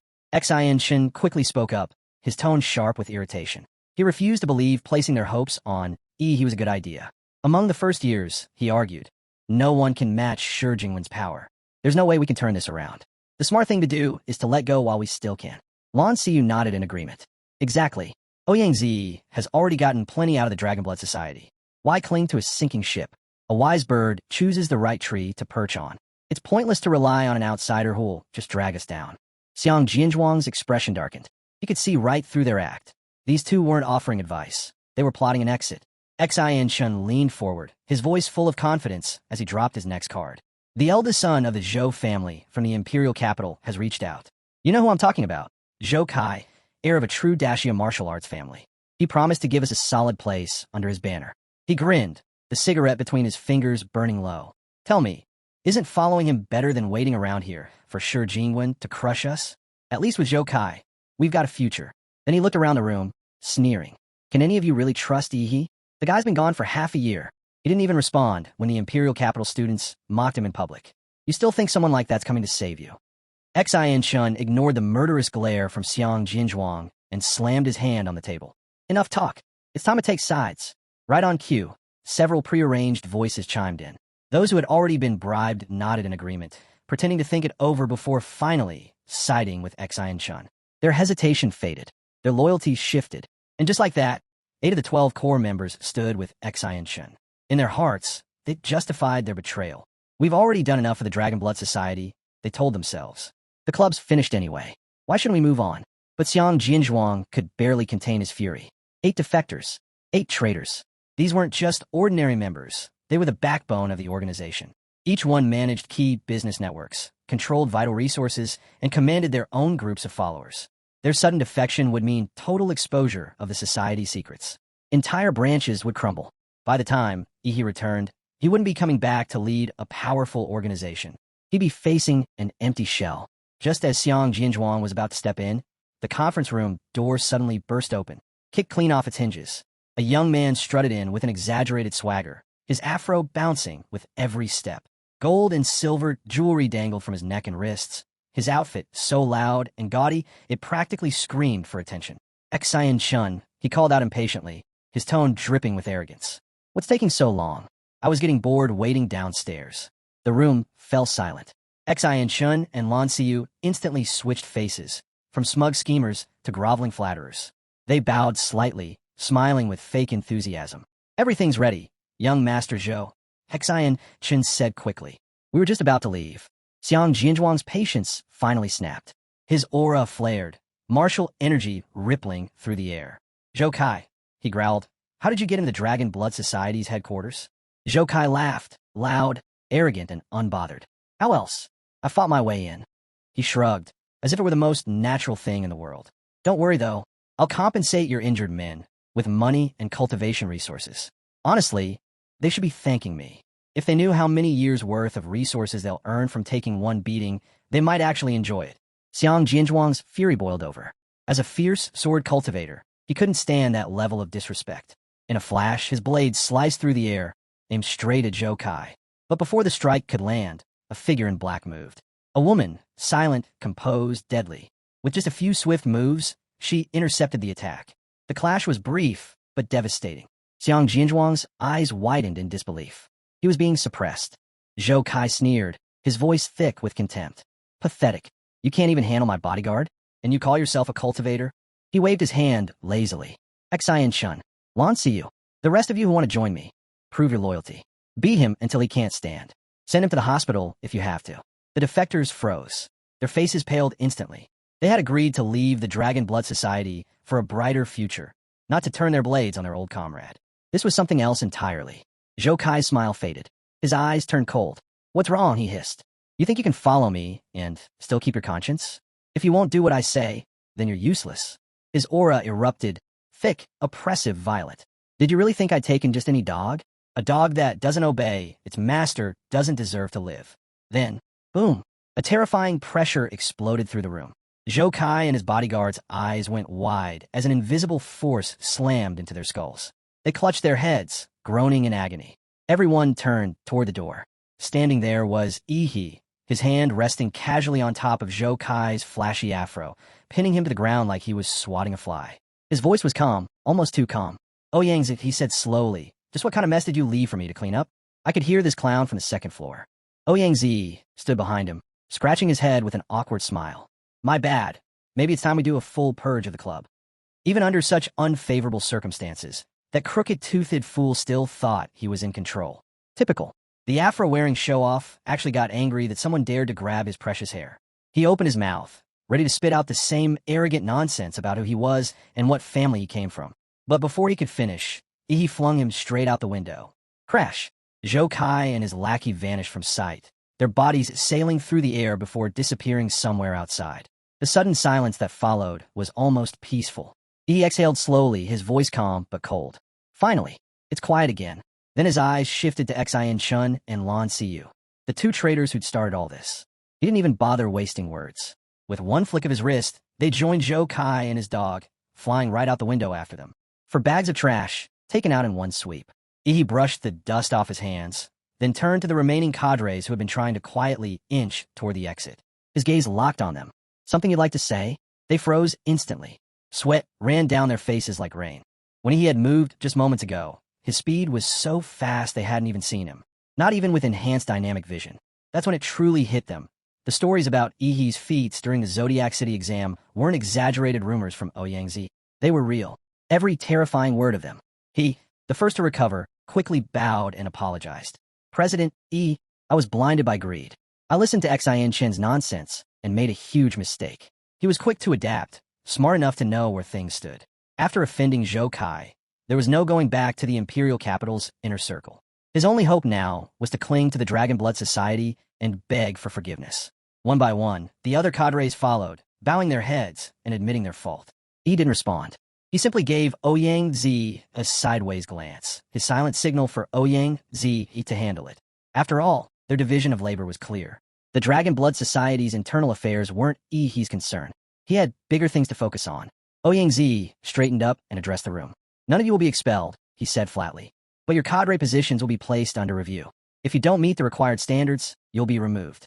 And for now, you're suspended from all Dragon Blood Society activities for 1 week. His tone left no room for argument. Do you accept your punishment? Silence. A few of them tried to open their mouths to protest, but then they felt it. That suffocating pressure. He's aura filled the room like a tidal wave, crushing every ounce of defiance in their hearts. His voice was quiet, but deadly cold. He asked you a question. Do you accept? It felt as though an invisible hand had gripped each of their hearts, squeezing tight until breathing became difficult. Finally, in perfect unison, they shouted, "We accept." He withdrew his killing intent as Ouyang Zi watched them leave, his sharp gaze following their backs. He knew most of them were finished. Their leadership roles were as good as gone. But for now, he couldn't afford to throw them all out.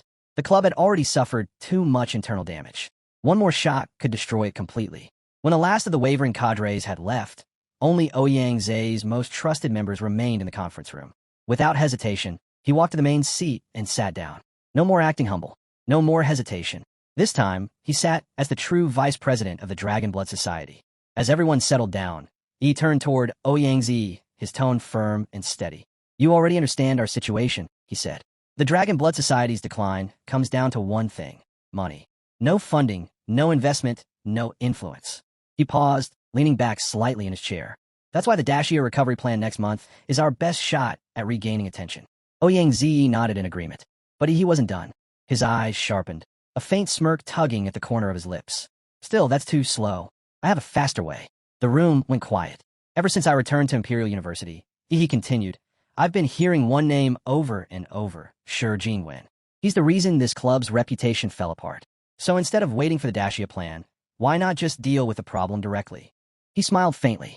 I'll challenge him. Beat him. End this whole mess in one strike. The group stared at him, dumbfounded. It was a reckless idea. Crazy even. But it was also something only he could say and actually make people consider.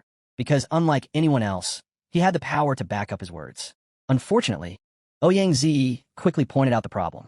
That might be difficult right now. Shi Jinwen announced this morning that he's entering seclusion to break through to the martial master realm. He raised an eyebrow. Seclusion? Ouyang Zi sighed. Yeah, and apparently, it's your fault. He explained that Shi Jinwen had been provoked by the murderous aura he released the previous night. The arrogant prodigy, unable to bear feeling inferior, locked himself away to push his limits and ascend to the next level as soon as possible. He gave a small chuckle. So he ran off to power up, huh? Shame. I was actually looking forward to teaching him some manners. Then his expression shifted. A new idea formed in his mind. If I want to attract sponsors, he said, it doesn't have to be through that guy. The point is to build momentum, right? Then instead of targeting just freshmen, I'll challenge everyone. All the strongest fighters in the school. Ouyang Zi's eyes widened. You're serious? He smirked. Of course. A proper show of power always attracts investors. And with a glint of ambition in his eyes, he added, besides, with Shi Jinwen's promise to list me in the first division of the Dragon Bird of Dacia, I can use that title as leverage. A little prestige goes a long way in marketing. The mention of the Dragon Bird immediately caught Xiang Jinzhuang's attention. His eyes lit up, filled with admiration. The Great Sea Dragon Bird. It's the most powerful warrior organization in all of Dacia. And the first division is their top force, the elite among elites. He went on, his voice almost reverent. Every other division is made up of Dragon Bird specialists, but the first division, those are the aces. Even here at Imperial University, less than 3 graduates a year ever qualify for it. It's the dream of every warrior here. He nodded slowly, gears turning in his mind. That's exactly why we'll use it. He stood up, eyes gleaming with determination. Before we do anything else, get the club's media team ready. If we're going to rise again, we'll make sure the whole university sees it happen. At that moment, He made his announcement. As of now, he declared, president of the Dragon Blood Society and ace specialist of the First Division of the Great Sea Dragon Bird, am officially challenging every warrior in Imperial University whose cultivation is below the level of Grand Martial Master. His voice was calm, but the confidence behind it shook the entire room. He leaned back casually and looked around. So what do you all think? Is that enough hype to attract the biggest investors on campus? The conference room went silent. No one spoke. No one even breathed. There was simply too much to take in at once. The challenge itself, the claim of being an ace of the First Division, and the fact that he was talking about it all as if it were no big deal. Xiang Jianzhuang, however, couldn't focus on anything else except one phrase. A specialist of the First Division. That was impossible. Absolutely impossible. He knew the Great Sea Dragon Bird well, the most powerful warrior organization in all of Dacia. To even qualify for their entrance exam, you had to be a graduate. A student couldn't even apply, much less be accepted. So how could he, a mere freshman, already hold such a title? But he seemed completely unaware that this was such a big deal. In fact, he didn't even know the Great Sea Dragon Bird had an entrance exam at all. He hadn't taken one. He'd been personally recruited. Of course, he couldn't reveal the details. Ouyang blinked a few times, unsure if he'd heard correctly. Please tell me you're joking. That kind of claim isn't something you can just say lightly. But he shook his head. No joke. It's official. I accepted the position just last night. The paperwork should be processed in a few days. The room erupted in stunned silence again. And then he casually added, now, back to the challenge. Xiang Jianzhuang's jaw nearly dropped. You mean, you're really planning to challenge anyone a hua below Grand Martial Master level? He nodded, as if it were the most natural thing in the world. In my estimation, he explained, ordinary martial artists can't touch me. I can crush them directly. The gifted ones might take a bit longer, but the result will be the same. He paused, tapping his fingers against the table thoughtfully. If I wanted to go after the truly powerful, I need to use my trump card, freezing time. But that trick depends on surprise. Using it just for show would be a waste. So for now, I'll hold back. It was a simple, matter-of-fact statement, but the air in the room felt heavy. Ouyang studied him carefully. On anyone else, this kind of plan would have sounded insane. But this was the same man who shattered records in Zodiac City. The same man who made monsters fear him. If anyone could pull it off, it was him. Finally, Ouyang nodded. Understood. Leave the rest to me. He immediately grabbed his communicator, ordering the media team to start working overtime. Then, he began calling potential sponsors, preparing to turn this into a spectacle that would rock the university. As for you, he said, glancing at with a grin, there's only one thing you need to do. Crush every single challenger. Within hours, the campus was in chaos. A massive headline exploded across the Imperial University's forum and news wall. Breaking news. The top freshman who vanished for half a year, has returned as an ace of the First Division of the Great Sea Dragon Bird, and has issued a public challenge to the entire Imperial University. The story spread like wildfire. Students all over the university buzzed with disbelief and excitement. Some scoffed, calling him arrogant for daring to challenge the entire school. Others had never even heard of him, insisting that the year's true top freshman was Shi Jingwen of the Imperial capital Xiang family. But those who had seen fight, those who remembered what happened in Zodiac City, began to speak up, and as their stories spread, the campus fell into a storm of rumors, speculation, and anticipation. It didn't take long for Ihi's identity to spread like wildfire. Everyone soon learned he wasn't just some random freshman making noise. He was the top scorer of the entrance exams after the nationwide reform. Back then, he had caused such a stir that several college deans personally showed up to observe his test results, each one eager to recruit him. But then, just as suddenly as he appeared, he vanished. 6 whole months. No news, no sightings, nothing. So now that he'd returned with a challenge bold enough to shake the entire university, people couldn't stop talking. Some questioned his sanity. Others were simply curious. How'd he get into the First Division of the Great Sea Dragon Bird? After all, the latest graduates who took the First Division exam had all said the same thing. It was brutal. Nearly everyone failed. Only 1% of applicants ever made it through. So when the rumor spread that he hadn't even taken the exam and had been directly admitted by special recruitment, disbelief rippled through the campus. Direct entry? Seriously, some scoffed. Did he bribe the higher-ups or charm them with a smile? But skepticism only made the buzz louder. Within a day, Ihi's name dominated every conversation on campus. He wasn't just a freshman anymore. He was the topic of the semester. Meanwhile, over at the Imperial University Hospital, Chuho and Long K were resting in their beds when the news popped up on their feeds. Long K groaned. This guy, can't he ever just sit still? Chuho gave a weak laugh. You should know him by now. If he's moving this big, someone's definitely about to get wrecked. Back on Ouyang side, Things were moving fast. His efficiency was unmatched. Within hours, the publicity team had built a massive wave of momentum. The story exploded across campus, spreading beyond the university walls, hitting the internet, and instantly going viral. But soon, the debate shifted to one major question. Was Ihi really an ace of the Great Sea Dragonbird's First Division? Countless online users doubted it. Many accused him of using the claim just to attract attention or gain sponsorships. Then, in a move that shocked everyone, an official representative of the Great Sea Dragonbird stepped forward with a public statement, confirming that Ihi was indeed a special recruit who had been admitted without taking the entrance exam. The news went nuclear. Yet, instead of calming the chaos, it made things even more explosive. Some praised him, calling it proof of his extraordinary talent. Others scoffed, saying he must have pulled strings or had hidden backdoor deals. Critics sneered, asking how long he could keep up the act, especially with his matches being broadcast live. If he's really that strong, one commenter wrote, then let's see him prove it in front of everyone. Yeah, another added. No amount of hype can save him once the fights start. But amid all the noise, a different kind of buzz began to rise. People who were tired of speculation and just wanted to see the truth. If he's a fraud, we'll find out soon enough, they said. He's brave enough to challenge the entire university and livestream it. Let's see who's laughing then. Ouyang Zi, ever the strategist, seized the opportunity. He unleashed his journalism team to stir every faction. Those who supported Ihi, those who mocked him, and those who claimed to be neutral. The debates only fueled the fire. And in the end, no matter which side they were on, they all tuned into the same place.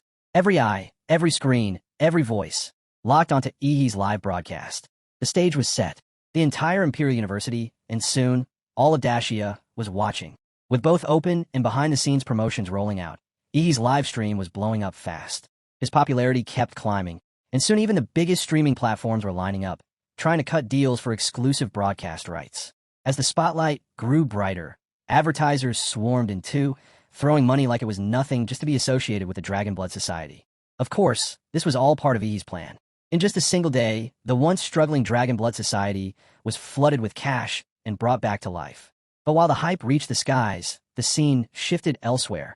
Imperial University Hospital. Inside a quiet ward, Zhou Kai sat on his bed, scrolling through the news about Ihi. A bitter laugh escaped him. That brat had thrown him out like trash.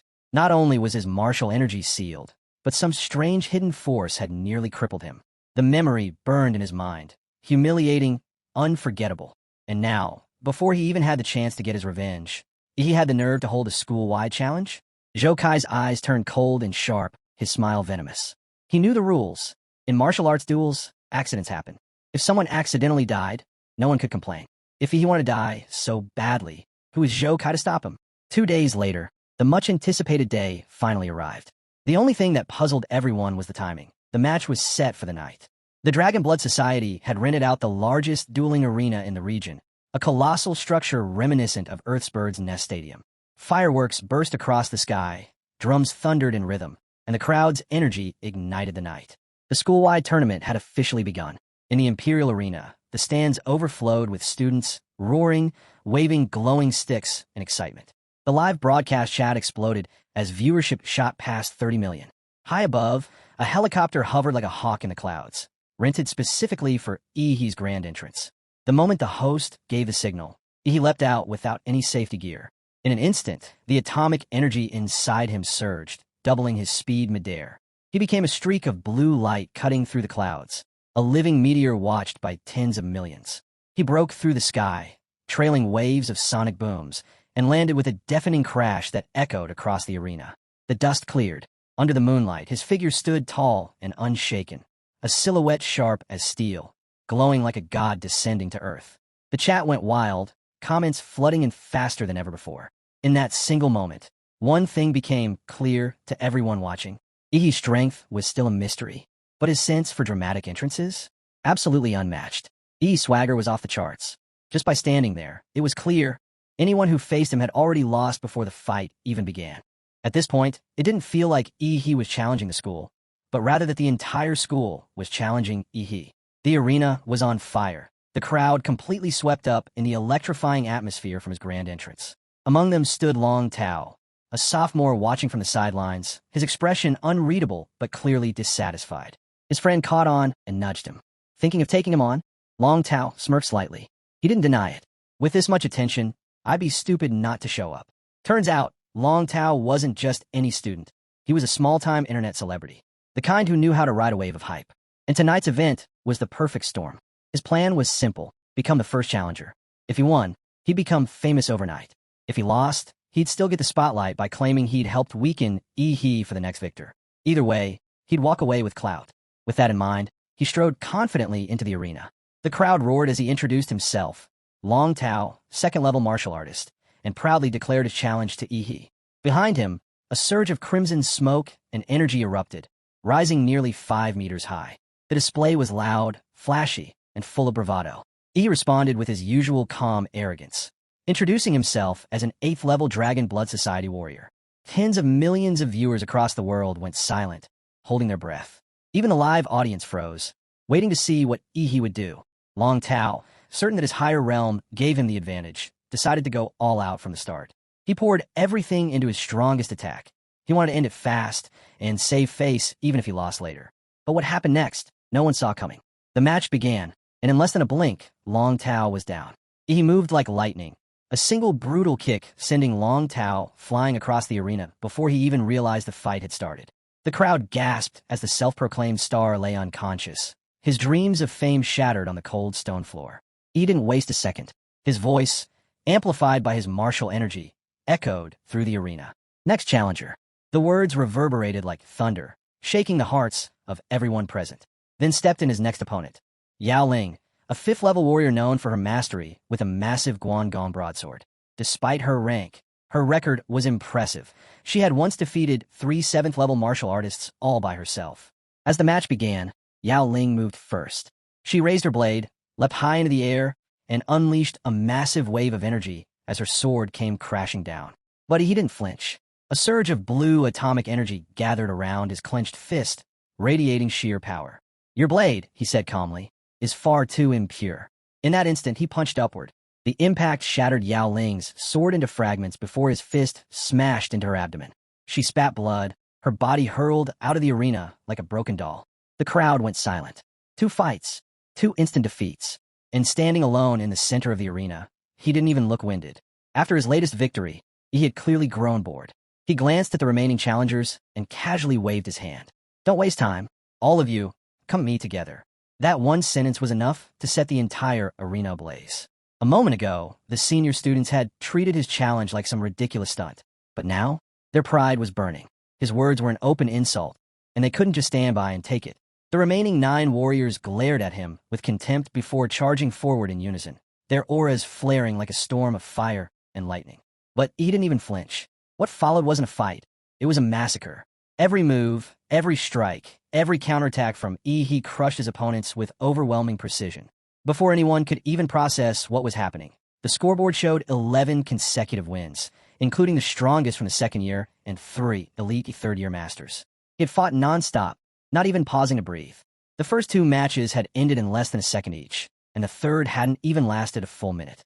The crowd lost its mind. The live chat exploded. Screams and disbelief flooded the air like a tidal wave. Meanwhile, miles away at Imperial University Hospital, the screen reflected in Zhou Kai's furious eyes. He watched as he wiped the floor with one opponent after another, his expression twisting with rage. His fists clenched, his teeth ground so hard they nearly cracked. "Damn it," he muttered, his voice trembling between anger and disbelief. How was he supposed to get revenge against that? Anyone he sent would probably end up right where he was, flat on their back in hospital bed. But then a name flashed in his mind. There was one person, one who might stand a chance. His elder brother, Zhou Yanting, the first son of the Zhou family's current generation. A man whose strength had long surpassed ordinary martial masters. However, Zhou Kai knew his brother all too well. Yanting was disciplined, rational, and utterly uncompromising. He'd never help with petty revenge. Unless Zhou Kai's lips curled into a slow, sinister grin as a dangerous idea took shape in his mind. The scene cut back to the arena, where Ihi stood tall, his posture calm, yet unyielding, like a pillar holding up the heavens. The students surrounding him clenched their fists in silent frustration, but none dared step forward. Even among the second and third years, no one could match his power. The truly talented ones, the senior elites and future graduates, had already ascended to the level of grand martial masters, and those left behind simply weren't capable of challenging him. Yet the irony was clear. He hadn't once fought someone weaker than himself. Every single opponent he faced was of higher rank, yet every one of them had fallen. By now, the entire upper division of Imperial University had lost all dignity. They weren't remembered as elites anymore, but as Ihi's stepping stones, their names destined to be engraved on the school's pillar of shame. But just when the air seemed to settle, when no one else dared arise, a new aura surged through the arena, vast and heavy like an incoming storm. The crowd turned as a figure walked in, calm yet radiating terrifying pressure. Zhou Yanting. Having rebuilt his cultivation to perfection, he wasn't just a ninth-level martial master. He was someone capable of defeating grand martial masters themselves. The arena fell silent. For the first time that night, Ihi's unshakable dominance was about to be tested. Zhou Yanting wasn't just any fighter. He carried the Sun Blaze bloodline, the pride of the Zhou family, a power so pure and overwhelming that few throughout their history could control it. The sheer energy it produced was enough to consume an ordinary man from within. To keep that power in check, he wore the Zhou family's custom-built nano battlesuit, designed to regulate and suppress his body temperature. Combined with years of calming disciplines, calligraphy, painting, and the Heart Sutra meditation arts, Yanting had forged perfect balance between destruction and restraint. To many watching, he wasn't just strong, he was terrifying. And as he stepped into the arena, the atmosphere shifted. The lights glinted off his silver battle suit, and the air seemed to tighten around him. Tens of millions of viewers went silent, convinced that Ihi was finally about to pay the price for his arrogance. But what happened next wasn't what anyone expected. Zhou Yanting pressed his palms together and bowed slightly toward Ihi. "On behalf of my brother," he said calmly, "I apologize. Any losses your Dragon Blood Society suffered, I'll personally see them compensated double." The entire arena buzzed in confusion. So it was true. Zhou Kai and Yanting were brothers. But Ihi wasn't buying a single word of it. His voice rang out, sharp and unfiltered. "You don't strike me as someone who came here for revenge. So tell me, why are you really here?" Yanting straightened, his tone turning cold. "For the reputation of the Zhou family," he replied. "My brother was at fault, but his eyes narrowed. You've dragged our family's name through the mud." It was obvious now. Zhou Kai had twisted the story before passing it on. Still, he didn't care. Explaining himself felt like a waste of breath. With Long Ke, one of the peerless powerhouses, backing him, he had no reason to fear the Zhou family, or anyone else. Then came Yanting's demand. "Kneel," he said firmly. "Apologize to the Zhou family in front of the entire university." Yi's reply was instant and razor-sharp. "Stick that where the sun doesn't shine." The tension snapped. Both men locked eyes, silent, calculating, and the referee barely managed to announce the start before they moved. Like gunfighters in a Western duel, they closed the distance in perfect sync. Then, two fists shot out at once. The moment they collided, a massive shockwave exploded outward, rattling the arena. The impact was equal, raw power meeting raw power. They pulled back instantly, then lunged again. From stillness to chaos, the clash became a blur. Their fists struck like thunder, rapid and merciless, each blow creating afterimages that blurred together in streaks of light. The air between them rippled like storm-tossed water, bursting with sonic booms and shockwaves that rocked the audience to their core. Their auras surged higher with every exchange, two storms locked in collision, feeding off each other's force. Then it happened. From behind both fighters, pillars of blood and energy erupted skyward, the raw manifestation of their martial essence. Each punch now roared like thunder. Each collision shook the ground beneath them. And as the fight raged, the intense heat began to take its toll. The silver nano armor around Zhou Yanting's arms started to glow red, then slowly disintegrated. The moment his skin was exposed to the open air, the temperature spiked. The next stage of their battle was about to begin. The temperature around Zhou Yanting spiked instantly. Heat waves rippled from his body as the air shimmered around his arms. Beneath his skin, his meridians glowed crimson, pulsing like molten magma. This was the true manifestation of the Sun Blaze bloodline. The audience stared in awe. They weren't watching two humans fight anymore. They were witnessing monsters in human form. Every strike they exchanged carried the weight of a collapsing mountain. Every impact made the arena tremble. Up in the stands, the viewers could barely make out their figures anymore, just flashes of blue lightning and crimson fire spiraling together inside a storm-tinted blood red. Online, the comments were going insane. Zhou Yanting's strength is unreal. He's a demon. How's he not dead yet? Even so, people admitted, the fact that Yanting was holding his own, even for a few rounds, against Ihi, who is now feared as the Demon King of Imperial University, was an achievement in itself. Back inside the arena, the duel raged on. But then, for just an instant, Yanting's focus wavered. He felt something strange, a surge of energy rolling off He's body, raw and wild, the kind only found in demon beasts. That split-second distraction cost him dearly. Noticed. "Eyes on me," he said coldly. A flash of blue, a right hook like a hammer. The next thing Yanting knew, he was flying backward, blood spraying from his mouth as his body crashed hard into the ground. From the stands, a young boy clutched his action figure and shouted at the top of his lungs, "Come on, you can do it! Take down the Demon King." Yanting wiped the blood from his cheek, staring up at He with disbelief. "So, this is the kind of fighter the great Sia Dragonbird recruits," he muttered. "Barbaric." But then, something felt wrong. At first, he thought it was fatigue or a trick of the eyes. But as the seconds passed, he realized it wasn't an illusion at all. He was growing. Moments ago, they'd been eye level. Now, Yanting had to look up just to meet his gaze. In truth, he wasn't simply transforming. He was evolving. Instead of unleashing the giant's power in one explosive burst, he was channeling it from within, blending it with his vampiric control over blood and flesh. This gave him the best of both worlds, the speed and precision of a predator and the raw, crushing power of a giant. Every second, his strength multiplied. His muscles tightened. His bones hardened. His movements became sharper. Soon, Zhou Yanting only reached his waist. And in that towering figure before him, covered in black scales and glowing blue eyes, Yanting no longer saw a man. He saw a monster.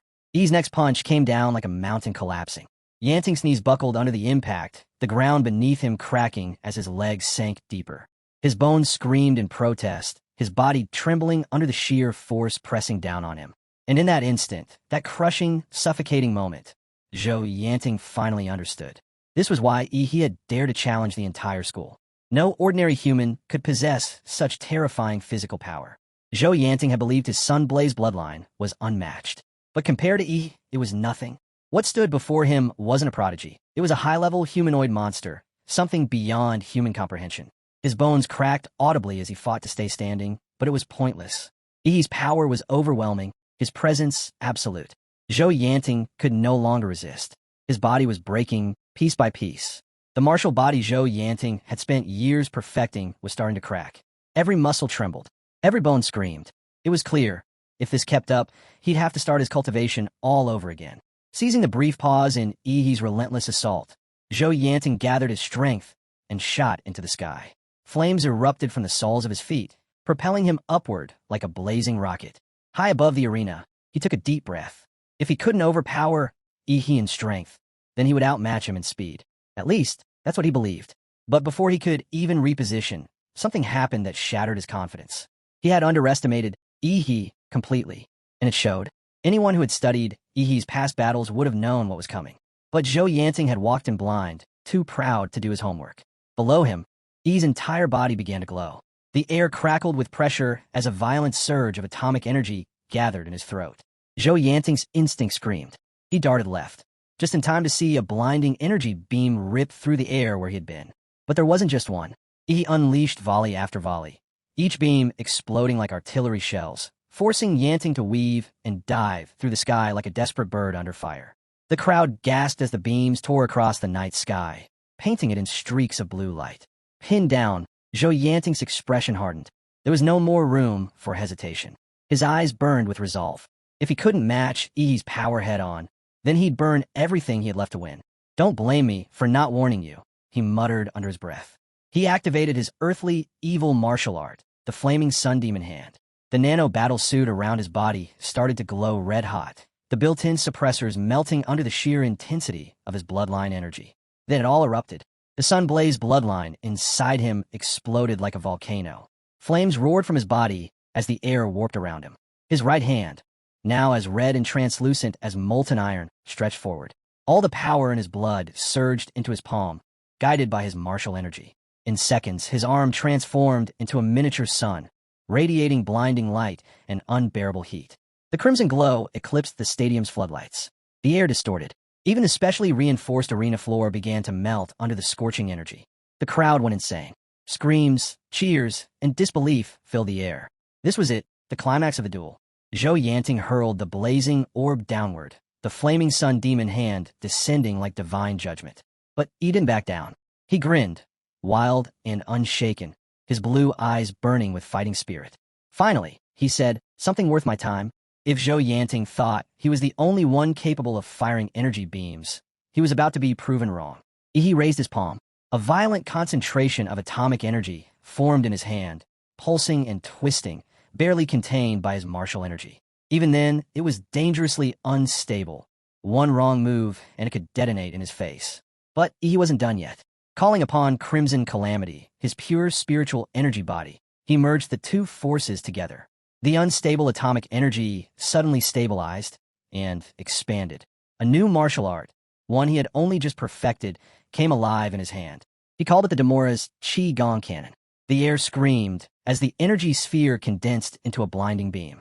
Then, he thrust his hand forward. A massive atomic beam erupted from his palm, tearing through the air and meeting Zhou Yanting's flaming sun demon hand head-on. Two ultimate forces collided, fire against atomic light. The night exploded in brilliance. The compressed sphere of atomic energy burst open, transforming into a colossal blue beam of light nearly 20 meters wide. It roared forward like a living creature, swallowing Zhou Yanting whole, a tidal wave of destructive energy that devoured everything in its path. Under that searing, blue-white radiance, Zhou Yanting's flaming sun looked pitiful, a flickering spark on the verge of being snuffed out. For the first time in his life, Yanting froze. As the torrent closed in, he felt it, that primal, suffocating certainty of death.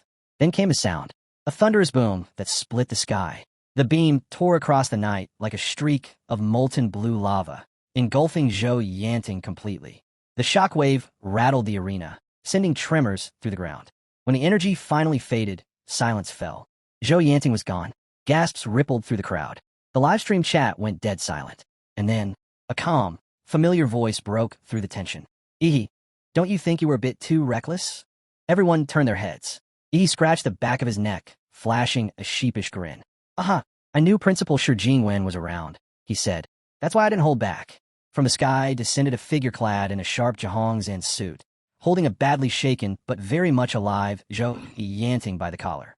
Principal Shi Jingwen sighed as he floated down beside He. He had only come to see what all the fuss was about, a tournament drawing so much attention across the empire. But instead, he found himself being dragged right into the spotlight. Now it was clear this had been Ihi's plan all along. "I'm sorry, Principal," Ihi admitted, bowing slightly. "I needed your presence to give the event a little prestige." He grinned awkwardly. "Please help me out, just this once." Shi Jingwen dropped the unconscious Zhou Yanting gently onto the arena floor. His expression was a mix of exasperation and reluctant amusement. "Your teacher, Gong Ku," he said, shaking his head, "always tells me her student is dull and clueless. But now I see, you've just been fooling her." He chuckled softly, then straightened. "Fine. Since I'm already here, I'll lend my support. Just this once." His voice echoed through the arena, amplified by his martial energy, so that everyone in Imperial University could hear. "Now then," he called out, "who among you still wishes to challenge Ihi?" Silence. The senior students, hidden in the shadows, exchanged uneasy glances. No one dared to move. They all remembered the blinding blue beam that had just leveled the sky, the attack that had nearly vaporized Zhou Yanting, one of the strongest in their ranks. To face that again would be suicide. And so they hesitated, pushed one another forward. But in the end, no one stepped up. Shi Jingwen sighed, looking out over the trembling students. "In that case," he declared, "I hereby announce that Ihi, a freshman, a mere martial artist, has defeated every martial master in Imperial University." The word struck like a thunderclap. "This is an achievement that will go down in history," the principal continued. "It is unprecedented and will never be repeated." The stands erupted in chaos, disbelief, awe, and thunderous applause. And in that moment, one truth became clear to everyone. Ihi's name would forever be etched into the legend of Imperial University. The freshman who stood alone and conquered them all. The moment Shi Jingwen announced Ihi's victory, his name exploded across Huad University and soon spread throughout the entire country. In its city, pride filled the air. People couldn't stop smiling whenever his name was mentioned. On the hot search rankings, every top spot was about Ihi. From his jaw-dropping one-on-one duel to the principal declaring him a new legend, the internet was ablaze. Countless users rushed online, each claiming to know Ihi personally just to ride the wave of fame. Yet beyond all the excitement, the nation stood on shaky ground. The martial saint was gravely injured. The Grandmaster's whereabouts were still a mystery, and several cities had already fallen. In such dire times, Ihi's sudden rise felt almost divine, a beacon of hope the people desperately needed. At city's #1 high school, where Ihi had once studied, his old homeroom teacher held a live broadcast of the battle for the entire school. The halls echoed with cheers as students proudly shouted Ihi's name. The teacher smiled, proud that his instincts about the boy had never been wrong. But not everyone shared the joy. In a quiet corner, Wang Tong, the same student who had once bullied Ihi, watched with clenched fists, unable to hide his resentment. Online, questions began to swirl. Why had the principal personally declared Ihi's victory? What connection did they share? Was someone powerful backing him from the shadows? Speculation spread fast, drawing the attention of countless organizations. After all, records clearly showed Ihi was just an orphan. Then, the Dragon Badge organization stepped in, releasing an official statement. Ihi's identity is a top-secret special classification. All parties are ordered to cease speculation and spreading false information. Any violations will be dealt with severely. At the Dragon Blood Society, the atmosphere was like a grand celebration. Ihi's triumph had brought them immense honor and silenced their rivals. No one was happier than Xiang Jinzhuang and Ouyang Zhe. To them, Ihi wasn't just a member. He was the spark that could revive their entire society. But amid the laughter and celebration, they suddenly realized Ihi was missing. Yin Jiang frowned. He said he had urgent business to take care of, he recalled. Meanwhile, in dorm room 42 FA3, as the world chanted his name, Ihi remained calm. Sitting alone, he opened a 3D communication screen, contacting the Mad Doctor. The golden gene bottle, the doctor reported. I retrieved it from the hiding spot in Ink City. Ihi leaned forward. Can it be activated? The Mad Doctor nodded slowly. It can. I was part of the original engineering team behind the Golden Gene project. But there's a problem. The vial has a built-in tracking transmitter. Once it's opened, the Thunderstrike bird will detect it instantly. Ihi's voice dropped. Is there a way to block the signal? I'm working on it, the doctor replied. I've already started buying the materials to construct a shielding room. It'll take about half a month to finish, and another half month to decrypt the vial security lock. Ihi gave a short nod. Good. Focus on safety first. Speed comes second. With that, the call ended. The 3D screen dimmed, leaving Ihi alone once more, calm in a world that couldn't stop talking about him. Ihi sat in silence, lost in thought. The Mad Doctor's words echoed in his mind, and with them came fragments of memory, the truth buried within Prometheus's past. He finally understood. Prometheus had once worked in secret with the Sure Jinwen Heavenly Nation. Back then, using its vast technological power, Prometheus had helped them cultivate a demon embryo. But when the fiend was about to be born, Sure Jinwen betrayed them and launched a sudden attack. What Sure Jinwen didn't know was that during the embryo's growth, Prometheus's scientists had already tampered with it, weakening the creature from within. As a result, Prometheus managed to capture the world's first living fiend. They dissected it, divided its remains, and used it for experiments. With this fiend, a being that surpassed all known life on Lambstar, Prometheus pushed biological research to terrifying new heights. Out of that madness came a string of achievements, the most famous of which was known as the Eden Project. The Eden Project's goal was ambitious, to create an artificial god, a supreme intelligence capable of uniting all humanity. It was designed to protect Lambstar from external realms, erase national borders, and rule the world through perfectly fair distribution, turning the planet itself into a man-made paradise. But that wasn't all.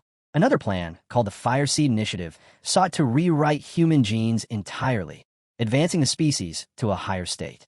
That initiative later evolved into the Golden Gene Project, which fell into the hands of the Thunderstrike Bird organization. He leaned back on the sofa, staring into the dim light. The web around Prometheus was far more tangled than he'd thought. People once accused him of being connected to them, and now, he wasn't so sure that accusation was wrong. Deep down, his instincts whispered that one day, he'd be pulled into that storm. He then remembered the Lonke badge, a gift from a senior he'd never had time to study because of his commitments to Ouyang Zhe. Now, with some peace at last, he decided to begin cultivation through sleep. Placing the badge beneath his pillow, he crossed his legs, closed his eyes, and slipped into meditation. Moments later, consciousness drifted. When his eyes opened again, he was no longer in his room. Cold rain splattered across his face. He stood up slowly and realized he was clad in battered knight's armor. Around him, a field littered with corpses. The air reeked of blood and smoke. Scorched earth stretched in every direction, the flames still stubbornly burning despite the downpour. He crouched beside a fallen soldier, running his hand across deep claw marks gouged into the armor. These weren't human wounds. Nearby, massive footprints had sunk in the mud, proof that something enormous had passed through. Even as rain poured, embers still glowed faintly in the craters. When the rain finally eased, Ihi unfastened the heavy armor, letting it fall to the ground with a metallic thud. He couldn't imagine how soldiers from this western kingdom managed to fight in such burdensome gear. He rummaged through the battlefield until he found a great sword still intact. Lifting it, he murmured to himself, "So this is the martial fate realm. My power's limited here. Guess I'll have to rely on local weapons for now." He glanced around the desolate plain. Perhaps, like some hidden quest world, the master of this realm would soon reveal himself. And right on cue, the distant rumble of hooves echoed through the mist. Two black horses emerged from the horizon, pulling an ornate carriage gilded in silver. They came to a sharp halt before Ihi. The masked coachman, tall and silent, tugged on the reins. The curtain of the carriage lifted, revealing an old man inside.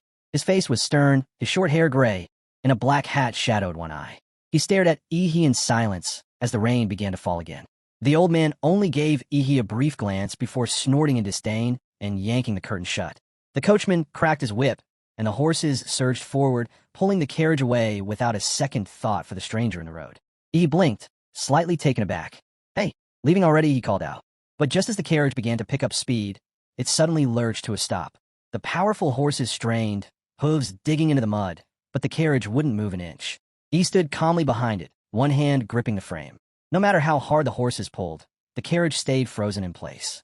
With a faint smile, Ihi said, "Old master, running off so soon? Aren't you supposed to give me a mission first?" The curtain flew open again, and this time, the old man's single visible eye widened. "This brat strong enough to stop my carriage," he barked. His tone turned cold. "I've nothing to say to a thief like you." He raised an eyebrow. "Thief?" Their words transcended language, connected by spiritual resonance. The old man's anger flared as he explained. "Years ago, a blue-haired warrior broke into my family estate, stealing our inheritance. My descendants couldn't stop him, so I sealed myself here in the martial fate realm to guard what's left of our honor. And now you appear, another intruder here to take what isn't yours." He could only sigh. "Old man, I've got no interest in your grudges. But as the designated NPC, you're supposed to give quests, not run away." When the old man continued ignoring him, Ihi's patience ran out. He drew the greatsword in one smooth motion, and with two sharp swings, sliced straight through a carriage wheel.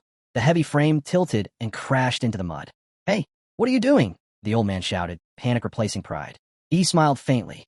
"Sorry, old master, but I can't have the guide NPC fleeing before the mission starts." He finally managed to drag the reluctant old man along. As they walked, the old man muttered curses about his ruined carriage, while Ihi apologized calmly, saying, "Since you're the master of the martial fortune space, you're the only one who can guide me through it." The words seemed to soothe him. Comparing Ihi to that long-ago blue-haired invader, the old man grumbled, "At least you're more polite than that thief." They continued forward, passing through the remains of creatures scattered along the road, scorched fragments, bones, and marks left from ancient battles. "Follow the blood spatter," the old man said. "That path leads to the trial." Before long, the land leveled out. Ahead loomed a pale mountain range, shrouded in mist. But when he checked the ground, the trail of blood suddenly ended. He frowned. Something wasn't right. The old man hid a smirk, his thoughts concealed behind a mask of calm. "Naive boy. Once you lose your path here, you'll wander in this martial fortune space forever." But Ihi's instincts flared. He raised his head and narrowed his eyes. Above, the sunlight dimmed, blocked by something vast circling overhead. Through the thinning mist, the shadow of a gigantic bird passed across the mountains. Ihi's eyes sharpened. "So that's it. The real trial isn't on the ground," he muttered. "It's in the sky." The old man chuckled quietly to himself, convinced he had finally led Ihi astray. But his smile faded when Ihi stopped, gazing upward, eyes sharp, expression calm. Within moments, the youth had already pieced everything together. The old man's confidence shattered. He found it so quickly. Ihi's reasoning was simple yet flawless. Flying beasts always built their nests at the highest peaks. If they followed the elevation upward, they would inevitably find the lair. The old man could only stare in silence, a strange feeling twisting in his chest. For the first time, he regretted that this youth was not born of his bloodline. He turned back with a faint grin. "Old master, mind lending me your horse again?" The old man stiffened instantly, his face draining of color. Again," he stammered. Moments later, he was already galloping across the frozen plain, the old man helplessly dragged behind him. The snowfields stretched endlessly ahead, until at last they reached the foot of a towering, ice-crusted mountain. The warhorse charged across the frozen surface, hooves hammering the ice like thunder. The wind howled, biting at their faces. Suddenly, the horse's eyes went wide, pupils contracting in fear. It reared up violently, neighing in panic. Both riders were thrown backward as the horse's hooves shattered the ice beneath it. He twisted midair, landing on his feet with perfect balance. The old man, however, hit the ground face first with a grunt. The horse's reaction was all the warning they needed. Ihi's instincts flared, danger. A deep, ancient roar split the sky. From the mountain's peak, a colossal creature burst forth, its three serpentine necks unfurling and wings blotting out the sun. The very air trembled under its presence. Ihi's eyes widened. That's... He almost couldn't believe it. It looked just like the mythical enemy of Godzilla, the devourer of stars, a creature of pure catastrophe. One of the dragon's three heads swooped low, its golden eyes burning like molten suns. The blast of air from its nostrils struck Ihi like a hurricane, forcing him to brace against the pressure. Before either of them could move, the dragon's jaws opened, and a torrent of fire roared forth. The flames consumed everything. The snow melted in an instant, the world drowned in golden light. When the blaze finally died, nothing remained of Ihi, not even ash. Only the old man still stood, his clothes scorched and body trembling, supported by his staff. He let out a long, ragged breath and muttered, "We've found the right place." But a mortal like him was doomed to perish before the trial's flame. I, as the master of this space, cannot die. He adjusted his black hat, his mouth twisting into a mocking smile. That kid was far too green. He then looked toward the smoldering mountain and began to speak as if lecturing a ghost. The trial was never about slaying the white dragon, he said. The true task was to find the spirit beast hidden within this mountain, then earn the dragon's approval through reverence, not battle. That is how one receives the inheritance. His eyes darkened as he remembered the past. The blue-haired martialist once passed this trial too, but instead of seeking approval, he used brute force, killed the white dragon outright, and stole the inheritance by violence. The old man clenched his fist, fury and guilt warring in his gaze. But then a strange sound made him freeze. He turned sharply.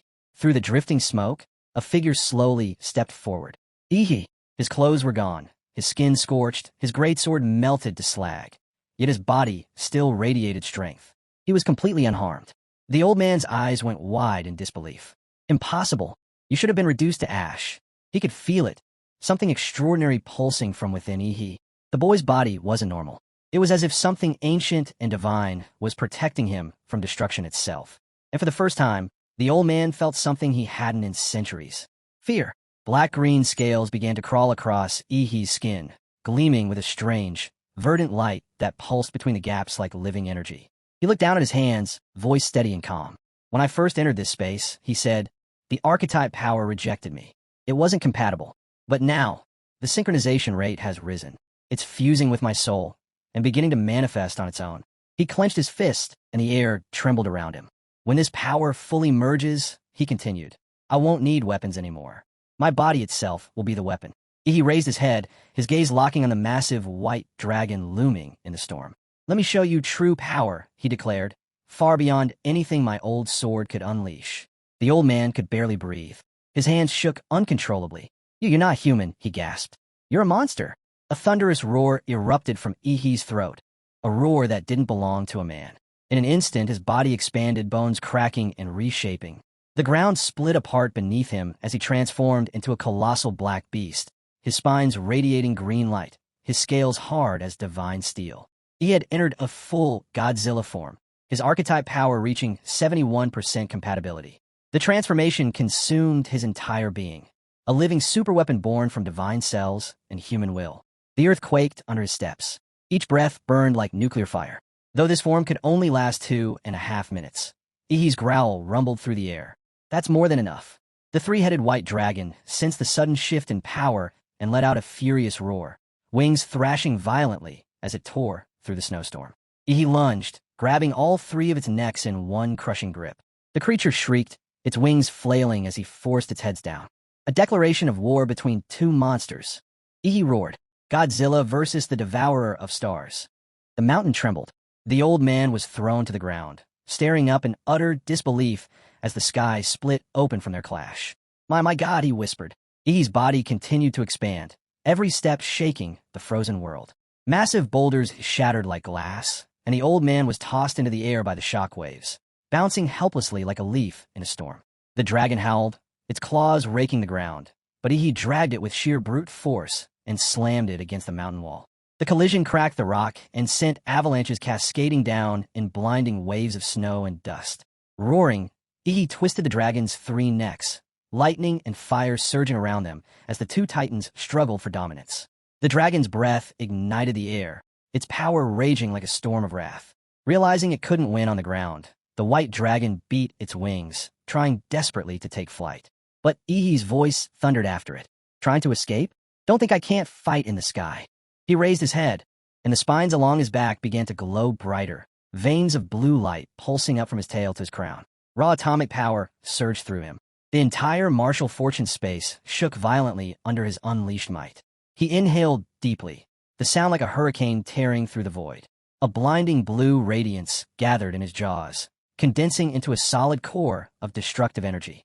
The white dragon responded in kind, its 3 heads opening at once, summoning a blazing torrent of flame and thunder.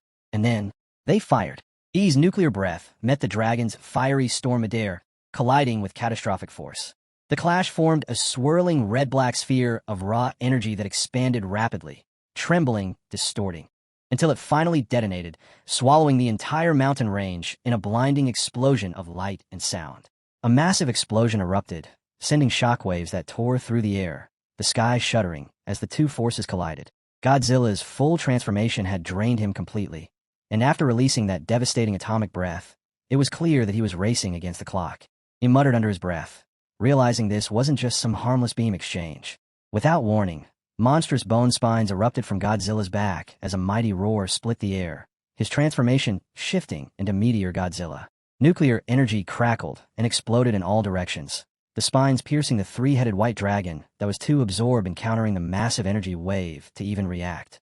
Its immense body staggered, leaving it wide open. Blood and scales from the dragon rained down, painting the sky as the thunderfire column splintered apart. The white dragon hung there, shredded beyond recognition, its remaining 3 heads barely clinging to life. I's mind raced as he counted the heads. The sight immediately reminded him of the fabled 3-headed dragon from ancient myths.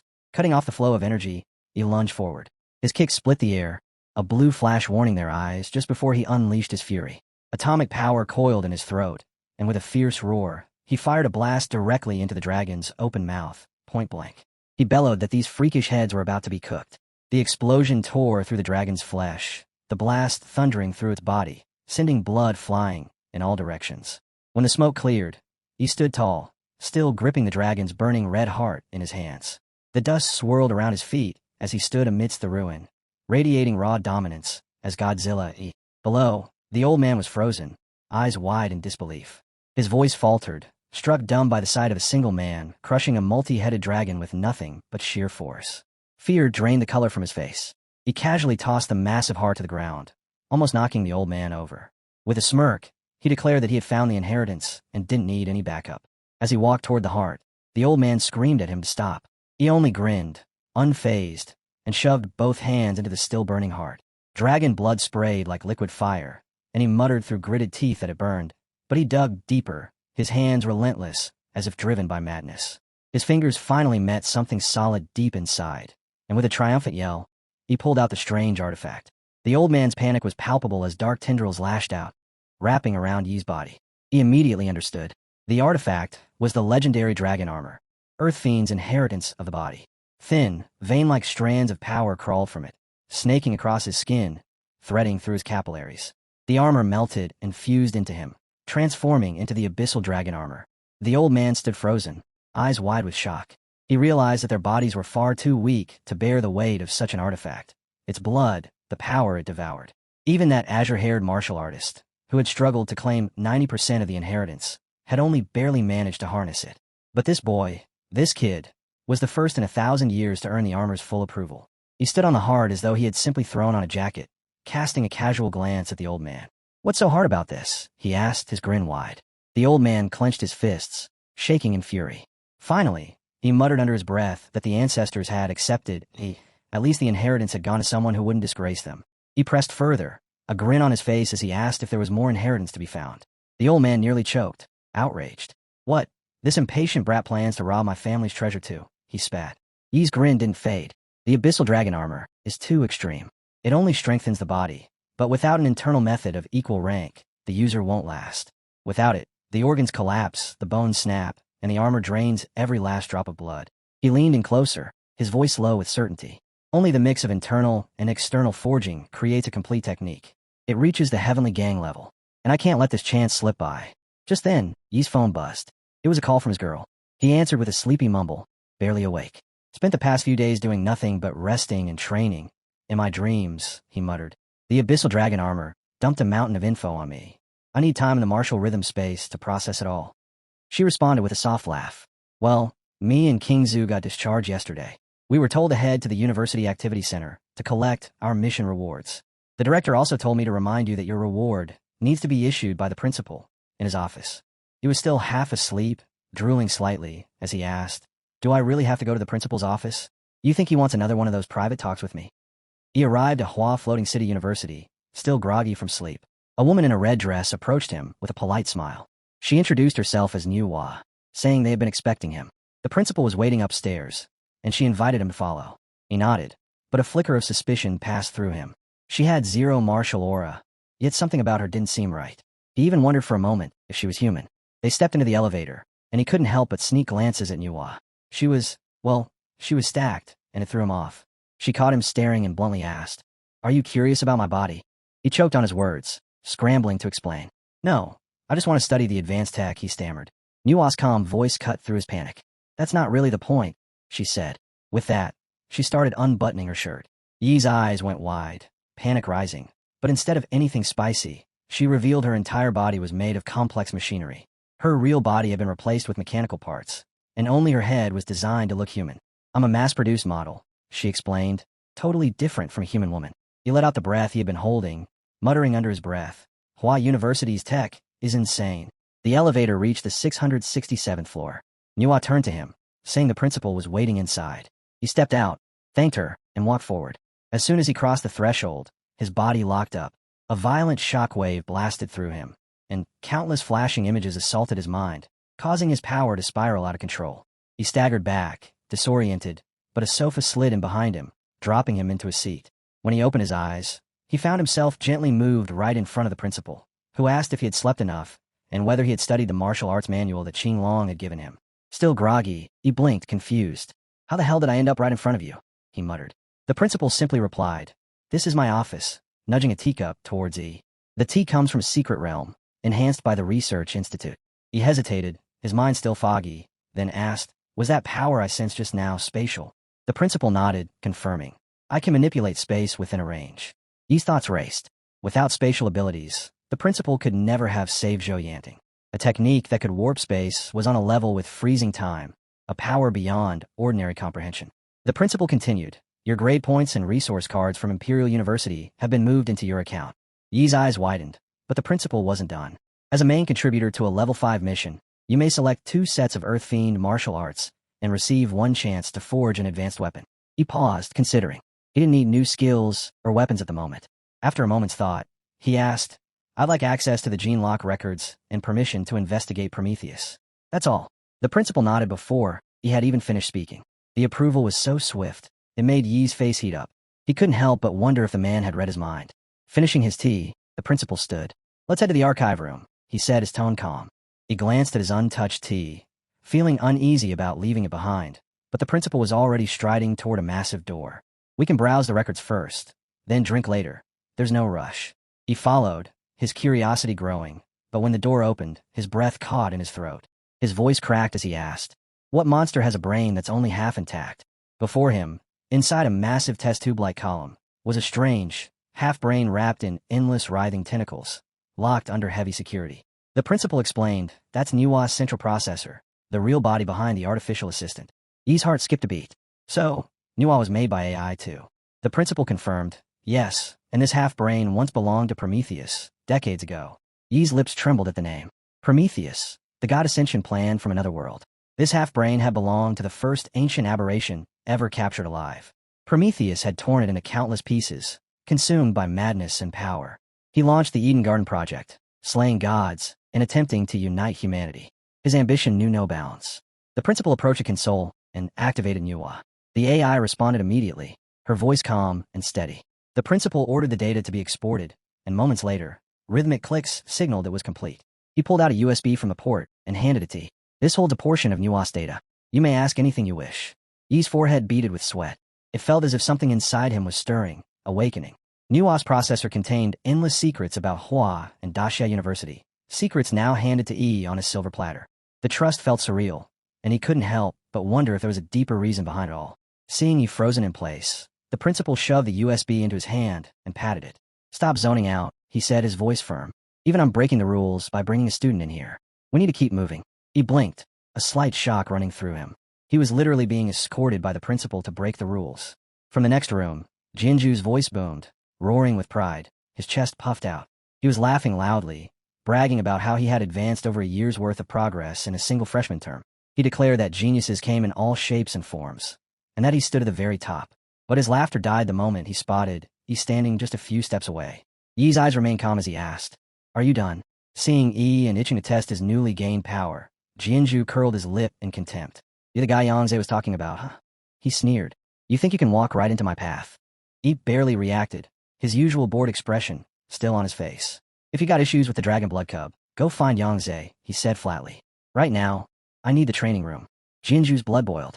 His aura exploded outward as he accused Yi of acting tough, then flaunted his reputation. "I'm Jinju, the one who stomped Yangze and almost wiped out the Dragon Blood Club in freshman year." Before he could say another word, he swung his hand, and the slap echoed through the hallway. The last syllable of Jinju's sentence turned into a garbled sound as his mouth twisted from the impact. His face went pale, and with a stunned collapse, he crumpled to the floor, unable to make another sound.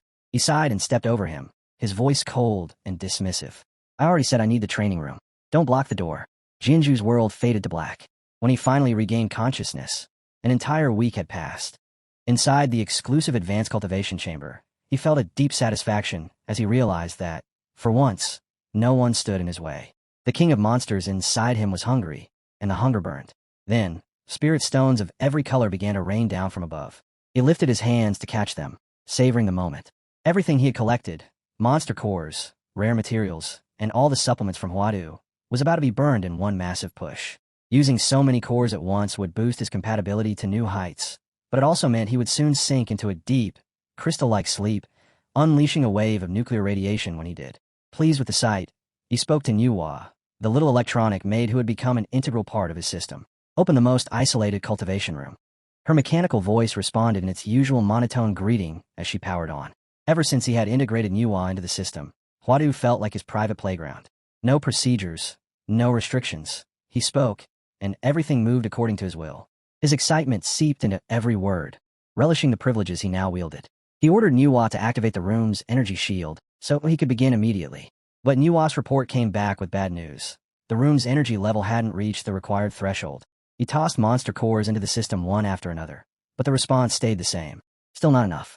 Confusion hit him like a cold wave. The requirements were climbing too fast. As compatibility increased, breakthroughs became harder to achieve. The amount and grade of monster cores needed were skyrocketing. High-tier templates always carried this curse: slow growth, long development, and a resource demand so massive that it crushed efficiency. It reminded him again that he needed to study martial waves alongside the extraordinary system if he wanted to keep up. Suddenly, a warning flashed across the screen. A strong energy fluctuation had been detected. The system immediately cut off the data Pharaoh had tried to send and diverted all power to maximum defense. He let out a dry laugh, muttering, "If someone's trying to hack my system, they should at least do it properly. They're doomed to fail anyway." The wall clock flashed the time. 3 hours, 35 minutes, and 44 seconds. Yi's body was encased inside a massive blue crystal, its surface lined with sharp spines. The shell was thick, but his silhouette could still be seen faintly, suspended in a pitch-black void. He sank deeper into the process, waiting for the moment when his crystal coffin would crack open and the monster king inside him would step out. Above Huadu City, Huadu University launched a full-scale offensive to reclaim the territory stolen by the monsters. Enormous warships floated overhead, resembling flying nuclear bombs. The headmaster had been in the sky since dawn, his aura heavy as he declared the beginning of the Great Summer Recovery Plan. 70% of the nation's fighters were being mobilized. His sharp eyes swept across the gathered troops as he announced their mission. Huadu University would take back 12 fallen cities. Below him, students stood in strict formation, each carrying a clear sense of duty. Their task was simple: help free the country from the beasts. The headmaster's voice rose, steady and heavy with conviction. as he told them to ignite the blood smoke banners. A thunderous shout erupted from the students, and energy roared through the air, shooting skyward. He pressed them further, explaining how their bloodlines would merge in the sky, crash into the enemy, and unleash the force needed to reclaim their homeland. This was the resolve of those willing to restore Huadu University, even if it cost their lives. Suddenly, a blazing pillar of red light widened and flared from the floating city. The headmaster opened his arms to the students, reminding them of their mission and telling them not to fear death. Above all, they had to survive and return. Hope only existed if they lived, and their strength would become the belief of the future. The hall fell into a deep silence, each word sinking in. He promised them that Huadu would always be their home, waiting for their return. His declaration reverberated across the land, a vow that echoed the will of the entire nation, to reclaim everything they had lost. The headmaster lifted his arm, unleashing a wave of momentum. "There is no fear among us," he said, his voice carrying the weight of 100 generations. Every fighter from Hua University stood in unison, answering his call. Yi's eyes had turned pitch black, his body still as a statue, waiting. His overflowing strength swelled, ready to snap the crystal cocoon apart, to break free in a terrifying new form that would shake the world itself. The scene shifted to another part of the facility. Director Yu, once a level 2 researcher at Prometheus and now a senior manager at Laserbird, walked past 2 guards, who greeted her with full respect. Her expression was grim as she reported. The golden gene was stolen, an important base was breached, and an elite squad has vanished. Laserbird has been hit time and again this year. Her eyes narrowed. The board believes one person is behind it all and wants the company destroyed, but they have zero evidence. Black Lion had wiped out every trace of Jin Shan Temple base, yet Long K continued to pin the blame on Laserbird. Director Yu's jaw tightened. If Great Summer Long K weren't so focused on reclaiming the fallen cities, our company would have been flattened by now. She paused, glancing at the strange creature hovering above her. With the nation's attention diverted, we finally have room to breathe, and we're using this moment to release that monster. The creature was a strange, tentacled thing, floating ominously above her. "This," she said, "is the failed product of the first golden gene experiment, a Pandora's box that could end humanity with a single mistake. Even as a failure, it carries the golden gene and can sense others like it. It often loses control, but it's the only hound that can track the stolen golden gene." Director Yu stopped before a massive secret chamber, its walls lined with advanced equipment. She reached into her coat and pulled out a heavy ring of metal keys. One by one, she slid each key into its lock with practice calm. Moments later, the reinforced door rumbled open. Inside, a gigantic bronze face loomed, its twisted shape slowly coming into view as the chamber lit up. Thick red cables hung from the ceiling, stabbing into the statue's head, as if feeding something inside it. Director Yu walked straight into the center of the chamber. She pulled out a fistful of pills and swallowed them like candy, chewing so hard that bits of the pills bounced off the floor. Her face twisted in agony as the chemicals slammed into her system, stretching her features into something wild. This was the moment she had been waiting for, the moment humanity would meet the nightmare hidden inside the creature. The strange spacecraft tore into existence like it had slipped through a crack in space. Inside its cold metal hull lay a restrained hound, surrounded by rows of raw blood packs. 2 scientist handlers watched it nervously. The bioman stretched its jaws, layers of needle-sharp fangs, and growled for them to keep the ship moving straight toward its chosen direction. A new squad of Terminator folk arrived, and a female scientist stepped forward, addressing their leader as captain. She pointed at the path ahead and asked if the place the hound marked was truly West City. The captain replied with a calm nod. Yes, that West City, the fallen city Long K had been preparing to reclaim. Another scientist tried to lighten the tension, assuring him there was nothing to worry about.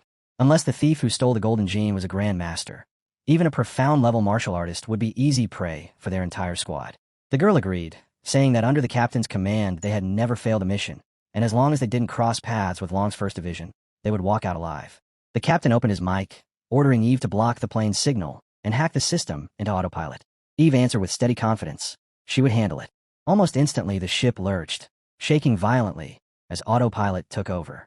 The scientist stumbled, grabbing onto railings. The girl panicked, shouting that the aircraft was going out of control. And then, before anyone could process the chaos, the captain moved. His fist blurred, and in a single brutal strike, he tore a male scientist's head clean off. The body collapsed with a lifeless thud. The girl screamed, asking when he had become a traitor. Everyone else froze, terror flooding their faces. The captain stared down at them with cold detachment. A traitor? Wrong. He had never belonged to Laserbird in the first place, so betrayal didn't exist here. He told them they could curse him in hell later, but for now, They had to die first. The soldiers begged him to stop, but he waded through them like a reaper. One by one, he cut them apart until the floor was nothing but blood. The hound let out a delighted laugh, thrilled by the massacre. Its maw gaped open, eyes bright with hunger as it asked if it could taste the blood. The captain tore a heart from one of the fallen. He pushed it into the hound's mouth, saying every person here had been a grand martial master. Their hearts were worth savoring. He added that the creature was free now. The hound licked its face with its long lizard tongue, unsatisfied. It demanded more, wanted every last drop. The captain didn't flinch. He muttered that he, a North Baidan secret agent, had somehow ended up feeding a dog. Then he asked what the beast expected next. His gaze drifted across the mangled corpses, bathing the floor in red. Then he opened the hatch and stepped out into the roaring air, saying the hound didn't need any special orders. It just needed to unleash everything inside it. Right here in the land of Zia, Dazia was beginning to reclaim its lost cities, and that resurgence was exactly what North Baidan intended to crush. The captain said he should go as well, because once the hound broke free, even he would be torn apart. He told the creature that the corpses of the Grand Martial Masters would make a fitting first feast after its escape from that prison. Then he stepped out of the hatch and dropped, flames dragging behind him as he plunged from the ship. The moment he vanished, a vicious red aura erupted from the hound. Every blood tube connected to its restraints snapped like threads. The creature laughed, saying it had once been nothing more than a hunting dog that fetched whatever it was ordered to chase, but now it was finally off the leash, free to sink its fangs into anything it desired. People had underestimated it far too long. It wanted to tear everything apart and devour them whole. The final knots binding it loosened as its power surged. One more violent pulse, and all the nails popped out. The metal chains shattered with almost no resistance. Smoke billowed around the beast as the alien biomass hound rose, unrestrained at last. Up close, its open skull and eyeless face looked nothing like a living creature, more like a nightmare sculpted into flesh. It muttered that it needed to finish absorbing the golden gene, achieve its true transformation, and ascend as a god. Then it wanted to see who dared treat it like a dog again. The scene snaps to West City. Sirens screamed across the sky as hovering ships blared warnings for all units to pull back from the bombardment zone. A strike was beginning. Heavy firepower meant to drag the sealed beast out of hiding. The entire city resembled a waking horror. The alarms echoed like the call used when weaker factions sent a dagger squad, led by a martial master, to infiltrate, strike the enemy's core, and decapitate the overlord. Two bombers swept overhead, carpeting the ruins with explosions. Then a towering monster rose up beneath one bomber. It slammed its claws into the aircraft hull and tore it open in seconds. But right as it roared in triumph, something struck it. The beast jerked back, stunned, and on its massive head sat the hound, laughing like a creature born from chaos. It said it wanted to try a different flavor this time. Tendrils burst from the hound's body, stabbing into the giant eagle's flesh. Strange string-like fibers wrapped around its leg, then its entire frame. Within moments, the eagle vanished beneath a cocoon of writhing tentacles. A new shape slowly emerged as the hound absorbed. No, replicated. The creature. It stepped out with massive wings and razor claws. The eagle's traits merged into its own warped form. The six-eyed fiend roared that this genetic ecosystem was unbelievable, that even its injured body could fully regenerate here. It declared this battlefield the greatest buffet it had ever tasted, laughing like a demon let loose. Later, West City lay in ruins. Nothing remained but broken stone and drifting ash. The identity of the destroyer was obvious. The final two bombers spiraled down in flames, smashing into the ground with a thunderous blast that sent another wave of black smoke rolling into the sky. A squad rushed onto the scene. One of them yelled to his partner, Louis, shouting that a plane had just been taken down by monsters, and they needed to hurry before anyone inside died. Louis called him Xiao Zhang and told him to calm down. The monster that smashed the aircraft could still be lurking nearby. But Zhang shot back that Louis was a grand martial master, and this was only the outer zone of West City. No beast out here should be strong enough to trouble her. Their third teammate chimed in, agreeing, and Zhang nodded, saying it made sense. If they were too scared to even investigate the outskirts, they shouldn't dream of venturing deeper into the city's core. Louis finally relented, telling them they could go, but to stay sharp. Then, suddenly, they spotted someone crouching beside a giant monster carcass, casually chewing on its flesh as if it were a snack. Zhang froze in disbelief. Every demonic beast drawn in by the crash had been taken out by this one figure. Louis instantly assumed it must be some deranged martial artist who slipped into the city during the chaos. But when the creature turned its head, all three of them stiffened. It wasn't human at all. It was the hound, now mutated into a demonic humanoid shape with 6 eyes and a twisted, nightmarish face. He looked at them with eerie calm and said the prey had taken the bait. Before anyone could blink, blood-red strings exploded toward them. Zhang reacted on instinct. Drawing his sword, and unleashing a chi wind slash.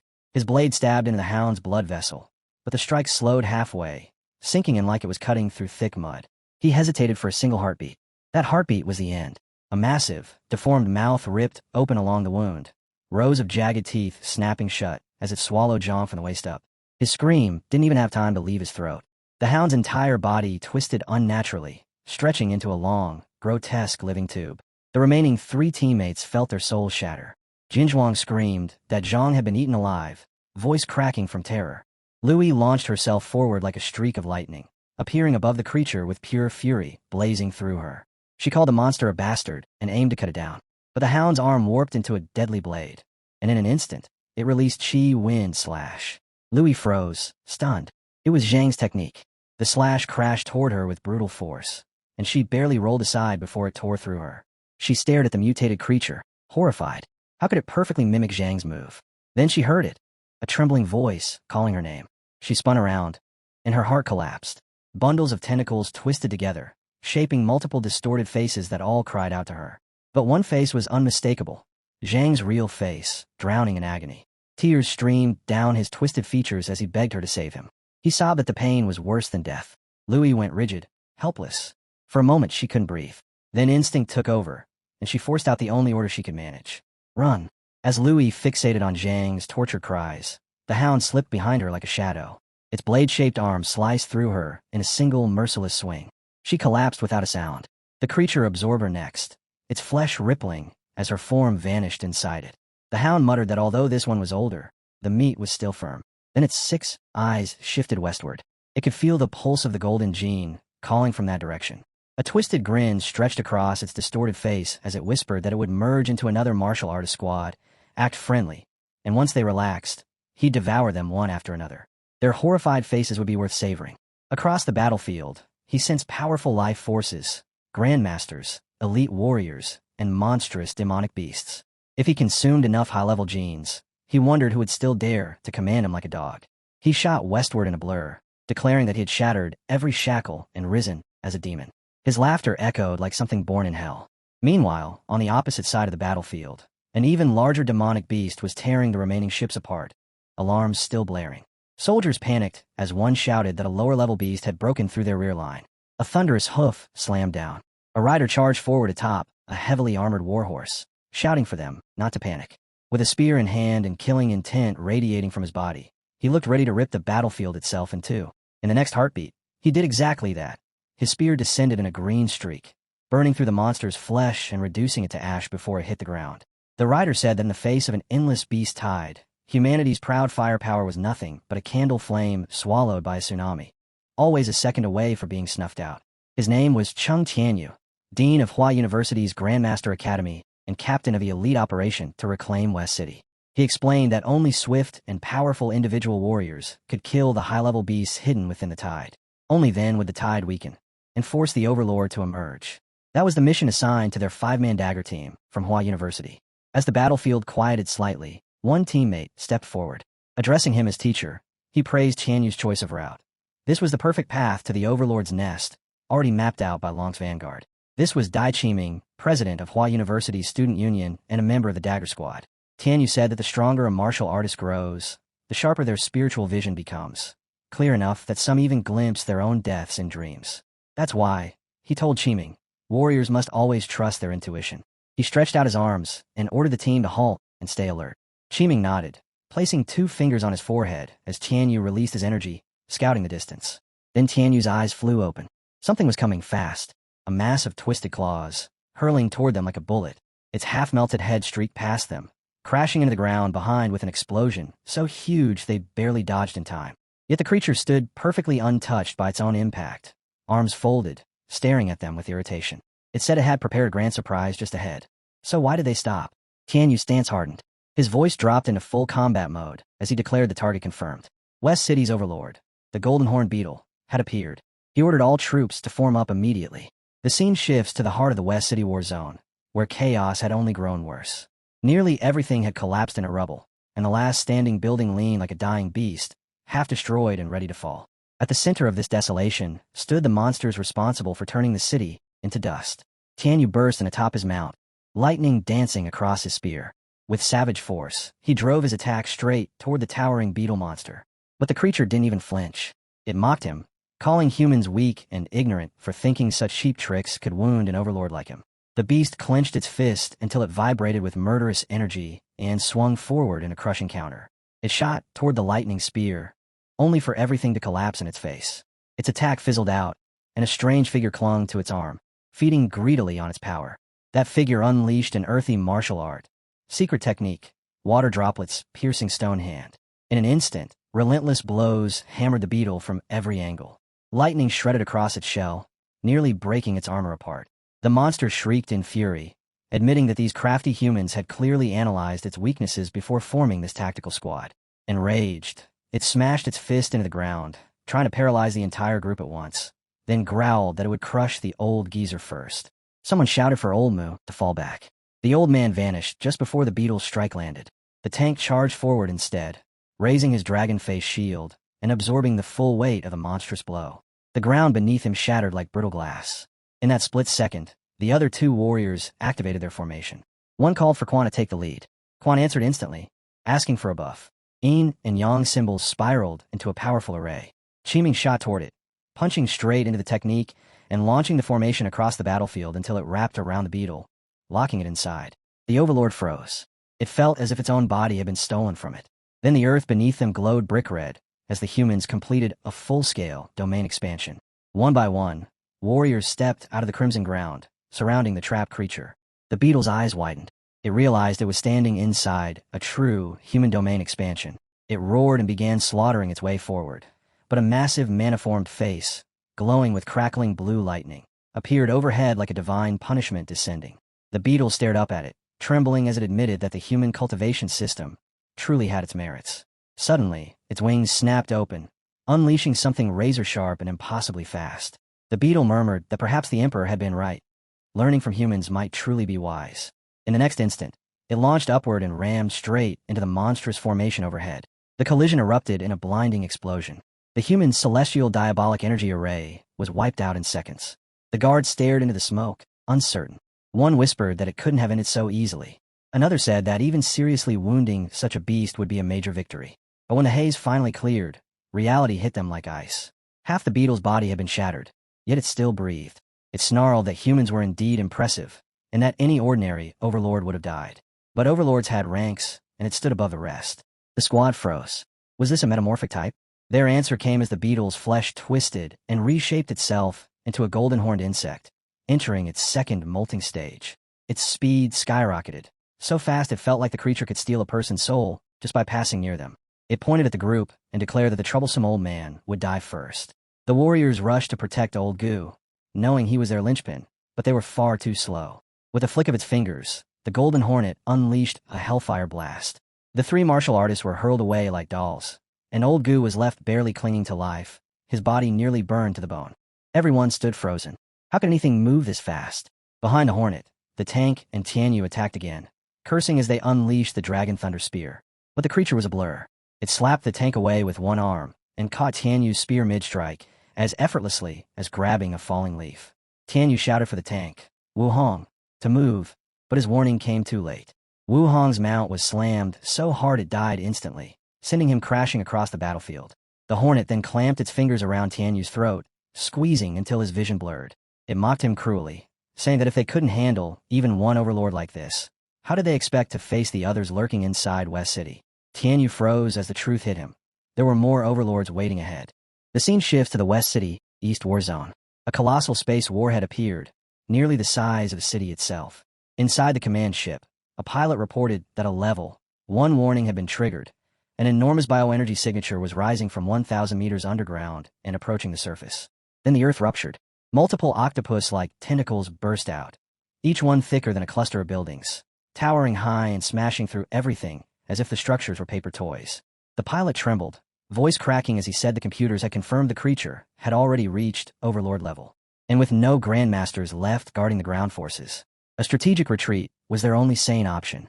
He couldn't understand how this was possible. The only Overlord in West City had already clashed with Dean Shen's Blade Squad, so why was another one awakening beneath them? The commander didn't waste a second. He barked at the crew to alert all ground troops to retreat, lift the entire battleship off the surface, and ascend immediately. They were to ready the bunker buster nukes for deployment at once. Before the launch sequence could begin, a colossal tentacle surged upward, rising above the battleship like a nightmare made of flesh. The crew shouted a warning. The tentacle was targeting them directly. A weapon module deployed automatically, firing a scorching laser beam that sliced the limb clean through. The severed tentacle plummeted, splattering blood across the ruins. But from the cut surface, new flesh writhed outward. In seconds, the limb regenerated, whole again, and lashed toward the ship a second time. The crew shouted that it had already grown back. The captain roared that they had no time left. They had to drop the bunker buster nukes now. They yanked the nozzles down and initiated the launch. Tentacles hammered down, trying to crush the battleship, but the nukes shot past them and disappeared beneath the earth. 3 colossal nuclear eruptions detonated across the battlefield, shaking the sky itself. Smoke billowed upward in towering waves. Adjusting his cap, the captain muttered about the terrifying might of 3 nuclear warheads and prayed that the ground warriors had managed to retreat in time. Then a female pilot went pale. She reported that the Overlord's life signal hadn't vanished. Instead, the tentacles were growing even more frenzied, right in the center of the nuclear inferno. The captain stared in disbelief. How could anything survive 3 nukes? Was the entire West City recovery plan about to collapse? Suddenly, alarms shrieked across the ship. The system announced that Central System Authority had been taken over. The warning repeated, complete takeover confirmed. The commander wondered if manhwa was behind this. Then a strange voice echoed through the entire system. Calm, steady, and terrifyingly confident. It thanked all warriors in the West City war zone for their blood-stained efforts, and told them to leave the rest to him. The commander froze. Who was this person, and why referred himself that way? Before anyone could process it, the pilot shouted again. An intercontinental ballistic missile had launched directly toward their location. The captain stared at the trajectory. It was an ICBM. A heartbeat later, the missile ripped across the sky with a booming shockwave. It roared straight toward them, moving too fast for any ordinary life form to survive on its surface. Commander George collapsed into his seat, eyes wide, as he noticed something terrifying. The system detected a life signature riding the missile. Clinging to the enormous warhead, almost the size of their battleship, was a single small figure. Not falling, not breaking, standing firm as the missile screamed through the air. The captain could barely breathe. On a projectile moving at sonic speed, a person was standing. And that person, wrapped in a blazing hot combat suit, was none other than their hero. The captain finally understood. There really was a human riding that missile. But even realizing it, he still couldn't comprehend how such a thing was possible. To explain it, the story shifted back a few minutes earlier at Hawaii University. A pillar of light had shot into the sky, not from something striking down, but from the place where their hero was being powered up. Hua, the fully autonomous combat robot, was enhancing him with machine-like precision. She informed him his breakthrough was complete and congratulated him warmly. Then she attached a new device to his arm, a custom nanosuit crafted specifically for him by Long's engineers. The suit wrapped around him like living metal, coating his body in jet black armor with glowing blue eyes embedded across the chest. It gave him a dangerous beauty, majestic and lethal all at once. He asked Hua how long the West City unit had been gone. She replied, 5 hours. 5 hours. He was stunned. Without hesitation, he ordered her to prepare a supersonic fighter jet, then instantly rejected his own idea, saying a jet was far too slow. An intercontinental ballistic missile. Now that would be fast enough. Hua accepted the order without a hint of doubt. He declared he had 2 missions in West City. First, meet the Mad Doctor and reclaim the Golden Gene. Second, kill the Overlord, seize an Overlord-ranked demon core, and take the final step of his evolution. His Emperor General template synchronization had already surpassed 90%. At this point, every core beneath Overlord rank was useless. Even Lord rank cores could only nudge the percentage by tiny fractions. He confessed he had brute forced the synchronization to 99% by burning through resources, consuming Lord rank cores by the dozens, practically draining Hawaii University's entire market. But no matter what he devoured, that last 1% refused to move.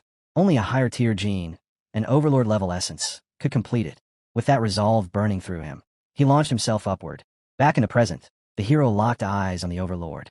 3 nukes had failed to calm the monster's soul. That meant the last missing 1% depended entirely on this creature. A thrill ran through him. According to the database, the being was classified as the Earth Demon, though he found the name disappointingly dull. He figured the monster would be furious if it knew he thought that, but he didn't care. He spread his arms wide. Instantly, frost bloomed along his limbs. Ice grew out in dagger-like shards, sharper than anything forged by human hands. His arms extended, transforming into enormous, crystalline wings. Then, with a single motion, he leapt off the supersonic missile, diving straight toward the swirling tentacles below. Those massive blades of living ice stretched outward, ready to slice apart, every limb reaching up to claim him. The moment our hero landed, pure chaos erupted, but not on his side. The battlefield shook as every tentacle belonging to the Overlord slammed helplessly into the ground under his assault. The captain and pilots stared, stunned with relief, trying to comprehend what they were seeing. The captain wondered aloud if Hua University had sent a Grandmaster-level reinforcement. His fist tightened with genuine excitement. For the first time, victory didn't feel impossible. Our hero continued carving through the storm of monstrous limbs, wings and weapons sweeping arcs of frozen destruction as he cut a path toward the core. He noted that the Overlord was hiding well, but not well enough. With a grin full of excitement, he declared that he would finish this creature in a single breath. His movements shifted instantly, from elegant to savage. He dove straight into the core and detonated into a blinding flash of white lightning. He unleashed Emperor Mora's secret arc, Nuclear Sky Kick. The impact tore the region apart, but the scene only escalated. High above the clouds, a blue beam shot downward, massive enough to match the width of a whole building. People miles away froze, staring at the sky in disbelief. The beam was so overwhelmingly bright that all anyone could conclude was the involvement of an Overlord. Meanwhile, back where the terrifying Hornet Overlord dominated the field, the carnage continued. Half of Tank Wu's body had already been obliterated. He collapsed without breath, and a bleeding, broken Tian Yu staggered behind him, coughing violently. The monstrous Hornet approached, mocking them. For someone specialized in defense, it said, the tank had been paper-thin, pierced in a single blow. Its body shifted again as 4 new arms extended outward. Tian Yu stared in disbelief. Another form? He could feel his blood-burning secret art reaching its limit. He knew that even if they triumphed, his lifespan would be drastically cut. But none of that mattered now. A glowing blue circle erupted beneath his feet as he activated the technique once more. As Grandmaster Tian Yu, he would slay this monster, even if it consumed every remaining breath he had. The Wasp Overlord answered with smug confidence. Martial intent locking, forced attacks, impressive tricks, yes, but they meant nothing against absolute power. Tian Yu roared and unleashed the Earth Fiend martial art 1,000-fathom Thunderstake, sending a barrage of mana-forged spears straight at the creature's skull. The Wasp caught all of them with one hand, casually, as if brushing aside dust. It declared that the Emperor had perfected the old civilization conversion experiment. After Tian Yu died, it would personally recommend his corpse to be reborn as a stronger being. An honor, it claimed. Tian Yu erupted in rage. He vowed to wound the creature so deeply it would never interfere with the West City recovery again. Summoning everything left in his soul, he thrust his spear directly into the remnants of his earlier attack, doubling the force and unleashing a devastating explosion that rippled across the battlefield. But none of it matters. When the dust clears, the Wasp stands completely unharmed. Arms folded, expression almost bored. He says Tian Yu's life-burning technique was annoying, yes, but nowhere near enough. The explosion should have killed him. And indeed, Tian Yu's body crumbles away like ash scattered to the wind. Only the wounded warriors remain, trembling, barely able to stand. The Wasp mocks them, saying that even after burning their life force to prolong their existence, they will still die without meaning. He adds that he only held back earlier because he wanted Tian Yu's corpse intact for rebirth, but the rest of them deserve no such courtesy. They will be crushed into nothing. And then, impossibly, the tank's body regenerates. Wu rises to his feet fully restored, casually commenting that it's surprisingly lively here, and he could feel the chaos from the outskirts of the city. Old Gu stares at him in disbelief. How could Wu possibly be alive? But then Wu looks at his dead horse, and something is horribly, unmistakably wrong. The eyes staring back are not Wu's. They belong to something else entirely. The hound creature that mimics whatever it devours. In Wu's voice, warped and wrong, the creature asks Elder Mu if he died, and then bursts into a chilling laugh. Scales rip apart its back as the warriors recoil in horror. Wu's borrowed flesh bends and twists, and then the thing falls onto the horse corpse, devouring it bone by bone with sickening crunches. When it turns back toward the warriors, they see multiple distorted versions of Wu's face stretching out of a single neck, all whispering in unison that the taste is incredible, that even a Grandmaster's mount is delicious. Eating a Grandmaster next will be even better. And the rest of the warriors look appetizing too. Before it can advance, the Hornet Overlord smashes its head clean off with a single blow. The Wasp grimaces in disgust, and mutters that this creature carries the corrupted aura of the Dark Way Star Aberrant. If aberrants like this roam freely, perhaps it is better for his species to rule the planet. But the mimic is nowhere near dead. A mass of writhing red tentacles bursts from the stump of its neck. Its true form finally pushes through, laughing with wild, unhinged madness. It faces the Wasp with a savage grin and introduces itself as -1, announcing proudly that it intends to eat the alien Overlord. The wasp stays unimpressed, calling it nothing more than an overconfident idiot.